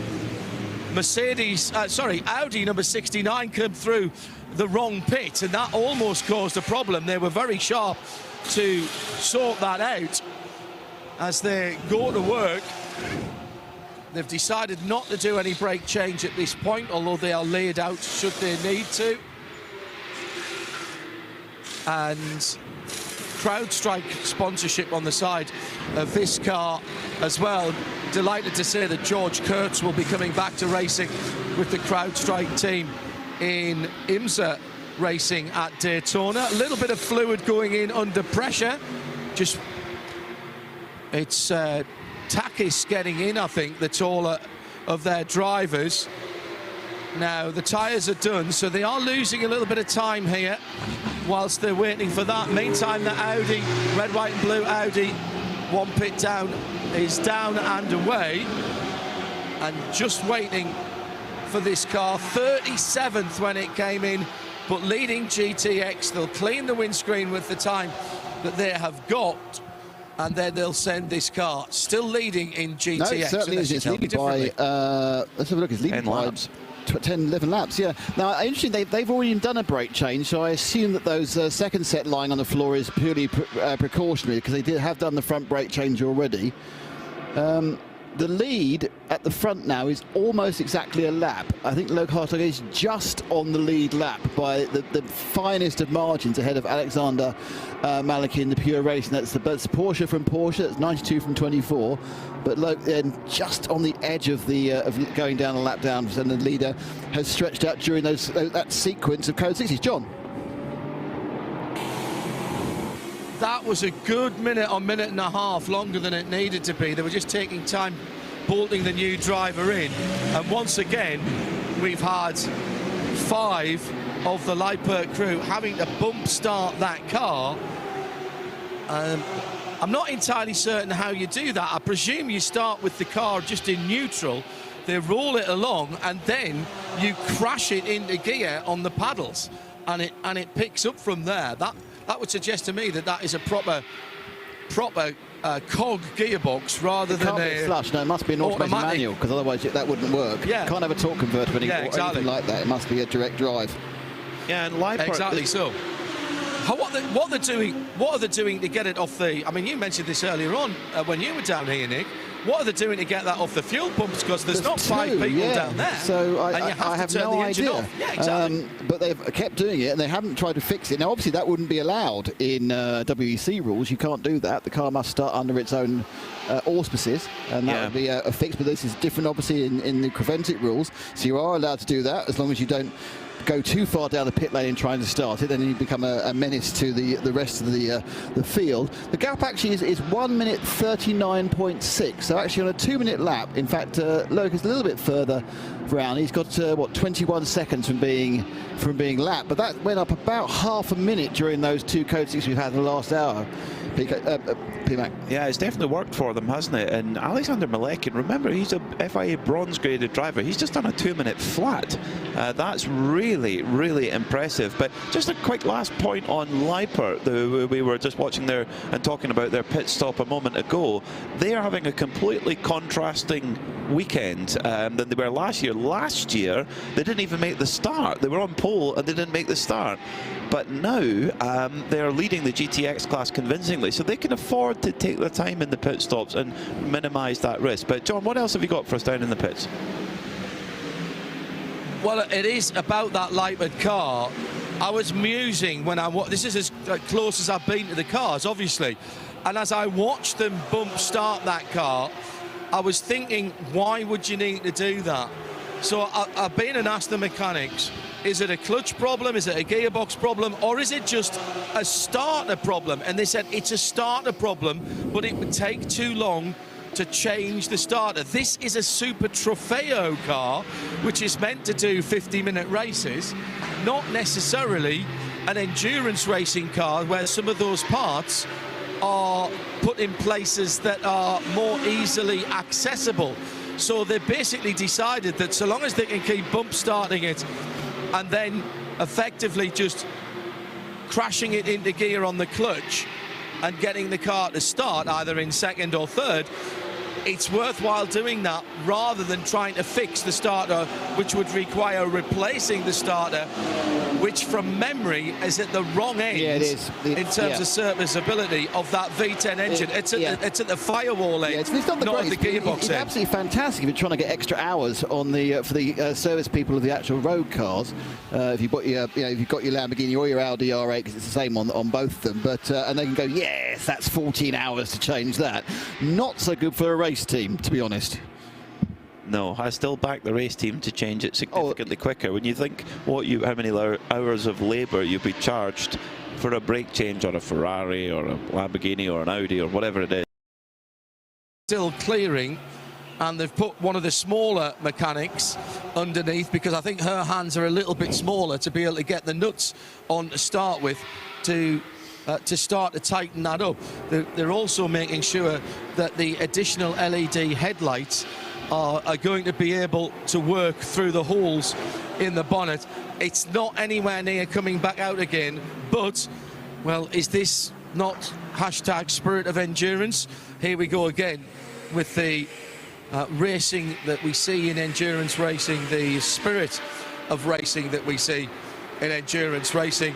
I've got a feeling they will get this car back out. They want this 914 to turn some more laps, and I'm not betting against that in the Razoo More Than Racing garage. Well, obviously, the key thing they had to remember was both the slightly broken toe link, and more importantly, of course, they had a radiator to replace, and that's not the work at the moment. But they have avoided putting all the water from the radiator all over the floor, unlike the other car earlier. And don't forget, they're not long off the back of fixing a very damaged GT4 Cayman, which they're also running in this race. And as we were alerted by Paul Truswell earlier in the week, that same car, that 914 machine, did have a big crash in testing earlier in the week. So the Razoo More Than Racing crew, they're my early favourite for spirit of the race, but there's still plenty of time for that. Very much are lusting after that plastic trophy to be awarded to them by Joe. Presented by you. No, it's Joe. Joe's doing it. Oh. Joe has the honour of being the spirit of the race man. Okay. But, many things could happen. It could be somebody else. John. We got the RX, the racing team, Pure RX, Pure Racing, in drivers wearing matching helmets is never particularly easy, as one of the wheel nuts has just gone careering down the pit lane. My silky soccer skills have picked that up. And delivered it back to the team. It was hot as a hot thing. You don't pick the nuts up, they're boiling. Listen, you know what I'm like, you know what my hand's like from cooking. So, yes, I did pick it up and delivered it back to the team. That was a really good stop, actually. And they were down and gone, 4 tyres and a driver. I would suspect that was somewhere around about that 20-second primo optimum mark that we've been looking at. It's 34 seconds to transit down the pit lane at the pit lane speed limit. 4 tyres, 4 new Michelin tyres on 4 new rims, centre lock wheels, of course, and the new driver already on the way to the fuel. And you'll be able to look to see exactly how much more than 34 seconds that took. Short stint for Alexander Malikin, because he came in at the previous code 60. Now, I think they were just ticking him over his minimum 2-hour drive time to score points. So I think he must have been short of his 2 hours. They've put him in for 25 minutes and clicked him over the 2 hours. What I think's happened there. You are making a face like, Nick, you may not be correct. Not sure. Good guy. I'm not sure. Why else would you put him? No, he hasn't. He's no. In terms of the 2-hour minimum for the race. Yes. Yes. You know, I think that is. Sorry, I think he's gone over his 2-hour maximum. Sorry, my apologies. I'm following you now, Nick. 2-hour minimum. Yeah, 2-hour minimum. I think. Yeah, I would think Alexander Malikin's well over that anyway. So they're running in the outright class. The minimum driver time. Hold collar. This will, of course, see a change of lead, because the Dynamic GT team was only 1 minute and 32 behind. And obviously Alexander and his team and whoever's got in the car will be a lot longer than that by the time they've picked up a full slurp of fuel. Both of them, of course, only got 25. In fact, all the cars only got 25% of fuel the last time they stopped, because we've had a couple of very close together code 60s. We'll see the Dynamic GT car scoring the lead at next lap. You could be right, because Alexander Malikin, he has to do 4 hours of minimum time. 4 hours. And I think he wouldn't have been far off that, because he's done quite a few stints. So I think you could be spot on there, Nick. So to tick over. Yeah, I mean, they're playing it how it could be. They saw a chance to get most of it under code 60. Hopefully John will get a word with him in a minute, because he'll just be in the middle of cooling off and taking off his helmet and hands device. The car hasn't gone over the pit lane beam yet to confirm who the changed driver was. They had an almost identical helmet, so could well be Alexei Nezov.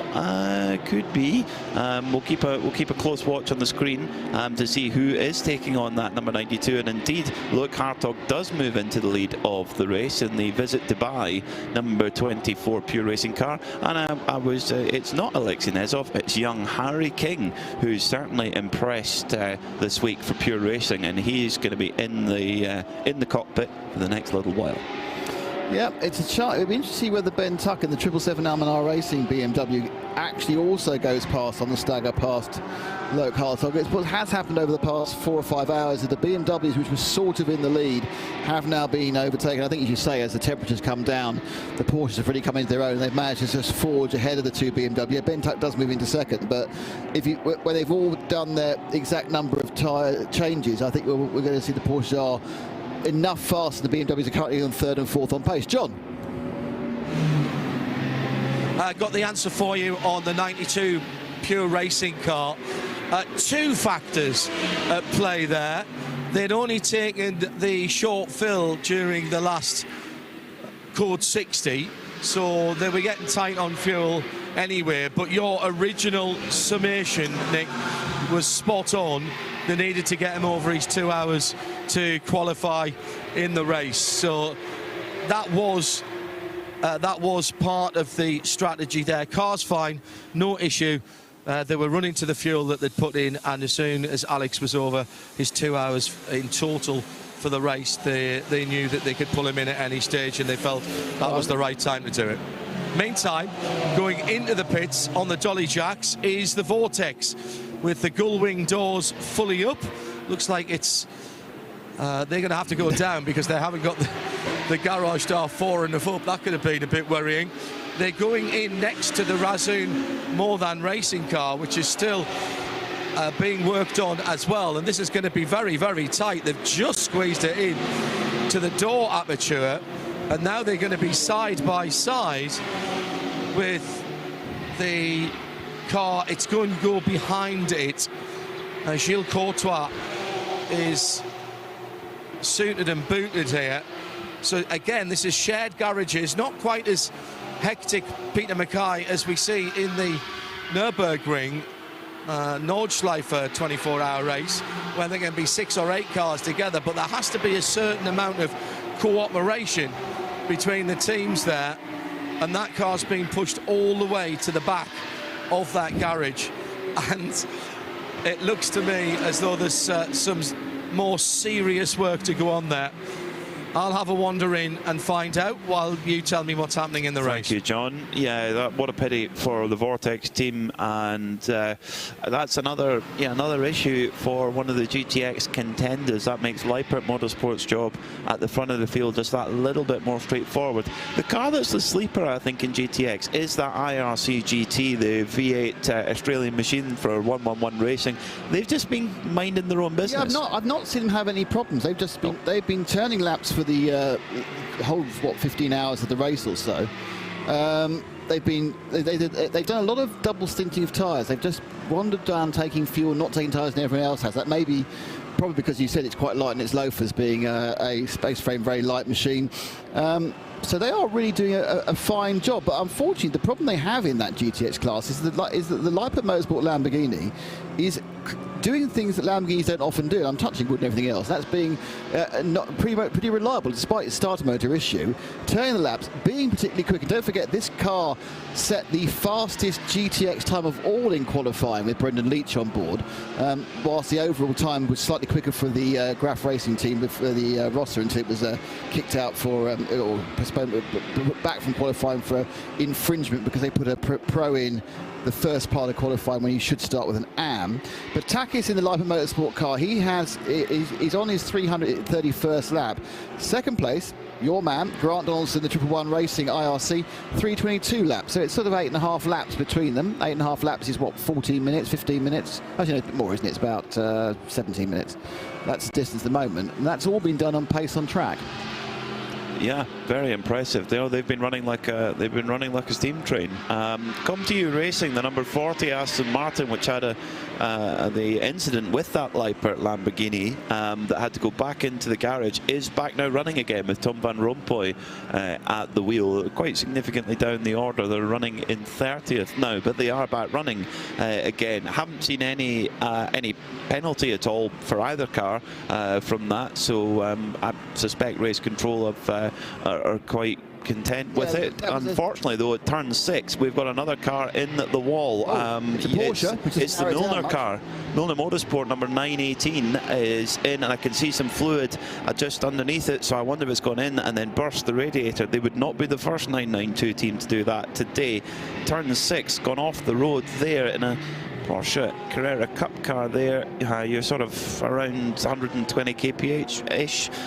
Coming around that corner is the Milner car. Oh no, Brian out of 37th and 5th in the 992 AM class at the end of the last lap. Brian Sursley was on board. It does look like a carbon copy of a couple of other accidents we've seen. Is run on.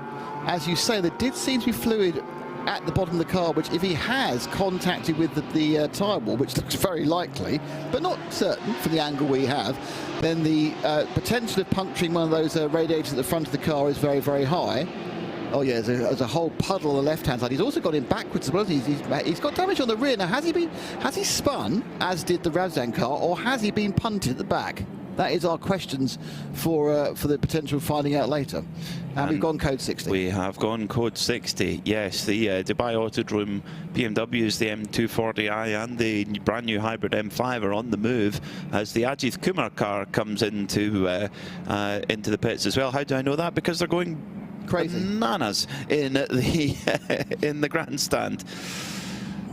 Also, the whole circuit recovery team on the way to attend to that Milner Motorsport machine. We saw the Vortex getting pushed into the garage. John Hindhaug's he's got his investigative mode on. And what's going on, John? Oh, have I ever? I've been practicing my French as well. Zut alors. Un problème avec les boîtes de vitesse. They have gearbox issues on the back of that car. They've taken off. It's a very clever system, actually. The rear bodywork comes off in 2 pieces. That's basically just the wheel arch, over wheel arch parts. But actually breaking the gearbox is going to be quite difficult. The rear wing folds flat. It's almost like a DRS system, except it's all the way down on the gearbox itself, and that's pretty easy to do. So before they fail to take it off, they're going to have a look inside the gearbox. There's an inspection plate at the back of the car. They'll have a look at that, see if they can recognise something that they can fix, possibly whether it's an electrical problem or a mechanical problem. And you know what they're like at Vortex. That again is a team with 10-ish hours to go. That they are not packing up and heading for the beach right now, fellas. When you were doing everything in French and English, I was getting Eurovision vibes, to be honest. I wonder if we were going to give Vortex nil point, but they are carrying on going. But no, never. No, well, perhaps for the 1.0 sometimes. It's a deuce point for effort. Yeah, I couldn't agree with that more. Be, so this code 60 is giving opportunity for people to slurp in 25% of fuel. It may interestingly play into the other cars outside of Harry King's Pure Racing, because they can now pick up a 25% fuel fill, whereas of course Harry came in and picked up a full fill, but obviously had to do that under green flag conditions. So this could be a kind of an ebb and flow and move it a little bit back towards Low Tog and Dynamic GT, because they had lost time in the previous couple of yellow flags. That is if Loy Hartog comes into the pits, but he's been he's on his stint for 55 minutes, so you would imagine so that there'll be more than 25% of the fuel tank in there. There has been quite a lot of code 60, of course, in those 55 minutes, but at the moment that 24 car for Dynamic GT Visit Dubai is making its way around turn 12, so still quite a way away from the pits, but I wouldn't be surprised to see it in. It's certainly busy in the pit lane. John, you've got plenty to watch. It's not busy, it's chaos. MP Motorsport have just come in with their AMG. They follow out behind the number 11, the similar car, and in the same pit, it's now Red Camel Jordan.NL who are moving their tyres out of their own pit lane. Now, this is where you do win by having the electric guns rather than the pneumatic ones. In comes, I think that's Luke Breukers behind the wheel. Yes, it is. He's staying in the car. There's a new set of Michelin tyres being offered to the left-hand side, yes, and the right as well. Front right. There was a little bit of confusion there, actually, about where the tyres were going and whether they were lefts or rights, but they've got that the right way round now. Now he's going to have to just be held for a second. Nice job with the man on the lollipops to allow Luke to get his foot down and join in behind the bright green Aston Martin, which is back out of the pits again after that issue earlier on in the piece. And it's obviously quite important to get the tyres on the right side, because if they're on the wrong side, you're in breach of regulations often. You end up getting a penalty for having your left on your right and your right on your left. I do remember once I was many years ago, I was doing the pit walk for a Formula 3000 race, and I noticed that one of the teams, I think it was Jamie Davis's team, who put the rear tyres on the wrong way around. So they had the rear tyres on the wrong side, because you could tell because of the rotation arrows. It was kind of like the buzzers were going. So to tell the mechanic, you got your tyres on the wrong side, and he went, what can we do about it now? And I thought, well, fair enough, he might get no grip. But actually, when he went off the line, he broke a drive shaft. So I don't know whether they got everything wrong, or whether having the tyres on the wrong side meant the drive shaft went. But it was like it went nowhere. Or was it just blind luck that the drive shaft did break before they had a big accident? The mechanic went, oh, let me do better now.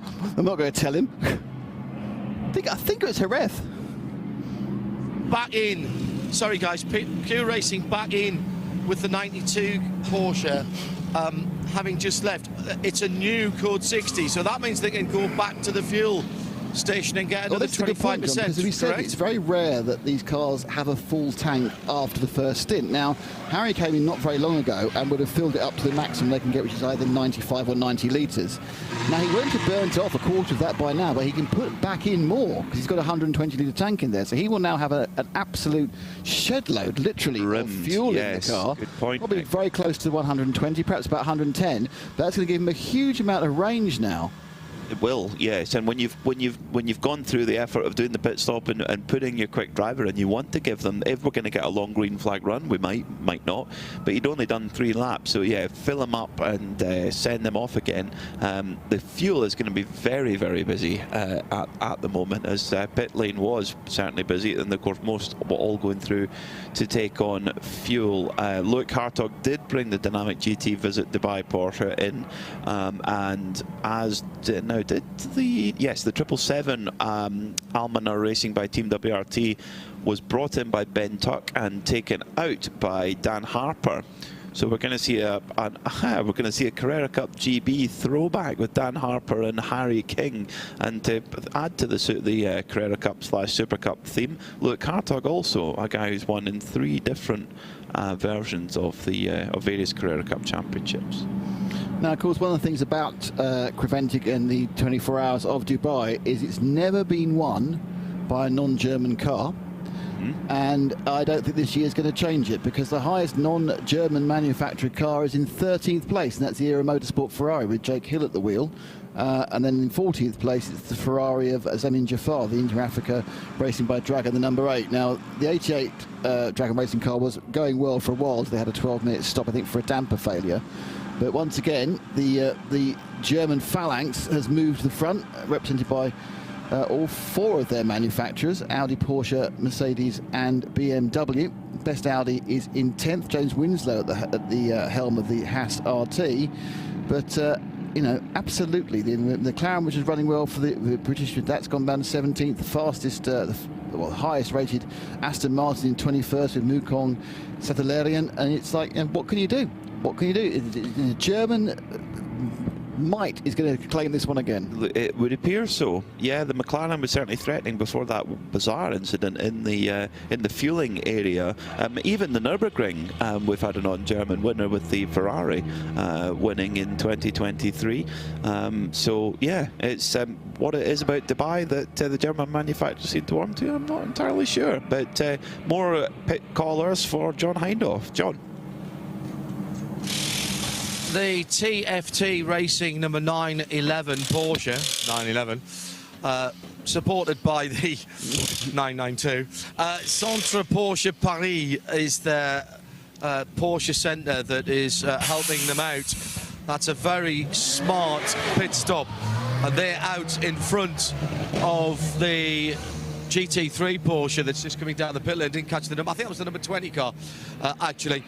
I was just thinking, well, we've got a breakdown truck coming in the pit lane as well, so that'll be bringing in whatever's caused this full course yellow. I'm afraid I lost you when I was in the back of the Vortex garage, so I didn't hear you telling us why we had the full course yellow. I don't think I would want to come in on the first knockings of a full course caution from the evidence of what I've just seen, because it was absolute carnage down here.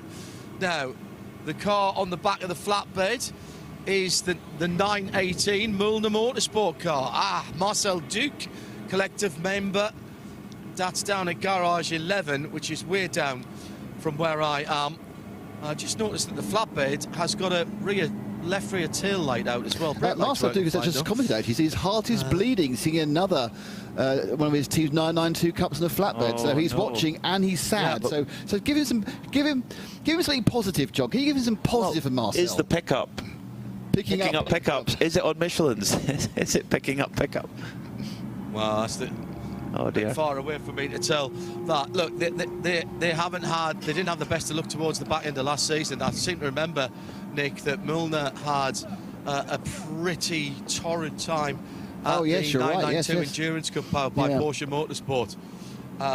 Nürburgring was a little bit better in the 24. Alex Brundle netted, I think, a second place in class with the car that he was in the truncated, the 7.5 hours of the Nürburgring 24 hours.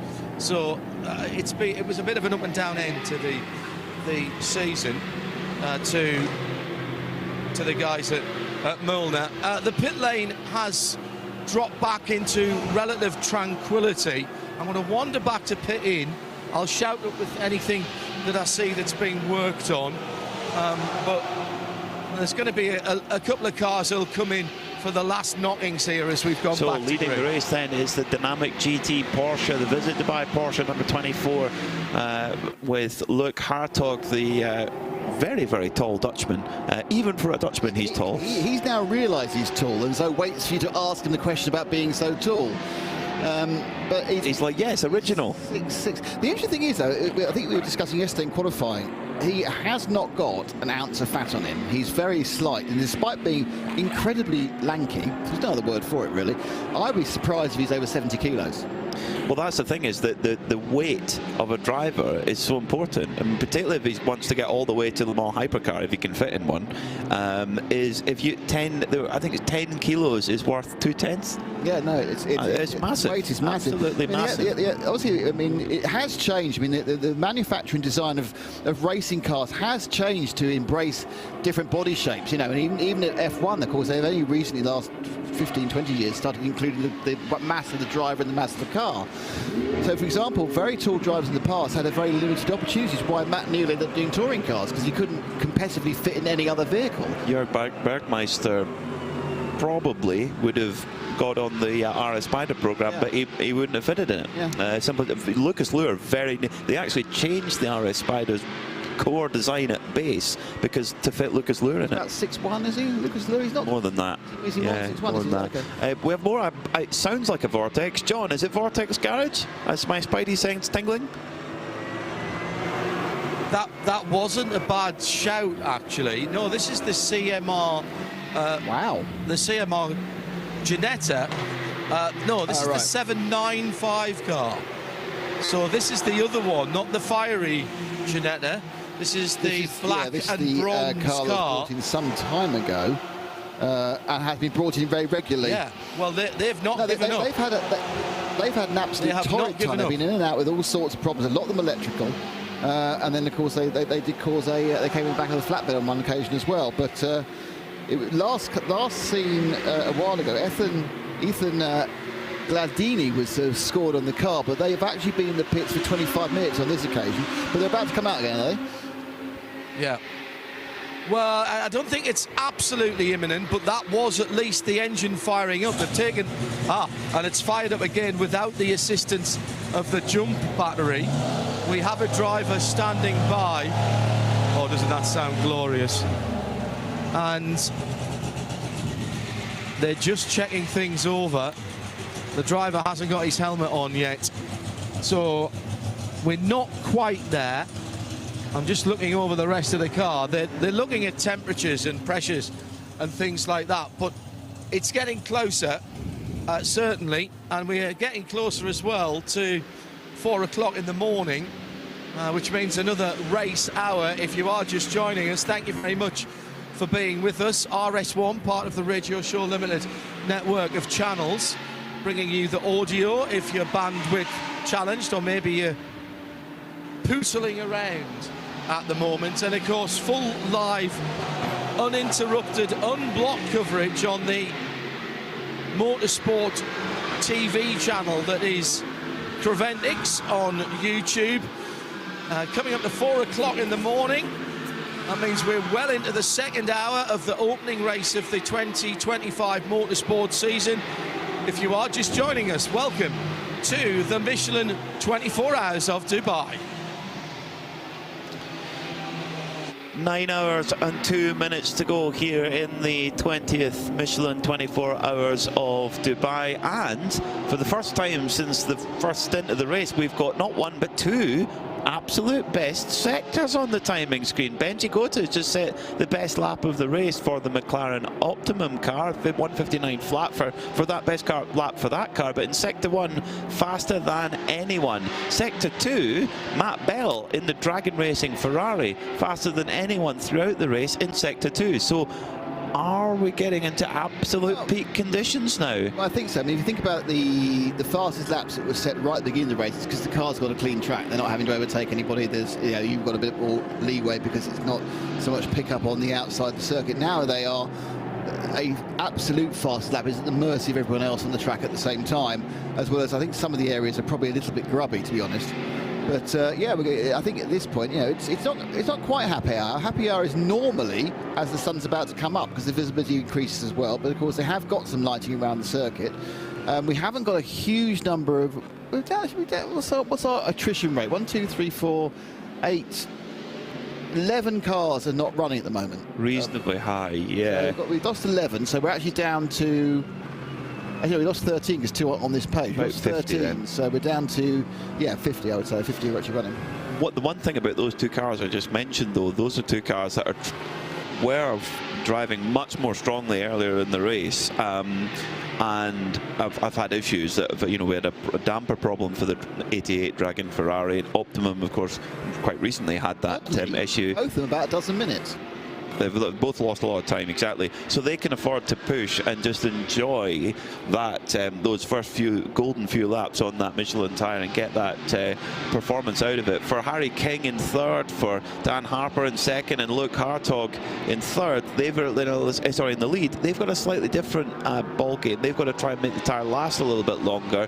But Dan Harper and Harry King have fairly fresh boots. Luke Hartog, he's got tyres that are 20 laps old, so he's maybe a little bit behind the 8 ball. Yeah, I mean, it's. I think there's a lot of many are still to happen yet, and the interesting thing is because of that second code 60, not long after we saw Harry King come in for a full fill, some of the advantage was immediately lost to what they had in the tank. But had they got that back with the extra 25 litres, that's something we can discuss while we hear more about the stricken vehicles from John Hindhaugh. Thank you, guys. As I'm perambulating gently in the still. You sash here. Let's be absolutely clear on this. You sash here. Yeah, I stroll or perambulate. I've got some much better news for the Asbest Racing Cupra TCR. This is the 102 car. It was having a gearbox change when I came in. They were well through it and already starting to put things back together. The front end of the car has gone back on now, and either I've just been waved to 3 times by one of the mechanics, or he's told me it was 15 minutes, probably under 15 minutes before that car goes back out. I think it's the latter.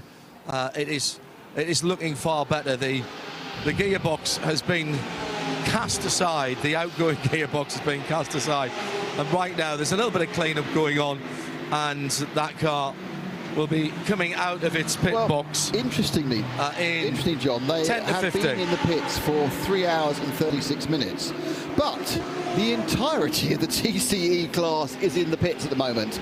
The leader, which is the 101 Avest, that's been in for 2 hours and 15. The 102 has been in for 3 hours 36, and the only other TCE class was... No, the 101 has just gone past me. The 101's just gone past me, having just come into the pits. I see, right, his pit score is because he's actually coming in, but he is running a long way behind, but he's scored in the pits because it's not a just long standing pit, it's a short standing pit. I think he actually soaked up a penalty as he came into the pits that time around. There's some... the faces that was made by the team member who's just been down to the penalty box and he's walking back to the pits, he's nearly there now, was one of a bit of a shrug and resignation. Look, they're here, they're competing. For so many of these teams, we heard Ramsey Moutron saying when I came into the pits, it's not always about winning, it really is about taking part. And for some of these teams and drivers, this is their Daytona 24 Hours. This is their Le Mans 24. This is their Monaco Grand Prix. However you want to categorise the very top of whatever part of motorsport, Monte Carlo Rally. This is the biggest race that some of these guys will do. And to be in it and to get to the end of it, whatever it takes for the drivers and the crews, that is an achievement in itself. And we have to remember that in an era when endurance motorsport and the reliability of even GT3 cars, but certainly prototype cars in the FIA WEC and IMSA has come to such a point we don't expect to see people having to work on the cars, and if they do, the competition is so tight that they quite often retire them to save the machinery for later on in the season. That's not what's happening here. We have to remind ourselves that there are far more things going on than just getting a shiny trophy and standing on a podium at the end of it. And fair play to all of these teams who are still working hard to get their cars to the end of the race. Dan Harper is beginning to slowly eke towards Loic Hartog in the lead, the Dynamic GT. This is the Dan Harper in the BMW, the Almanar Racing Team machine. He got it down to about 48 seconds, and they are on a very similar strategy as far as fuel is concerned. But Loic Hartog a lot further into his stint. He's in 1 hour and 12 minutes for maximum 2 hours, whereas Dan Harper is just 17 minutes on the clock. Harry King, well, we think he's got more fuel on board, but he's back by another minute and a half.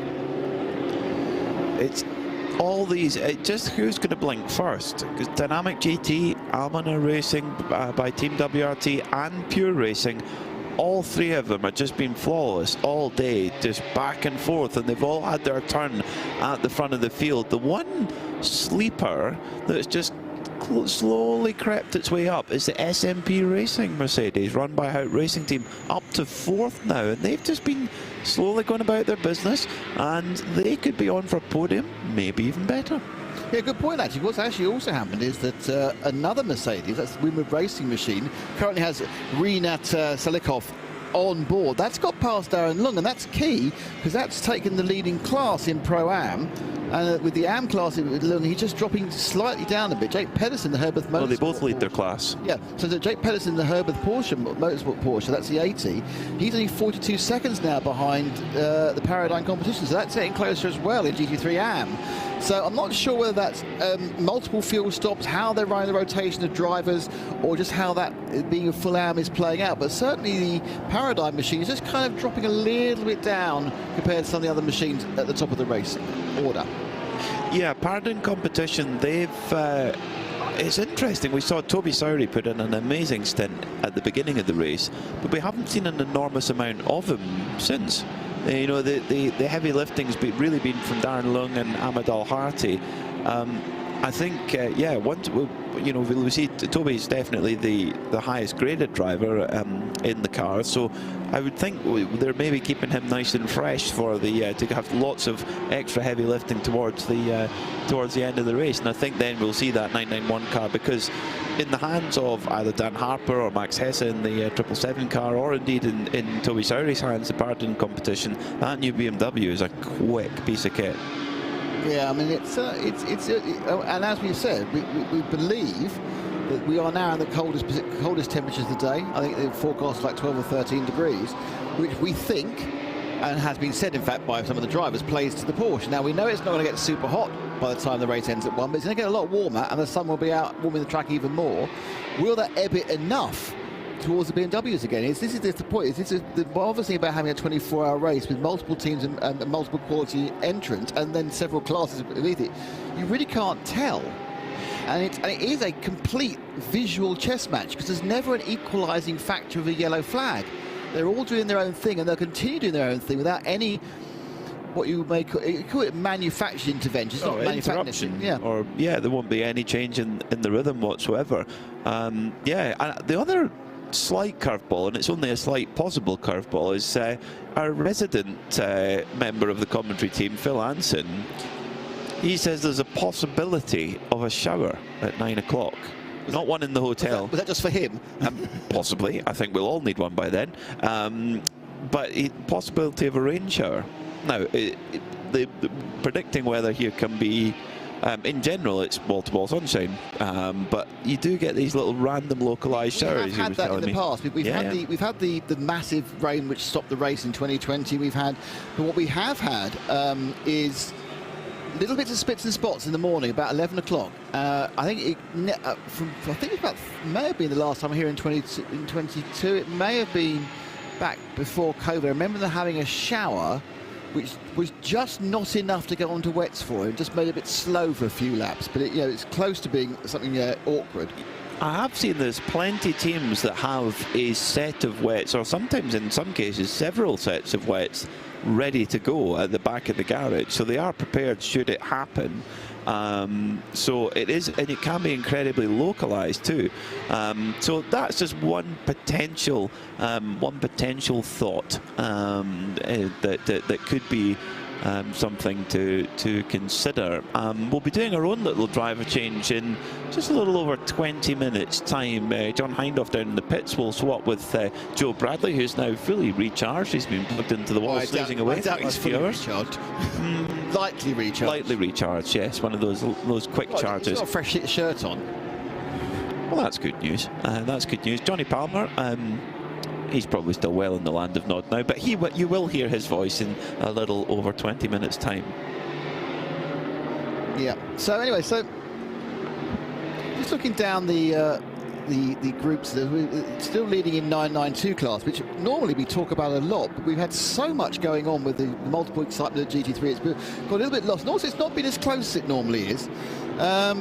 Red Camel Jordan's, their lead is down to 52 seconds now. They have been led by a lap and a half at one stage. It's Job Rapinage from the Tierra Outdoor Racing by Porsche, the 912 car that's in second. Third place, a name very familiar to Creventic fans, Matthew Detry, not with the Haas RT team, but with the Ajith Kumar Racing Porsche. That's obviously run by Baz Kooten, of course. That's the 901, and he is just about a lap behind the Red Camels machine. And then in fourth place, it's QMF by HRT, the Qatari Motorsport and Motorcycle and Motorsport Federation, who had a fantastic win back at the end of the last year, and it's in the amateur class of the Spa Special 12-Hour Endurance Race for Porsche. It's Ghanem Al Ali in that one in 992. Still leading by a country mile. It's now Takis in the Lippert Motorsport machine. That's about 20 minutes ahead of second place Grant Donaldson, the 111 Racing. In GT4, it's Tudor Racci, I think that is. It's in the AGMC Racing by Simpson BMW. That's lead, of course, was abdicated by the Ginetta a while ago in a massive conflagration. But second place is Harley Houghton in the SRS team Rennsport Porsche, and that gap is 1 minute 52 seconds. That's now below a lap, P-Max, so that one's getting close in GT4. That's really opening up, and of course in the TC there's only one car actually really running, and that's Nadir Zahur in the Asbest Racing 101 car. That's done 299 laps. The second best is the 102 car, the Asbest, which is having the gearbox change. That's on 229 laps, so he's just got a mere 80-lap lead. That's pretty convincing. Yes, it is. Benji Gota in the Optimum Motorsport McLaren, although running down in 17th after that delay they had in that machine, right on the back of the race leader, albeit several laps down, making, to be honest, a bit of a nuisance of himself to Luke Hartog. And clearly that McLaren is coming alive in the night time. Benji Gota driving it very well and really pushing at full maximum attack, whereas Luke Hartog's having to be a little bit more considerate. He's got 26 laps on his tyres, which will not be helping. Benji Gota's got 9 laps on his tyres, so it might actually be sensible for Luke Hartog to say, on you go, I'll tuck in behind you.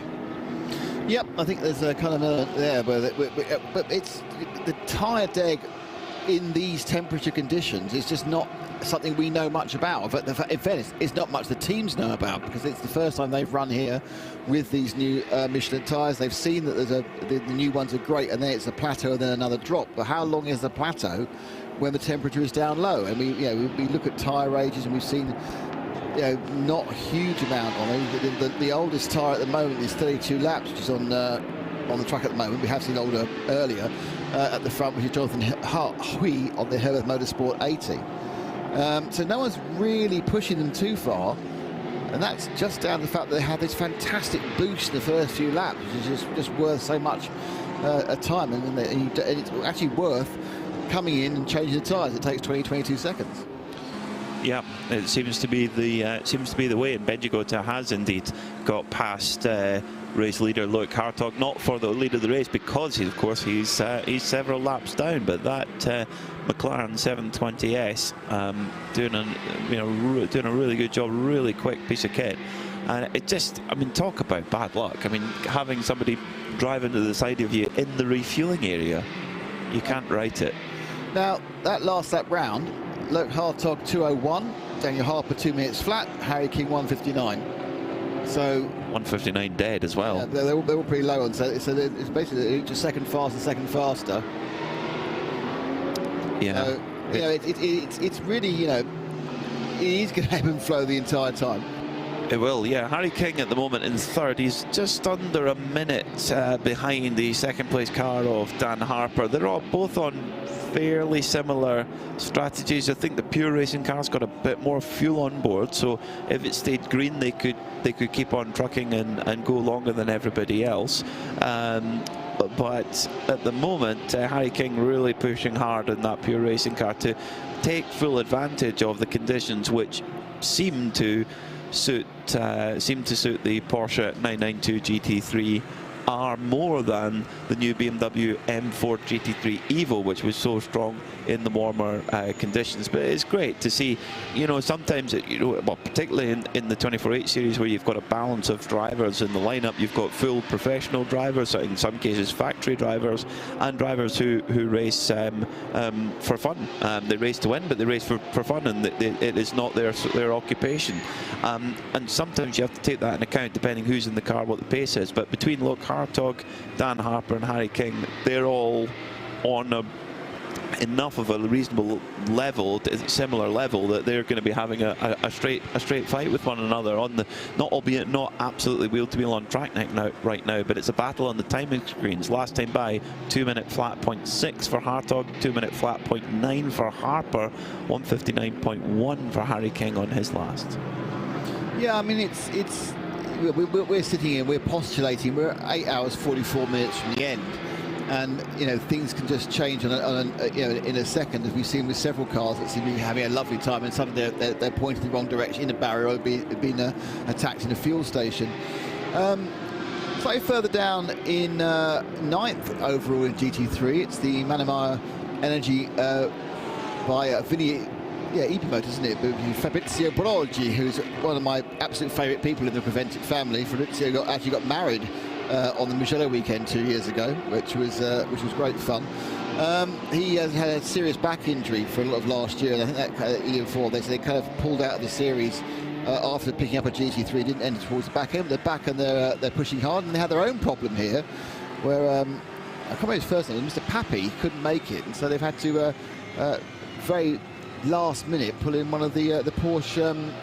I need to get my glasses out to read the name because I'm Patrick Niederhauser. See, this is really all I need to say is say Porsche, and either you or John is going to tell me the answer. It's fine.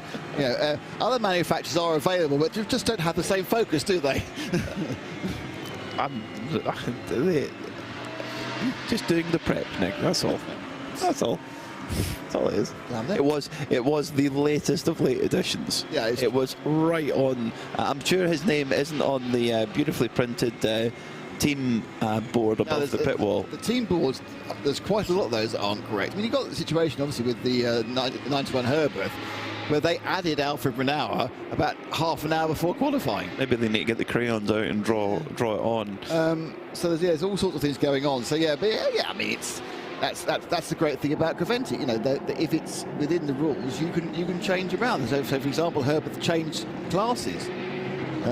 They had lost a driver. They then put Albert in and Alfred in, and they changed classes. Harry King just held up a little bit with 201.4 last time by. He just got stuck behind the Paradigm competition BMW driven by Darren Leung at the moment, but there's nothing wrong with the straight line speed of that BMW. But Harry now clear of that car at least, but then into even more traffic that he's got to try and get through, such is the life of the top class running GT3 driver, and using liberal amounts of the real estate here at Dubai. There's plenty of room to use, so yeah, why not use it? Yeah, I mean, the interesting thing, what we've not really seen is some of the definition of track limits. We've seen a lot of people picking up penalties, which are for track limits, but are they, for example, there, 3 cars kind of went off the track because they were going past the back marker. Now, I suppose they could choose to stay behind, but do you think, will they get called for track limits for that, do you think? Because it's kind of like if we... Yeah, it was kind of, is there a force majeure to the track limits? I'm sure that's what they would argue when they're hauled to race control. You are the steward. What do you do? No, thank you. Was what I would say. I would imagine there's a pit stop incoming for Scuderia Praha. The driver prepared, ready to go. It's Denis Wojcik at the wheel at the moment. It's not been the best day for Scuderia Praha. They sit in 24th at the moment, 9th in the Pro-Am class, but they're a top team. They won the Portimao 24 Hours 3 times. We're a real stalwart of 24H series racing. It's fantastic to have them back, and they'll be effective for sure once we head to the European season. They've entered in a very different way. They've entered in a way where they have a number of the drivers they promoted through their own program from Ferrari Challenge. When they were here before, they had a works Ferrari driver, Matteo Manicelli, who was the hot shoe. You know, he was faster than Joseph. You know, and then they also had the Czech owner as well. So they've come in a very different way, looking to divert the drivers from both Czech and Slovakia. So they've decided to do both parts of the old country. But you know, and I think it's an interesting change. Matteo Manicelli was I don't know if you've ever covered any of his races. He was the definition of Italian driver. He was unbelievably quick. He was very charismatic. He was also occasionally a little bit hot-headed, to the point where he actually got a race ban from Creventic.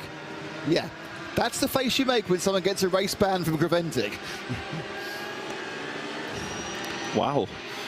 That's yeah. Well, a little bit aggressive. Yeah, a bit aggressive. Yeah, well. And of course, the situation, remember, is that in Creventic 4 or 5 years ago, the spread of speed was much greater. You know, the GT3 class, we get 100 cars, and there'll be 18 GT3s, and then there were 3 or 4 classes slower than the slowest class you see here. You know, we've had Clios going around. We've had 120 diesels as Phil was talking about, you know, but it was a huge tail of cars which were way slower than the slowest car, well, apart from the TCs here.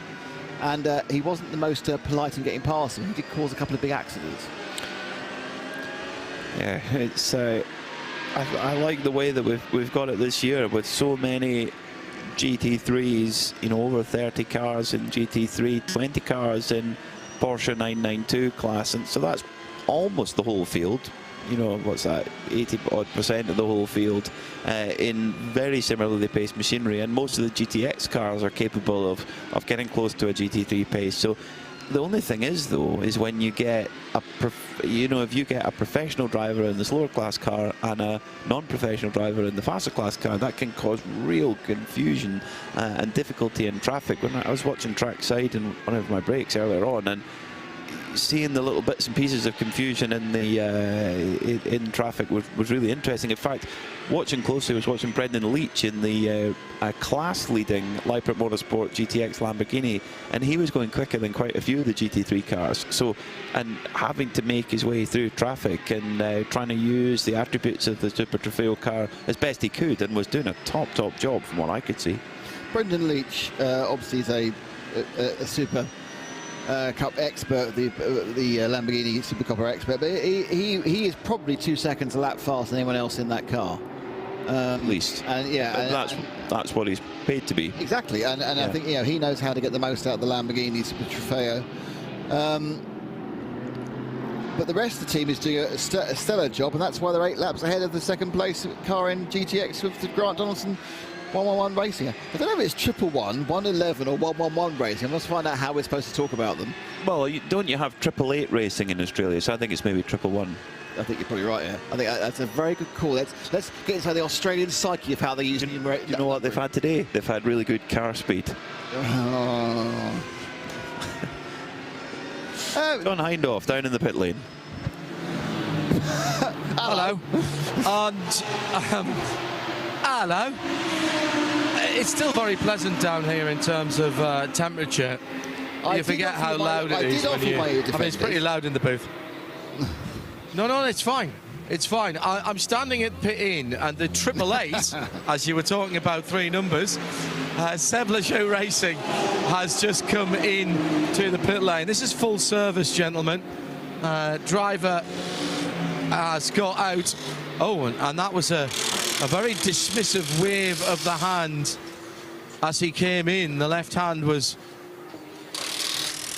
left-handed arm was pulled across his waist in front of him, waiting for the incoming driver to be bolted in. They were working on both sides. New driver, drinks bottle as well. Gotta love the way those cars, those Porsches, take off.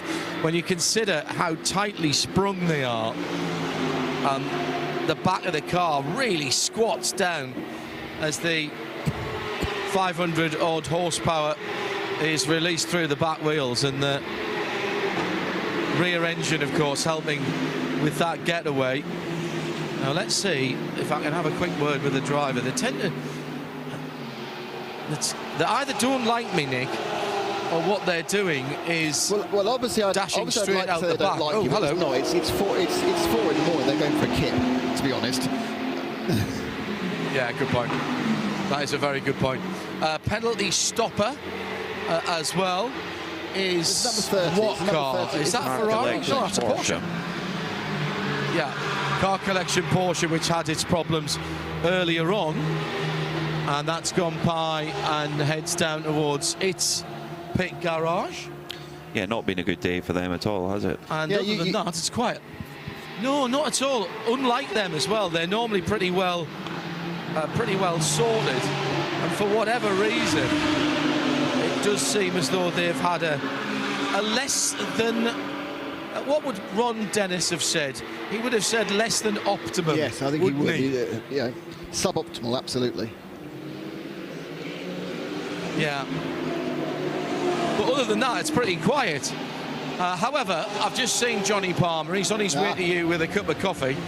So give him 2 or 3 minutes to walk through the tunnel. And, oh, yes, I can see the marshals unfurling the purple flags. Oh.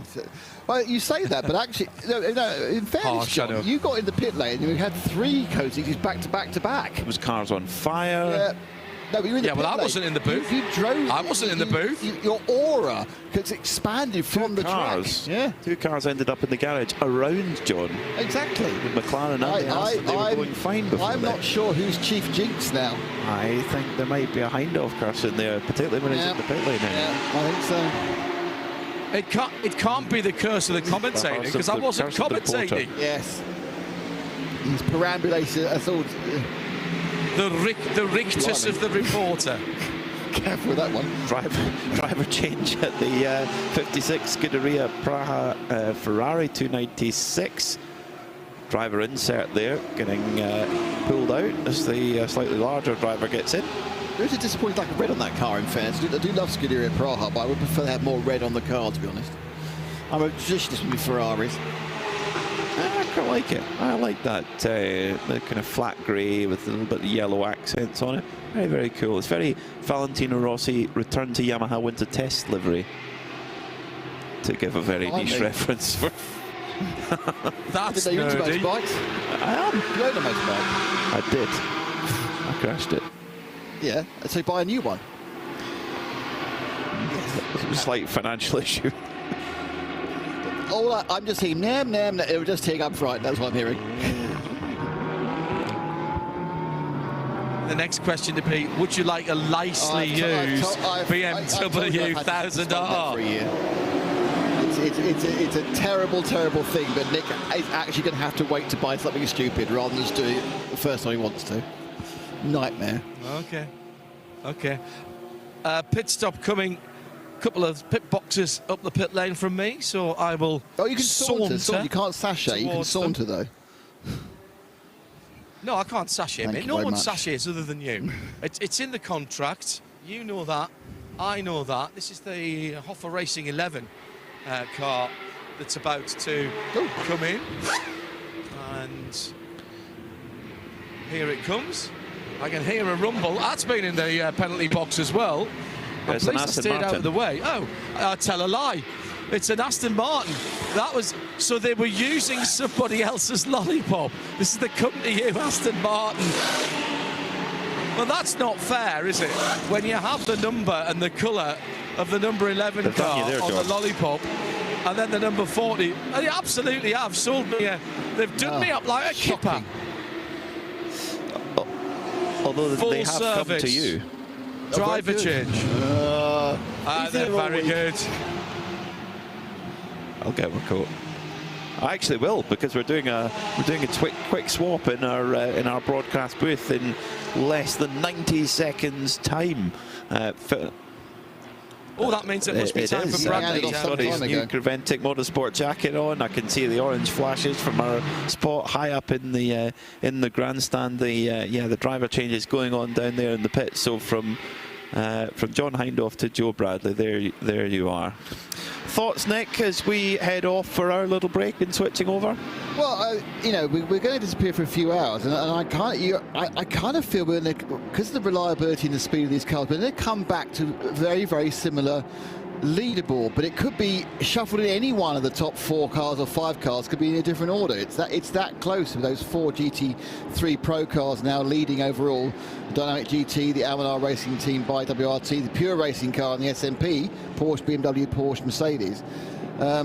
Finally, that kind of structure of the classes coming to fruition with the greater through team quality of the pro teams now really beginning to pay off.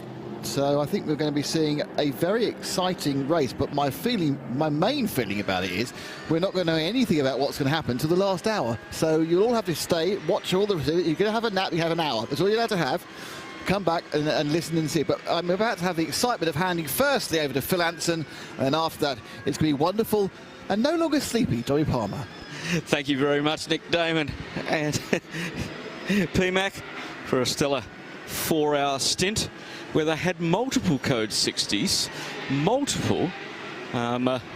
so we're not to blame anymore. Johnny Palmer, we are not to blame, as we have now almost had 1/6 of the race under Code 60. I'd say we are now, or other people are as equally to blame for Code 60s as we apparently were. So, you can't get a perspective for commentary blame until everyone's been cycled through. I think so, yeah. And now we know that the Code 60s are not really picking anybody in particular, like they ever do. Exactly. You just get sometimes, some years, these types of races, don't you? And we've had better years with or more fluid years with more cars in actual fact, but it's just the luck of the draw sometimes. And it is arguably, you know, to win a race like this, is that more difficult to do than one that is just forever green? Indeed, and I must give credit to Tim Gray up in London. John and I were discussing before midweek motorsport this week on this possibly being a distance record or not, and Tim said or not. And really? He was pretty adamant in that respect. He was indeed, and Mr. Gray, I doff my hat to you. What did he know? Indeed, what does he know is another question. Yeah, entirely. In the respect of knowing that it was going to be a stop-start year, maybe just something, an inkling, a clue on that entry list. Big field of GT3 cars. Maybe that tips the balance, or maybe it's just as I say, luck. And sometimes you get cracking races in terms of overall distance. Yeah. This one is more about attrition and weaving your way through the various obstacles from start to finish, and they're all as warranted to win a big race to kick off the new motor racing season. So Luke Hartog in the dynamic GT Porsche, he was in amongst that lead group being cycled through for the race lead when we were last on 4 hours ago. Dynamic still very much in the shake-up, as are Almanar Racing by Team WRT and Dan Harper back at the wheel there. Harry King driving the Pure Racing Porsche number 92. Is it all about those three cars predominantly? The Mercedes can't quite get into the provisional podium slots, but there are two of them, SMP Racing number 7 and the Winward Racing number 16. Leader currently in the fueling station, and fresh set of tyres going on the dynamic GT cars. We'll find out if they've done a driver change once they leave the pits, and Luke Hartog was at the wheel of that one. 37.9 seconds separated first from second, with 8 hours 27 minutes to go. 15 hours 32 elapsed time as the race continues, and the 777 Daniel Harper Almanar Racing back into the lead. Let's have a look at those lead changes over the course of this. Almanar Racing by WRT have led through let's have a look at the part that I was trying to get to. There we go. Almanar Racing by Team WRT have led 107 laps, 99 laps for Dynamic GT, 66 laps for Pure Racing, 41 for Paradigm Competition, 29 for Winwood, 24 for Dragon, and 4 for Era Motorsports, and 1 from Tierra Outdoor Racing by HWN, and that was a 992 Cup car. And that's one of the fabulous features on the timing system offered by Get Race Results. And timeservice.nl, the stats page. I mean, you can be lost in there for 30 minutes or so trying to work out precisely what everything is saying to you, but it's all good stuff. And a lot of the stuff is kind of forgotten from the early part of the race. So we knew that we'd had two relatively early code 60s, but it's always good to have the reference point for precisely why they were and for how long. So if you head to, firstly, the timing page, which is livetiming.getraceresults.com, and then there's a section for the 24H series which you get to with a /24H series. The results are there. They're not results yet, they're current standings, but there's also the tracker, the statistics, that's the page I'm talking about, race control messages, and the penalties as well, when they're issued and when they've been served, and it's all fabulous. It keeps us on our toes, going through all of that information, along with our veritable pit reporters. Joe Bradley will be down in the pits, and Johnny, you're going to have a little sachet up and down the pit lane a little bit later on. The temperature is due to, it's 13.4 degrees at the moment. By the time you get down to pit lane, it'll be 11. Okay, I'll take a jacket. I think you might need one. I'm just pleased that all seems to have been forgotten from the last time I was in a pit lane, which has got to be about 7 years ago for the 24H series, maybe more, in Mugello for the 12-hour there in the days, which still is split across 2 days, so not a 12-hour throughout, but a segment on the, as it was then, the Friday, and then the bulk of it on the Saturday. It runs as a Saturday-Sunday race these days. But yes, I think I was supposed to do something like 60 minutes in the Mugello pit lane. I lasted about 10 minutes and they pulled me out of there. Why is he shouting? I didn't know I was. So that's the first thing, is to make sure I don't shout, even though it's pretty noisy down there. Got to remember that these microphones don't really require that. No, it's talking only, really. Just saw the McLaren get pushed back into the pit box. That was not what they want to have happen.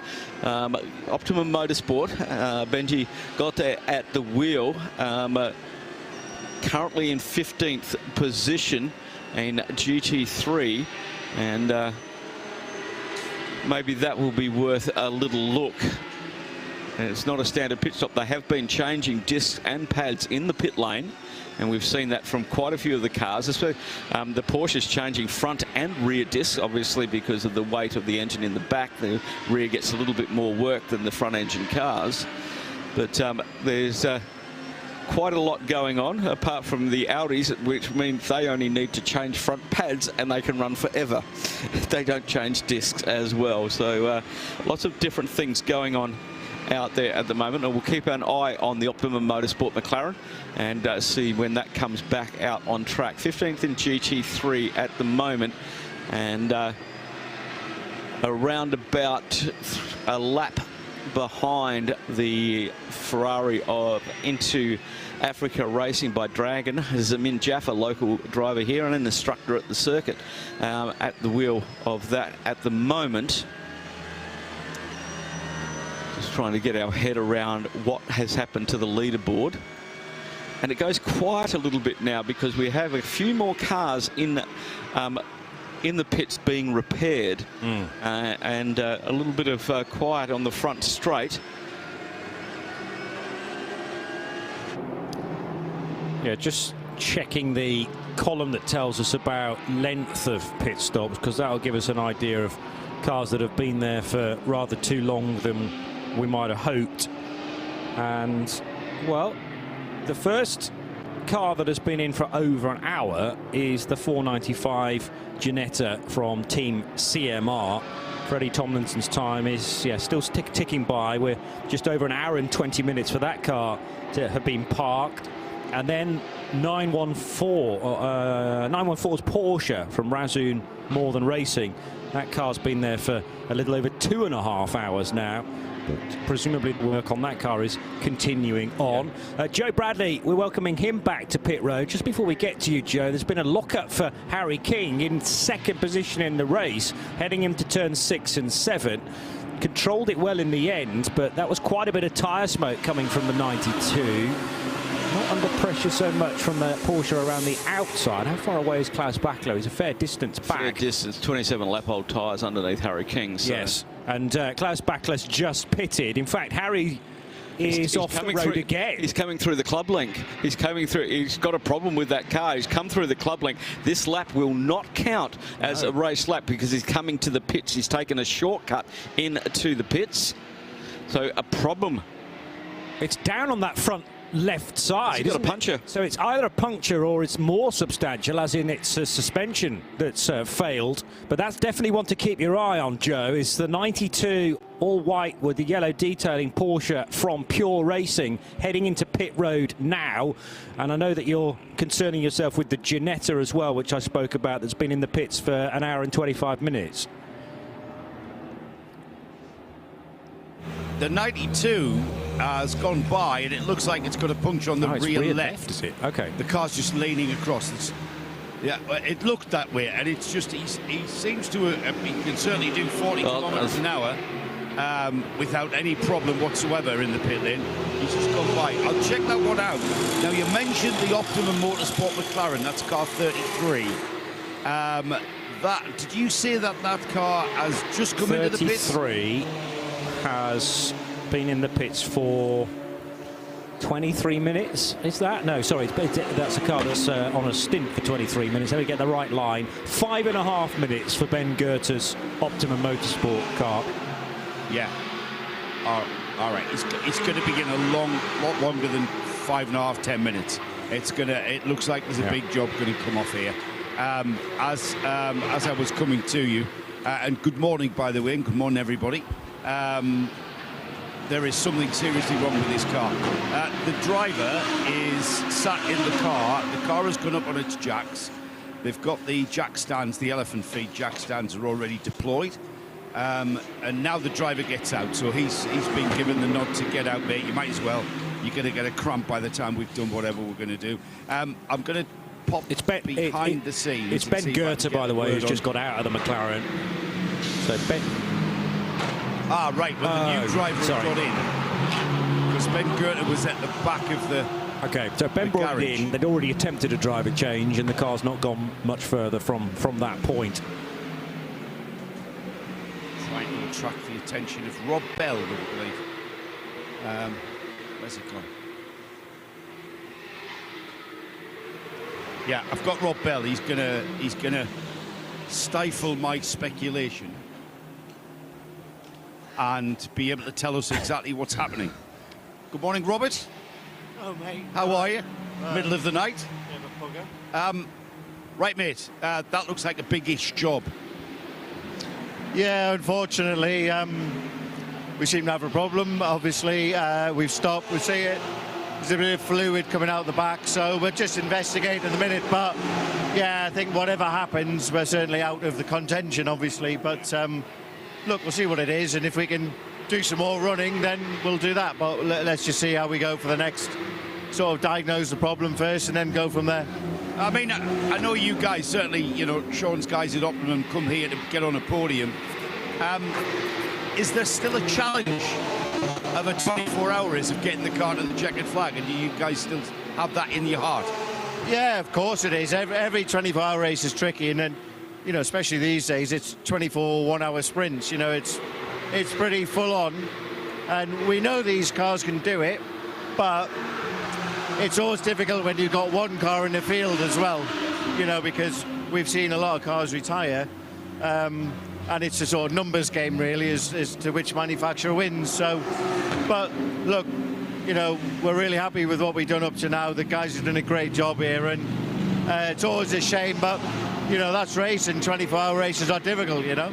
Rob, what we've done there is we've created a lovely, what we call in the business, segue into me talking to you about your new role.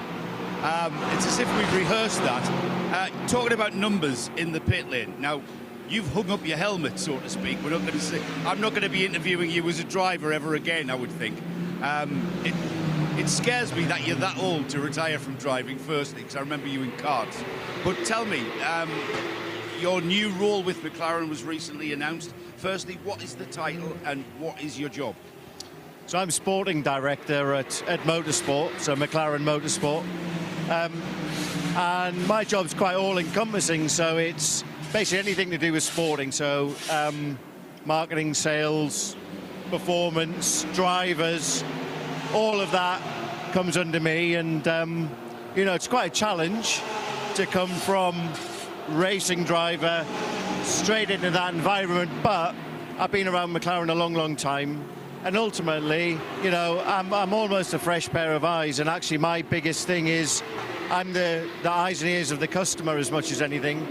And, you know, my biggest part of the role is speaking to our customers, speaking to our team, speaking to our partners, and relaying that back to head office and try and make our products bigger and better for the future. And that's, like I said, a big task, a big challenge. I'm massively out of my comfort zone because, as you say, I've been a driver, professional driver for 20 years. And I'm finding out quite quickly that it's quite easy being a driver in some respects. And look, yes, I've taken myself off the factory roster, but never say never. Never. A racing driver never hangs his helmet up completely. So, you know, never. You're not that old, mate. There's still a little bit in there, Rob. So, I mean, when you say for McLaren, is that GT or does that extend to Formula One even? Just the GT side, yeah. So you kind of erred on perhaps top of the jobs list. We want to see the people over there in the grandstand want to see, the people at home want to see, I want to see, and I know you want to see more McLarens in every pit lane, and certainly this one. Yeah, absolutely. You know, that is key, really. And, you know, we're a niche brand in some respects, in a marketplace full of the big boys. You know, let's all be honest. You know, will we ever be able to compete with the financial might of Mercedes and BMW? Definitely not. However, our brand is unique, very, very special, and we're very proud of it. But the challenge is just getting more cars out there. And look, you know, having teams like Optimum supporting us and working together with them and creating success. You know, don't forget, I say we can't take on the big boys. I mean, in general, in our might of finance. But we were on pole at certain 24-hour race this year in France last year. So we know the product can do it, and it's just building that reputation and building that brand. And yes, the more customers you have, the more chance you've got, you know. I mean, GT3's becoming a part of the Le Mans 24 Hours must have been a massive thing for a GT3 manufacturer. I mean, McLaren weren't represented at Le Mans. They were unable to be represented unless they spent an absolute fortune. Now everything's in place to be part of that one as well. Yeah, absolutely. And look, we've got to run with it. We've just got to keep building and just, as you say, you know, it's we've got the heritage. We've got all the ingredients are within our group. We know that, we've seen it. So we're quite confident in that respect. We've just got to persevere, you know, and as a car automotive group, we've been around 10, 11 years, you know, so we're still learning, but our rate of learning is quite steep. So we learn quickly, the product's there. Customers tell us they love driving the car, they love the feeling that they get from it.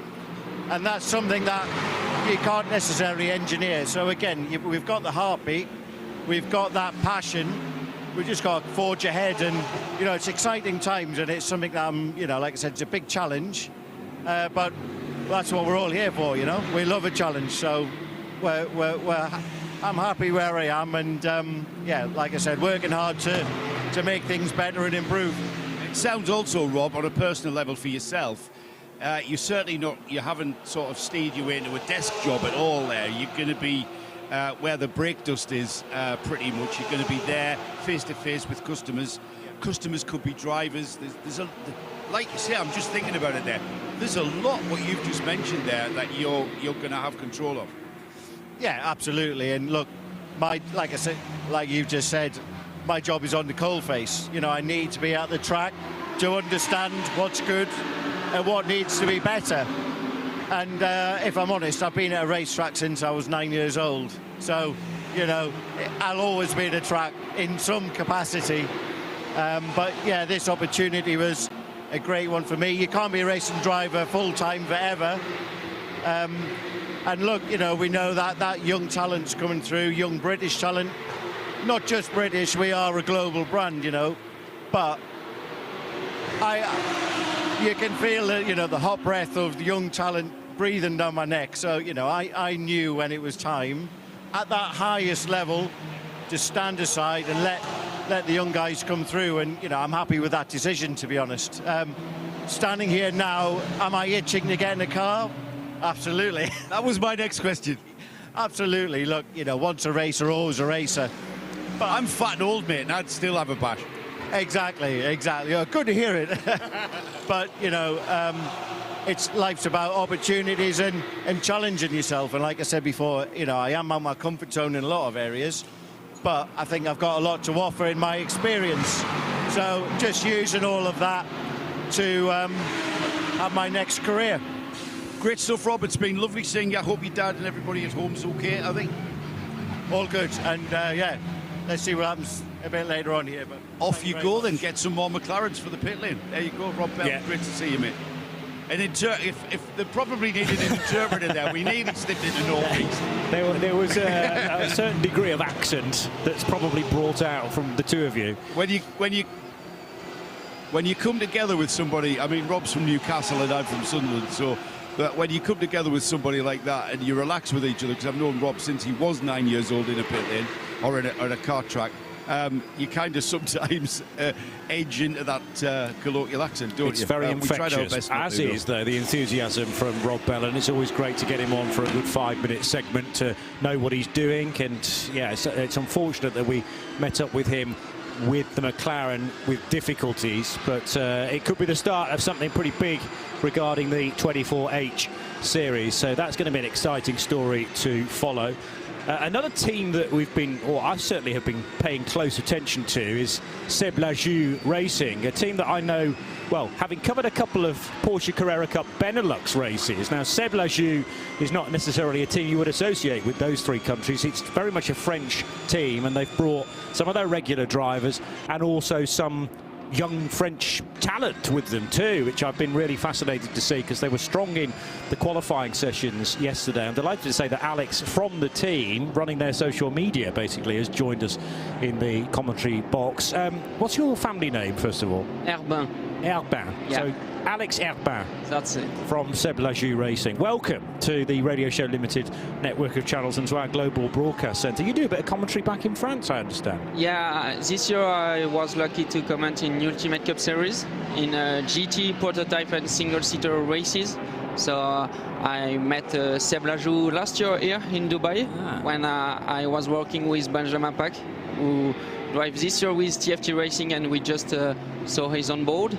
And I saw Seb Lajou in Ultimate Cup last year, and this year he decided to invite me here to work with him on social media, so I'm really happy, and I'm really happy to be with you now to comment this race and to be a little bit in the commentary box. Last time I was in commentary box, it was in Le Castellet in November. Okay. So I miss this place. Yes, I can understand that because you know, we always like to be active in motor racing, and if you're not quite good enough to drive, then the next step is maybe to talk about it and potentially to criticise people that are far better than you. But you know, we can take the position where we know a little better because we knew a car was there before the contact. It's an easy place to sit, in truth, to be more knowledgeable.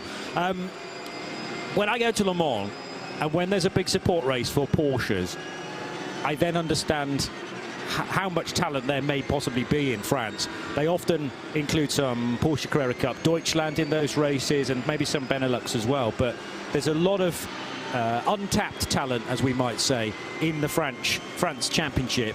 And two names that have stood out for me so far, Mathis Jobert and Louis Perrault, who were the stars in their qualifying sessions yesterday. Can you tell us a little bit more about those guys? Yeah, first for Mathis is a really young driver, really talented, as you say. This year he finished second in the championship behind the Porsche Junior driver Alessandro Giretti. Yes. And next year he will for sure do LMP2 with Idexport and with former Formula 1 driver Logan Sargent and Jamie Chadwick. So really strong lineup. It's a really good opportunity for him, for sure. And he will drive in Le Mans. So his first Le Mans, he was in Le Mans last year, 2 years ago in 2023, because now we are in 2025, for the one meeting of Porsche Carrera Cup France. But this year he will be in Le Mans. Yeah, Mathis is really fast. He knows really well this 992 Cup, and maybe he will do another season in Cup, but we never know. So for sure he's with Idexport, and we'll see the rest of his program. And yeah, we have Louis, who is next professional sim racer. Oh, right. Yeah, he paces to sim racing, to real driving in 2020, and he won the Porsche Sprint Challenge in France in 2021, and then he came to Porsche Carrera Cup France, and now he is driving for Schumacher CLRT. So a great team in Porsche Carrera Cup universe now, and yeah, they are really strong drivers. They will help Seb Lajou Racing this weekend to be on top of the class. For the moment, we are fighting for the podium. We are P3. So yeah, it's because of them first, because of the rest of the team, for sure. But yeah, they are talented drivers, and as I said to you before, we are other Porsche Car Conference drivers here with Benjamin Pack in TFT Racing, and all the TFT Racing lineup comes to Porsche Car Conference because Jérôme Boulry was in Pro-Am, and Jordan Boisson and Patrick Charlet was in Am category in Porsche Car Conference. And in GP Racing Team, we have Victor Bernier, who finished third in Porsche Car Conference rookie category. So in this paddock, we have a smells like Porsche Car Conference paddock. Yes, indeed. And the fact that we've now got Michelin tyres in this championship as well, it's a tyre that everybody should be used to coming out of a one-make championship like Carrera Cup. I think they're using precisely the same tyre, in fact. So has that been, when you've spoken to the drivers, has that been very beneficial for them to have some knowledge of how the car is going to behave? Yeah, they don't have to understand a new tyre. Like, for example, last year we had some Hankook tyres, and for Benjamin Pack, for example, in Seb Lajou Racing, it was different. He had to learn how to use it, how to manage it during qualifying or during a stint in the race. This year, the old drivers know how to use the Michelin tires, so it's really good for them. It's a good thing also for gentleman drivers. It's they have to learn the track, they have to learn the endurance, because Jordan or Jérôme come to sprint races. It's really not the same, even when it's a 24 hours race. So yeah, it's a good thing for them, and it's a benefit thing to don't have to learn too many things. And tires, we know in motorsport, it's really, really important thing. So yeah, it's good to be in Michelin for them. There are many differences from a sprint race in Carrera Cup to coming to do a 24-hour race, but I mean, one of the key ones is you're not the only person in the car. You've all of a sudden got to share it with 3 or 4 other people, and they may not like the car set up the way that you do, so there's a bit of compromise there.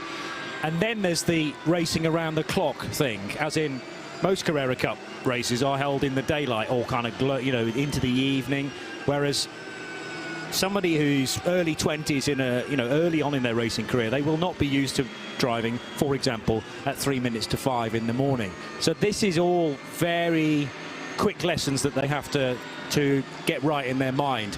However, once they do that, it's useful for maybe a career moving forward into a 24-hour race career. Yeah, it's really important to learn it as soon as possible in a career, and yeah, it's really important to manage well this moment. For example, Louis, it's his really first endurance race. He worked with Seb Lajou Racing in Le Castellet during the 2024 Ultimate Cup final, but they have some issues, so race was shorter than expected. But yeah, Louis has to learn. Benjamin did race last year, Mathis too. So 2 years ago, Mathis in 2023. So Mathis, for example, gives some advices to Louis to learn it. And yeah, it's a little bit special in the team because, Mathis worked with Martine Bayalmeras and Louis with Schumacher CLRT, 2 big teams in Porsche Car Conference. And then here with Seb Lajou, they are together, so they have to work together. It's not usual for them, but they work really well. And it's important for them to work well as pro drivers and then to coach well the gentleman drivers. So, we have 2 strong lineups. Unfortunately, we had some issues with 992 during the beginning of the night, and that's it. That's the race, unfortunately. But we are still in the match for the podium with the 888, and we are still in the race with the 992. So there are 8 hours to do. Indeed, still a big chunk of the race still to go on. And for your race, what are your major jobs that you have to do? The social media, effectively, for all of the drivers within Seb Lajou Racing. Yeah, my job is to do social media. My job is to do also some stories where I speak, because it's one of my job to speak, and it's the reason why I'm here. So Sebastian really wants to be a great team this year and to be famous for sure, because it's always important to be present on social media, and he asked to me to do some videos to just talk about the daily life of the team, to be inside the team and to present our activities, what we are doing when drivers are on track, when we are doing, when we are on off session. So yeah, I have a lot of work, but I have the time to be here, and I'm so happy. Well, your first time ever speaking on air in English as well, which you wouldn't, to be honest, I would not have guessed that, because it feels like you've been doing this for years. Thank you. So congratulations on that as well, and thank you for coming to see us, Alex. All the best for your two Seb Lajou racing cars for the rest of the race. So that's the 888 car. I have to remember this because normally a Porsche Carrera Cup car in this race is numbered with a 9. But there's one that's not, and that is the 888, which has Stéphane Perrin and Mathis Jobert, as we've mentioned, Alexandre Leroy, Seb Lajou and Louis Perrault. So they're both in the same car there. And then the sister car is the 992, isn't it? Which is a great Porsche number to have on your door. We'll keep an eye out for them. Alex, thank you very much for coming to see us. Thank you for having me. And all the best for your 2025 motorsport career. So 8 hours to go, and we're not too far away now from daylight. 2 hours and 5 minutes or so. The full moon, though, is dominant in the skyline. 386 laps completed for Klaus Bachler in his dynamic GT Porsche. He hasn't done all of those laps, of course. It's been a shared process, but perhaps unsurprising to have the Austrian in for these key hours in the middle of the night. Ben Tuck in the Chasing Almanar Racing by Team WRT BMW M4 is 55 seconds adrift, but remaining on the lead lap. Then the Paradigm Competition BMW M4 number 991. Darren Young is currently driving that, ahead of two Porsches, 92 and 91. Pure Racing's Alex Nessov and Jake Pedersen in the Herbert Motorsport car. Then it's Vitaly Petrov for SMP Racing in their Mercedes number 7. A similar AMG is in 7th position for Sergei Stolyarov and Winward Racing. Two Herbert Motorsport Porsches, Antares O and Chris Breuer, 80 and 269. And then Sergei Nikolai in the Manamauri Energy Porsche completes the top 10. And there is a quick reminder of who is in which car as well. Hassart just outside the top 10 with their Audi R8 LMS. That is the best of the cars with the 4 rings. Then it's the Heart of Racing by SPS Mercedes. Zach Robichon driving that. Jake Hill in behind. We had his dad Simon Hill during our last shift for a good old catch-up. Jake Hill, the current British touring car champion, and will be defending that title in 2025, driving the 81 Ferrari. Then Roman Andriolo for Haupt Racing Team, and it's Timo Rumpkeil in the Hoffer Racing Mercedes AMG. There are plenty of AMGs still in the race. They're just not in the key places at this point in time. Axel Jeffries into Africa Racing by Dragon Racing Ferrari is in 16th position. Then the MP Racing Mercedes, number 19, is 17th. Another Dragon Racing car is a further Ferrari 296, number 88, 18th. Uber Motorsports Porsche 19th, ahead of the Proton Uber competition entry 969 is in 20th position. On the next slate, we'll get to the 992 front runners, but not before we've mentioned the EBM Aston Martin Vantage. Yes, EBM Earl Bamber Motorsport aligned with the British mark this year in 21st place.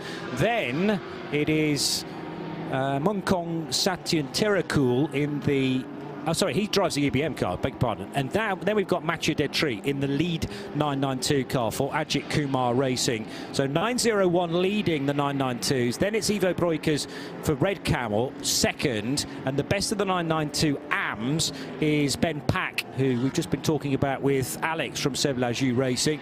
Ben Pack, a big talent again from TFT Racing, and the 911 car doing well to be the leader in the AM part of the 992s. Lucas von Eindhoven in the Tierra Outdoor Racing Porsche 912 is 4th in the 992 division. Couple of stray GT3s next. Miroslav Weibo in the Scuderia Praha Ferrari and Mathis Lismont for the Come To You Aston Martin. We started the race with with only one of those two Astons from Come To You. Abdullah Ali Al Khalifi in the QMMF by HRT Porsche is 5th in 992, ahead of Louis Perrault for Seb Lajou, 888. Gabriel Permont for GP Racing Team is 30th and 7th in the 992 class. Then it's the Rabdan by Fulgenzi, Christopher Zirkling Porsche, 32nd. We'll get there in a moment on our graphic. 32nd, there it is, the Optimum Motorsport McLaren, not in a good way, and Ben Goethe brought that in probably 20 minutes or so ago now. Joe had a good catch-up with Rob Bell, and Rob didn't sound particularly hopeful that that car would, well, be rejoining the race at all, but certainly not in a hurry, ahead of the 7x7 racing car, which is the 989 33rd. Then GWR Australia's GT3 Evo is 34th. The dual racing by Uber Porsche, 35th, the 950 car. Another Fulgenzi entry, which is another Porsche, is 36th, ahead of the Continental Racing by Simpson Motorsport Audi. The HRT Performance Porsche 928. Car Collection Motorsports Porsche and an HRT Performance 911 GT3 completes the top 40. Onward we go to find the second Seb Lajou racing car, 41st. The GTX leader is still the Lippert Motorsport Lamborghini Huracan. It's been there for a long, long time. In fact, has it ever been headed? Since the get-go. I didn't think there'd been a change in GTX, so they haven't had it all their own way. I know there was quite a bit of front-end damage they needed to repair with the wrong colour tape. Yes, as Joe pointed out. But they're still in 42nd and still leading GTX. In fact, our graphic suggests they are the winner of GTX. They're not quite there yet, though. 930 is 43rd. Then the 111 racing car, another GTX machine, indicated by the orange background on its number. 438 is the GT4 race leader. That's a BMW M4 GT4 G82 from AGMC Racing by Simpson. SRS Team Zorg Rennsport's Porsche 718 Cayman is its nearest rival. Then the Moulin Motorsport gang from Belgium, just up the road from Spa Circuit. Continental TTR Racing with their Toyota GR Supra, 48th. The Vortex, is the Vortex still running? I know it's illustrated in 49th place, and it's still doing laps in the hands of Gilles Courtois. And then the Speed Lover Porsche, which has been in the wars at various times, but 978 is also still pounding round. Asbest Racing is the TCE leader. That's a TCX as Seat. Nearly said Cupra there, but that is a proper Seat for Nadir Zahour. Team CMR's couple of cars, their Ginettas are, they're both in the pits though for the G56 GT4 and the GTX. Also in the pits, Razzoon Northern Racing's Porsche. The second of the Asbest TCRs is still circulating. Well, it's not in the pits at least. It's a number of hours down, but they are still going round. 414 Razzoon's Porsche 718 Cayman, and then several cars parked up in the pits. The SRS Team Zorg Rennsport 127, we covered that at the time. WS Racing's BMW M4 number 470, 58th place, but not currently partaking in the 24 Hours of Dubai. Same story for the Team Parker Racing Bentley and the Graf Racing LMGT Rossa. Team Motor Park Mercedes, we lost that very early on after an incident coming out of one code 60, and it created the next. The JBM Porsche is a retirement, and the Come To You Racing Aston, the Tresor Attempto Racing Audi, neither of those cars even started the race at 1 o'clock yesterday afternoon.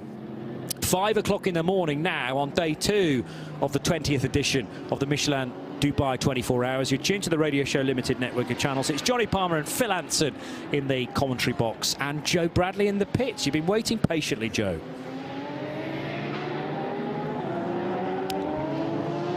I thought you'd actually gone. Sorry, Johnny, I nodded off. I nodded off there. No, mate, I forgot. I put it in, didn't I, when you were doing the hourly update? It was just to update you on the Pure Racing car, the Pure Racing Porsche, I should say, that came by you with a puncture, and that's all it was. So as it went by, I thought that's all it was, and I've confirmed that it was, and it was delayed very, very slightly in the pits, the time it took to change a set of tyres. So I'm thinking you guys will be able to tell us exactly how much time that lost in the pits with that puncture. Yes, it's put them off schedule with tyres, but they will have taken the opportunity to fuel as well. So they're IBC Tamil Sports presents Hankook 24H Dubai 2025 Series Endurance Racing. Title sponsor Your Journey, India's #1 all-in-one travel brand. Powered by Q1Q Pharmacy. Quality healthcare at affordable price. Your Journey, India's #1 all-in-one travel brand. Kashmir package starts from ₹15,000 only. Q1Q Pharmacy. Quality healthcare at affordable price. Too much information. There's way too much information for me to deal with. It wasn't a long stop, 4:08, so they got that done pretty quickly. Yes, mate. Phil, does that indicate that they did take on fuel? If it was well, that's their pit-only time. Well, they may well have done a splash and dash. I didn't see it on the screen, so I can't confirm or deny that fact. Sir. The 4:08, if it did go into fuel, it would be included, wouldn't it? Because the timings, the timing that we get for the pit stop, once it's been completed, is from pit in to pit out. Yes. And the fueling is within those 2 points. It is, because that's not counted as driver time, so that's... Yeah. That's the way that works. Just been following a couple of things. Our leaders at the moment, Klaus Buckler in the Dynamic GT car and Ben Tuck in the Almanar racing car. After 16 hours and 11 minutes, they are separated less than a minute. Same goes with the 992 category. Ajith Kumar Racing and Red Camel Jordans were also separated by less than a minute in the 992 category. So leaders of the categories, there's only 1 minute that's separating them at the moment. But that, after this amount of time, I know, this amount of code 60s, that is pretty spectacular. Yeah, we often get to 2/3 into the race, and some lively battles are still ongoing, still very difficult to predict. And it just shows that how the regulations have been written, both technical and sporting regulations by the 24H series, they're getting some stuff absolutely spot on for another year. It's been a terrific run at this event to provide close racing, and not just for the opening hour, but for the 24. Naturally, some cars do a little better than others across the piece, and one may get, a number of laps lead, but we're still in a position where there are 3 cars very definitely still involved. Yeah. A pure racing car, I'm including in that. Paradigm competition with some work to do. But with every pit stop for those top 4 cars, the order changes. As it has done all the way through. Exactly. Unbelievable. And sometimes, a certain car may get a big enough lead so that even when it does a pit stop of 4 minutes, it doesn't lose the lead.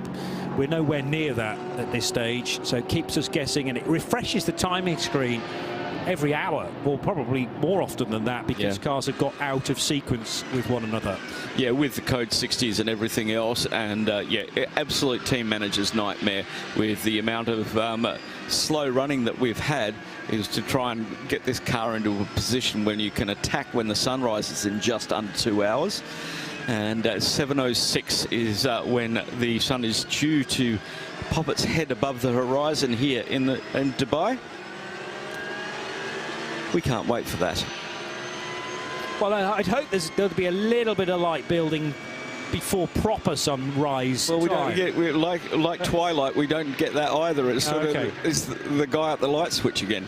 So it's dark, dark, dark, and then all of a sudden there pops the sun out of nowhere.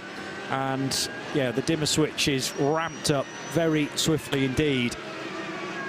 Makes if you are put forward for the transition stint, then that's slightly easier than other locations, I suppose. Yeah.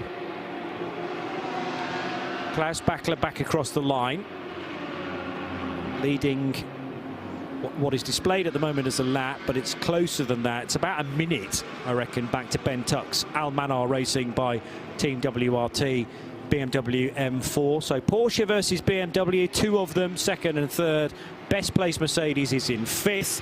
Ferrari struggling to get up there. There are a couple of them in 14th and 15th positions, one of which, in fact, the 15th place car has just come into fuel. Jake Hill clambers out of it for Era Motorsport and is now with Joe.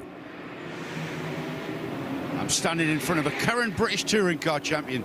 Jake, that was then. This is now. You've just got out of the car. You guys had a bit of a character building start to this race. Did that kind of take the pressure off you guys, and you just had to get on with it? The pressure was never on. You know, it's our first race weekend as a team. It's obviously my first ever GT race, so first time ever racing a GT3 car, and you know, the pressure's not on. Just go and do you. You know, it's a new program. We're just here to try and do the best we can as a team, learn, and you know, just keep carrying that momentum forward. So give us an idea, and especially give the fans an idea. You know, the British fans are used to seeing you driving your Wessery BMW. Here you are in a GT3 Ferrari. There's a big difference there, isn't there? Performance levels on pretty much every area. Huge, yeah. I mean, obviously a massive performance difference. The main one being, to be honest, is, you know, all the driver aids that we've got on this car. You know, all the ABS settings, all the traction settings that you can play with, and you know, the British touring car has absolutely zero. But obviously another big factor is, you know, the aerodynamics of the car. You know, I've never really had to work with sort of aero wash before when in the high speed. So, you know, it's all a little bit different. It's all a learner, but, you know, I've spent a lot of my stint there behind Harper, who, you know, Dan is a friend, and obviously he's a very, very good racing driver for BMW. So, yeah, proud to stay with him the whole way, and, yeah, I'm proud of my first stints there. In fairness to you, Jake, you seem to have got this natural ability to be quite diverse. I mean, you've driven a Formula 1 car here, didn't you? I forget what it was. Is it a Tyrrell or something? Ensign, 73 Ensign, yeah. Ricky Von Opel's car, yeah. Correct. I mean, as a young driver as well, that does it seems to come easy to you, does it? Yeah, it does. I mean, I can jump in anything and be, you know, on the pace, I suppose, within 5 laps, and that's, you know, that's what it means to be a professional racing driver. You know, you get in, you do the job. That's why people hire you, and that's why, you know, you do what you can. So, yeah, I mean, I think my adverse driving skills and other stuff has definitely paid dividends, because it just allows you to jump in and just do the best you can. And from this race point of view, I've seen your car coming through the field, and all right, we've still got a few hours to go. I mean, that's got to be at the back of your mind to be in contention for those steps. To be honest, you know, when we looked at the timing and we knew that P3 and Pro-Am is on, big sense. Yeah. Let's try and get it done. So, you know, the whole crew's behind us. The Ferrari's running really well at the moment. I'm absolutely loving it there. You know, when you're in clear air, you're at low 2s, which is what all the pro guys are doing. So, yeah, you know, I'm really pleased with the stint. And Kyle's in now, the team owner of ERA, and hopefully he can pull a good stint in to just keep us in that contention. All right, Jake, it's middle of the night. You've just got out of a car. You're hot and sweaty. I would imagine your brain's not slowing down at all. What will you do now as a race driver? Yeah, I mean, I'm I've got a pretty bad backache because we didn't have time to have a seat made for me. So a little bit of physio, just work that out, get some food, and then try and just get a little bit of kip again. How long will you sleep? I don't know when I'm next in, so I don't know how long I'll be asleep for, but half an hour is good. Ought to be young again. Well done, Jake. Great stint, and we hope to see you boys continue in that path. This car really has come back into contention, wasn't it? I'd kind of written it off in my head at the start of this race, and yet here it is. Did I see 12th? Where this car is at the moment? It probably has been in 12th 15th on the race. It's currently 15th, but yeah, but there's some 15th, fluctuation right, within that, you know, early teens, if you like, and just outside the top 10, depending on who's pitting and who needs fuel. So just like we've got some fluctuation in the top 4 places every 20 minutes or so, the same thing's happening in little chunks further down the order as well. Yeah, ERA Motorsport currently 4th in Pro-Am, so he's aiming towards that 3rd place at the moment, about a lap shy of the Into Africa racing by Dragon, currently running 3rd with Axel Jeffries behind the wheel. Great battle shaping up for the Pro-Am, the AM as well. And our leading AM car currently in the fuel bay is, our leading AM car, is currently in 4th place overall. Yeah, again, not sure many people would have expected that, but the 2nd place AM car is within the top 7 as well. Yes, Herbert Motorsport and Tazal at the wheel. Just noted, we have a young man by the name of El Bamba behind the wheel of the El Bamba Motorsport car. It's just done that team's fastest lap of the race of 59.604. That team will be heading down to the Yas Marina circuit next weekend. Unfortunately, Earl won't, because he may have some other duties to do at the Raw at Daytona. Yes. So that he can continue his merry way on his IMSA Championship Challenge. But again, it strikes you at the adaptability of a quick race car, a race driver rather. We've been talking to Jake Hill, who can clearly get into most things and be quick within 5 laps, as he said.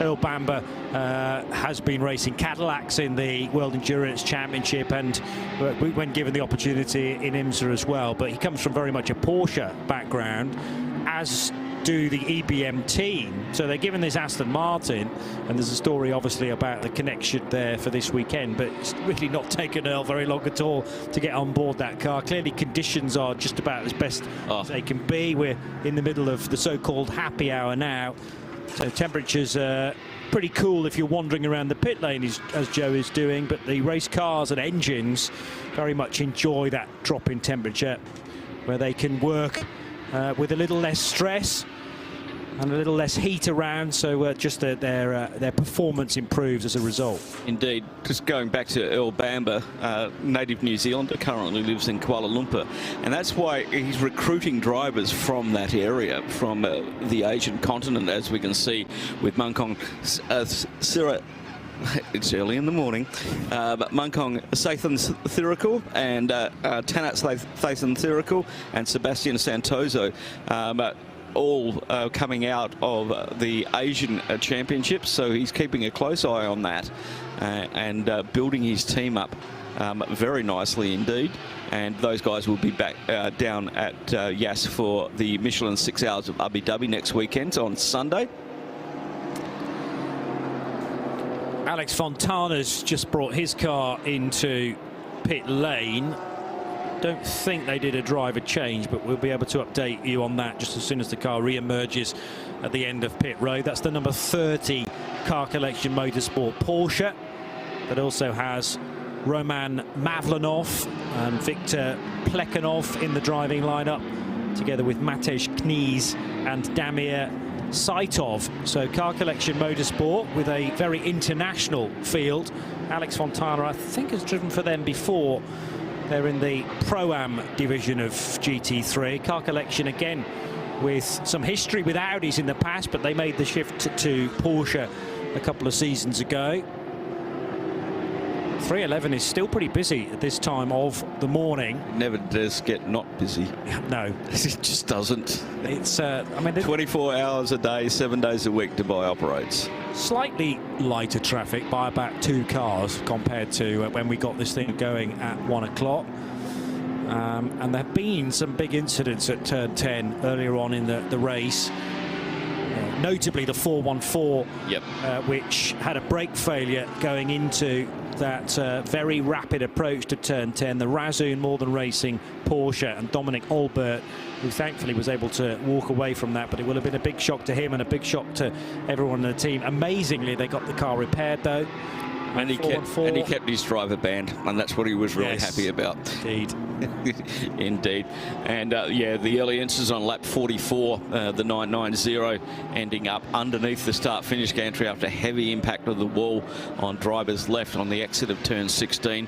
And Kiwamu Katayama was okay and getting out that car, and then he came out of that code 60 and went straight into another one with the Team Motor Park number 5 AMG taking avoiding action on from one of the other cars, the number 81, where we think it was having trouble releasing the code 60 signal. And unfortunately for the Team Motor Park, it was a hard impact into the wall just past turn 2. And that was our second code 60. But as we look at our statistics now, we're on 14 code 60s. And so it's really interrupted the race. 3 hours, 42 minutes. of slow running, which has sort of reset it many times. And I think the team manager's abacus may be getting worn out. Yeah, with them trying to calculate how to position yourself once that sun comes up and we get into the third stanza of this race. Yeah, 14 code 60s in a little over 16 hours of racing, so it's about 1.14 a code 60 every 1.14 hours, which was not the record we were trying to achieve. No, not indeed. In an attempt to get north of 628 laps. But as we've already stated, as we came back, in fact, sometimes, some years, races just are like that. Yeah. It is steadily getting slightly less populated out there, and that will be a delight for the race leaders like Klaus Bachler and his dynamic GT car, the 777, which is currently being driven by Ben Tuck. He's in the first sector of 3, so venturing around turn 6 now as we speak in the Almanar Racing backed WRT offering. BMW's both the Paradigm competition and the Almanar Racing cars are the newest version of the M4 GT3 with the Evo, and they'll be pleased, I'm sure, with a semi-new car to be fighting there, with a couple of cars still in contention for the overall victory, one of which is a GT3 AM lineup. That's the Toby Sowery driven car, 991, which is in 5th place. But this shootout between Porsche and BMW and potentially Mercedes wasn't that long ago when we were kind of ruling out the AMGs, but Vitaly Petrov in SMP Racing's car now into the top 4 positions. It's getting better and better. Indeed, albeit 3 laps behind Klaus Bachler at the moment. By my count, Johnny, we've got 10 non-runners at the moment. Okay. Around about 10 non-runners that have parked the cars and pulled the garage doors down due to damage, etc., etc. We may see the McLaren, but we're not sure if that's going to be back out again. We'll see what they can do. Yeah, around about 10 cars from the 62 that started the race. And so we've thinned it out a little bit out on the circuit, which is possibly making the running now a little easier because you're not battling traffic everywhere. You've got some clear air to cool the front, cool the tyres, keep the car temperatures under control, even though it is absolutely Arctic out there at the moment. It's almost into single figures. Still not chilly. I mean, relatively speaking, I get what you're saying, but you know, Joe will still be out there in shorts. I think he is. He's got a big coat on. I told him he had to wear one down there. Yeah, well, maybe he's heeding that advice now and realising that it's perhaps a little chillier than he was expecting down at ground level. But this is great for tyre wear and also for normally aspirated engines, particularly. The Porsche with such a power plant continuing to lead the race. It's a turbocharged BMW straight 6 in the M4, the Almanar Racing example, and the Paradigm competition car. Pure Racing Porsche running in 3rd with Alexei Nesov, and just being brought into pit lane is the treble 1 Grant Donaldson driven IRC GT. This Australian car built in Queensland and still running 2nd in GTX. It must be mightily frustrating to know you've got a good car, but you just cannot get close enough to the Lamborghini Huracan, which has bossed the GTX category from the off. The Lippert Motorsport crew of Germany with Don Yount, the American, driving car 710. So they've yet to be headed, the Lippert Huracan. The IRC is certainly just waiting there for any kind of misstep. The problem is 10 laps separate the top 2 in GTX. Yeah, the IRC's had a couple of longer than normal pit stops. We did see it getting pushed back into the box, I think, at one stage for a quick repair that couldn't be done on the apron. And so it's heading off down into the fuel bay now. Vortex 2.0 running third in GTX, albeit a few more laps behind Gilles Cortez as at the wheel of that car. We're going to see two of those down at the Abu Dhabi Michelin 6 Hours of Abu Dhabi next weekend. When we talked to Lionel Amarouche when the car was launched at the previous 12 Hours of Kuwait, he was saying that they're building this brand new full carbon car as to sell, and to they worked out what they needed to do with all of the from the Vortex 1.0. And they've built a stunning looking car. Sounds awesome with the 6.2 litre LS3 in it. And they've got the reliability that they didn't have in the original car. And that's why this car is now a real force in GTX. And great to see them out running and also building the car for customers. And if you can do well in one of these races, that will sell a car. Yeah, for sure. The spotlight is on it as so many people are tuned into this race.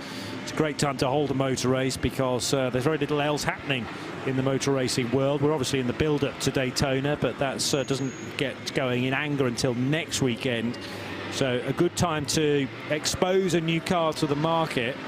And I'm sure every time that goes through shot, if you're enjoying our coverage in sound and vision, one or two are going, what's that? Exactly. What's the 111 car? I think I can't really identify it. And then people start reading about it. And yeah, the fact that it's got a 6.2 litre V8 will draw in a lot of fans. Indeed it will. And as you were talking about the motor racing, it doesn't stop here in the Middle East either. After the Abu Dhabi 6 Hour, we're on to the Asian Le Mans series, which will be running both here at Dubai Autodrome and down at the Yas Marina circuit. So another 5 weekends of racing here in the Middle East after Abu Dhabi. And Asian Le Mans with, is it 2 races per weekend? Yep. And they're back-to-back weekends, right? So here first and then Yas Marina the following weekend. There are plenty of action, as you say, in this part of the world still to come, including the 6 Hours of Abu Dhabi next weekend, which we will have covered here on the Radio Show Limited network. You'll be there for that. Indeed I will, along with Bruce Jones, Diana Binks and the inevitable John Hindorf. Indeed. I've heard of him. He's going to be doing more pit lane stuff. Oh, is that right? He did with Binksy. And it'll be good to see Diana back. She was here last year at the 24 Hour, and she'll be down at the Yas Marina circuit, her first visit down there. And I think it's Bruce Jones's first visit down there as well. Yeah. Because I remember doing the grid walks down there when you and Bruce were in London. Yes. And for the first couple of those. Yeah, he's very much looking forward to ticking off another track. He's got a big old list of those that he still wants to visit, even after all these years. Well, I'm going to ask him the question, has he been spreading the word in Japan? Because he does a lot of commentary in Japan. And we have 2 Japanese teams here and some more Japanese drivers as well. So maybe he's been spreading the good word. For sure, yeah, almost undoubtedly. He knows how good the Dubai 24 Hours is, having covered it on many occasions, mainly in the pit lane. I think he did a couple of years, as you've mentioned, in the commentary box as well. So, yes, any opportunity to get some cross-pollination. Yes. Because, you know, it's not that far to travel, is it? We're part way through it to Japan in the flight here. What did it take us? 6-7 hours to come from the UK? Yep, and another 6-7 hours to get to Japan. Oh, there you go. It's easy. It's easy. He can work that out. Great to have the Radio Show Limited network of commentators that will be hosting these events. As John's got a very busy month. He has. He's doing the due date. He's doing the Do Ya Day bat. The Do Ya Day bat. Dubai, yes. Daytona, Bathurst.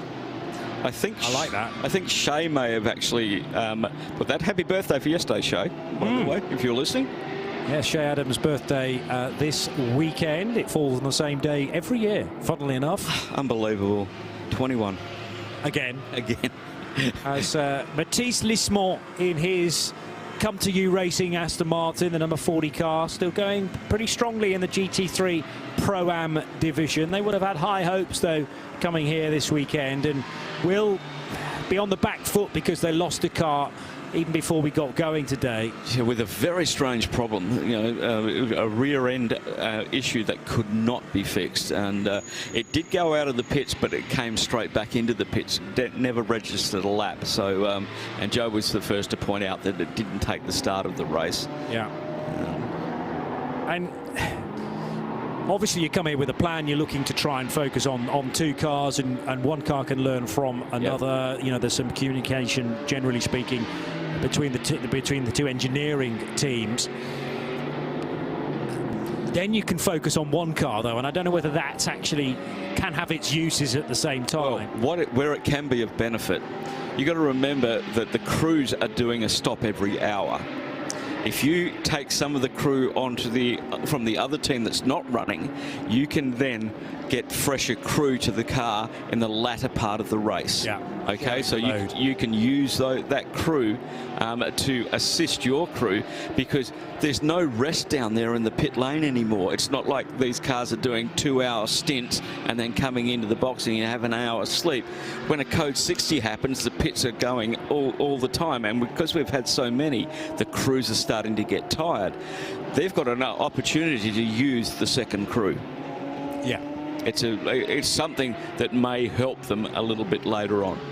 It's also the choreography that it has to be so on point at times to make sure the two cars don't clash in the pit lane. You know, you're either pitting them on sequential laps, or it might be the same lap but at different phases. Now you don't have to worry about that at all and concentrate solely on the number 40 car. Aston Martin fans do have a couple of cars still to shout about. The EBM car's going as best as it has done all race, with Earl Bamber at the wheel, and Mathis Lismont has just brought his number 40 car into the pits, Joe.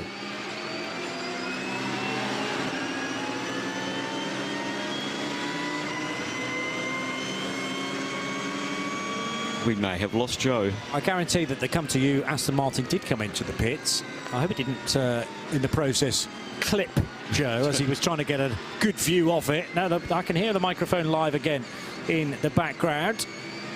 And, there we go. Here we are. I'm with you now. Come in London. Yeah, that was a pretty straightforward pit stop for the number 40 Come To You Racing Aston Martin. There's something about that car. It is an absolute work of art. It's just a shame that it's massively out of contention here this weekend. It's dropped down the order somewhat, this number 40. Jamie D, I can tell you, the young British driver has now taken to the wheel of that car, and I'm not sure why exactly it's fallen down the order, because before I went for my break, it was kind of hovering around the top 10, if my memory serves, which is not always the case. But are you guys aware of why that car's dropped down outside the top 20? Offhand, just going back through some of the data, but can't find anything, Joe. Maybe you can have a chat with the team and see if they've had any issues. Yeah, that's just what I was going to say. Thank you very much. I'm not telling you what to do down in the pit lane, Joe. I would never do that. Yeah, my info over the last few stints is carrying a few errors at this stage. I can't tell you precisely when the route of that car went a little bit off-piste. They'll still continue to stick to a rhythm where possible, but it's no doubt had a lengthy stop somewhere along the line. The other concern, of course, if you have something pretty major go wrong on one of your cars, there's always the concern that it may repeat on the other, because they will have been prepared side by side, although with different parts, different lifing for those parts, so it's never as simple as that. But they will have interrogated the other car that did not start the race to make sure that they know back to front what the issue was, and to look out for the early warning signs with the number 40. So the 41 did not take the start. The 40 car has been into some woes, we think, to drop it to 25th place, but it's about to rejoin the race after another pit stop. Change for the lead.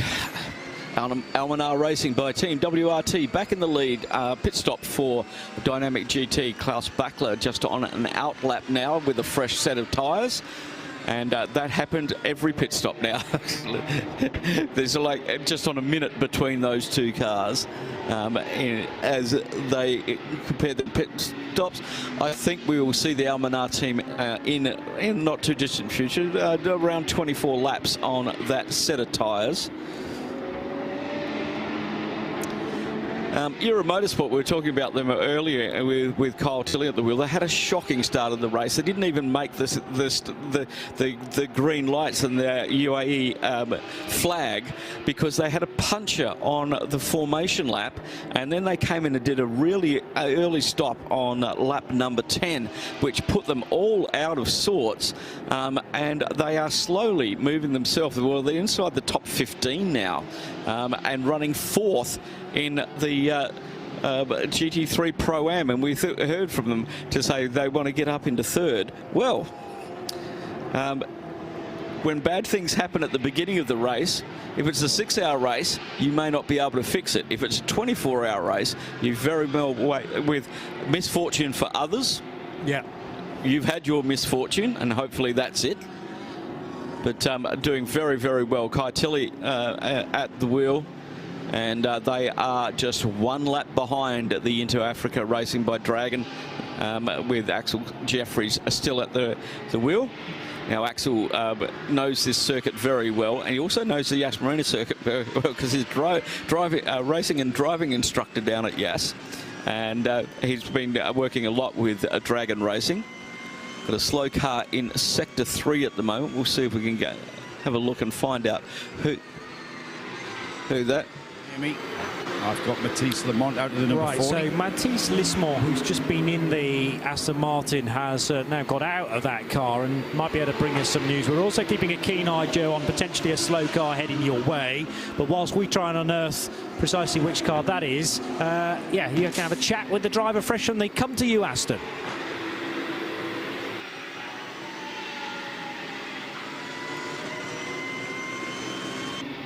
Relating as to your car was doing well and now it's dropped down the order slightly. Has there been a problem at all? Oh yeah, we've been hit. We've been hit on front right on entry of a corner. So we lost our steering on the front right wheel. We had to wait, get the third car on the tow truck, get it back in, get the mechanics to repair it, and head back out. Lost a lot of time there, but I mean, it's bad luck, I guess. Still, the car now is amazing. The mechanics did a fantastic job repairing the car super quick. But yeah, we're now still going, just finding pace, being as quick as possible, and see where we end up. And was the car is fixed? It was good for you on the pace? Everything is fixed. The mechanics did an amazing job. Car drove like new. Okay, thank you, Matisse, for bringing us that. There you go, guys. The number 40 has had a problem. Matisse Lismont explained that very eloquently, didn't he? It's what endurance racing's all about, isn't it? It's how you address the adversity. Yeah, and Lismont, a talent from Belgium.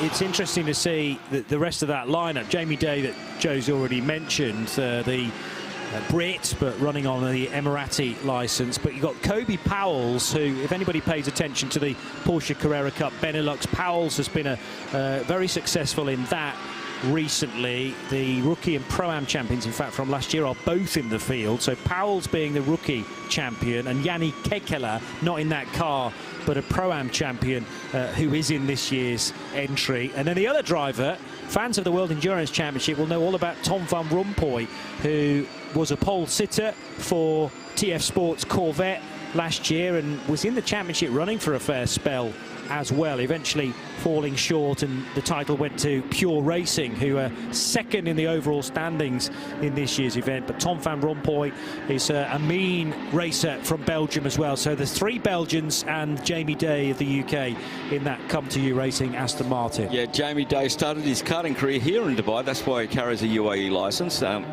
His dad runs XL Motorsport, that runs a load of Formula 4 cars over the last probably 5 seasons. gets drivers out of karting. Kevin Day, who runs that, a very polished shifter kart driver here at the kartdrome, just behind the grandstand where we're sitting.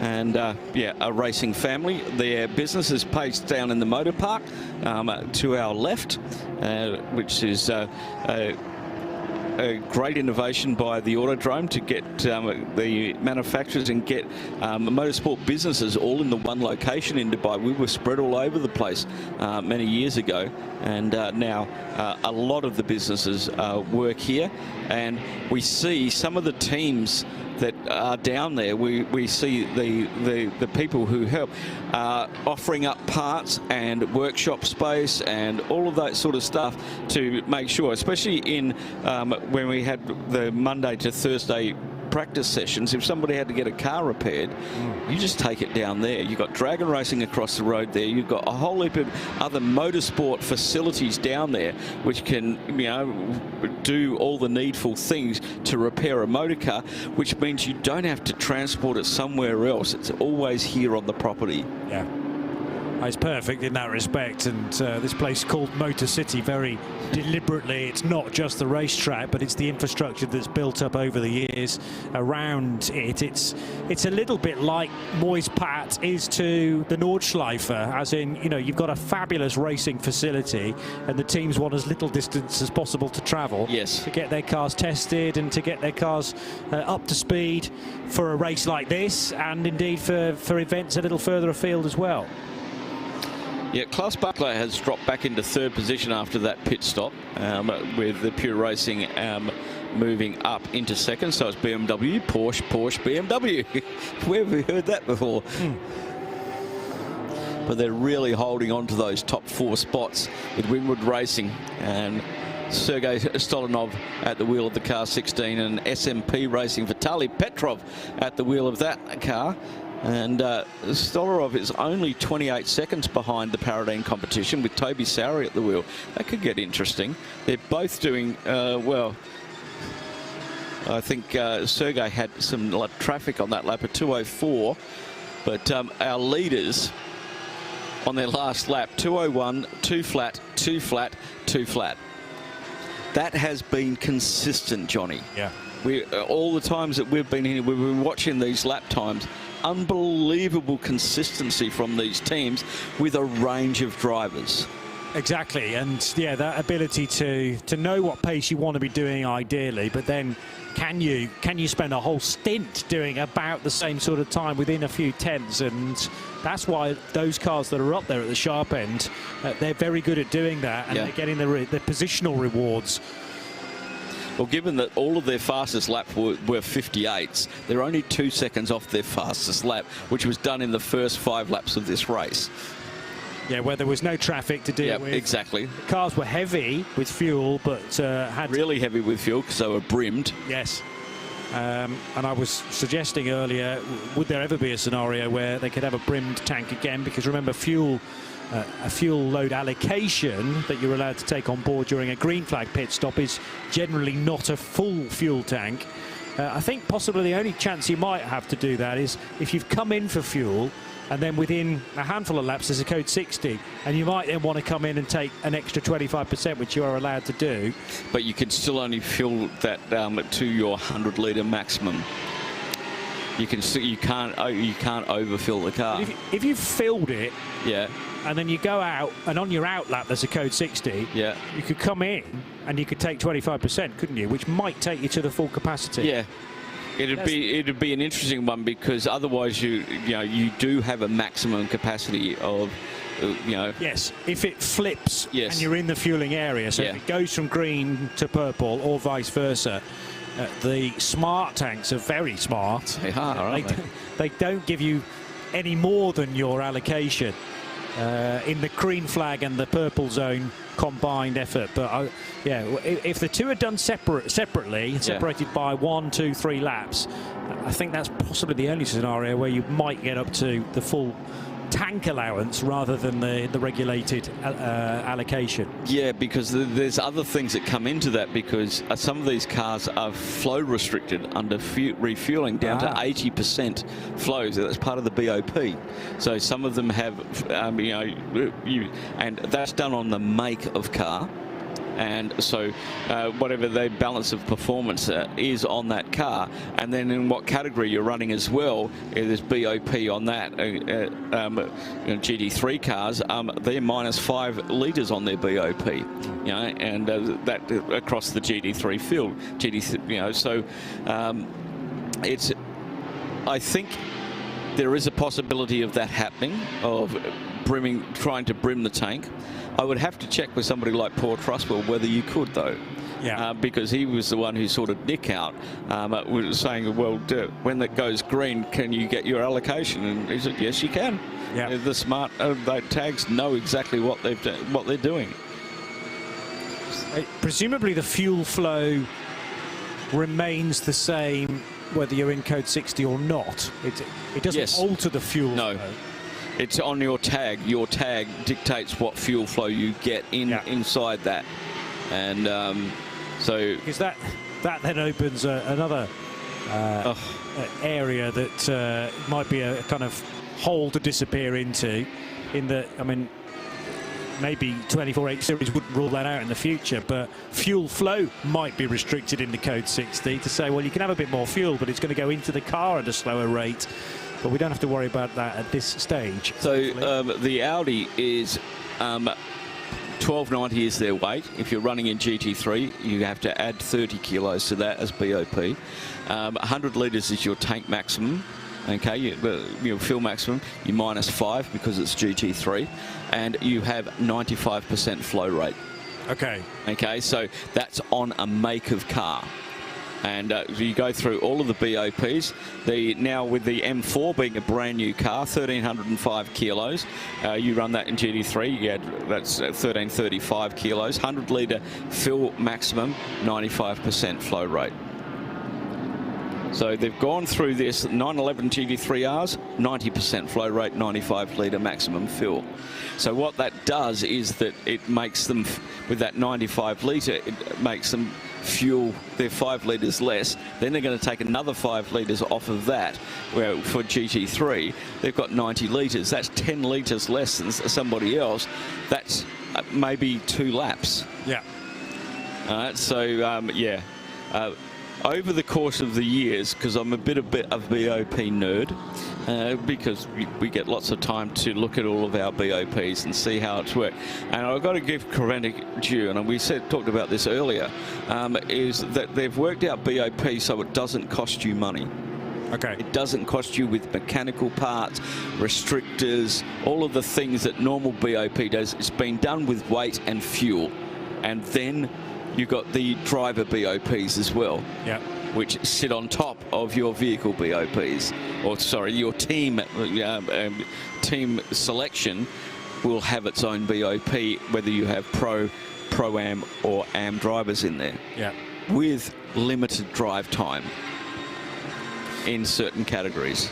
Out of interest, you just listed the way of measuring fuel flow done on a percentage, and I think mentioned 95, but only 95. What's actually the slowest fuel flow rate? I think there is an 80%, which is the 992 Pro teams. 110 litres, 80% is their fuel flow. There was a time not that long ago where you actually had to plug in a physical key. Yes. It was just a hole, I think, cut into some metal, and that governed the fuel flow. It might be that these smart tanks can also now do fuel flow as well. They do. That's part of your fuel flow is on your tag. Yeah. And that basically, if you've got the machine then alters its delivery, rather than it being going as an actual hole that is of different apertures. It just works out, okay, well, you're going to have an 80% fuel delivery rate, and I'll adjust accordingly. Exactly. So the pump will be programmed at 100% to do so many litres per minute. Yeah. And then they will just reduce that accordingly on you will now do X amount minus for the 80%. So I think that works in a really good way to stop the teams having to spend even more money. Motorsport is not inexpensive, and yeah, Creventic have got this down to a fine art. They've had 20 years of practice, and congratulations to them, because we're getting some great racing. Yeah, and it's got, a lot of that has got to do with BOP. A good indication of how the various, or the main categories are going now. Top 3 in each class, displayed on our scoring tower on the left of your picture if you're in sound and vision. Let's hope that you're able to take a bit of time out of your Sunday in certain places, still Saturday of course in others. And Ben Tuck leads the Almanar Racing by Team WRT BMW, leads the race overall in the treble 7 car from Alexei Nesov's Pure Racing Porsche and the dynamic GT car of Klaus Bachler. Red Camel back at the head of the order in the 992 division, so 909 leading Lucas von Eindhoven in the Tierra Outdoor Racing Porsche. Cameron McLeod is third for Ajith Kumar Racing, 901. GTX still led, of course it is, by the Lamborghini Huracan of Lippert Motorsport and Don Yount from the Treble 1 racing car. That car's been in the pits for some time though now, which is the IRC GT. Mark Griffith last piloting that. AGMC's number 438 is at the head of the order in GT4, which is Ramez Azam's BMW from Tommy Graborg's Porsche, SRS Team Zorg Rennsports example. Then Ben Bunagel in the 496. Sorry, Marat Gabedulin in the Continental TTR Toyota is third in GT4, and then the two Asbest Seats, 101 ahead of 102. Christian Laderna in his Seat has just rejoined the race and remains as our TCE race leader. Yep, unfortunately the 127 has not, it was part of the accident earlier on and is not running at this time. I'm going to take this opportunity to head downstairs because Joe Bradley's just appeared in the commentary box, ready to take over from me, join you for 90 minutes or so, and I'm going to go see who's awake at 4 minutes to 6 in the morning. Indeed you can. Thank you, Johnny. Rug up warm.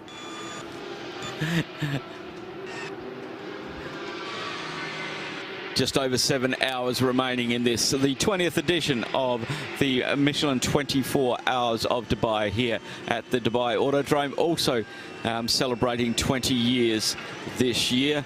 Had a great fireworks display at 8 o'clock. Thank you to Dubai Tourism and Visit Dubai for that. And the racing continues on. 16 hours 57 minutes have elapsed since we started this race at 1 o'clock in the yesterday afternoon, and it's been pretty action-packed all the way through. Almost 3 hours and 42 minutes under code 60, 14 code 60s so far. A few big incidents that required about half an hour of running under the purple flag. Code 60 does mean that all cars are limited to 60 kilometres an hour. Penalties apply if you exceed your 60 kilometres an hour. And there's penalties for a lot of things, and we're seeing them come up on our timing board at the moment. Nothing really bad for the top 10. A couple of 4s, a couple of 2-second penalties, and that's for speeding under the code 60s. You've got 2 hours to serve those penalties, but you can't serve them under a code 60 either. You can, but if your 2 hours expire and a code 60 is active, you can serve them at your next scheduled pit stop. You don't have to take a pit stop to do that. Roman Mavlanov, and currently in the car collection Motorsport. And that is car number 30, currently run in 25th in class.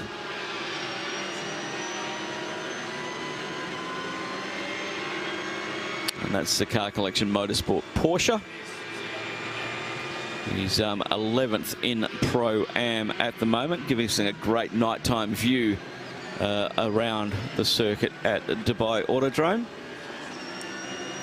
Just coming up through the 3, 4 and 5. This is 4th into 5 if you're watching on the live stream.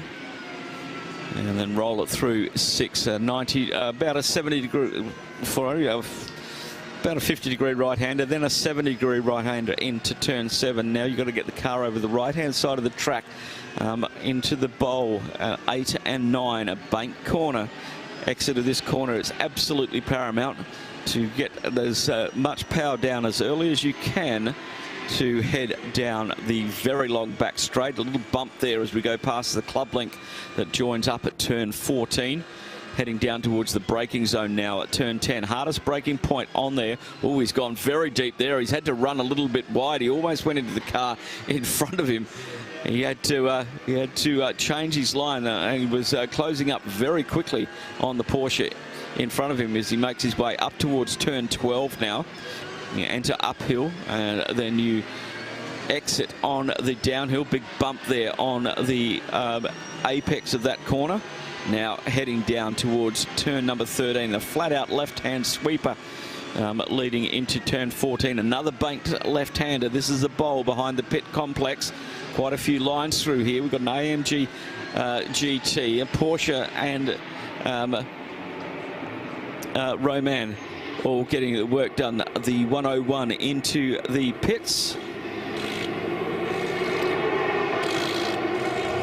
One of the Abest Racing, current leader in the TCE category. Christian Ladmar at the wheel of the 101 car. Looks like a full service. There's, Michelin's coming off and new Michelin's going on. It's a very warm welcome to the commentary box. I mean, Joe Bradley, have you warmed up from that chilly pit lane? It's like a British summertime down there. Seriously. It's, no, I did have to put an extra layer on. I thought you might have jeans on rather than my shorts. And a little bit of breeze down there as well. And I'm from the northeast of England, so, you know, I usually wear shorts. It was getting, I think it's not freezing. I think, what is it, about 11 or 12? Yeah, last time I checked we were into the 12s. We're due to get down. I mean, 12 degrees, what happens when, because we had 27, 28 degrees yesterday when the sun was out, the thing about tarmac is it's kind of like a little bit of a heat retainer. And the heat stays deep in the tarmac, and we're not having a problem with tyres.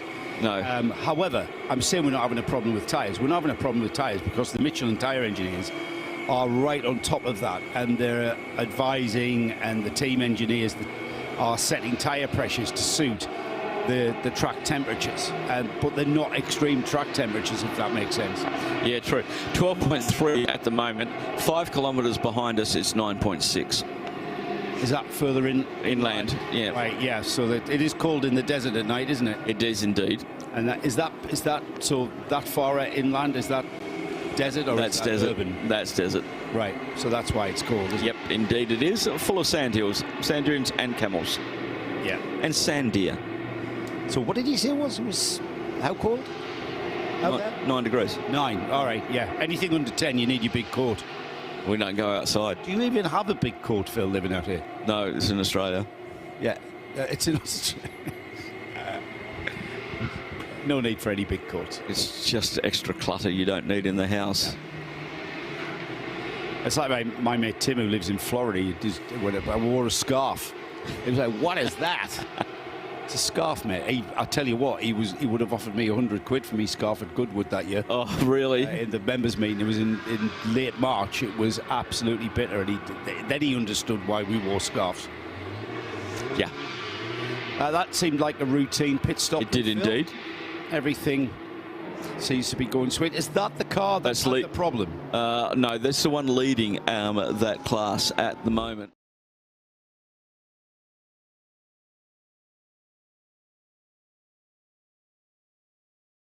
IBC Tamil Sports presents Hankook 24H Dubai 2025 Series Endurance Racing. Title sponsor Ya Journey, India's #1 all-in-one travel brand. Powered by Q1Q Pharmacy. Quality healthcare at affordable price. Ya Journey, India's #1 all-in-one travel brand. Kashmir package starts from ₹15,000 only. Q1Q Pharmacy. Quality healthcare at affordable price. We won't click over if they've done a driver change until they exit the pits and go over the timing line on pit exit.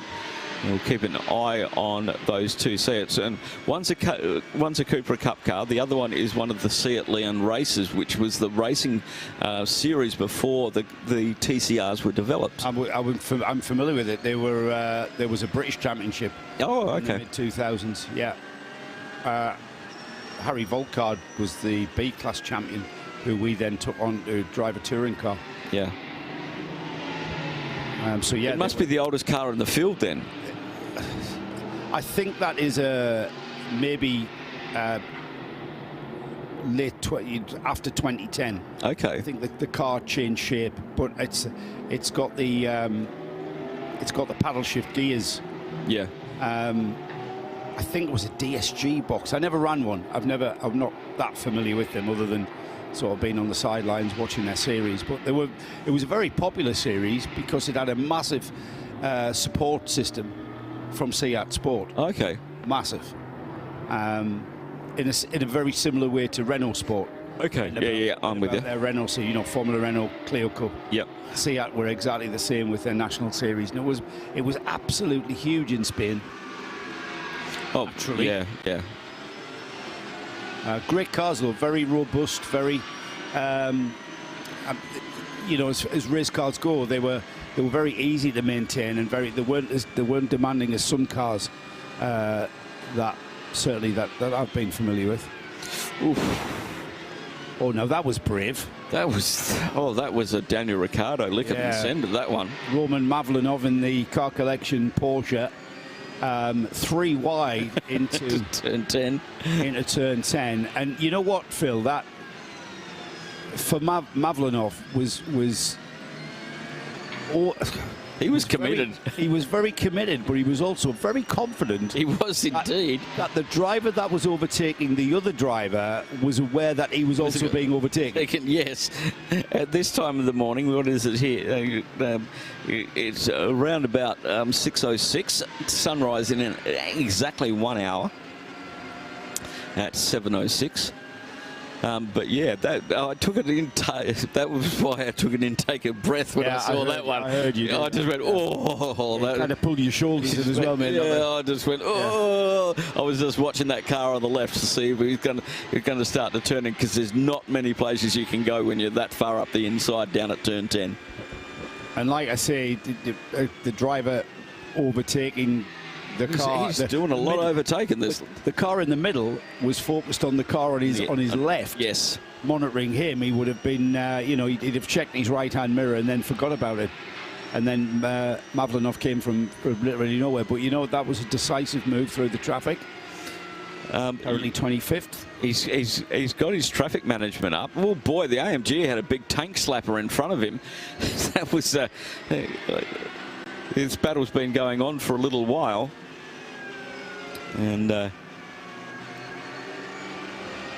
as they head around behind the pit complex, sorry, onto the backstraight. Incredible. 25th in class is what I saw. Phil, he's actually 35th overall, is that? Yes, it is. Yes, it is. 35th overall. Yeah, 11th in Pro-Am for GT3. Quite a way down the field. Car being engineered by Jody Firth. I'm not sure if you're familiar with that name. Jody was part of the Embassy Racing. Okay. Ran prototypes in the it wasn't the World Endurance Championship at the time. Back in the late 2000s. Yep. So that car being engineered by him. This three-way battle's been going on for quite a while, and I think Roman's getting a little bit tetchy. He just flashed the lights at the Merc in front of him. They're so close that the dancing ants are over the top of each other, and I can't pick its number up. There's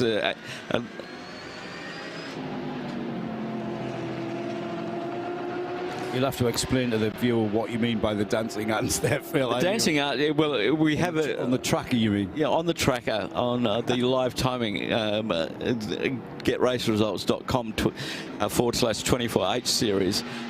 You can follow the cars around the circuit with a tracker, and basically they're just the numbers with the class colours. GT3 is a white colour. That is great when you're involved in a 24-hour race and not when, I mean, that's not a race for position. Car 90, let's find out where car 90 is. He's certainly not in the top 10. Trying to locate him on the timing screens. He's way down the road. I've lost him actually. But there's 3 cars circulating out there. And not necessarily for position, but very. I think it was the 96, Joe. I think it was the GWR Australia entry with Glenn Wood at the wheel. Right, where is he in the order? Well, they're on a different lap. Glenn Wood is running in 31st, 31st position. Just 3 cars, very, very similar with performance. Yes, just absolutely in the floor of what we've seen, and that's how you get through a race like this. You just keep. You know, Mavlinov's just pulled up behind him there. He's got similar pace in this Porsche, car collection Porsche number 30. Similar pace. He's not in a position to overtake because he hasn't got any more performance that he can ask, and that's not good. A car pointing the opposite way to what it should. That's turn 14, and he's done it again. 269 is. That's a Herbert Motorsport car, isn't it? 269. Vincent Kolb. Vincent Kolb there in the 269, just looping the car at, I think that was coming out of... that was in the bowl, that's turn 14. Right, turn 14, and then trying to get the car back on track. Tried to do a donut to get the car turned, and the car turned on him on the dirty off-track. No grip whatsoever there. Didn't look like anybody else was involved in that one, and I mean, he won the Spa 6 Hours Endurance in the GTS 12 class last year, so quite a bit of experience. Also, second in the VL and Lungstracken Series and an SP9 Pro, so he's got some endurance racing under his belt, especially around the Green Hill, and Dubai Autodrome shows that it is quite a technical circuit. Yeah. He's he is a proper driver, is Vincent. Yeah. And they are currently 3rd in the AM class of GT3, so very, very much a contender for meeting him on the podium. The accolade of meeting Nick Damon on the podium, in fact. Oh, if that's not motivation for any driver out there, I don't know what is. Well, there's nothing more motivating than meeting Nick on the podium. Klaus Bachler back into the lead. The dynamic GT has been seesawing back and forth between the Almanar Racing and Paradigm Competition and Pure Racing. This has been going on for the last 10 hours, Joe. These cars have just been swapping positions on pit stops. There's nothing stopping that going all the way at the flag, is there? Well, exactly. It's just which one is ahead of which one by the time we flip-flop our way to the checkered flag. Have we worked that out yet, or is it a bit early? I think it's a little bit early on that one. Dynamic GT have led 128 laps. Almanar Racing by Team WRT 124. Pure Racing 66. Paradigm Competition 41 and Winwood Racing 29. Dragon Racing 24. Era Motorsport 4. Proton Huber Competition 2. Hassar T1 and Tierra Outdoor Racing by HWN. That's a 911 GT3 Cup car, has led 1 lap. That's incredible, isn't it? It is absolutely incredible. What makes that incredible is the extent of what did we count? 33 GT3 cars? Yep. And for a Cup car to lead overall. I mean, yeah, okay, we had the anomaly of pit stop phases and the like. However, it can still say it led the Dubai 24 Hours. Exactly. Edition of the Dubai 24 Hours. If they're looking for sponsorship, yeah, that's your lead card that you play. Oh. Mavlinov now getting a little bit impatient, is he? Oh, he's thrown it up the inside at turn 7. Yeah, that's a popular point there, isn't it? It is, but the AMG got compromised at turn 5 by a slower car, and he had to go offline, and that sort of made Roman have to take a big deep dive of the brakes, a little bit harder than he wanted to press, but he could get off them earlier and had a little bit more car speed. Yeah, he's been itching to do that. Yeah, really. I don't think he was being delayed at all, though, was he? They had a cracking pace, those cars. Both of them were on equal pace, and it was a mistake that, well, it wasn't a mistake. It was a slower car that got in the way and allowed Roman to head on by. So Mavlinov moves up to 34th now. That was an AMG Mercedes that we've just seen him overtake there. Yes, it was. It wasn't the Continental Racing by Simpson Audi R8. No, it wasn't. That was the Mercedes. Because he's just overtaken that car in the process of that lap. So Mavlinov in 34th now. That might have been the car that was getting in the way of the AMG. Possibly, yes. Yeah, because that was the only other car I saw on that lap from the onboard camera that he overtook. And he gets past one, and there's another rear light, and that's a Porsche in front of him. 3 laps off the class lead is Jerome Bouillery, 4th in the 992 class. Still one of the most competitive classes in the series, and we'll see the 992 class go down to the wire pretty much everywhere we race this year. Well, pretty much 8/10 or 4/5 of this field is going down to Yas next weekend for the second round of the Middle East Trophy. We had, I think, 19 on the qualifying list yesterday, so a big field of 992s. Live coverage as well on the RSL network of channels, as well as the 24H Series YouTube page, the YouTube channel, I think we call it these days, isn't it? I'm not up with that sort of thing at all. Well, you know what? The thing about YouTube and the Creventic series was one of the first motorsport series to live stream their series rather than televise. But these days, with smart TVs, YouTube is a channel on your television effectively. So, like, the term live stream or televised, there is a massive overlap there, and there's no difference really these days with smart TVs. That's a disc change for the 999, the class leader at the moment, the Red Camel by Jordan.NL. That should hand the 992 lead. It won't, because Lucas van Eindhoven has in the brought pits the as well. Sierra outdoor racing car in as well, so both cars pitting at exactly the same time. Now then, the only question mark is, and I know Johnny's not made his way down there that quickly, is whether or not, and I can tell you now, the 912 will take the lead of 992 because that car has already left its pit box and is heading towards field. Yep. I'm amazed how fast they can do this these days. I mean, I'd be still there with the bottle bleeding in the brakes. Dry fit. Unbelievable stuff.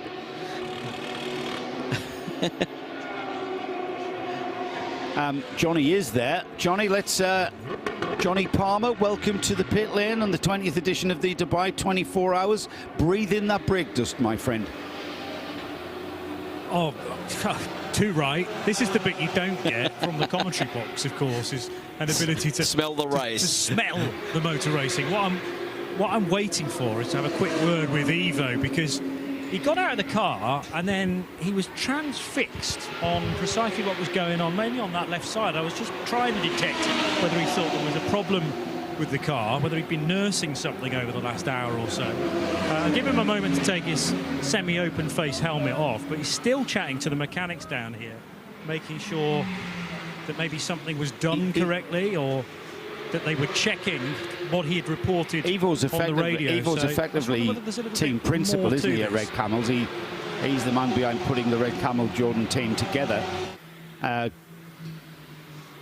So we'll, yeah, he's going to have to take his helmet off, I think, Johnny. So just basically so he can hear you.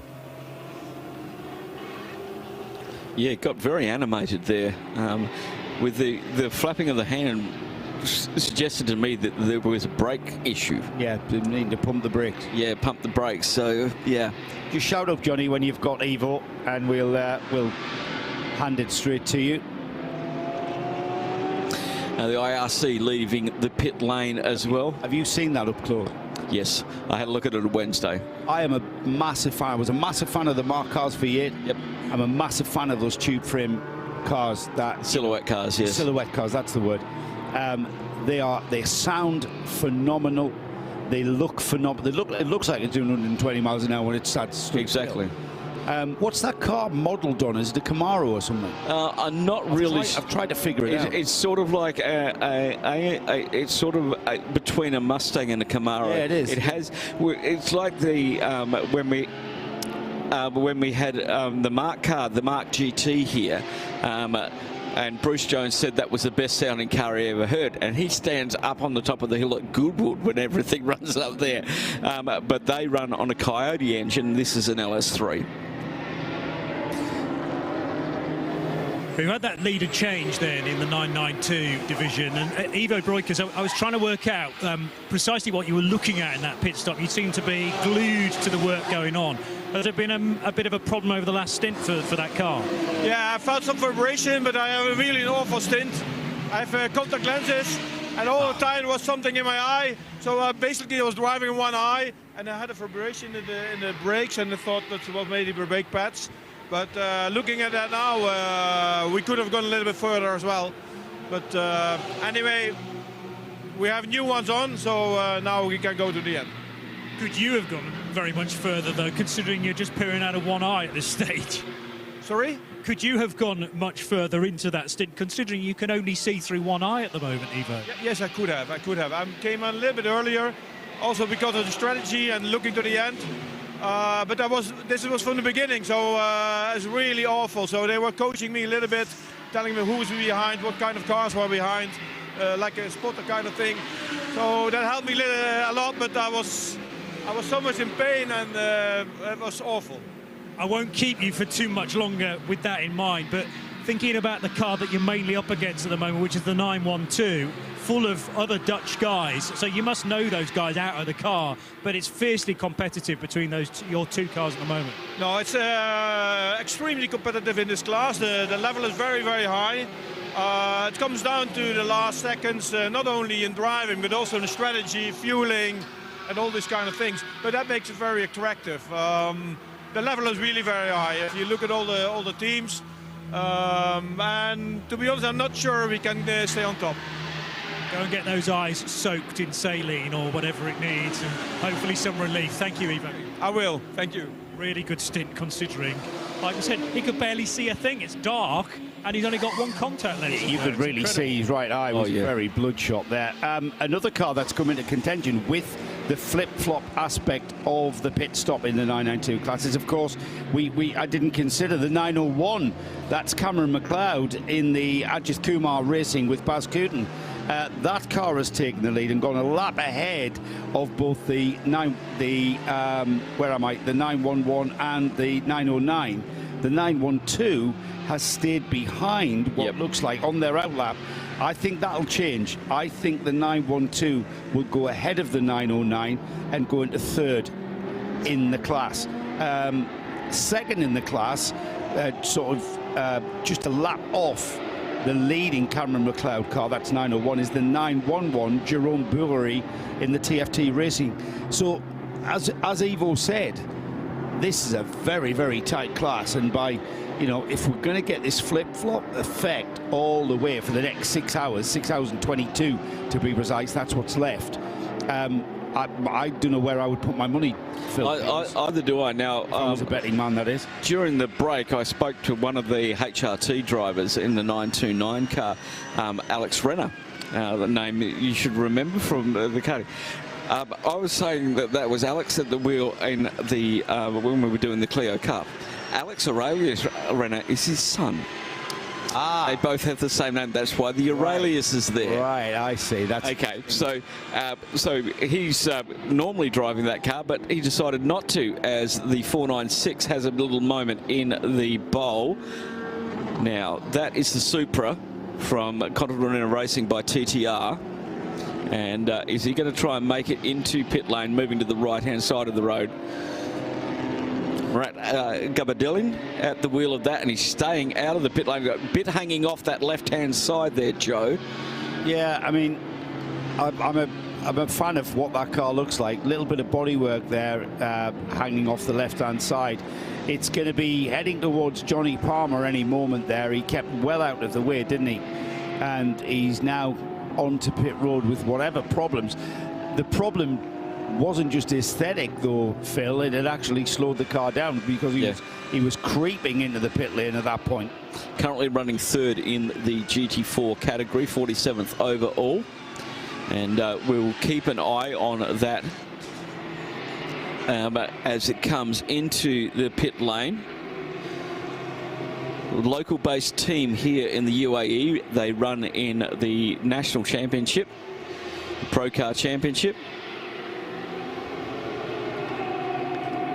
Can't really see. Yeah, it was all. Johnny Westbrook's just run over to that left-hand front side, so you can't miss Johnny Westbrook. He's 11 foot tall. Right. And Craig Thompson is down there as well. He's the team boss of TTR Racing.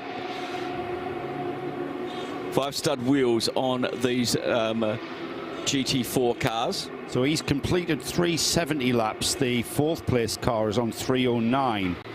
And that is a car that sits static in the pits. That's the car that is, I'm afraid, out. That's the Tomlinson Team CMR Ginetta. So the Supra just has to repair what it has to repair and continue on to the checkered flag. Yeah, a group of young drivers. Difficult to find out what experience level they have. There's Johnny Westbrook, just having a quick look there. This team won the GT4 race in Dubai last year in this car. They run it in the local championship in Pro Car. Craig Thompson, the boss of TTR, holding the board up. Don't seem too concerned with whatever was flapping around. They look like they've... Johnny's just put a bit of tape on that right rear, and now having a look at the left rear. So they might have been after... I'm waiting for Johnny Westbrook to potentially have a word with him. Yeah. So very careful eyes. Everybody's sort of working, and Johnny's directing things to go. Oh, that was a flat left rear tyre. The rim just coming back without anything attached to it, and that's what we could see hanging off. Yeah, that's what we could see. So a puncher for the 496.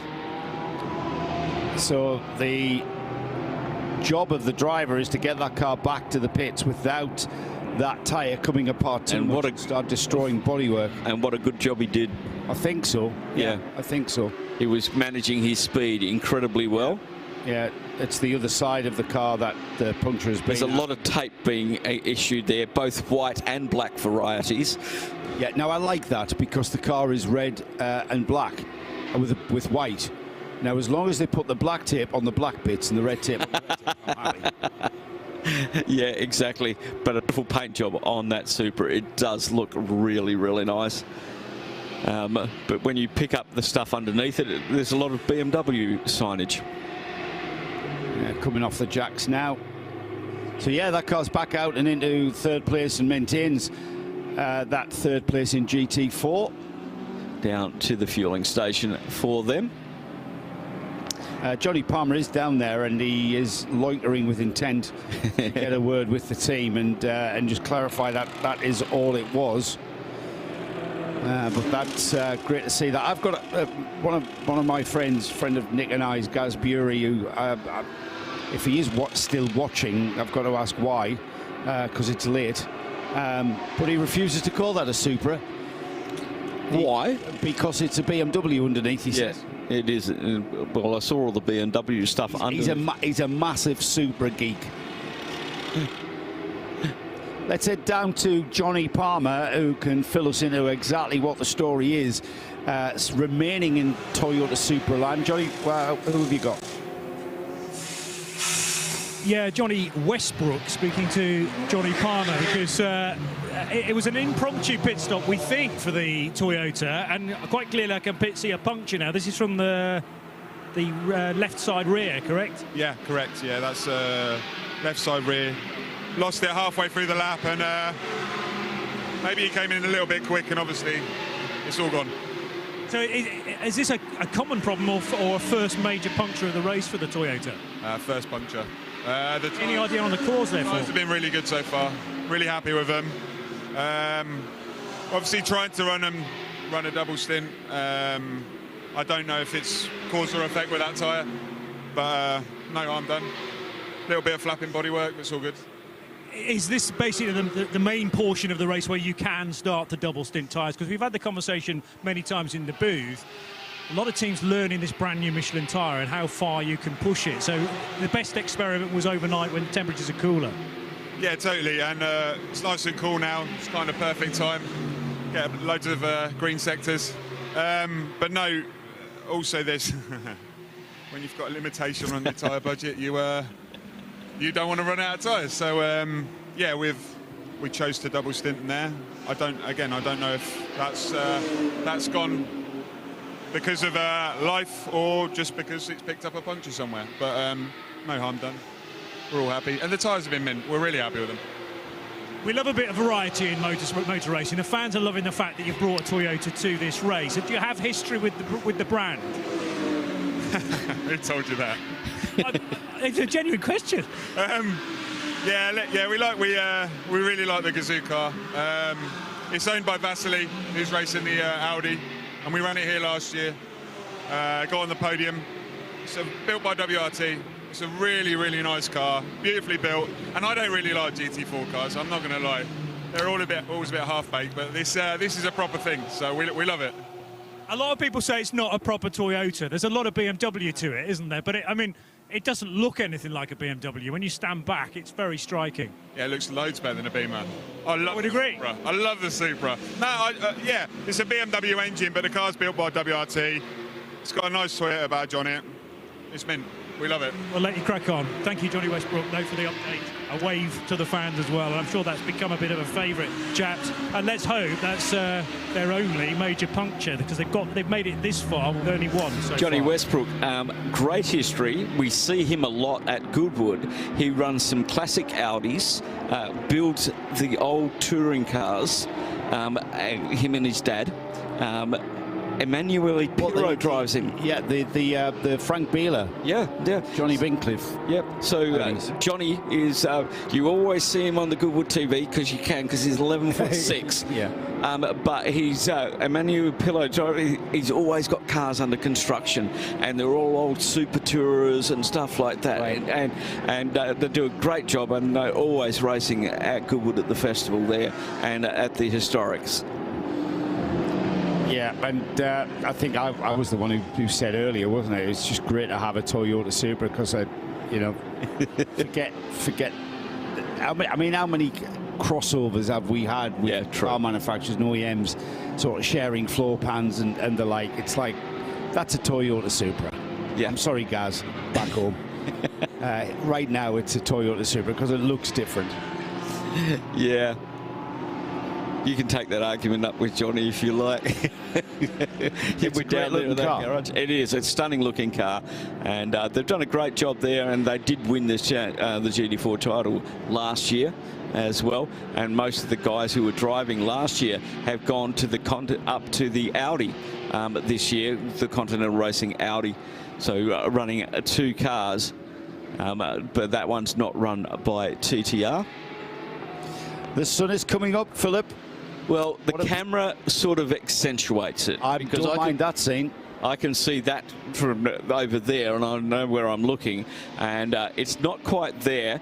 We're about 30 minutes away from official sunrise. So in the UK, it's a red sky in the morning, Shepherd's Warning. Is that the same in the desert? Red sky in the morning means there's dust in the atmosphere. Right. And there's always dust in the atmosphere. Yeah. It's going to be sunny today. Yeah, it's going to be sunny today. Chilly, but sunny. Oh, chilly. What do you mean chilly? What's it going to be? What's the forecast for the day? 25. By the time we get to the checkered flag at 25. 1 p.m. 25 is not chilly, my friend. I won't even have the AC on in the car. Yeah, no fog, which was the big risk for this race this year.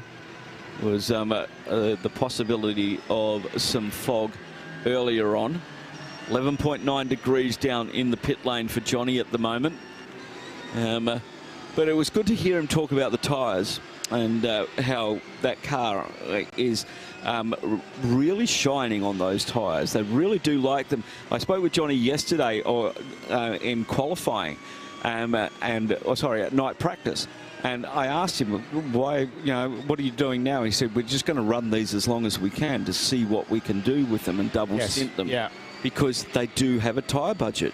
And it's a voyage of discovery as well on this new Michelin tyre for this series. For the GT4, he said it doesn't drop off. It stays on longer. You know what, Phil? It doesn't matter what you're racing, whether it's a cadet kart or a Formula One car and everything in between that. It's the key to success, the key to performance success is all about the tyres. Yeah, it's always been the same. It is. That's what connects you to the road. Yeah. And understanding your tyres, what they can and cannot do, is an evolutionary process. And as I was talking to Johnny earlier about this, and these teams that are here that are going to go to Europe are going to have a huge advantage over the teams that haven't run here on these tyres when they take these Michelins over to do the 5 rounds in Europe. These teams who are running here or going back to Europe are going to have 32 hours of racing under their belts. It could be. So Mugello, we kick off the European season in Mugello in March. It can be a chilly 12 degrees, which it is right now, or a very warm and cozy 25 degrees, which it was very similar. Yeah, incredibly similar. So these teams here have the data. The teams that are only running the European Championship don't have that data yet of the Michelin tyres, and so it's a huge advantage to anybody running here that is going there, because they're going to have 36 hours of racing under their belts. Yeah, as well as the test days, all of that sort of stuff. They've been testing since Monday here, and remember we had the tyre test back in December as well. So they're going to have a handle on these tyres. The difference between this and our previous tyre is that this has got a much stiffer sidewall. I was just about to say that's what I've been told. Yeah, and I've been told that from many people. Yeah, but trusses as well. Yeah. And when I talked to him on Wednesday, on yesterday, he said his hardest job was getting the drivers used to the tyre, because it reacts differently to our previous tyre. Okay, it doesn't roll under onto the shoulder of the tyre as much as the previous one did, because it's got a stiffer sidewall, and the drivers were struggling to get used to it, of how to rotate the car. How do you get the car to work with you? It's getting that car, the tyre to lean into the corner, and then the whole tread width come into contact, which will maximise your grip level. Yeah. If it sits on its camber because you can't create enough energy in the contact patch to lean the tyre into the corner, then you're effectively running on a tyre that's a third of the width of that wide slick tyre. So getting and engineering the suspension geometry to take that into account, perhaps less camber to be used, and I think that's the direction that the teams have gone, certainly on the Porsche. Yes. And the Cup Porsche. There's my favourite car of the weekend, I think. It is sort of a little Camaro-esque, isn't it? It is, but it's also a little Mustang-esque. Yeah, and the back end's a bit Mustang, yes, yeah. But it sounds fabulous. It sounds fabulous. Johnny's going to get that. Johnny's going to get that sound by there. Is it out of fuel? Because they're pushing it down there. They're going to have to bump start it. Oh, I thought that was a bump start rather than out of fuel. It looks like it's going all the way. Oh, yeah, he got it. Bump start, an LS3. There you go. Well done, boys. IRC team. Wonder why they're bump starting it, Phil. It's a stage of proceedings. It could be to sort of nurse the clutch a little bit. Possibly. These cars have been running in Australia for a couple of years now. Not as long as Mark cars. They've been around since many years. We've seen them in very many disguises racing here in the Mazda 3 and the Ford Focus. So what's the spec of that car then? Are you familiar with that? I am indeed familiar with this car number 111. Let me just find my page here. I mean, if we had a full club, say we don't need 30 of them, but certainly 12 of them. I said that about the Mark V8. Yeah. The Mark Cars V8. We need about 12 of these things. IRC stands for Innovation Race Cars. Right. That's their name. Providing outstanding value for money. It exhibits all the performance of a GT car at half to a third of the price. Easy to drive for an AM while packing a heap punch for a pro. I love driving it. Can't recommend it enough. Uke Lilden, Bathurst 1000 winner. Okay, so it's quite enough. That gets enough there. It's got a LS3 6.2 litre V8 engine, maximum horsepower, 550 horsepower at 6,200 RPM, 705 Newton meters of torque at 5,000 RPM, maximum RPM 6,650. Throttle body, fly-by-wire system, induction system.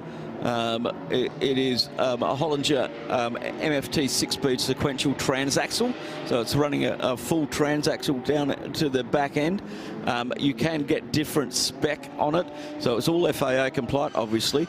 Aluminium bolt-on front end, rear side crash structures, so it's the full kit. Running Motec ECU, all the bodywork is carbon fibre. It's really well done. Double wishbone suspension with camber, toe, ride height, droop. It's got all the adjustment you need. 18 by 11 alloys for the Michelin tyres. I think the key thing there is it's using, the component parts. You mentioned, Motec as an, management system there. Everybody's familiar with Motec, and it's not running anything sort of science fiction or space age, as we would say. It's all conventional stuff that is very. But it has an option package. You can upgrade it as well. So that's the base level one. You can go with the 6.2 hand-built V8 at 640 horsepower. So jumping up another 100 horsepower. Tyre pressures, suspension sensors. Whose engine are they using? It's a Chevrolet LS3. Right, yeah. Okay. So again, shelf motor, isn't it? Well, it is. It's the same as what the Vortex is running. So it's very common in that. Brody Kostecki, it's the 2023 Supercar Champion. It's the fastest I have ever driven, just an awesome handling car. So it's getting a lot of plaudits from some serious drivers around there. If you want to know more about it, innovationracecars.com.au, and you can see all the pretty pictures of that running around Mount Panorama and down at the Gold Coast. And some of the versions have a very Mustang rear end, so you can get different types of body panels. So I think this one's more a Camaro, and the other one is more a Mustang. Right, and that's just a matter of choice. It is indeed, because that's the one we've got here, which is, and then you've got one that's more AMG Mercedes C-Series type look back end. Right. So, yeah, a lot of different designs you can get with it. And that's just bodywork. It's just bodywork. The space frame is all the same. Done it with space frame, yeah, with everything hanging off the space frame, suspension-wise and stuff. Great innovation from Innovation Race Cars. Great to have it here in the Middle East. There's obviously a fairly healthy silhouette series in Australia with Mark Cars and IRC. We've got Jamie Day bringing the Come To You Racing Aston. We talked to the driver of that car earlier, who said that they'd lost a bit of time in the pits. That's on a recovery drive now, and that car up to 22nd. Jamie Day just been new tyres. Just been announced yesterday that he is now part of the Aston Martin Young Driver program. So congratulations to him. Wow. Well done. Jamie's been part of the scene out here for a while now, hasn't he? Well, he got his first karting license here in the UAE. He still runs under a UAE license. Didn't he race for he raced in Formula 4 for Paul Hardy's team, didn't he? Well, his dad runs XL Motorsport. That's the one. Yeah, yes. so he's running F4 UAE with XL Motorsport. Obviously, all of his karting from rookies to cadets, juniors. When I used to commentate with him, he used to come up to here on me. He's 6 foot now. Yeah. He's a big tall boy. I saw him and his parents down on the grid and just had a good laugh and just reminisced about the bad old days of karting when Nadia was still karting as well. So it was like, boy, these kids grow up so fast and they drive fast cars now. It's bad crack, that, Phil, because it means we're old. No, as they grow up, we're experienced. We get older. Oh dear. I wanted to stay with an Australian theme because leading the 992 class now is the number 901. Now Cameron McLeod, who is the son of Peter McLeod, winner of the 1987 Bathurst 1000. He's in that car at the moment.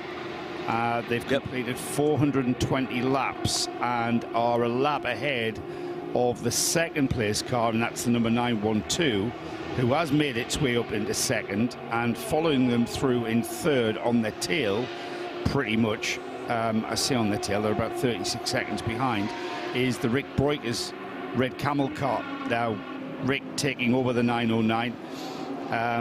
But because of the pit stops, McLeod, who now comes into the pits and will hand that 992 lead back to the 912 car that inherited it from the 909, who did a brake stop.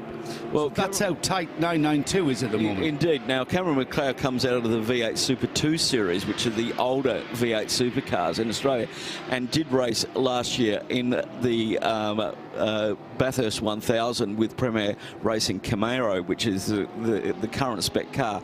Load of experience with a front engine car. He's driving a Porsche this weekend. So it's good to have Cameron here, part of the Premier Racing team in the supercar series down under. We've had quite a few supercar drivers here over the years, and drivers we've had an Australian win here, Tony Quinn, in the VIP Pet Foods car. He owns a raft of motor tracks in Australia now, Hampton Downs in New Zealand. Yeah, the Aussie lineage, back in the day. I'm just trying to look when that was that we had the Quinns on top of the podium.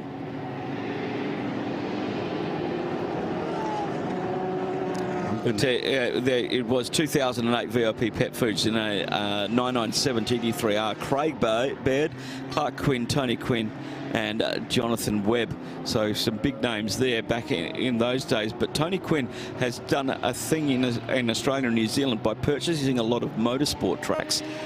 He's made all his money through a company called VIP Pet Foods and a chocolate manufacturing company, which he's sold, and now funds. He owns Queensland Raceway in Australia, Hampton Downs, Highlands Motorsport Park in New Zealand. And these are beautiful circuits. Hampton Down, I was driving down to my niece's wedding. I didn't even know. It was near Pukekohe, which is a famous track there, which doesn't exist anymore. I was driving to my niece's wedding in New Zealand, and I came over this hill, and I could just see a whole heap of airboxes going around. What's going on?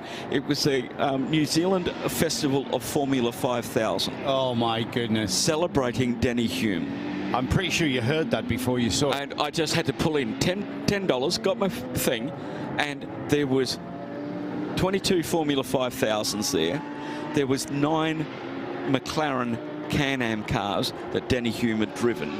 Greg Murphy was driving them, and they had Denny Hume's car that he was working on New Zealand when he died at Goodwood. So that has Garage 1 at Hampton Downs, which is really, really special. And Denny Humes, they had his Targa Florio car as well. So fantastic place. If you ever phenomenal go motorsport racing to New Zealand, have a check out of their motorsport. Greg Murphy's driving the 6-wheel Tyrrell this weekend at the Motorsport Festival. Incredible. Yep. Let's head down. The sun comes up across the Dubai Autodrome. Let's head down to the pit lane where Johnny Palmer's caught up with Cameron McLeod. Yeah, I was just about to say, the very slight vestiges of light are appearing now in the skyline above turn 16. We're still about 20 minutes or so away from proper daylight. You've had some night, though, Cameron McLeod, basically on single stints, but swapping and changing with Mathieu Detry. So is this now the end of a big chunk of driving for you? Yeah, it definitely was a fair bit. I got my fair bit of driving tonight, but yeah, I'll go have a good rest and hope that I'm all good by midday and late afternoon and try to finish it off and bring her home. So we knew the 992 division was going to be close when they released 19 cars on the entry, 7 of them pros, 12 of them at the AM division, and it's proven to be the case because every pit stop we almost get a lead change within 992. Seems to be between your car 901, the Red Camel guys, and 921 as well. You can't really pick who's going to win it at the moment. Yeah, well, Bass Cohen's been very good with the pit stops, so I think we've had the quickest pit stops out of all the Cup cars, which has been great. So that's definitely a big help to changing over the pit stops. And I think most of the times I was with most of the AM drivers. I think that last stint is when I was with most of the pros. So yeah, no, it's been great. It's been a long night, and looking forward to some rest. Also, a few more Code 60s than we might have expected, with 60-odd cars or so in the entry. But how's it been? I mean, you don't really call those shots, I suppose, but Badoon and the rest of his crew having to navigate you through those cautions. Yeah, well, my first couple of stints, I had a lot of Code 60s. It felt like a bit of waste of time. Better off having the AM driver in those ones, but you know, if you could choose to do so, then that's precisely what you would do, isn't it? But once you're plugged in, then you're kind of in there for the foreseeable. No, you can't do it. You can't do anything. You've got to do what you get given. So the good thing is you get to rag it a bit more after a Code 60 because you have a bit more fuel and tyre to burn up. So you get a bit more pace out of it, catch a few more cars. So yeah, I think I made a good strategy under Code 60. There's a couple of things I've taught myself and how to catch up to cars and things like that. But no, it's really good. And what about the traffic in general? Because you're in that position where you're not the quickest car, but you've also carrying a lot of straight line speed as well. So you've got to keep your eye on the mirrors, but you're also having to lap a lot of cars at the same time. Yeah, well, obviously you're quicker than a GT3 down the straight. So they kind of get alongside you out of the corner, and then you're just kind of lifting half throttle down the straight, just trying to let them go past. But you know, if you see them at least 5 car lengths back, they're going to dive bomb you, so you just leave a gap anyway. Yeah, you've got to have eyes everywhere, and that's difficult at this time in the morning. So you'll get some rest now, and it's important that you've got the relevant hours left to be in the mix at the end.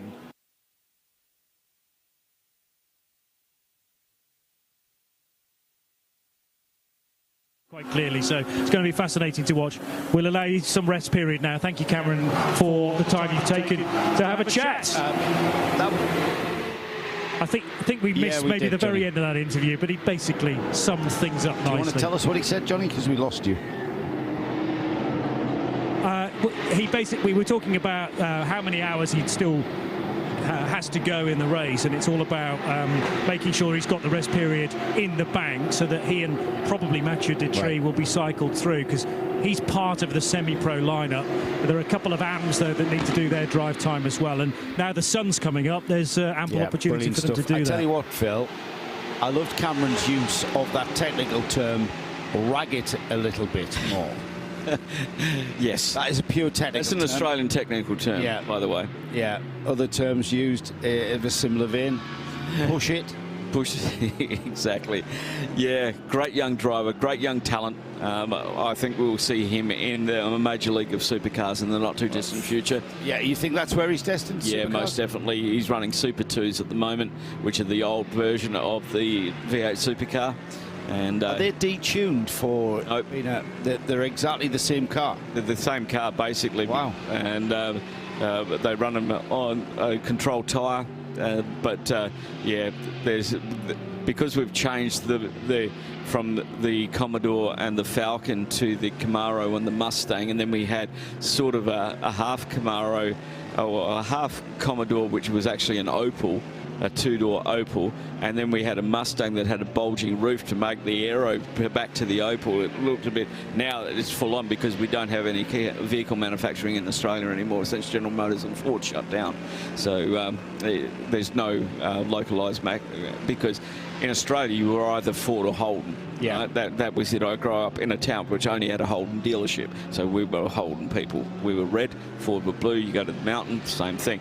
That's going on now through the elder generation. The younger generation don't know anything about that. The parochialism that used to go on in... It was it was born on football. Oh, most definitely, yeah. Ball-esque.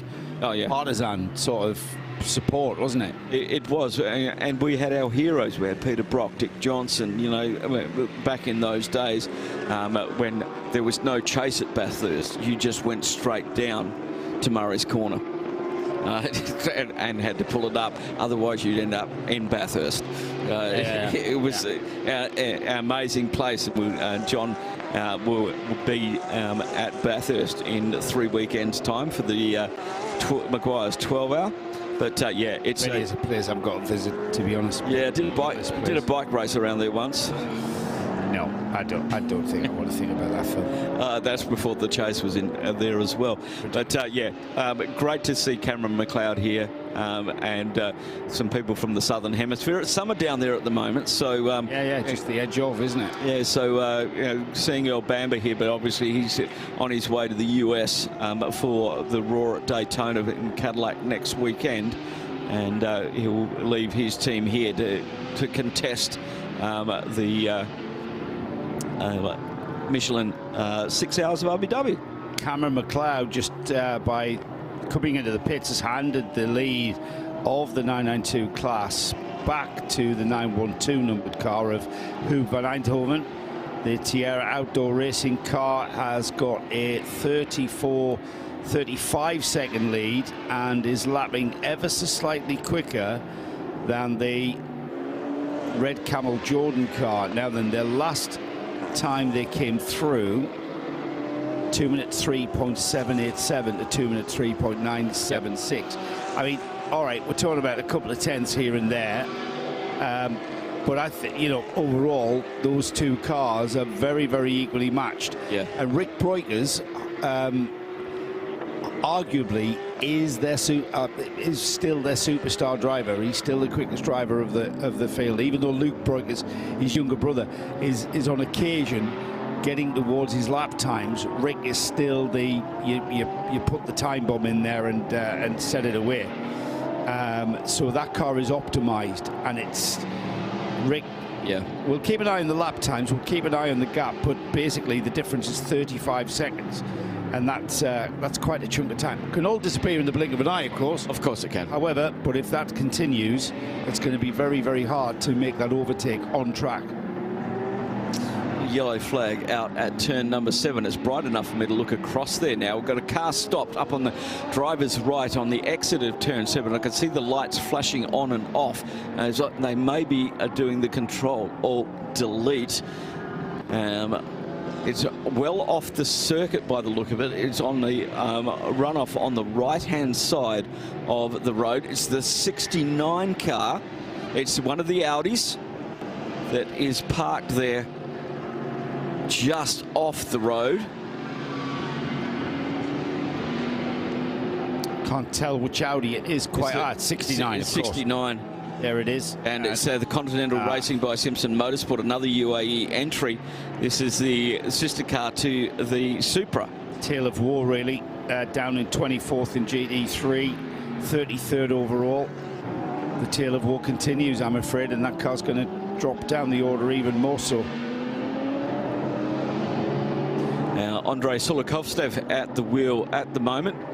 And he's probably going through the Control-Alt-Delete process, isn't he? Because the lights go, I can see it from here up in the grandstand. It's just off to my left-hand side, about 3/4 of the way across the circuit. And no movement as yet. And 20 seconds to code 60. While we wait to see whether or not that 69 Audi can make its way, we've called a code 60 procedure within 20 seconds. Let's head down to Johnny Palmer, though, who will fill in the gap while we wait for that code 60 flag, which appears as I do so, Johnny. Aha. So we're back under. It's been a fair spell, hasn't it, for us not to be under caution. I just spotted that the GT4 race leader, which is the 438 BMW from AGMC Racing, being driven by Ramez Azam. It came down pit road, didn't stop with anyone. So clearly they're double stinting tyres as well. The priority there was fuel. And the key thing there for the GT4 race leader is that it's managed to get its full fuel allocation prior to this Code 60. So I think purely by luck rather than judgment, it will have needed some fuel, but those other cars trying to chase it back within GT4 are now limited to 25%, and that's a big negative for anyone trying to make up that ground. A whole plethora of cars, though, coming down pit road, as we've seen so often. And once again, quite a number of them not stopping in their box with their team at the garage, because tyres, again, in this current state of the track with temperatures relatively low, they're looking to try and double stint these Michelins and maybe even triple. That might be a bit too much of a stretch, but if you can get 2 stints out of a set, you're going to save so much time. Most definitely, Johnny. And as you were correct, just on 3 hours of green flag running before this Code 60, and the tow vehicle is in attendance. They'll be able to tow that back around turn 8 and 9, nip through the club link and get that car back to pit lane and see what the problem is. The lights are still on, so it may electrical. It's so hard to tell. Yeah, it's impossible to tell, really. What I can tell is it's having a tow line, a tow hitch fixed to the front of the car. It will be being towed back, so not under its own steam. It's going to be assisted back. Whether or not that is we'll fathom out. We'll leave it to Johnny to fathom out whether or not it's a catastrophic failure or whether it's just something simple. It can be something simple. I mean, I can't see any kind of residue of fluid dropping from the car, so he's pulled it off the road. He's, it's kind of ground to a halt, hasn't it? And he's come out of turn 7 and just turned right. Now they're on the correct side of the circuit. They'll stay on the outside, drivers right of the circuit, and come around turn 8 and 9, and then come down to the little club link. They cut through about a third of the way down the back straight. That brings them onto turn 14, and then up A15 and into pit lane. Certainly quickens the process rather than having to go around the whole lap. Is that what he's doing here, Phil? Yeah, no, he's actually that off cut there to the right is actually what's called the peanut circuit. It's an oval circuit that comes in at around turn 3, and we have separate functions on that while running the club circuit here with other cars and the hill circuit on the other side. So three lots of cars can be on this circuit at the same time. And they've all got their own little race controls. And now that it's fully lit, can run nicely into the evening as well, with lots of action here from the Race and Drive Centre. It's a 7-day-a-week program here at the Dubai Autodrome. Yep, seven days a week. And some of the teams, I noticed there, just that glimpse of the pit lane just across from us, choosing to. Now is the time for them to change their brakes, pads and discs, or just pads. I was amazed when Krista Donker was telling me about the Haas Audi only needing pads. On the whole way. Yeah, pads on the front only. Yes, unbelievable. And we've got some of the Porsches, the GT3 RSs, changing 4 discs and pads. 4 of them on the rear as well. Yeah. I'm just waiting to see if a course car may have gone out, just to have a little look-see now that the sun is coming up. But I don't think we're going to be under Code 60 for very long. Incident involving car 92 and 928 at turn 12 noted. So turn 12 is up at where the old management used to be. Now the Motor City Clubhouse just under construction up there. We've got a lot of people in the pits on this one, Joe, haven't we? Yeah. It's really getting full now. It's a few cars being turned onto, put onto jacks and turned and wheeled back into the garage, which sort of indicates to me that it's more than just a tyre general service. They are going to look at something more and get the car sorted out with regard to brakes and discs. And we're inside of 6 hours to go as well, Phil. Yeah. Wow. Are we at the top of an hour for a rundown? We are at the top of an hour. Because it's just ticked past 7 a.m, 3 minutes. Well, official sunrise is at 7:06, so it hasn't poked its head above the horizon just yet. But it's nice and light. It is nice and light, some wispy clouds in there. We had some fog down Abu Dhabi way, but it's not coming here. And it looks like, from a weather perspective, remember last year we had a rain squall come across at 9 a.m. in the morning, and I could see it coming across. It came across, hit turn 5, hit the pits. Turn 10 was totally dry and sunshine. Was that last year's race? Yeah, last year's race. We lost the GT4 leader, the BMW over there, and a Porsche as well, as they just came across the water on the circuit. A really, really, really localised downpour. And we had people scrambling for wets and nobody had them mounted. Okay, that was the big problem. A lot of people had rims, but they hadn't mounted the wet tyres on them. And so the tyre techs were working overtime, and then it went away. In 10 minutes, it was totally dry. There's nothing forecast for today like that, is there? No, we did have last, not 2 days ago Friday, but a week Friday ago, we had flooding. Oh, really? Yep. Well, I was here in 2020. Oh, well, it wasn't that bad. I've never seen anything like that. Yeah, I mean, in 2007, I think I rode a jet ski down pit lane. Oh, really? Yeah. Oh, it was a Formula 3 race, that's right. Because we are at the lowest point of this area in Sports City. Back to green flag racing, just a short code 60 there. I think pretty much every seconds. I think 7 minutes. I think everyone pitted, Phil. Yeah, I've got a lot of outlaps and there's still a lot of P's happening. Yeah, we'll wait for the cars to come round to see how that has shaken up the field. And a car going off there on the outside of turn 1. Ferrari. It is one of the Ferraris. Which of the Ferraris? That's the 88. That's the Dragon racing car. Right, now that is a little bit down the order, isn't it? It's in 50. I saw 1.8 and I saw a single 8, but their cars are 8 or 88. And because of the curvature of that bodywork, I couldn't actually pick up if it was the second 8. Well, it could be the 88 because Dustin Blattner has just gone out of the pits. He's on an outlap now, and it looks like he's looped that going into turn 1. Currently 5th in the Pro-Am class. Yeah, we're going to wait for them to all come across the start-finish line to see how that all, as Joe said, how it all sorts itself out. I think we're pretty sure who's leading GTX, and that is Gerhard Vatzinger in the Leipzig Motorsport Lamborghini. That car down in 39th overall, but very, very strong in the GTX class.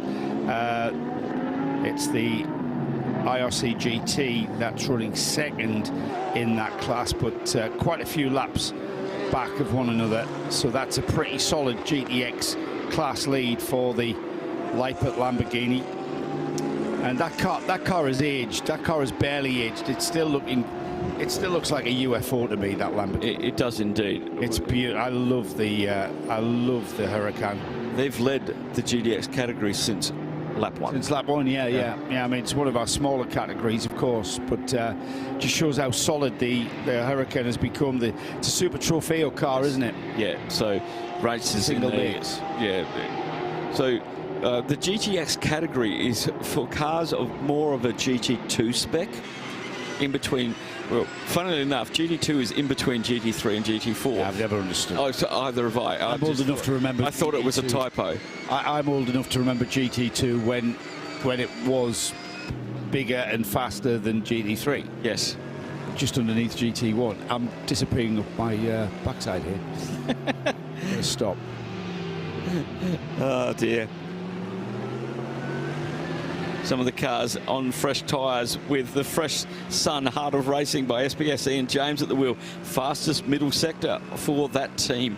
So we're seeing a little bit of green coming up on the boards with loads of fresh tyres being, fresh Michelins being thrown on the cars as the sun has now officially risen. Change for second, I noticed, Phil, as the cars have come through. Daniel Harper leading the race with the BMW M4 of Almanar Racing. Team WRT underneath that one. Second place, though, change there as the number 24, Thomas Kiefer, driven dynamic GT, the Porsche, up into second place ahead of the other Porsche in the field. That's the Pure Racing Porsche of Alexei Nezov. That car still in the pits. Yeah, he took tyres, whereas I think Kiefer just went through for fuel because his tyres are 14 laps old. Right. Okay, so I think that's why that has changed around. And then we got Gabriel Piana as well, moving up into fourth position for Winwood Racing. Ahmed Al-Athi in the 991. That's a GT3 car, not a 992 class car for Paradigm competition, because it's a BMW. It's moving up into fifth position and leading the AM category at the moment. Pit leader of the Pro-Am category for GT3 is Winwood Racing in their Mercedes AMG. Car number 16 there, Gabriel Piana, currently leading the Pro-Am class, fourth overall, like you said, Phil, but class leader. And I suppose we're getting towards the stages. We're inside. I can see a 5 at the front of the hours to go. All right, there's still 50 minutes to get underneath that, so 5 hours 50 minutes remaining. And I suppose you've got to perhaps be consider this, 4 laps off the overall leader.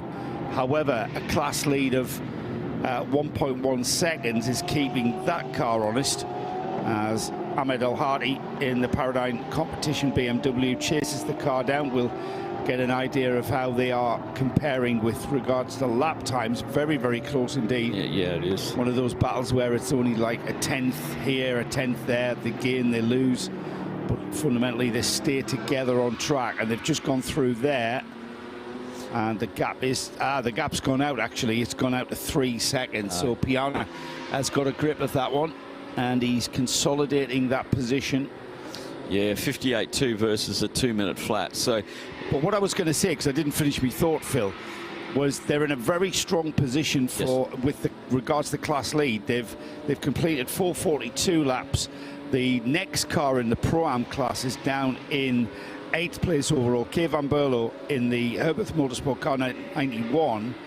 They're on 440 laps. So 2 laps here at the Dubai Autodrome is nothing. Blink of an eye, a problem. You can lose that in a stroke. So it is relatively tight. But Piana, Gabriel Piana, as we do, he'll be wanting to be on the overall podium, won't he? Oh, most definitely, because in GT3, GT3 is its own category, but GT3 Pro-Am can win Pro-Am and GT3, as can the GT3 can win GT3 and GT3 AM, but a GT3 can only win the GT3 category. If you're a subcategory, you can win both. Yeah, that's right. And the same with 992. 992 AM can win the 992 overall and their 992 AM category. Reflection of the sun now starting to shine into the buildings opposite the Dubai Autodrome. I was talking to Johnny about this earlier. This is the third stanza of the race. We had the daytime, we have the nighttime, and now we're back into the morning time. I'm seeing so many. We've seen so many green sector times, and the Herbert Motorsport, Antez Al at the wheel has just set that team's fastest lap time, a 2-minute flat 91. We've got Winwood Racing in the 58s already. And the cars are dropping down just to put the new tyres on. The sun's come up, and all of a sudden we've got cars that are only a second or so off the fastest lap as the 111 has a spin. Mark Griffith at the wheel of that, currently running second in the TCX class, just waiting for the traffic to work out which way he's going. He's got it all back together again.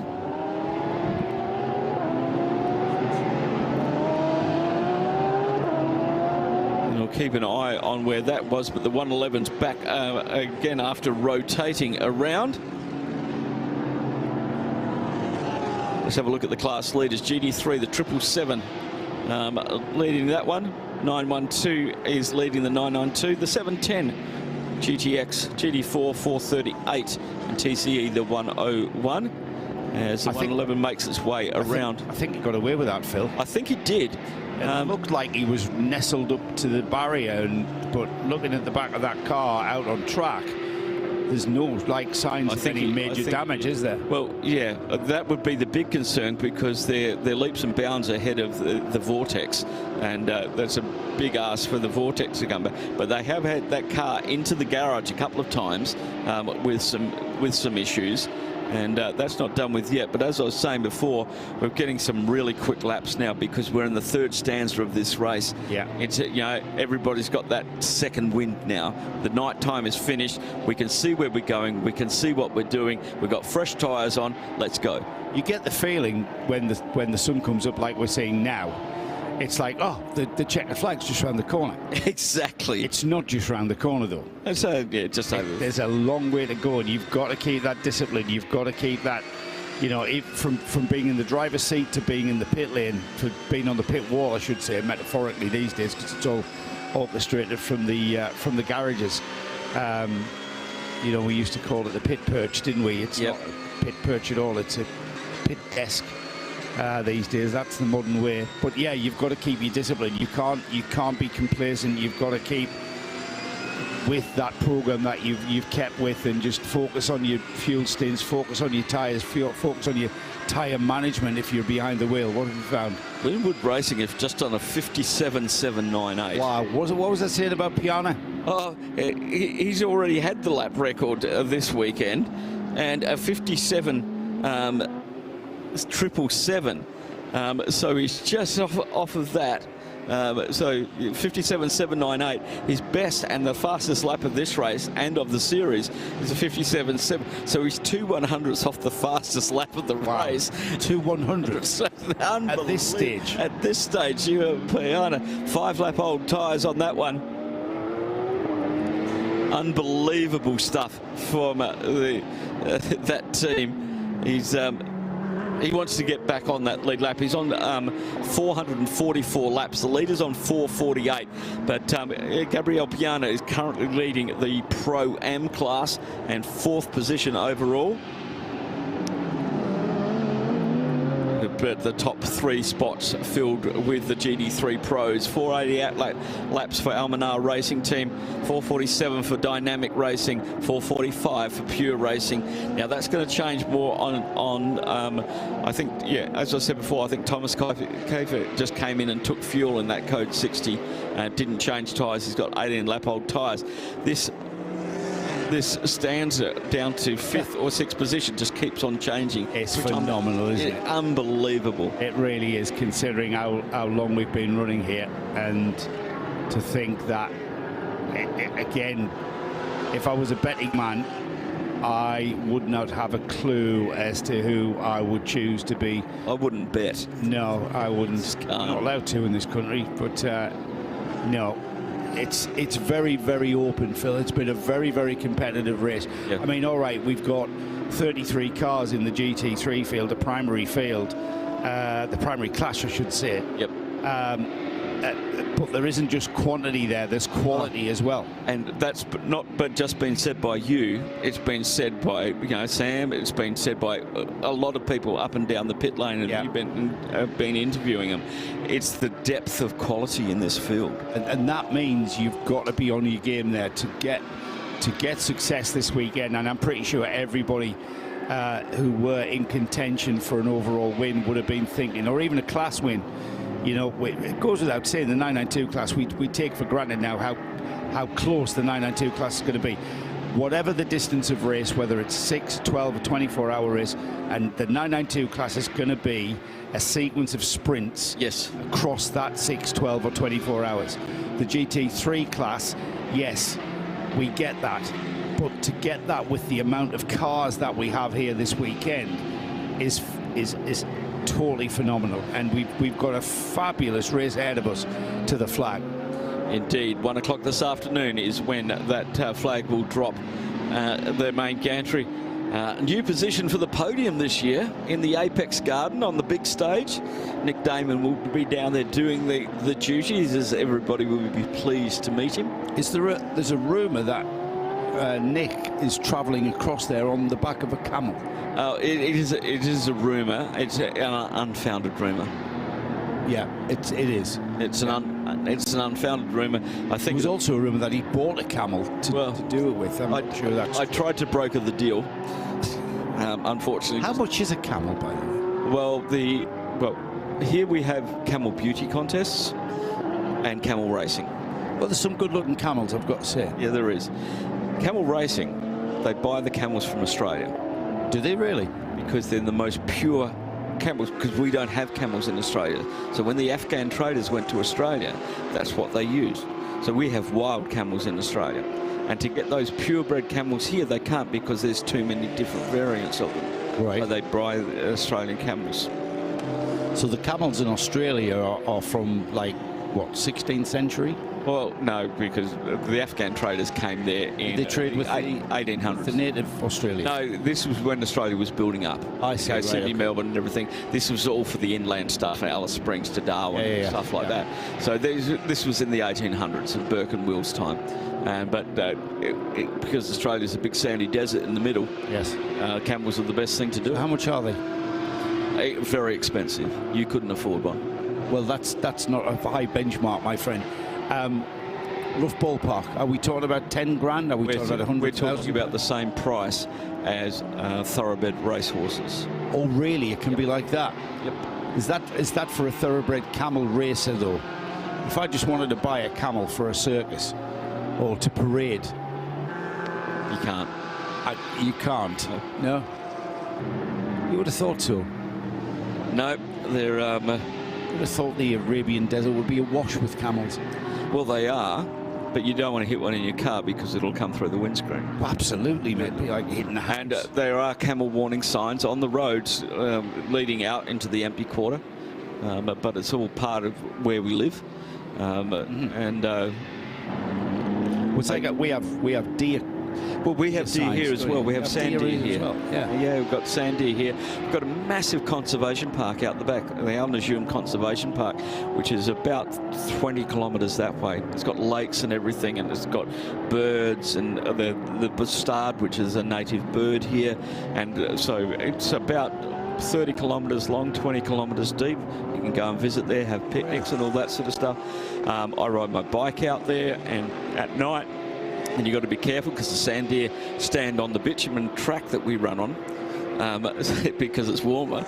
Right. And you've got to be really, really careful. I've seen guys get knocked off their bikes by sand deer running across the track. Sand what, sorry? Sand deer.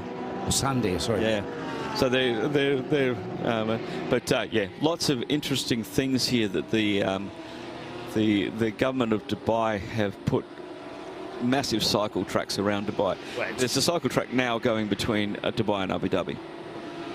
If you look at the development of this area, and it's the 20th running of the Dubai 24 hours, and I remember my first race was 10 years ago, 2015, and looking across the track here from our commentary position, there wasn't any kind of building or development. And now, in fact, I'm pretty sure we could see the sea, Phil, when we first came here. Well, we could. We could still see Burj Al Arab, the famous coastal landmark, but it's slowly getting overtaken with. Well, Dubai has been a building site since I came here. We had a bit of a slowdown in 2008. We had a bit of a slowdown in COVID, but it hasn't stopped. Yeah. And because Dubai's built on investment. We don't have a lot of oil here. The oil's down in Abu Dhabi. Abu Dhabi's massive, and it goes all the way to the Saudi border. But Dubai, through the good grace of His Highness Sheikh Mohammed bin Rashid Al Maktoum, Vice President, Prime Minister and ruler of Dubai, has allowed us foreigners to live, work and thrive here, which is absolutely How long have you been here now, Phil? 20 years. Oh, wow. Yeah, I came to this first race. I came in 2005 September.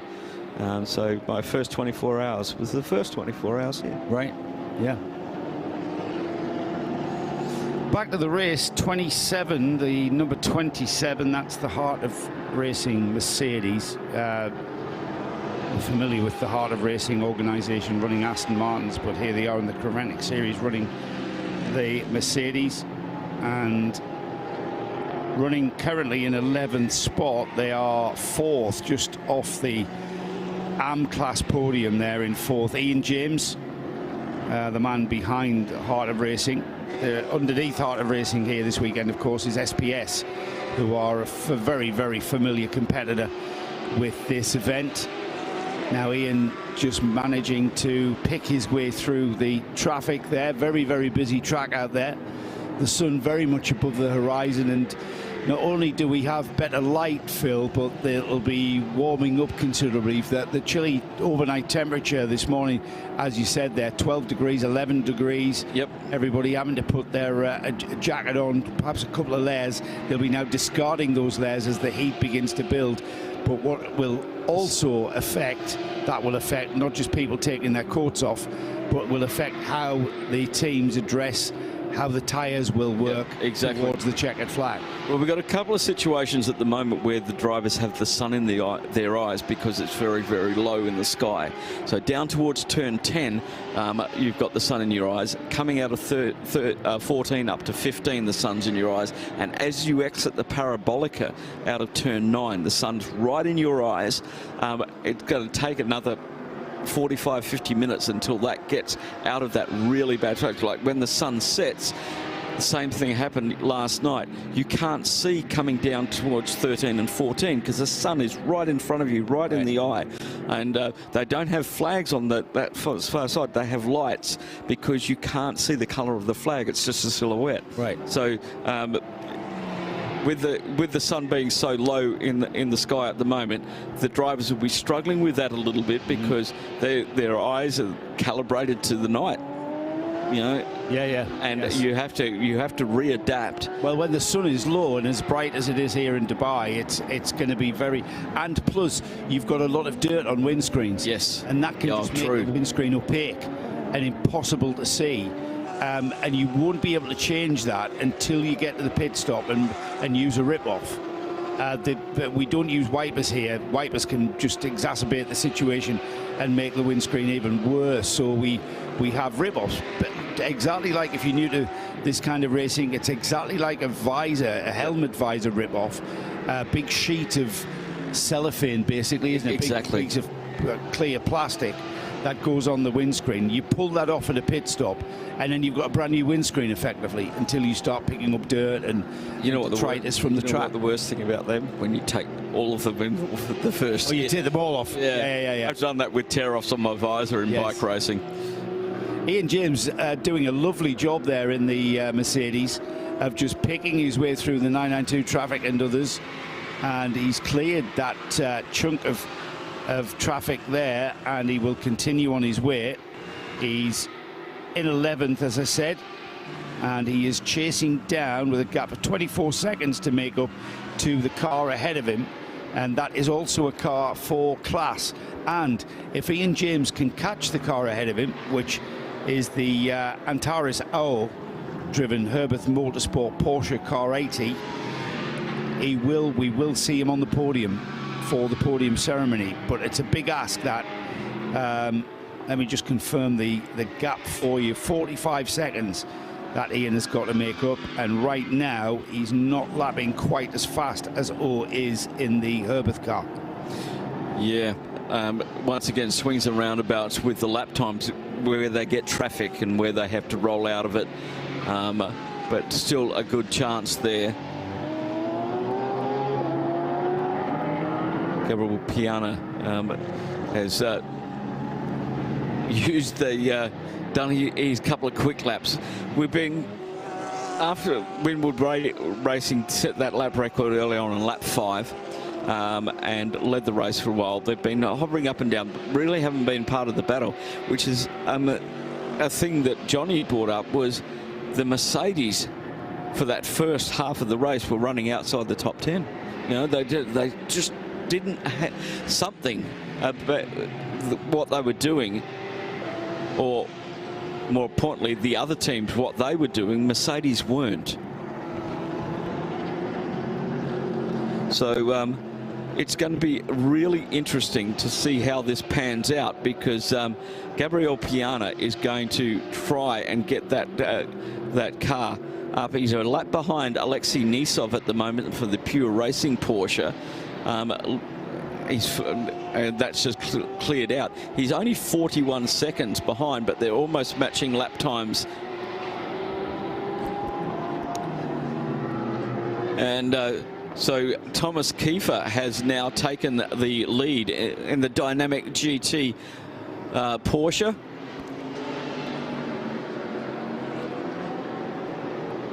.24 seconds to the betterment of Daniel Harper in the Almanar Racing Team BMW. M4 GT3 Evo.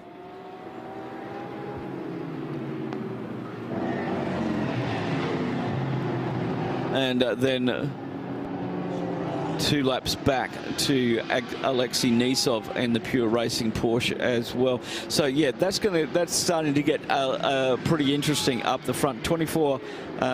We thought that Thomas Kiefer didn't take tyres. He just went for fuel during that last Code 60, and a little bit longer pit stop for the Almanar Racing Team had just dropped them back. No big penalties so far for the top teams.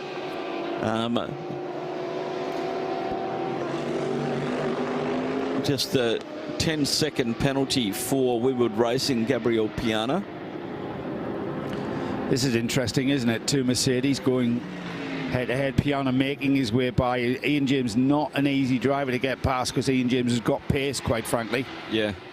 And Piana probably took him about a lap and a half that by the time if not 2 laps to get by Ian James. Knocked his lap time around. Yeah. He was comfortably in the 58s and doing back-to-back 58s, as we saw him do at the start of the race.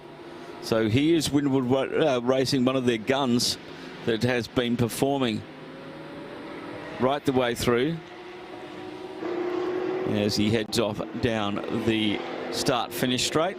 Now, I mentioned Ian James not quite being as quick as, just going to zoom in this so I get this right, quite being as quick as the car ahead of him. He's chasing down the Herbert Motorsport Porsche. He was a lot quicker than the Herbert car. He's taken a chunk of time out of that gap, and now it's down to 21 seconds. Wow. So he's taken, like, for instance, 2 minutes 4 for the Herbert car, 2 minutes 1 for Ian James. He's really got a bit of focus on there, hasn't he? And he's really in a rhythm.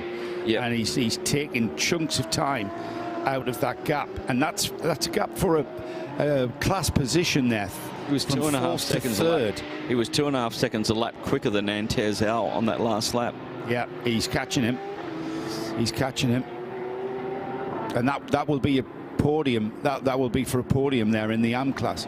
Let's head down to the pit lane. Johnny Palmer still enjoying his time, basking in the sun, breathing in the brake dust and the light. Johnny, how's it going? I wasn't cold to start with, Phil, but it is nice to have a little bit more warmth now. The sunshine is definitely more present. It was just a sort of hue developing above turn 16, and the hotel, which shows those multicoloured lights, the Park Inn on turn 16, they've been turned off now, and yeah, pretty much full daylight at this stage. 1 or 2 cars been in the wars, I think it's fair to say. The 111, we were trying to work out why that had to be push started, bump started every single time it left the pit lane. They've got a major issue with the starter motor, which will take 30-40 minutes to change, so in the end, they've just elected to push that car out from the garage space, and it does seem to fire every time. The 69 Audi came in on the end of a tow rope. That's the Continental Racing by Simpson Motorsport crew for Vasily Vladikin and Mikhail Loboda, Andrei Sulikovsky, who I think was at the wheel of the car when it came in. I got quite close to, I was sort of eavesdropping on the conversations being had. It's either gearbox, but I think actually more so clutch, which has been on the way out for the last few stints, and the suggestion is it's kind of cried enough now. So if it, or not officially announced as such, the 69 is not going to be too far away from another official retirement, because the clutch just not functioning anymore. Real disappointment in the team there, understandably. And I did double check with the GT4 leaders that they hadn't gone any further than double stinting Michelin tyres overnight, and they say, yeah, that's probably a bit too much, but the 438 BMW can comfortably do doubles. They will have to go back to single stinting tyres when we get to the warmer period of Sunday. But the AGMC Racing by Simpson Motorsport crew, very, very happy with these Michelin tyres. They seem to have worked them out quite early on and looking comfortable in that. Yeah, I think that's the general consensus of opinion, that everyone's enjoyed the tyre. We've heard a couple of drivers say when they get new tyres, they're absolutely delighted with them because the level of grip they get initially. And then, of course, once the tyre is... A tyre has always got an optimum lap, hasn't it, Phil? When you send a driver out for qualifying, you're going to tell him that, you're optimised on lap 2 or even lap 3. Somewhere like Brands Indy back in the UK, you're optimised on lap 5 because it takes that long, because it's only about a mile around.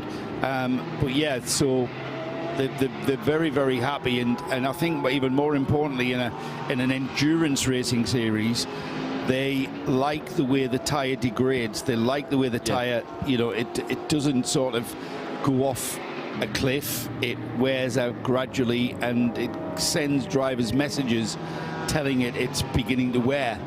And as the stint continues on, you kind of, that feel evolves. Yeah. It doesn't catch you out, it just evolves. And I think Michelin will take all the feedback from all of the teams, as they always do, and they will evolve this tyre to suit this type of racing.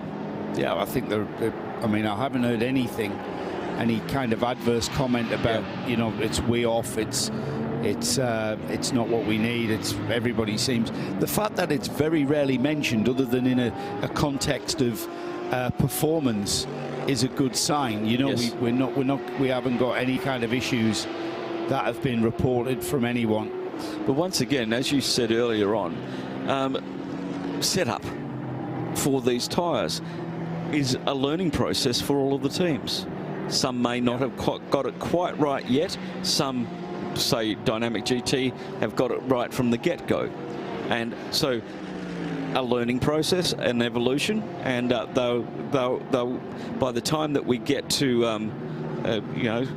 round number 4 in Europe, everybody will have a handle on the setup that suits these tyres the best. Well, are you saying, Phil, that this very, very competitive GT3 field could be even closer together? Yes. The 24-hour of Barcelona will be on the final lap. There will be 30 cars on the final lap. Within 8 seconds. I'll vote for you to write the script. I will vote for your script writing. The lead has changed because we've had a couple of pit stops, I think. The number 24 Dynamic GT Porsche leads the race. We've got a yellow flag at turn 11. Phil's checking that out. Daniel Harper dropping off the lead. Yeah, just a spinner down there. Looks like they're mobile again. And he has just come through now. And the gap is 18 seconds to the difference between the Almanar Racing BMW of Daniel Harper in second. That's the 777 numbered car. And the leading Thomas Kiefer Dynamic GT Porsche. That's car 24. It's 18 seconds last time, right? And Thomas Kiefer's got 28 laps on his tyres, 14 laps for Daniel Harper in the 777. So there's a pit stop offset there somewhere that will come into play as we're into the 5 hours, 22 minutes and 45 seconds to go. this is going to get very interesting, because that lead group on pit stop average is just, 27 pit stops for Dynamic, 27 for Almanar, 25 for Purex Racing, 24 for Paradigm Competition and Winwood, 28 for SMP, and 24 for Herbert. All of them doing different things. Yeah, they may have done a lot more fueling in code 60, but I think what's bringing them back together is that there are maximum. A driver can only do a maximum of 2-hour stint, and that's where, even though you do all that fueling and stuff in code 60 and whatever, you're still dictated by driver time. You can't exceed the 2-hour maximum. Yeah, and for double stint, the Vortex. The Vortex. The Vortex's ground to a halt is what Phil is alluding to. Solène Amarouche, the daughter of Lionel, who has been a part of the Vortex organisation for some time now as a driver. I think it did have a spin at turn 11, and it's made it out of turn 11. It's on about a third of the way up to turn 12. Was this Vortex the cause of the I think it was, yeah. Yeah, right, okay. So I'm not sure whether that car, so the car's lights are up against the barrier, but I'm not, from the angle that we can see across the track, I'm not sure if it slammed into the barrier. I think it just pulled up. I think it's pulled over to driver's left, going up between 10 and 11. Now, we've mentioned this car before. It's a V8 Chevy engine motor. Less 3. Carbon fibre chassis, evolving from the tube frame chassis in the early iterations of the Vortex. This is the Vortex 2.0 that we saw debut at Kuwait. I thought it was Barcelona. It came to Kuwait. Remember, we were talking to them. Yes. My goodness, yes. That was the first time we'd seen it. Yeah. Yeah. They weren't racing it, but they bought it. They were still racing the 1.0, but we got our first look at that at Kuwait Motor Town. Is that right? Wow. So that was a year gone November. Exactly. It's flying by. This Vortex is going to have to be recovered, so we brought out the purple flags, meaning that everybody has to start circulating at 60 kilometers an hour. And the efficiency of the recovery teams here at Dubai, the Dubai Autodrome, has always been absolutely top class.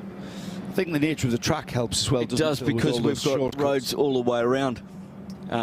This circuit, the way that it is, that we can always get cars back to the pits, regardless of where they are. Yes, I think so. And I think that's a very important thing, especially that if you're just joining us, welcome. Where have you been? It's important because these teams can fix these cars if it's something like you've run out of fuel. I love the Creventic series for a lot of things, and that is one of them. That it's never over. No, it's never ever over, and we will recover your car back to, there's none of this outside assistance penalty and you're out of the race. The organisers will get you back to the pits, and you can do whatever it takes to get that car back and out on the track. It is the essence of endurance racing.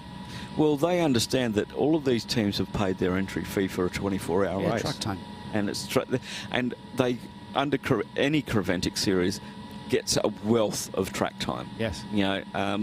Whether it be in partner with the circuit or official testing for these guys have been running since Monday. Yeah, they have. Yeah. Right. Yes. And that was all in the, you paid a test, and it was all communicated through that. Who was saying that they'd been speaking to Dwight Merriman, and one of the major factors of him bringing Era Motorsport to this, I think it was Kyle Tilley telling us, one of the major factors was the fact that they get so much track time. Yeah. Let's head down to the pits, so I can hear Johnny Palmer in my head, and that's not just a fixation. That's actually Johnny Palmer trying to put in. Johnny, what have you got for us? Who have you got? Yeah, I really am here this time, Joe, not just your imagination. One heck of a battle going on at the head of the order in the 992 division. When we saw the entry list, Oop van Eindhoven, we knew it was going to be close, but this far into the race, just beyond sunrise, it's still well on, and the 912 car, the Tierra outdoor racing car, is in the mix. Yeah, it's looking good, but the race is finished when it's finished, so we need to stay out of trouble, keep the pace up, and hope for the best. It's very close. Is it closer than you might have expected ahead of time? Because there's some big names. First of all, I've covered some Carrera Cup Benelux racing in my time. Some guys in the French Championship are here as well. I'm impressed with how attractive this race is to those in the off-season.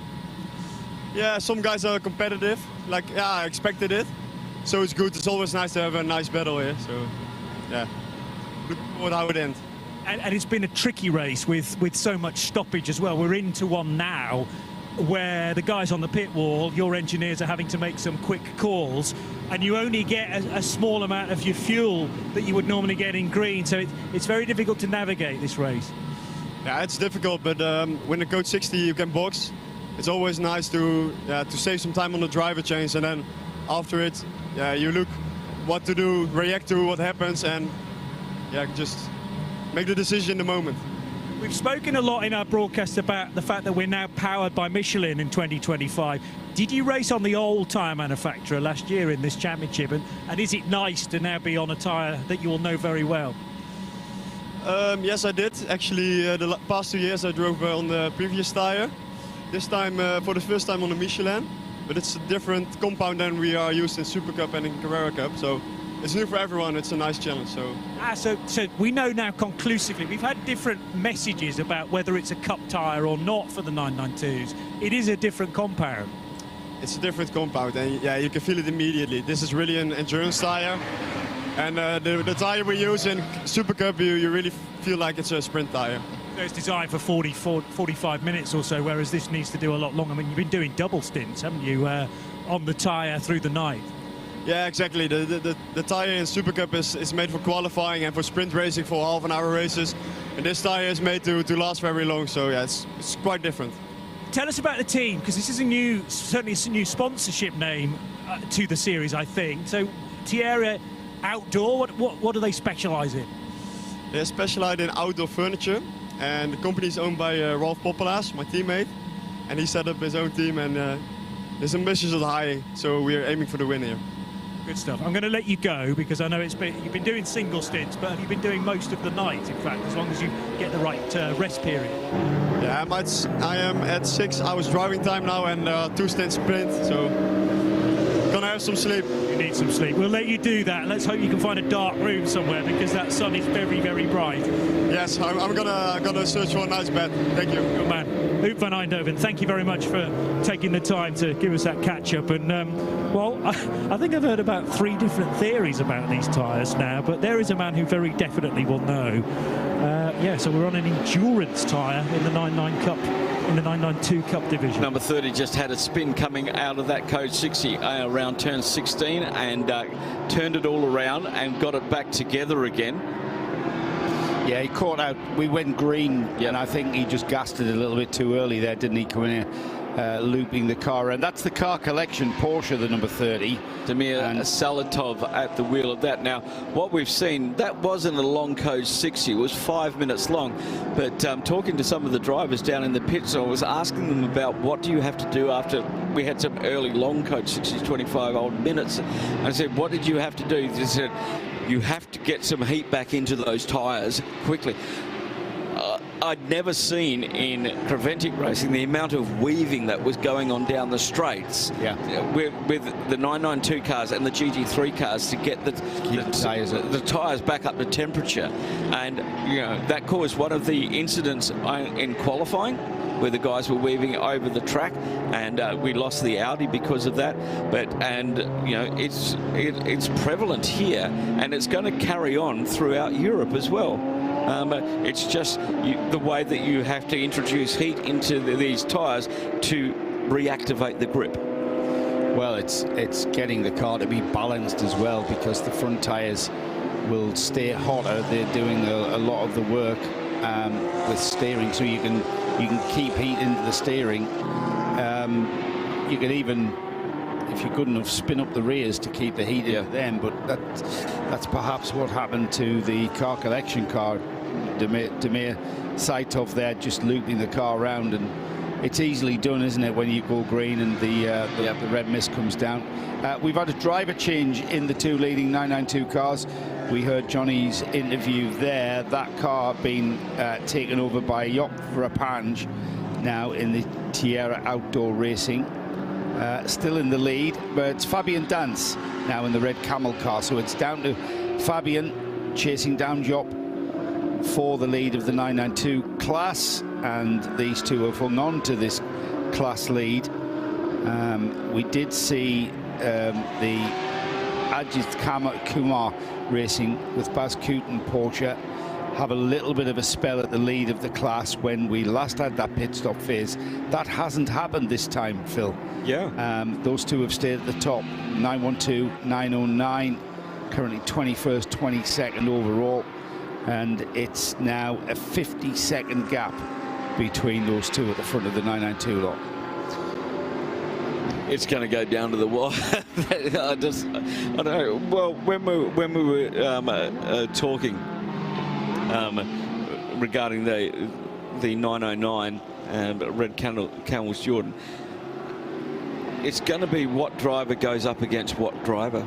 Yeah, it's effectively going to be down to the who's got the quickest, slowest driver. Yes, it is, because we know through the lap times that the cars are doing at the moment. We can't quite tell about Fabian Dance because that's an out lap for them. Yeah. But they're going to have to say, we've got some of the, they're going to have to be in the 202 bracket really fast. Now, I haven't kept tab on the stint times and the regulation time behind the wheel for the AM drivers in either of those cars. But when you consider, Phil, we're 11 minutes away from the 5 hours to go mark. We are getting to the stage of this endurance race where, from a point of view of which drivers to plug in, we are now optimizing our driver lineup to the flag. Yep. So that's what we've just said. We perhaps I'm trying to negate it because we've got limited amount of time. Limited amount of time, 5 hours. Anything can happen in 5 hours, and it usually does. But we're getting to the point where time is running out, and if you need to cycle your AM driver through there to fit his drive time in there, well, the thing now's is, the time to do it. With the pro category, according to the BOP at the moment, the AM drivers have to do a minimum of 1/6 of the race distance. That's 4 hours. Now that's up from 1/12 last year. Okay, right. That's both in GT3 Pro and 992 Pro. The pro drivers are allowed to maximum half of the race duration. Okay, so your pro drivers can only do a maximum of 12 hours. Okay, but it's given the AM drivers who used to be, you're going in every time there's a code 60, because in a code 60 an AM is as quick as a pro. It doesn't matter, and you don't want to waste your pro who can lap. Well, it used to only be 2 hours, didn't it? Exactly. Maximum time for an AM driver. Yeah, exactly. Now it's 4. Now it's 4 because it was 1/12 of race distance. Now it's 1/6 of race distance. So that changes the dynamic of the team of when do you put them in. Now we've had nearly 4 hours of code 60, which is 1/12 of the race. Okay, so in theory, only if you've been lucky enough to have your AM driver in there to soak up that code 60 time. And yeah, so once again, it's the team managers playing three-dimensional chess in space, blindfolded, because it's just, what do you do? When we have a tow back, it's going to be a quick slow code 60. Yeah. When we have an accident, you've got time to maybe look at your driver lineup and what you want to do for the next 20 minutes or whatever it's going to be. And some of these teams here, like Red Camel Jordans, have been around Crevetic racing for so long, and people like Paul Trustwell will know immediately we need to stick him in the car. Yep, absolutely right. And as ever, with the closing hours of any 24-hour race now, we've got the run to the flag effectively. Yep, Anders Fjord back in the Dynamic GT, leading Daniel Harper and the Almanar Racing. 27 seconds between those two cars. They've both taken new tyres, only 3 laps on those tyres out of that last code 60. So that's working there. Lap behind for Alexei Nesov in the Pure Racing Porsche for the top 3. Then it's Toby Sowry now. Toby Sowry is a quick driver in that Paradigm competition, BMW, leading the GT3 AM category. and he's got about 3.7 seconds over Denis Romanenko in the SMP Racing Mercedes, the highest placed Mercedes at the moment, where we see that into the top 4.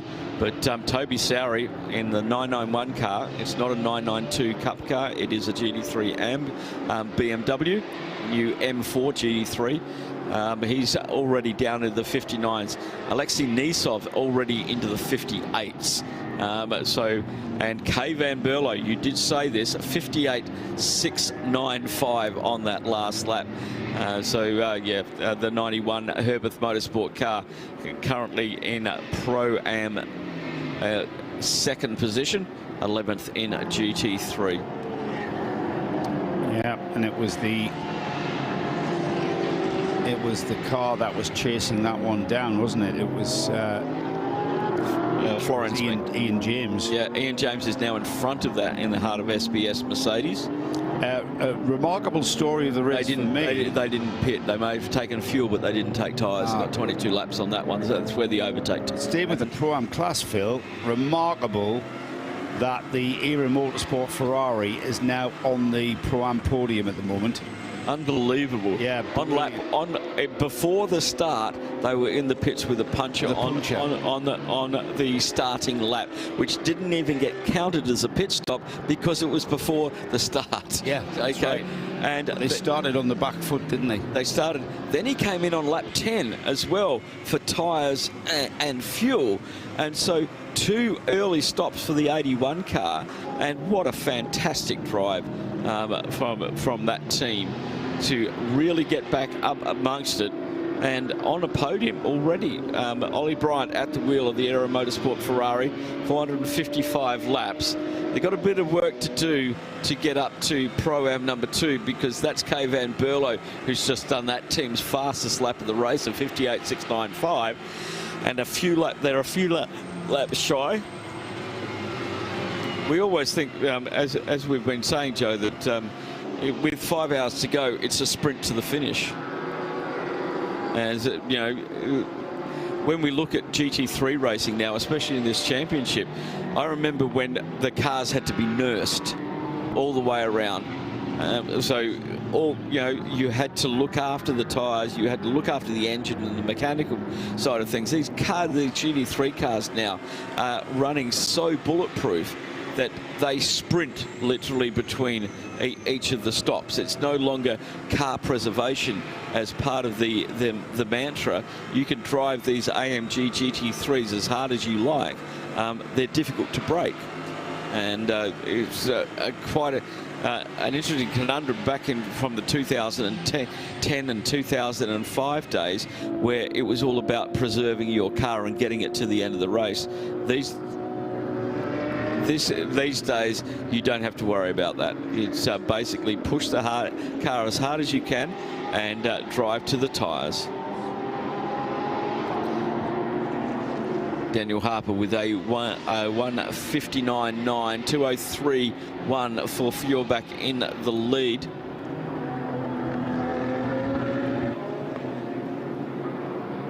And 4 seconds now the gap between those two. Denis Romanenko just having to deal with traffic on a lap out into the 2:03s. Patrick Niederhauser is below the 2-minute mark in the Manamari Energy by Ebi Motors Porsche, and currently running 7th in GT3. 31 seconds behind Sergei Stolarov in the Winwood Racing Mercedes AMG, currently leading the Pro-Am category 6 outright. Joyton Lang brings Hua Motorsport Porsche into the pits under green, currently running 6 in the GT3 AM, 16th outright. It's fairly quiet down there in the pits at the moment. Just checking on the lap times of this 992 Battlefield. 2 minutes 2.5 for Job Rapinge and a 2-minute 1.8. The gap has come down to, let's see where the gap is. 54.2. I've lost my column. Yeah, it was larger than that only a few seconds ago. So it is coming down ever so slightly. Indeed it is. Earl Bamber is back behind the wheel of the Earl Bamber Motorsport Aston Martin, and just does that team's fastest lap of the race at 1:58.971. Just getting some practice in for some Cadillac driving next weekend in the Raw before the Daytona 24 the weekend after. Don't forget, we're going to be down at the Yas Marina circuit with the Michelin 6 Hours of Abu Dhabi next weekend. Qualifying on Saturday once again on the radio show network of channels, as well as on the Creventic TV, and a lot of the 992 team. We've got an entry list down there, Joe, of over 50 cars. It's the biggest, it's a tremendous entry list. And well done to the team at Creventic for getting that many cars down there. And it'll be the round 2 of the Middle East Trophy and the deciding round. You have drivers to be eligible for that have to be competing in this round as well. We've got a few newer cars down there that don't race here. We've got the Alpines, the little Alpines. We've got 2 of them in amongst the grid. And a second Vortex, which we may need now since the other Vortex got towed back. And maybe not seeing the checkered flag today. A few years ago, I'm not even going to guess at the year, at Mugello for the opening round of the European season, we had 3 Vortex. Wow. It was, yeah, very well subscribed. Plural of Vortex is not vortice. I think we've got to say vortexes. I think vortexes, we yeah. debate that every race, I think. Oh, yes, indeed. But clicking down to 5 hours to go here at the 20th running of the Michelin 24 Hours of Dubai, round 1 of the Middle East Trophies. Zamin Jaffa at the wheel of the Into Africa by Dragon Racing run here, and one of the instructors here at the Dubai Autodrome and for Dragon Racing, Ferrari 296. Very fortunate enough to have a drive of one of their 296s around the Autodrome last year, and I scared myself. It is such, really? Oh, it's a quick car. Oh, I was on old tyres. That's what I'm going to use as my Sports presents Hankook 24H Dubai 2025 Series Endurance Racing. Title sponsor Ya Journey, India's #1 all-in-one travel brand. Powered by Q1Q Pharmacy. Quality healthcare at affordable price. Ya Journey, India's #1 all-in-one travel brand. Kashmir package starts from ₹15,000 only. Q1Q Pharmacy. Quality healthcare at affordable price. Piece of work. Yeah, with not any kind of exhaust putty or paste in anywhere in sight to get the exhaust to seal. No, an exhaust clamp anywhere.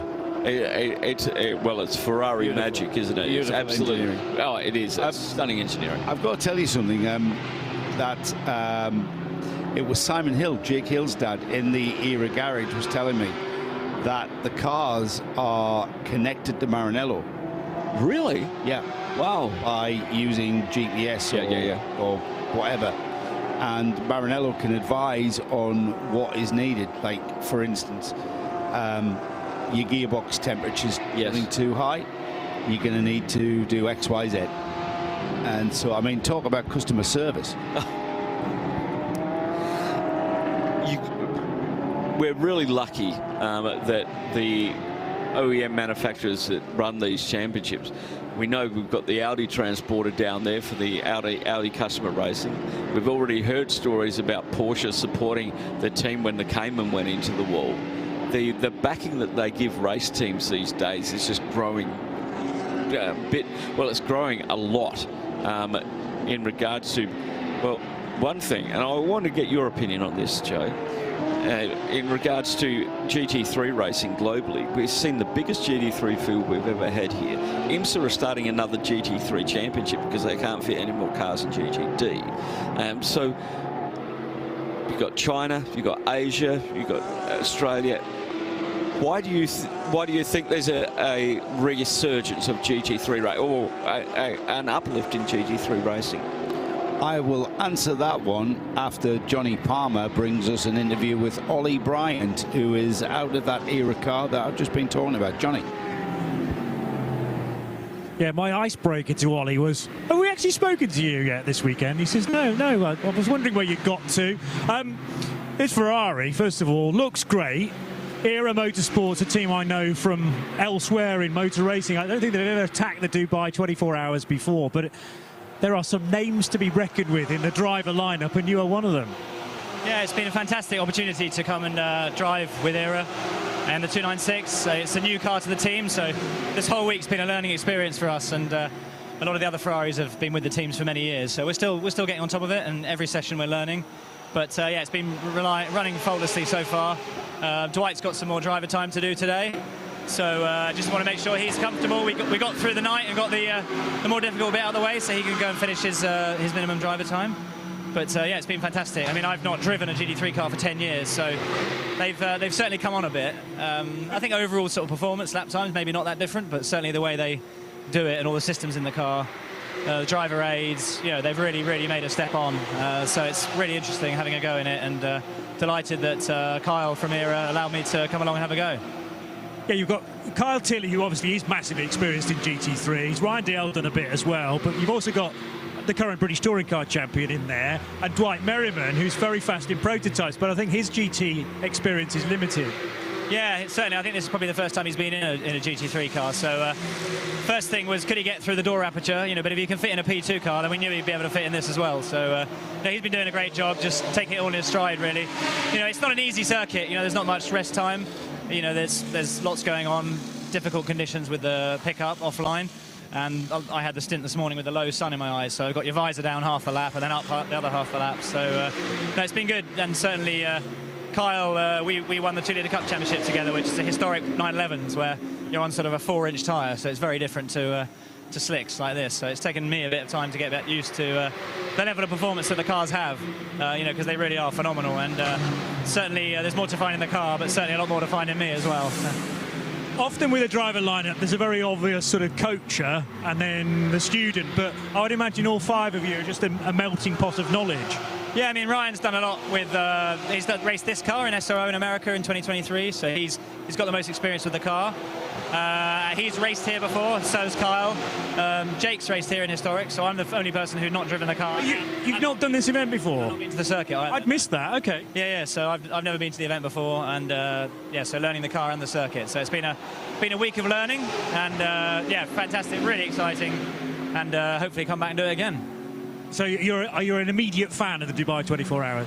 Yeah, it's great, you know, really friendly. I mean, I've done a Creventic round before, so I'm familiar with the series, but that was a few years ago. So yeah, it's got bigger and better, great teams here and really good organisation, and everything just runs like clockwork, so it's really good. We were really sorry to see the early problems that you had with the puncture on the warming up lap, I think, and then Dwight seemed to have a problem coming out of one of the Code 60s and was slow. Have you got to the bottom of that yet? Yeah, we're not 100% sure what happened. They're still looking through it, but yeah, there's so many systems in the car. I mean, the number of buttons on the steering wheel is quite unbelievable. So yeah, I think it's also just making sure the communication between the car pits and the in-car marshalling system is quite handy. It's not always on. You know, the race has been pretty consistent, but over the week we've had a few little electronic glitches, really, which I suppose with any new car is something you might experience. But yeah, no, really good otherwise. I'm going to say the pace has been great. It's just a shame that you had those moments that held you back earlier on. Otherwise, it could have been a totally different story. First lap, yeah, puncture was obviously a bit of a disaster, but you know, it meant we went off straps on fuel.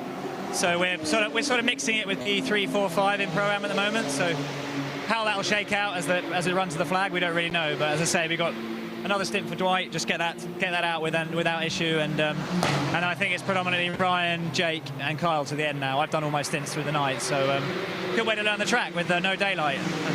Really well done in that respect to make your debut here and do all the important night stints. Cracking effort, Ollie. Well done. Yeah, thank you. Ollie Bryant joining us down here in the pit lane. We'll let you get some rest. Thank you, Johnny. Back to you, boys. Ollie brought that car in on the podium of the PA of the Pro-Am class. I mean, all right, we're going to flip-flop through pit stops, and now we've got on that final step of the Pro-Am podium, we've got another Ferrari. It's the Indo-Africa Racing with Dragon, Zamin Jaffa at the wheel of the number 8, and then not far behind, in fact, just a lap. There's a lap difference between the 3 Ferraris that are in 3rd, 4th and 5th in that Pro-Am class. Behind them, Dragon Racing's Ferrari with Blake McDonald at the wheel, the 88, and then we've got the era car, Jake Hill now at the wheel. Remember, I interviewed Jake when I first went down into the pits at 4:30 a.m. So he's had a little bit of a rest, and now with the sun blaring, he's back out and in the car where he likes to be, I suppose. Getting back to your question, GT3, why is it so popular? I think it's got to be an element of affordability. Okay. You've got, motorsport isn't cheap. No form of, it's all relative. Karting's not cheap. Karting's not cheap at all. The amount of money that's being spent at that level. But GT3 seems to be affordable for certain people, certain clients. But I think the other strength of the car is it's relatively drivable as well. Yeah, you've got to be on your game, and I wouldn't suggest that it's an entry formula. Let's go sports car racing, let's buy a GT3 spec car. I think you should, progress into GT3, because we've just seen there a driver with the experience of Ollie Bryant saying he's struggled to get to the edge of the car's capability. Because they're an aero car, they're a performance car, and he mentioned there the amount of systems that's available to him on the steering wheel. But I think, like any form of motorsport, Phil, it's got to be at the top of that list. In answer to your question, it's affordability. Yeah, I had a great chat with Fred Fabian from GPX Racing down at Yas Marina a while ago, and his answer to me was, if I do a GT4 car, it costs me the same amount to bring the team out, bring everybody out, do all the logistics, all of the transport, and in a car that is basically a souped-up road car, and I want to attract racing drivers. Would I go GT4 or GT3? So it's a no-brainer. It would be a GT3 all day long. Given that we've got a Bentley here, which is from 2018, it's still homologated, I think, until 2028 or 2029. Rob Huff was telling us. Yeah. So, and that's still a very competitive car, with BOP and everything else in Creventic racing. And I was just interested. I've asked a few questions out, and you're correct on the affordability side of things, because it's not that much cheaper to do GT4. Well, it always comes down to affordability. I've run racing myself, and you can offer. So if everybody be doing Formula One, exactly affordability. But a prime example of getting the affordability wrong is TCR. Yes. And the way that the TCR car evolved into what became a car that was technologically had evolved to a very high level. However, the cost of that technology, the bespoke suspension components comes to mind, the bespoke components overall in general, has seemingly priced that out of the market. Oh, of course, yeah. And it's all right. It's pretty healthy in the UK. We've got a pretty healthy TCR UK championship. It's a sprint championship, but we also found an afterlife for those cars after their sprint life in a series like this. Yeah, well, so that's what James Kay was trying to do. That's right. A couple of years ago, he was trying to get all the ones that are no longer eligible for TCR class, and we would run a TCR here, the older model, with BOP to equivalent to the current TCR regulations. But as you said, in some parts of the world and in this championship, the TCRs have really dropped away because you can spend the same money and go GT4. You only have to look at the age of the TCR cars that we have. Yes, they go back. They go back somewhere. Now, a car that came here with quite strong aspirations to do really well and was certainly looking at a podium has got to have been the Optimum Motorsport McLaren. That car's been in the pits for some time now, and Johnny Palmer is down there with a bit of an update as to just how that job is going. Johnny. I'd be interested to know, actually, what it says in the column next to that car in terms of how long it's been in pit lane, because it no longer is, or at least it's gone to fuel now. One of the crew members reckons about 3 hours to sort that car out. They weren't entirely sure what the issue was, somewhere in the drivetrain. So to make sure that everything, you know, that the I's were dotted and the T's were crossed, they just changed the whole gearbox. And there was an ABS sensor playing up as well. They hope they've solved that too. Morgan Tilbrook, one of the drivers, eager for a bit more drive time, because the plan is to take that car to Yas Marina for next weekend 6 hours. So better to try and fix it today so that they can then attack that event from the from the off, rather than arriving at the next racetrack with a broken car. 3 hours 33 minutes. I'm not even going to bother with the seconds. That's how much time that car has lost in the pits. So that 33 minutes for the 3 hours 33 and car. 33 minutes. So all the threes for 33. Yeah. They suggested 3 hours. There you go. That's a bit spooky, that, actually. Indeed it is. Almost as if they timed it deliberately. They didn't. They were trying to do it as well, not as quickly as possible. They wanted to do it as thoroughly as possible, knowing really any opportunity of a good result had gone.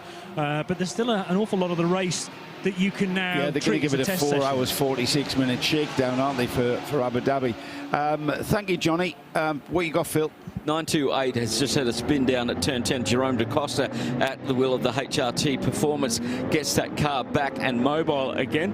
Just a little spin after the apex of turn 10, between 10 and 11, but all well and good for the 928.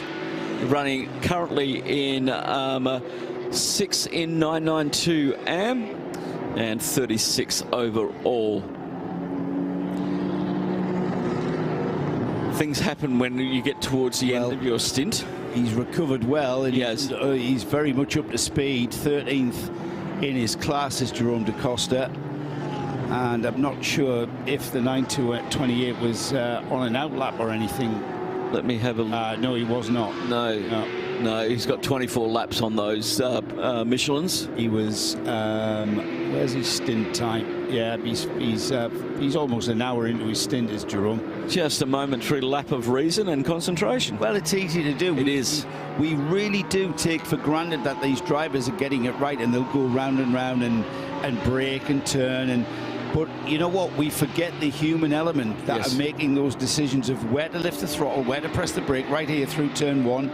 If you miss your braking, you're going to end up off the track, turn in, keep the momentum of the car at the correct rate of momentum through the corner, and then apply the throttle again. We take all of that for granted, don't we? Yeah, we do.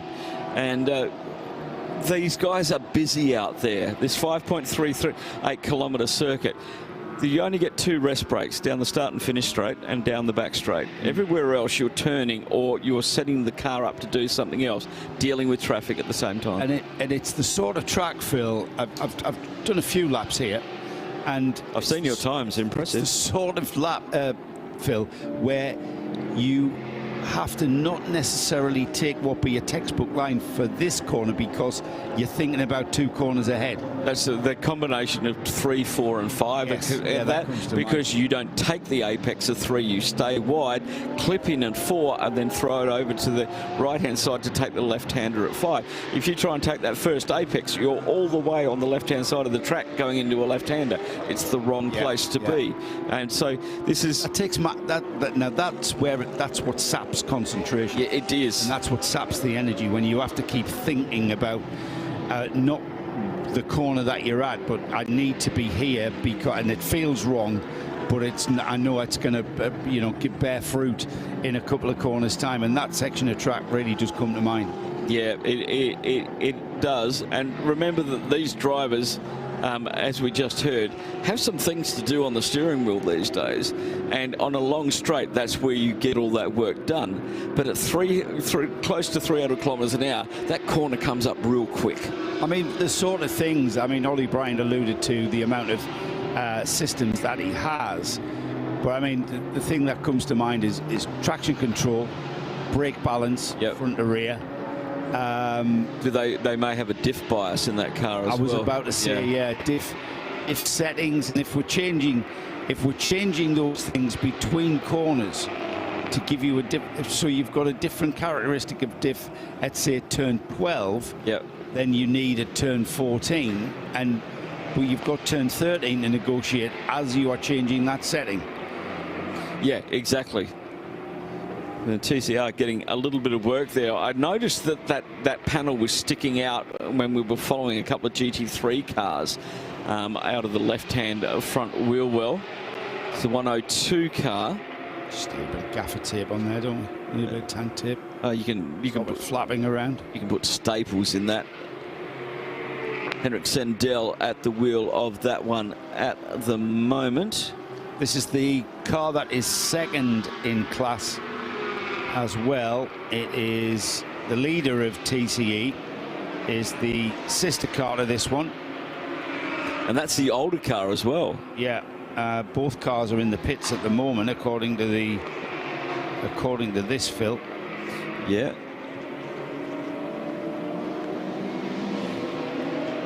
Let's head down to Johnny. Johnny, you've got an update there. The 992 leader in.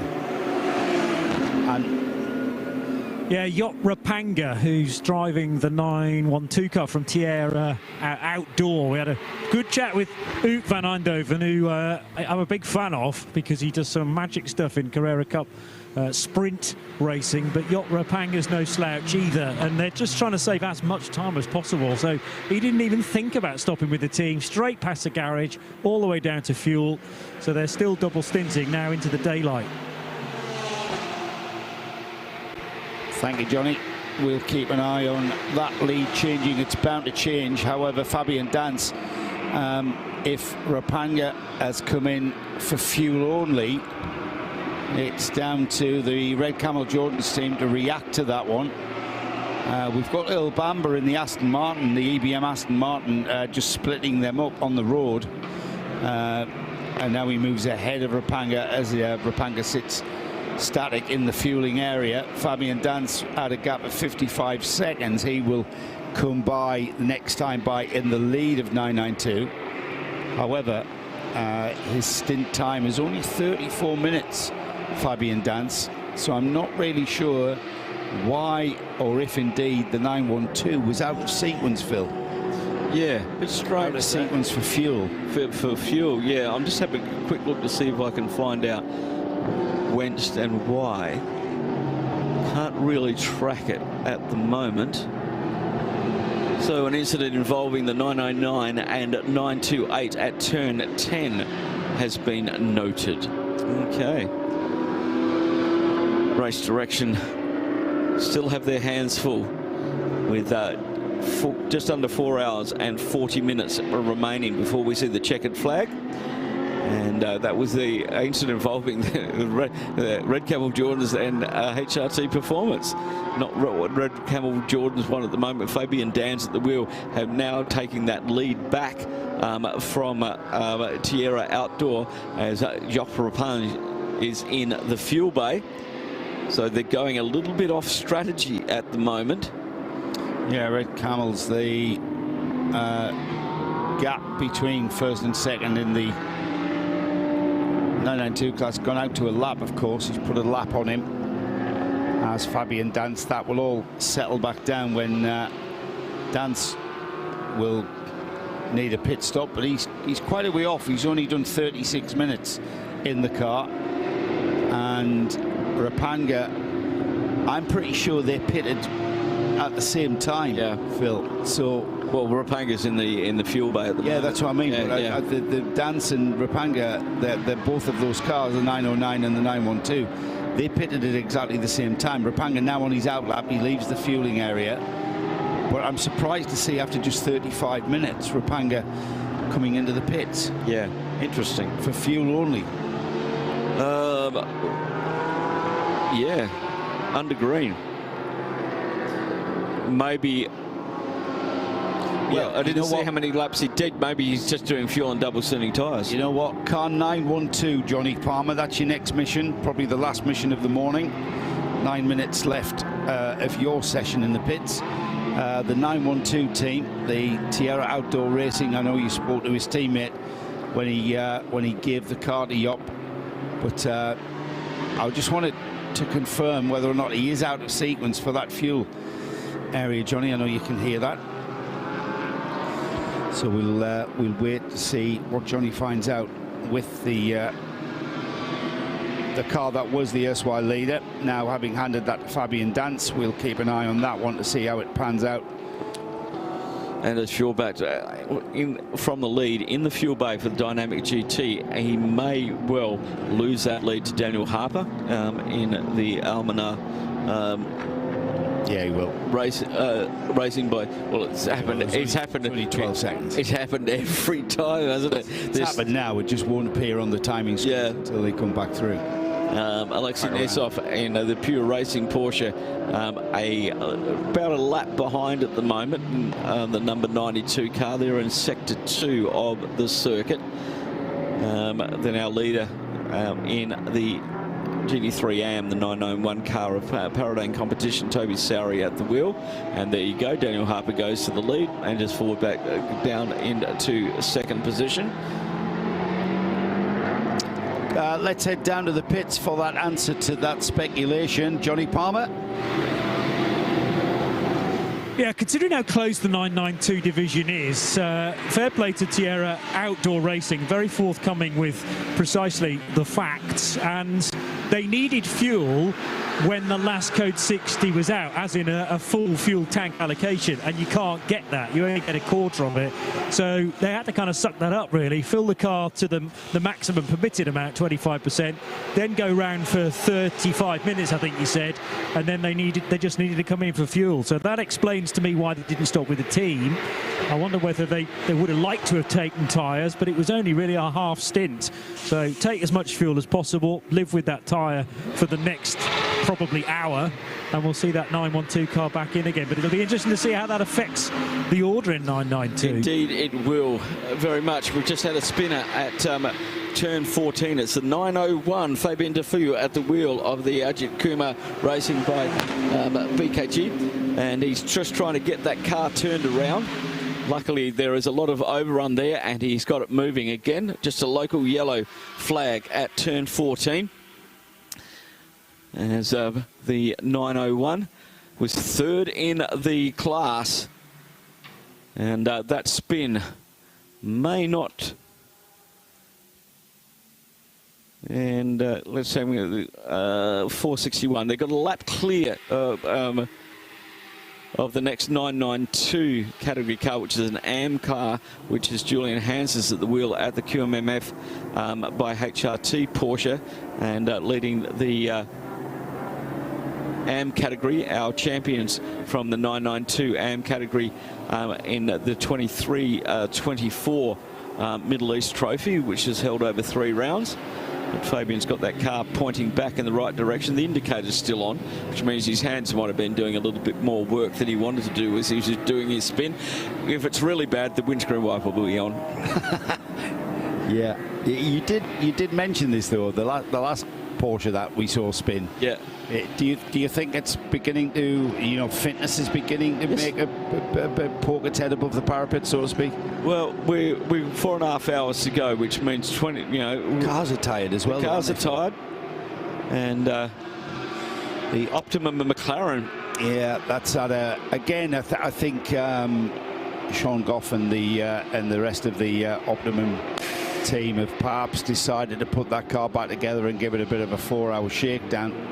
Definitely for Abu Dhabi. Yeah, that car's going to be used at Yaz. They're massively out of contention. We spoke to Rob Bell earlier, who told us about his new role as head of motorsports in the GT section of the McLaren organisation. They are a small boutique car manufacturer up against the OEMs of the VAG group, etc., with massive budgets. They are very well put together race cars and fast. The question mark is not about their speed. Yeah, they haven't really had any great success in the longer distance races though, have they? So that'll be something at the top of Rob's to-do list, no question. Indeed. So let's have an update on the 992 battle. Fabian Dance He leads by, he's on 464 laps. The second place car, Bioparamanga, after that fuel stop, has dropped 2 laps behind him. And then in third place, a further 1 minute 28 behind in third is Fabien Duflio in the Ajith Kumar Racing Baz Kooten car. They are currently on schedule for a podium. That'll certainly get the Indian fans of Mr. Kumar. That'll be a good podium celebration, won't it? Well, Nick will get mobbed. Yeah, he's got a crowd. He's got a crowd to play to. Now, Nick hates playing the crowd, as we know. He does indeed, yeah. He hates it. He absolutely hates it. Yeah, it's going to be very interesting as this race now getting into its final stanza. Everybody knows now what they have to do, what they have to achieve to move up in their respective categories. We've got to remember that the teams are getting tired. The teams are tired, the drivers are tired, the cars are getting tired, and it's easy to make mistakes at this late stage.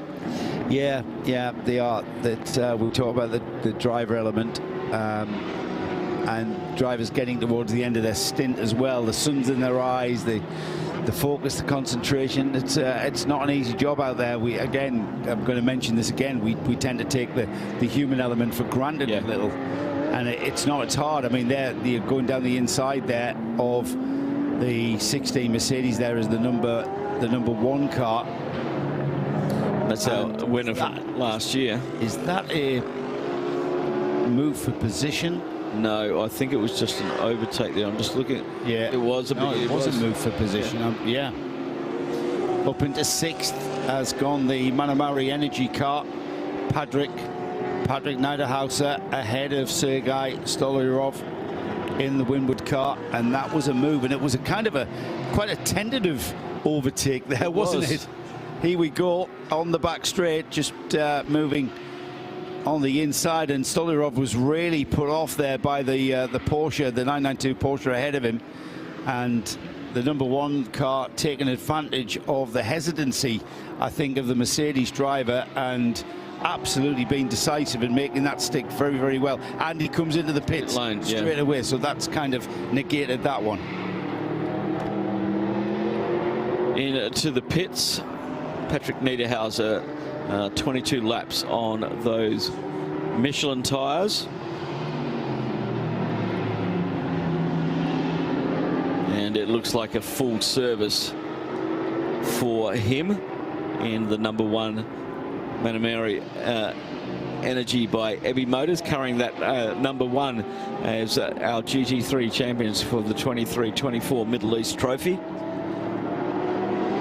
I welcome John Hindhaugh back into the booth. Good morning, John. How are you this morning? Isn't it a brilliant day? It is. I feel much better than I have any right to. But I've found out that 2025 Macan Turbo front seat is very, very comfortable indeed. And I did make a tactical error because I left my sweatshirt up here, and it was freezing. 11.2 degrees we got down to. Yeah, that's not actually freezing. Let's just remind ourselves. Yeah, it's Arctic. So it wasn't too bad, but I could have done with it certainly a little warmer. And the race continues with Peter Mackay and me, John Hindhaugh. Nick Damon about to take over from Johnny Palmer down in the pit lane. And still at the front of the field, the 2 BMWs and the 2 Porsches. The 4 cars have just been shuffling laps, and it's the 991 of Toby Sowry who is in 4th place at the moment, but still leading in arm position. 5th, by the way. Another quiet race. We talked about this with the McLaren of Optimum early on. Sergei Stolarov in the Winwoods Mercedes, leading at the moment in Pro-Am. 479 laps completed by the 4th place 991 BMW, the Paradigm competition. That's the number 991 BMW, by the way. I'm not suggesting that is a model designation. Ahead of them on 480 laps is Thomas Kiefer in the Dynamic GT Porsche in third. They're 42 seconds behind a car coming into the pits, so this is going to shake it all up again.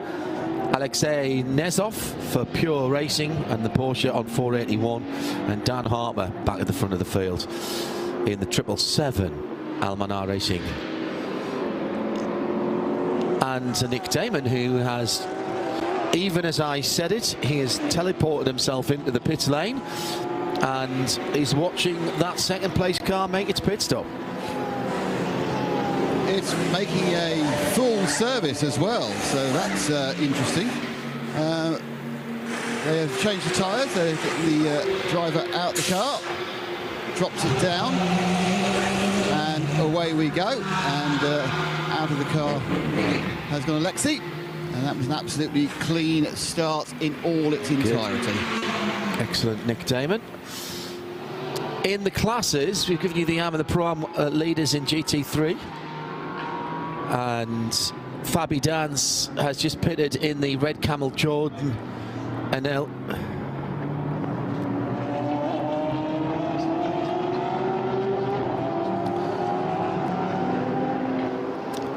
The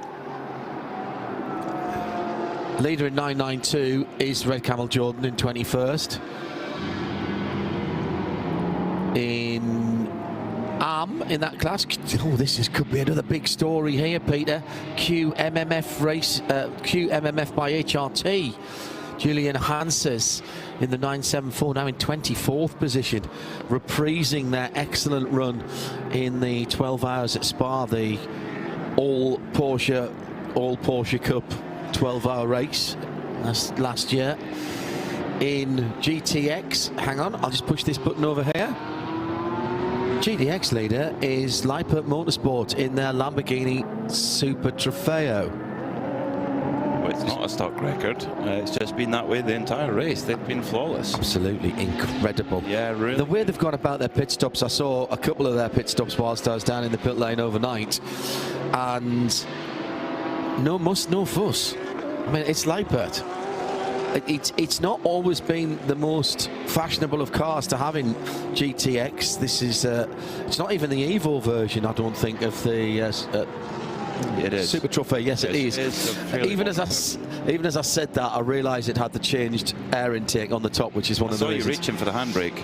I was actually going for the binoculars to see it next time through, and then I visualised it in my mind. GT4 now leader up to 40th position. Will Tula for AGMC Racing by Simpson Motorsport. That's a BMW.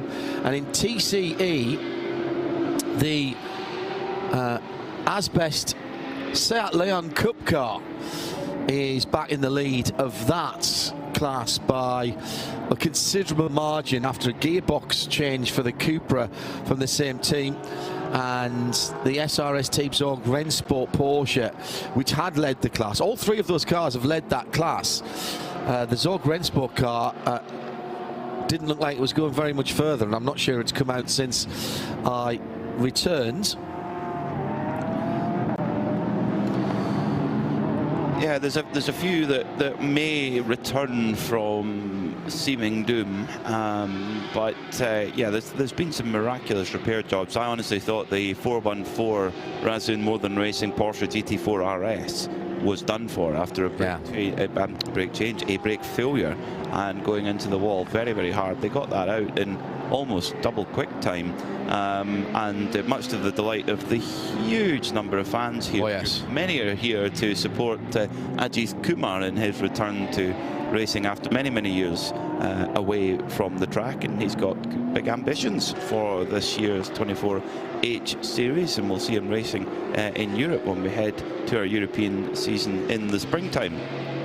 So, I mean, but Razzoon Modern Racing, they're running two cars here. They've got the 414 GT4 car, and they've also got the 914 Porsche Cup car. It has also had several accidents. It's had one early in the week, and it's had one during the race, and yet they keep fighting on, they keep going. That car, the 914, is in the pits at the moment now, but hasn't been in the pits for lengthy time, 22 minutes. So hopefully there's going to be a too lengthy delay, and they'll, or at least they'll get the car back out again, because they deserve to finish. For me, they've put a very early stake in the ground as a hot contender for spirit of the race. I've got to tell you, there's a lot of them though, up and down that pit lane. There was very few cars. I made a point when I went into the pit lane, as you know, of walking all the way up and all the way back to see who was working and who wasn't. And I did exactly the same on my way out of the pit lane at just before 4:30 this morning. And incredible the amount of work that was going on from tired teams. And Garth Walden Racing did a 60-hour shift just to get the car prepped, because the car was quite late. I think 5 days, Garth was telling me. 60 hours straight through, exactly what you need just before a 24-hour race, of course, where you're up all night. Having just walked back, the other thing I notice is that even cars that are moving at the moment, there is an element of already packing down in the back of the paddock, not just for the car from the cars who've had problems. I reckon we've got 54 cars still running, and from the 64 on the entry and the 62 that started, and I was just thinking to myself, wow, really, you've been up all night and you may have had problems, and whilst the car's still running, you're tasking some people that already start packing the container to get it ready to go to Abu Dhabi next weekend. Things are going to get forgotten, things are going to get not fastened up properly, and all of that. Kai van Berlo behind the wheel of the Herbeth hippie car, as we were calling it earlier on, psychedelic colour scheme. And Nick Damon is... Oh, hello Nick, can you hear me?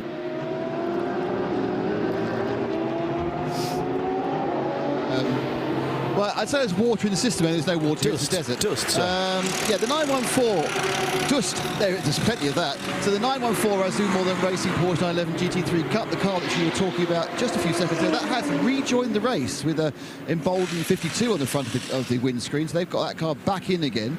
Slight problem getting it off the air jacks. It wasn't quite lifting up high enough to get off the dolly, so they had to rock it. If you can hear air jacks in front of me, that's the MP Motorsport, the number 19 Mercedes. I think possibly in it is Henk de Jong, but there's a lot of D there, and it's getting a tear off. I can't see what position it's in.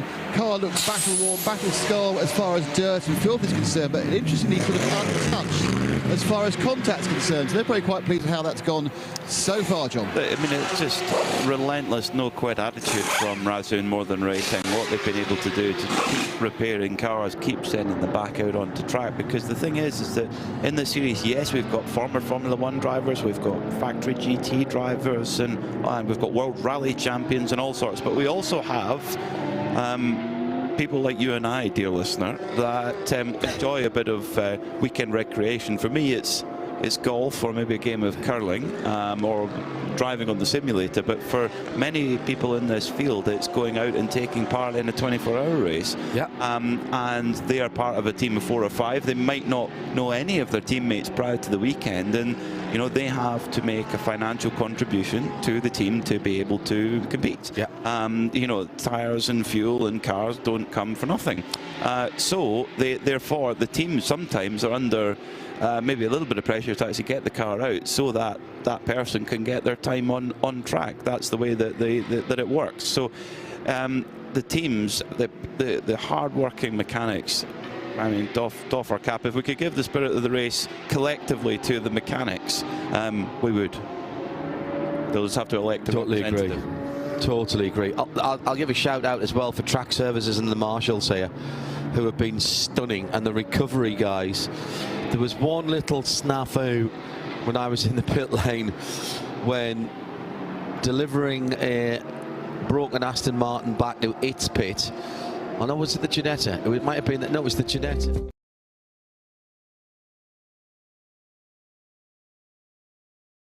IBC Tamil Sports presents Hankook 24H Dubai 2025 Series Endurance Racing. Title sponsor Ya Journey, India's #1 all-in-one travel brand. Powered by Q1Q Pharmacy. Quality healthcare at affordable price.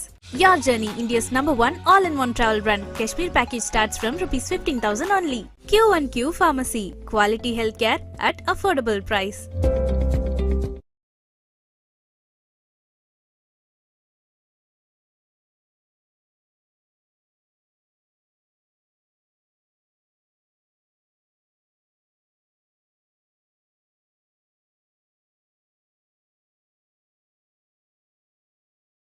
Ya Journey, இந்தியாவின் #1 all-in-one travel brand. குறிப்பா Kashmir package வெறும் 15,000ல இருந்து start ஆகுது. Q1Q Pharmacy. Quality healthcare at affordable price.